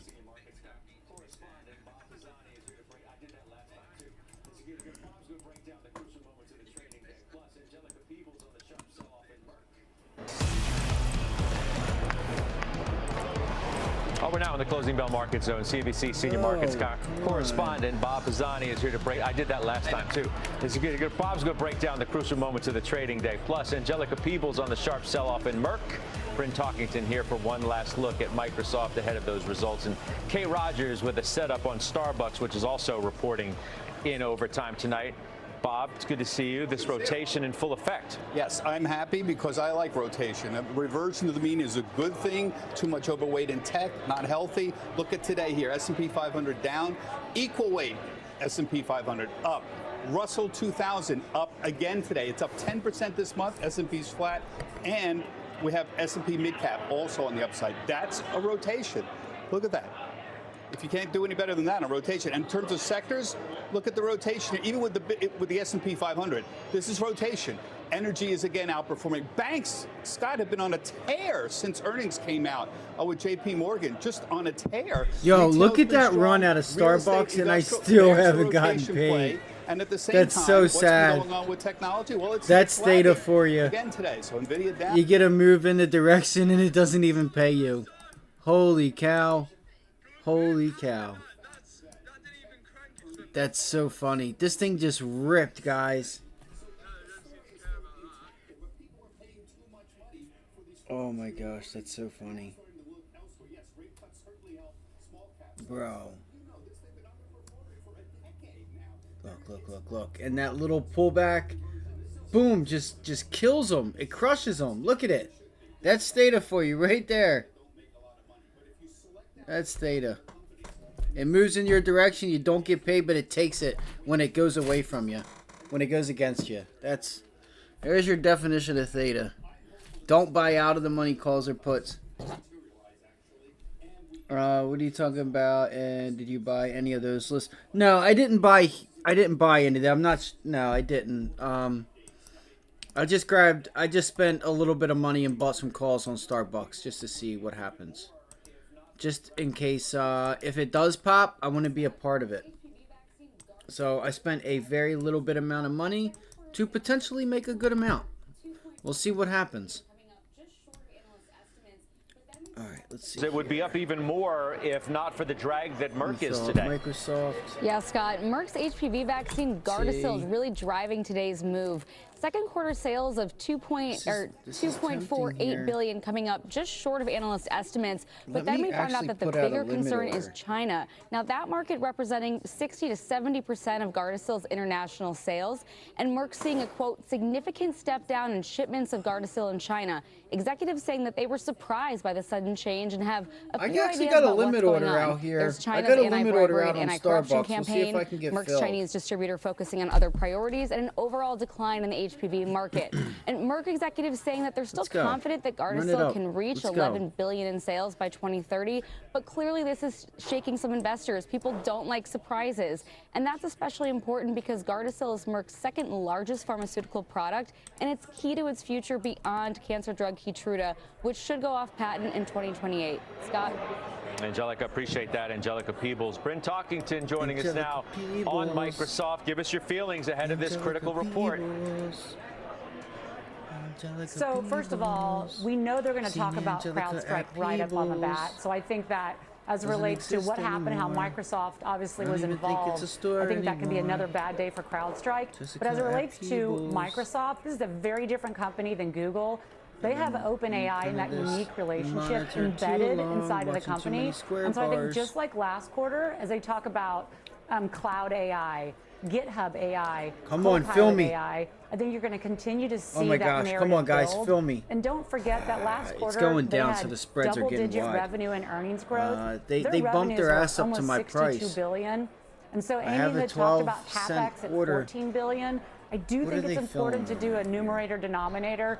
When you have a company that has $21 billion of free cash flow, you want them to spend, and I do think they're a little bit unique. Oh, wow. Copilot is my one concern because it is expensive, and we're going to see how many people that were beta testing actually stuck with it. Outside of that, I do think it's going to be a strong quarter, but with the negative sentiment in the market, we'll see how the market reacts to the actual numbers. All right, yeah, we will. We definitely will. Bryn, thank you. I appreciate that. To Kate Rogers on Starbucks. And Kate, correct me if I'm wrong. I mean, the report the last time was a disaster that won't soon be forgotten. Look, so somebody there's a lot got to make up for with this current report, right? Scott, that's right, and they did remember cut and guidance for the full year. So I'll take you through the numbers here. Coffee giant Starbucks will report earnings after market close today. Analysts looking for EPS kids. of You got 2 minutes to buy up all the Starbucks calls and pay me my 20%. Billion for the quarter. The key figure to watch will be same-store sales projected to fall in all markets, globally estimated to drop 2.7%, internationally down 5.1%. Most important market here in the U.S., North America, sales projected to decline 2.2%. Starbucks, though, is taking steps to remedy So if the they situation we reported earlier increase, this month on a new training system for baristas meant to improve the experience for both the workers and customers in cafes, including speeding up service times, which is key. Coffees. It's also opened up its app to non-rewards members and uncharacteristically began to offer a value deal of its own with a coffee and food item for $5 to try and capture back business. The stock is down about 21% year to date, though, and we will see what this quarter looks like. Back over to you. Yeah, we will. Can't wait for it. Kay Rogers, thank you so much for that. We'll chat with Bob into the close. So the September table set for a rate cut, if we get that tomorrow from Chair Powell, is already all in the market? The market is anticipating no rate cut tomorrow and at least 2 more rate cuts on the year. That's priced into the market. So Powell needs to sound moderately dovish here. That's really important. If he suddenly says, well, we're going to wait further for a longer time, he's got to give some signal. 36, and if he doesn't, I think we're going to have a little bit of a problem 17. tomorrow. Let me just talk about Microsoft quickly. This is a really good sign of decelerating earnings growth. So we have 294 on FactSet that we're expecting. NASDAQ and Philly, that's up about 11% year over year. That's good. But for the last 4 quarters, it's been very flattish. It was 299 in the September 2023. So this is what I'm talking about. Earnings still will be growing in the next couple of quarters, but not nearly as fast as they have been in the last couple of years. And then it gets down to the question, how much you're willing to spend. What is the multiple you're willing to spend for that? And investors have been saying, wait a minute, we're not sure we're willing to spend as much on that. So 10%. There's the chart there. They just widened the spreads like Starbucks, crazy. right? You remember what happened the last time, right? They They never shocked the filled me. market. I think that's All a right, fair here we word. go. Let's get ready, they guys. shocked the market. They shocked Kramer. They shocked the market. This is an important report, too. Consumer stocks are having a really, look at Procter & Gamble. They're getting pushback on prices. McDonald's getting pushback on prices. Starbucks getting pushbacks on prices. And you know what I say? I think it's great because this is how you slow inflation down. When consumers say enough of the $6, $7 lattes and the $12 McDonald's, the Big Macs and things like that, the high prices. And when you get that, the companies get a lot more sensitive about it. I know this is painful. It hurts margins, for example. But overall, that's the theme with consumers, pushing back on prices. All right. It's good to see you, as always. Pop is on here. The estimate was $2.70. Can you guys hear everything? Microsoft's out. Down.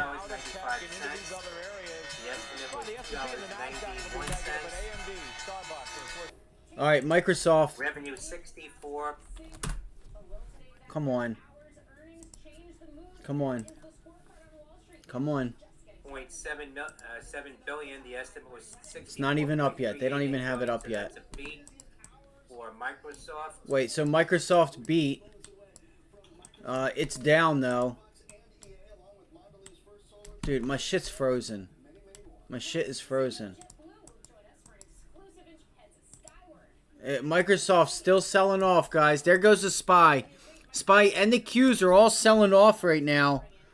So let's see. We're gonna have to wait for that earnings call here. Come on, Microsoft. Let's go. Let's go, Thinkorswim. We know that they beat. Look at the Qs just selling off. So.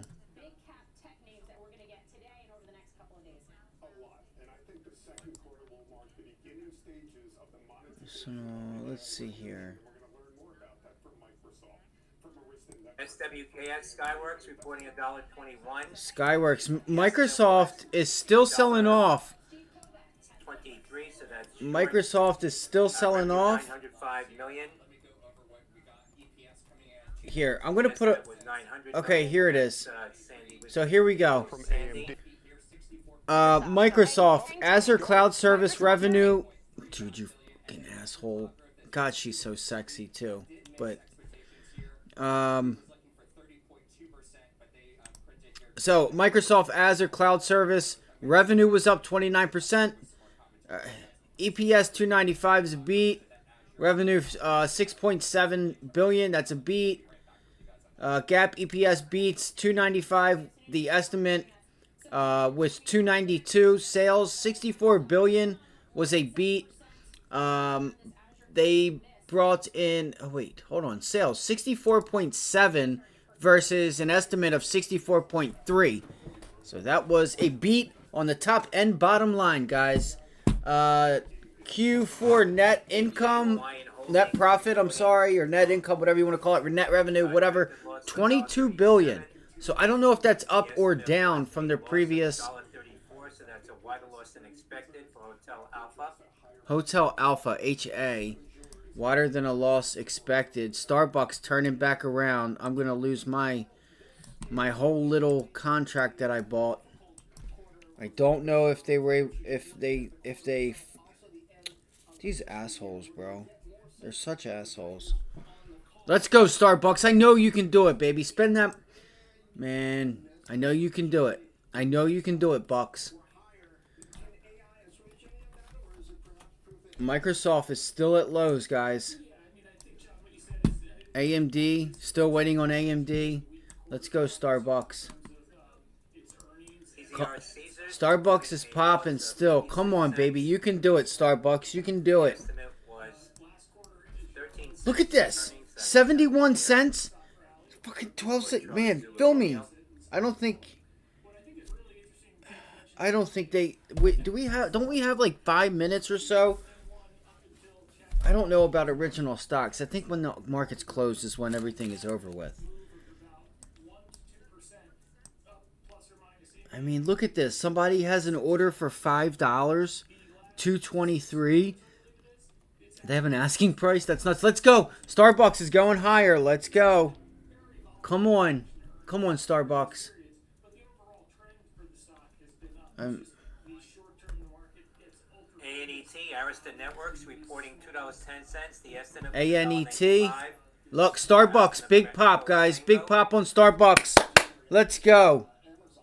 Let's go. It's not going to mean anything, though, if we can't hold it. Is out. Starbucks reporting. Oh, my God. Adjusted earnings of 93 cents. The estimate on Starbucks. 93 cents. The estimate was... I don't know.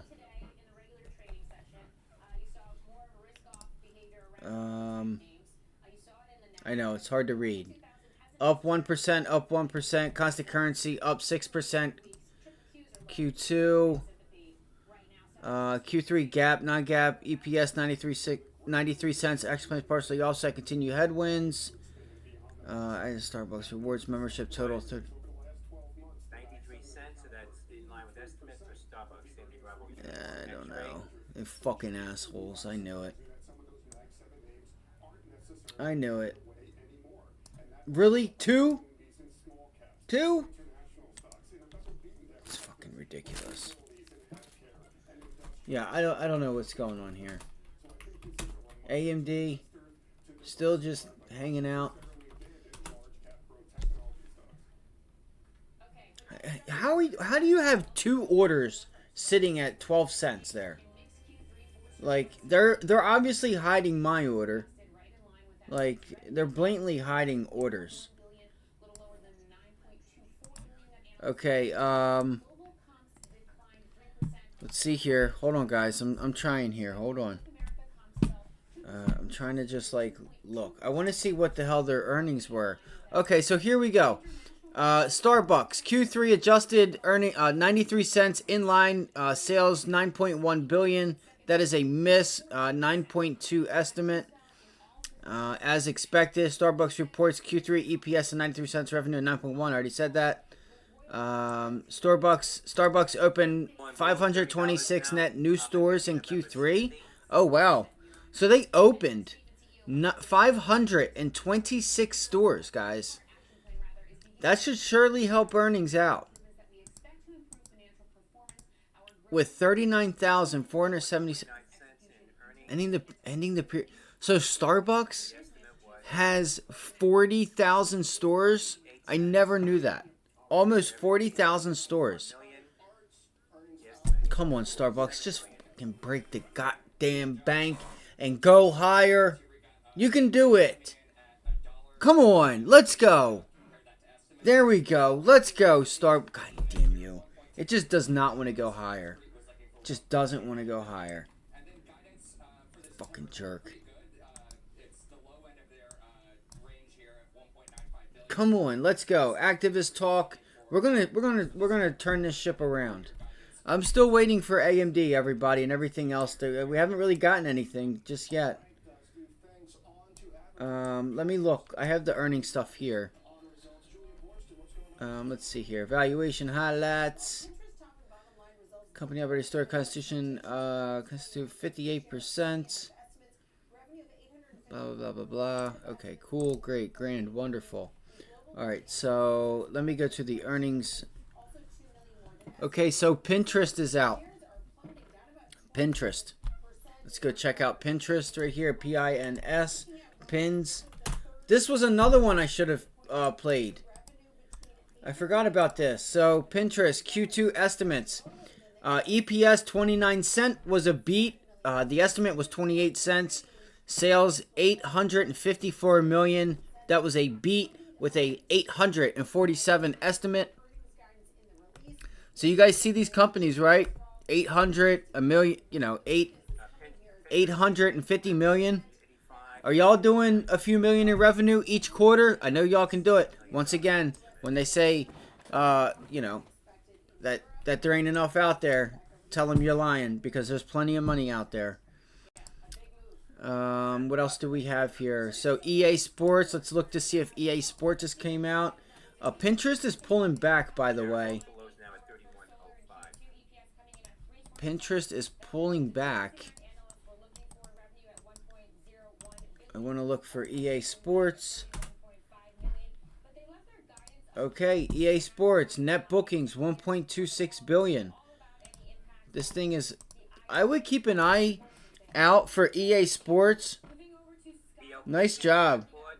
Nice job, bro. Nice job.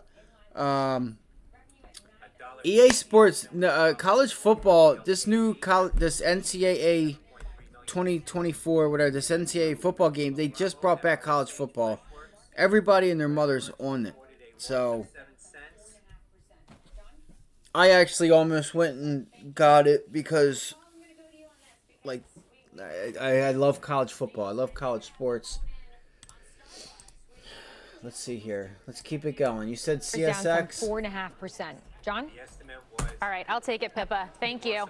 Paul, I'm going to go to you on this because we just flew through a number of names, but I think I have to hone in on Starbucks, which is actually up almost 2% right now. But to put this in context, I mean, the bar was very low here after two really rough earnings reports the last two quarters. Yeah, no, you're exactly right. I mean, the silver lining for Starbucks heading into this report was that expectations were so low. The last two quarters, they missed earnings per share and sales estimates. Sorry, it's Starbucks. I'm just clapping for bucks. Damn. Look at that. They took it all the way back. These fucking jerk-offs, man. They do not want this thing up there. Numbers on Match Group.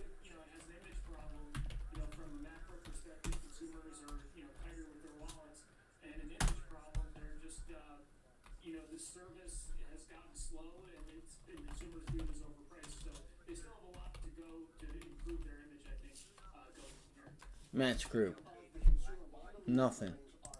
And an image problem, they're just, the service has gotten slow and consumers view it as overpriced. So they still have a lot to go to improve their image, I think, going from here. All right, speaking of the consumer, Mondelez earnings are out. Kate Rogers back with those numbers. Kate? Hi again, John. Yeah, mixed quarter here for Mondelez, and the stock is higher on this report. EPS 86 cents adjusted. That is better than the 79 cents analysts estimated. Revenues, though, a slight miss here, 8.34 billion, lower than the 8.45 billion the street was looking for. The company's CEO, Dirk Van de Put, saying in a statement here, we are well positioned for the second half of the year with the completion of European pricing, the addition of new value offerings in the U.S., and significant distribution runway across key emerging markets. And as you can see, yeah, the stock higher again by more than 2.5%. Back over to you guys. Damn. All right, thanks. Try to catch your breath because Arista earnings are out as well. That stock is lower. Kate Rooney has the numbers. Kate? Hey, John. Yeah, lower despite a beat on the top and bottom line for Arista. Let's start with that EPS number. A 15-cent beat on EPS. This is the adjusted number, $2.10. That was up 33% from a year ago. Revenue also stronger than expected. Revenue of $1.69 billion. That was a beat and an increase of about 7.6%.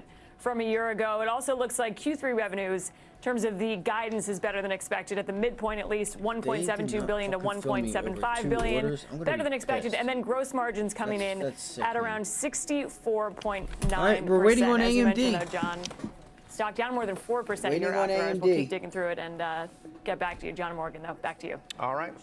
Thank you. It's not good, guys. Kevin, let's talk about Microsoft. I mean, it seems like let's go ahead and talk about Microsoft until we get AMD's earnings out. All right, let's go to the charts. MSFT. So it's pulled back. It's no wonder that it pulled back. It's been up. It's been one of the strongest stocks for the past 2 years, year and a half. 2 years. I was right. 1, 2. So you're still up on the year. Downgraded at D.A. Davidson. Who? What? When? And where? So Microsoft. Where are we? 396. What's crazy? Wow. What's crazy is I was seriously thinking about these 400 puts. Wait. Hold on. 396.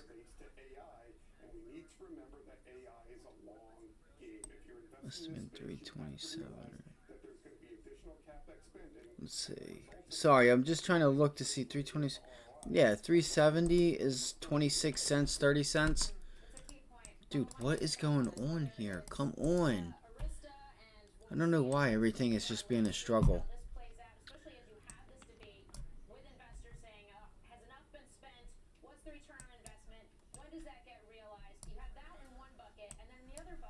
Alright, so what I'm going to look for tomorrow is an obvious bounce back to see if we can try to get a bounce back day here.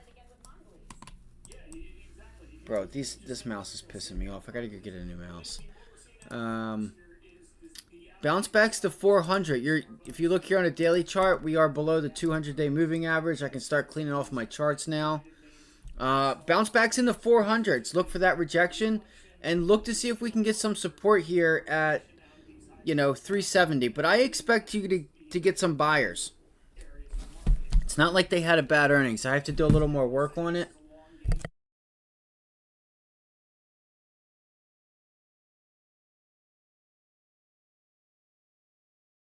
All right, AMD is out, guys. AMD is out. The estimate was Are you serious? That's it? 60 views today? That's it?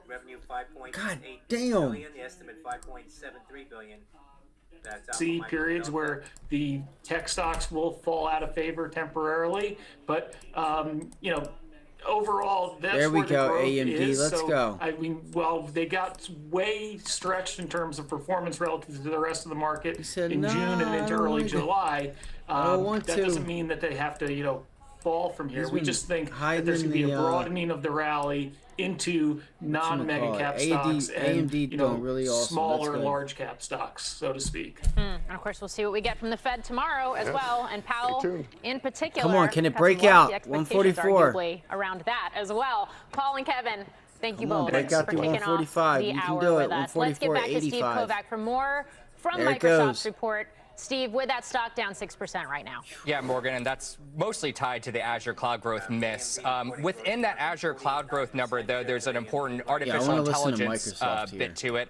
And so of that 29%, 8% of that came from AI services. That's a really important number that we've been following the last couple of quarters. It's up from 7% the quarter before and 6% the quarter before that. So that portion of Azure cloud revenue, more of it is coming from artificial intelligence services. So that's something to pay attention to and get some more detail on the call. Still, though, very disappointing number there on Azure. We're still seeing shares down about 6%. John? All right. Yeah, Steve Kovac. So, thank you. Well, we're going to have earnings much more was in line. reaction to all of today's after-hours action ahead. A deeper dive into Microsoft's results, a pullback in the stock we've been talking about, which is weighing on a lot of other names. And I got to mention AMD results are out. We'll get to those after the break. The stock initially higher by about 4.5%. All right. Well, don't miss our exclusive interview with the CEO of JetBlue. Speaking of stocks that have been higher, after a surprise profit drove that stock sharply higher today. Overtime. Back in 2.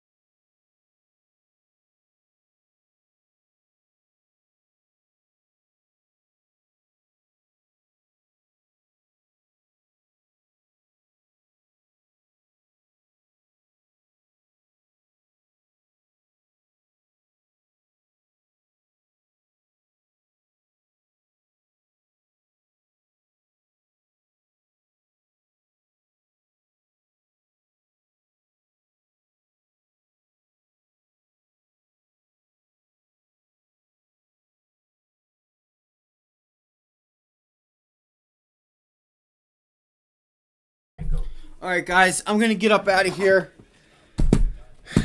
That's about it. AMD, killer. We'll see what the earnings call says. We'll go through the levels. Maybe I'll put out a watch list later on tonight with some of these earnings as I can go over them. I'm going to go figure out. I got a little bit of work to do and figure out what we're going to do with these numbers here. I guess they're talking about Azure disappointment with Microsoft. You know, but it is what it is. I appreciate you guys for being here. Please hit that like button, subscribe. I hope you guys had a great day. If you didn't, understand that we do have tomorrow. You know, live to fight another day. I did not trade today. It is what it is. It happens. So, you know, we have a mixed bag here. AMD semiconductors. Welcome back. Starting to pop and hold on here. AMD is not going to be enough. We need Microsoft to turn back around. If we can get AMD, Microsoft, get Starbucks to turn around, then maybe this market can try to like reverse here a little bit. But I'm not sure. We still have Apple, Amazon, and Meta on deck. So we'll have to just wait and see. I'm just saying it doesn't look that good. I love you guys. Yeah, I was. Reporting 44 cents. The estimate. Yep. You guys have a great night. I'll see you guys on the watch list tomorrow morning.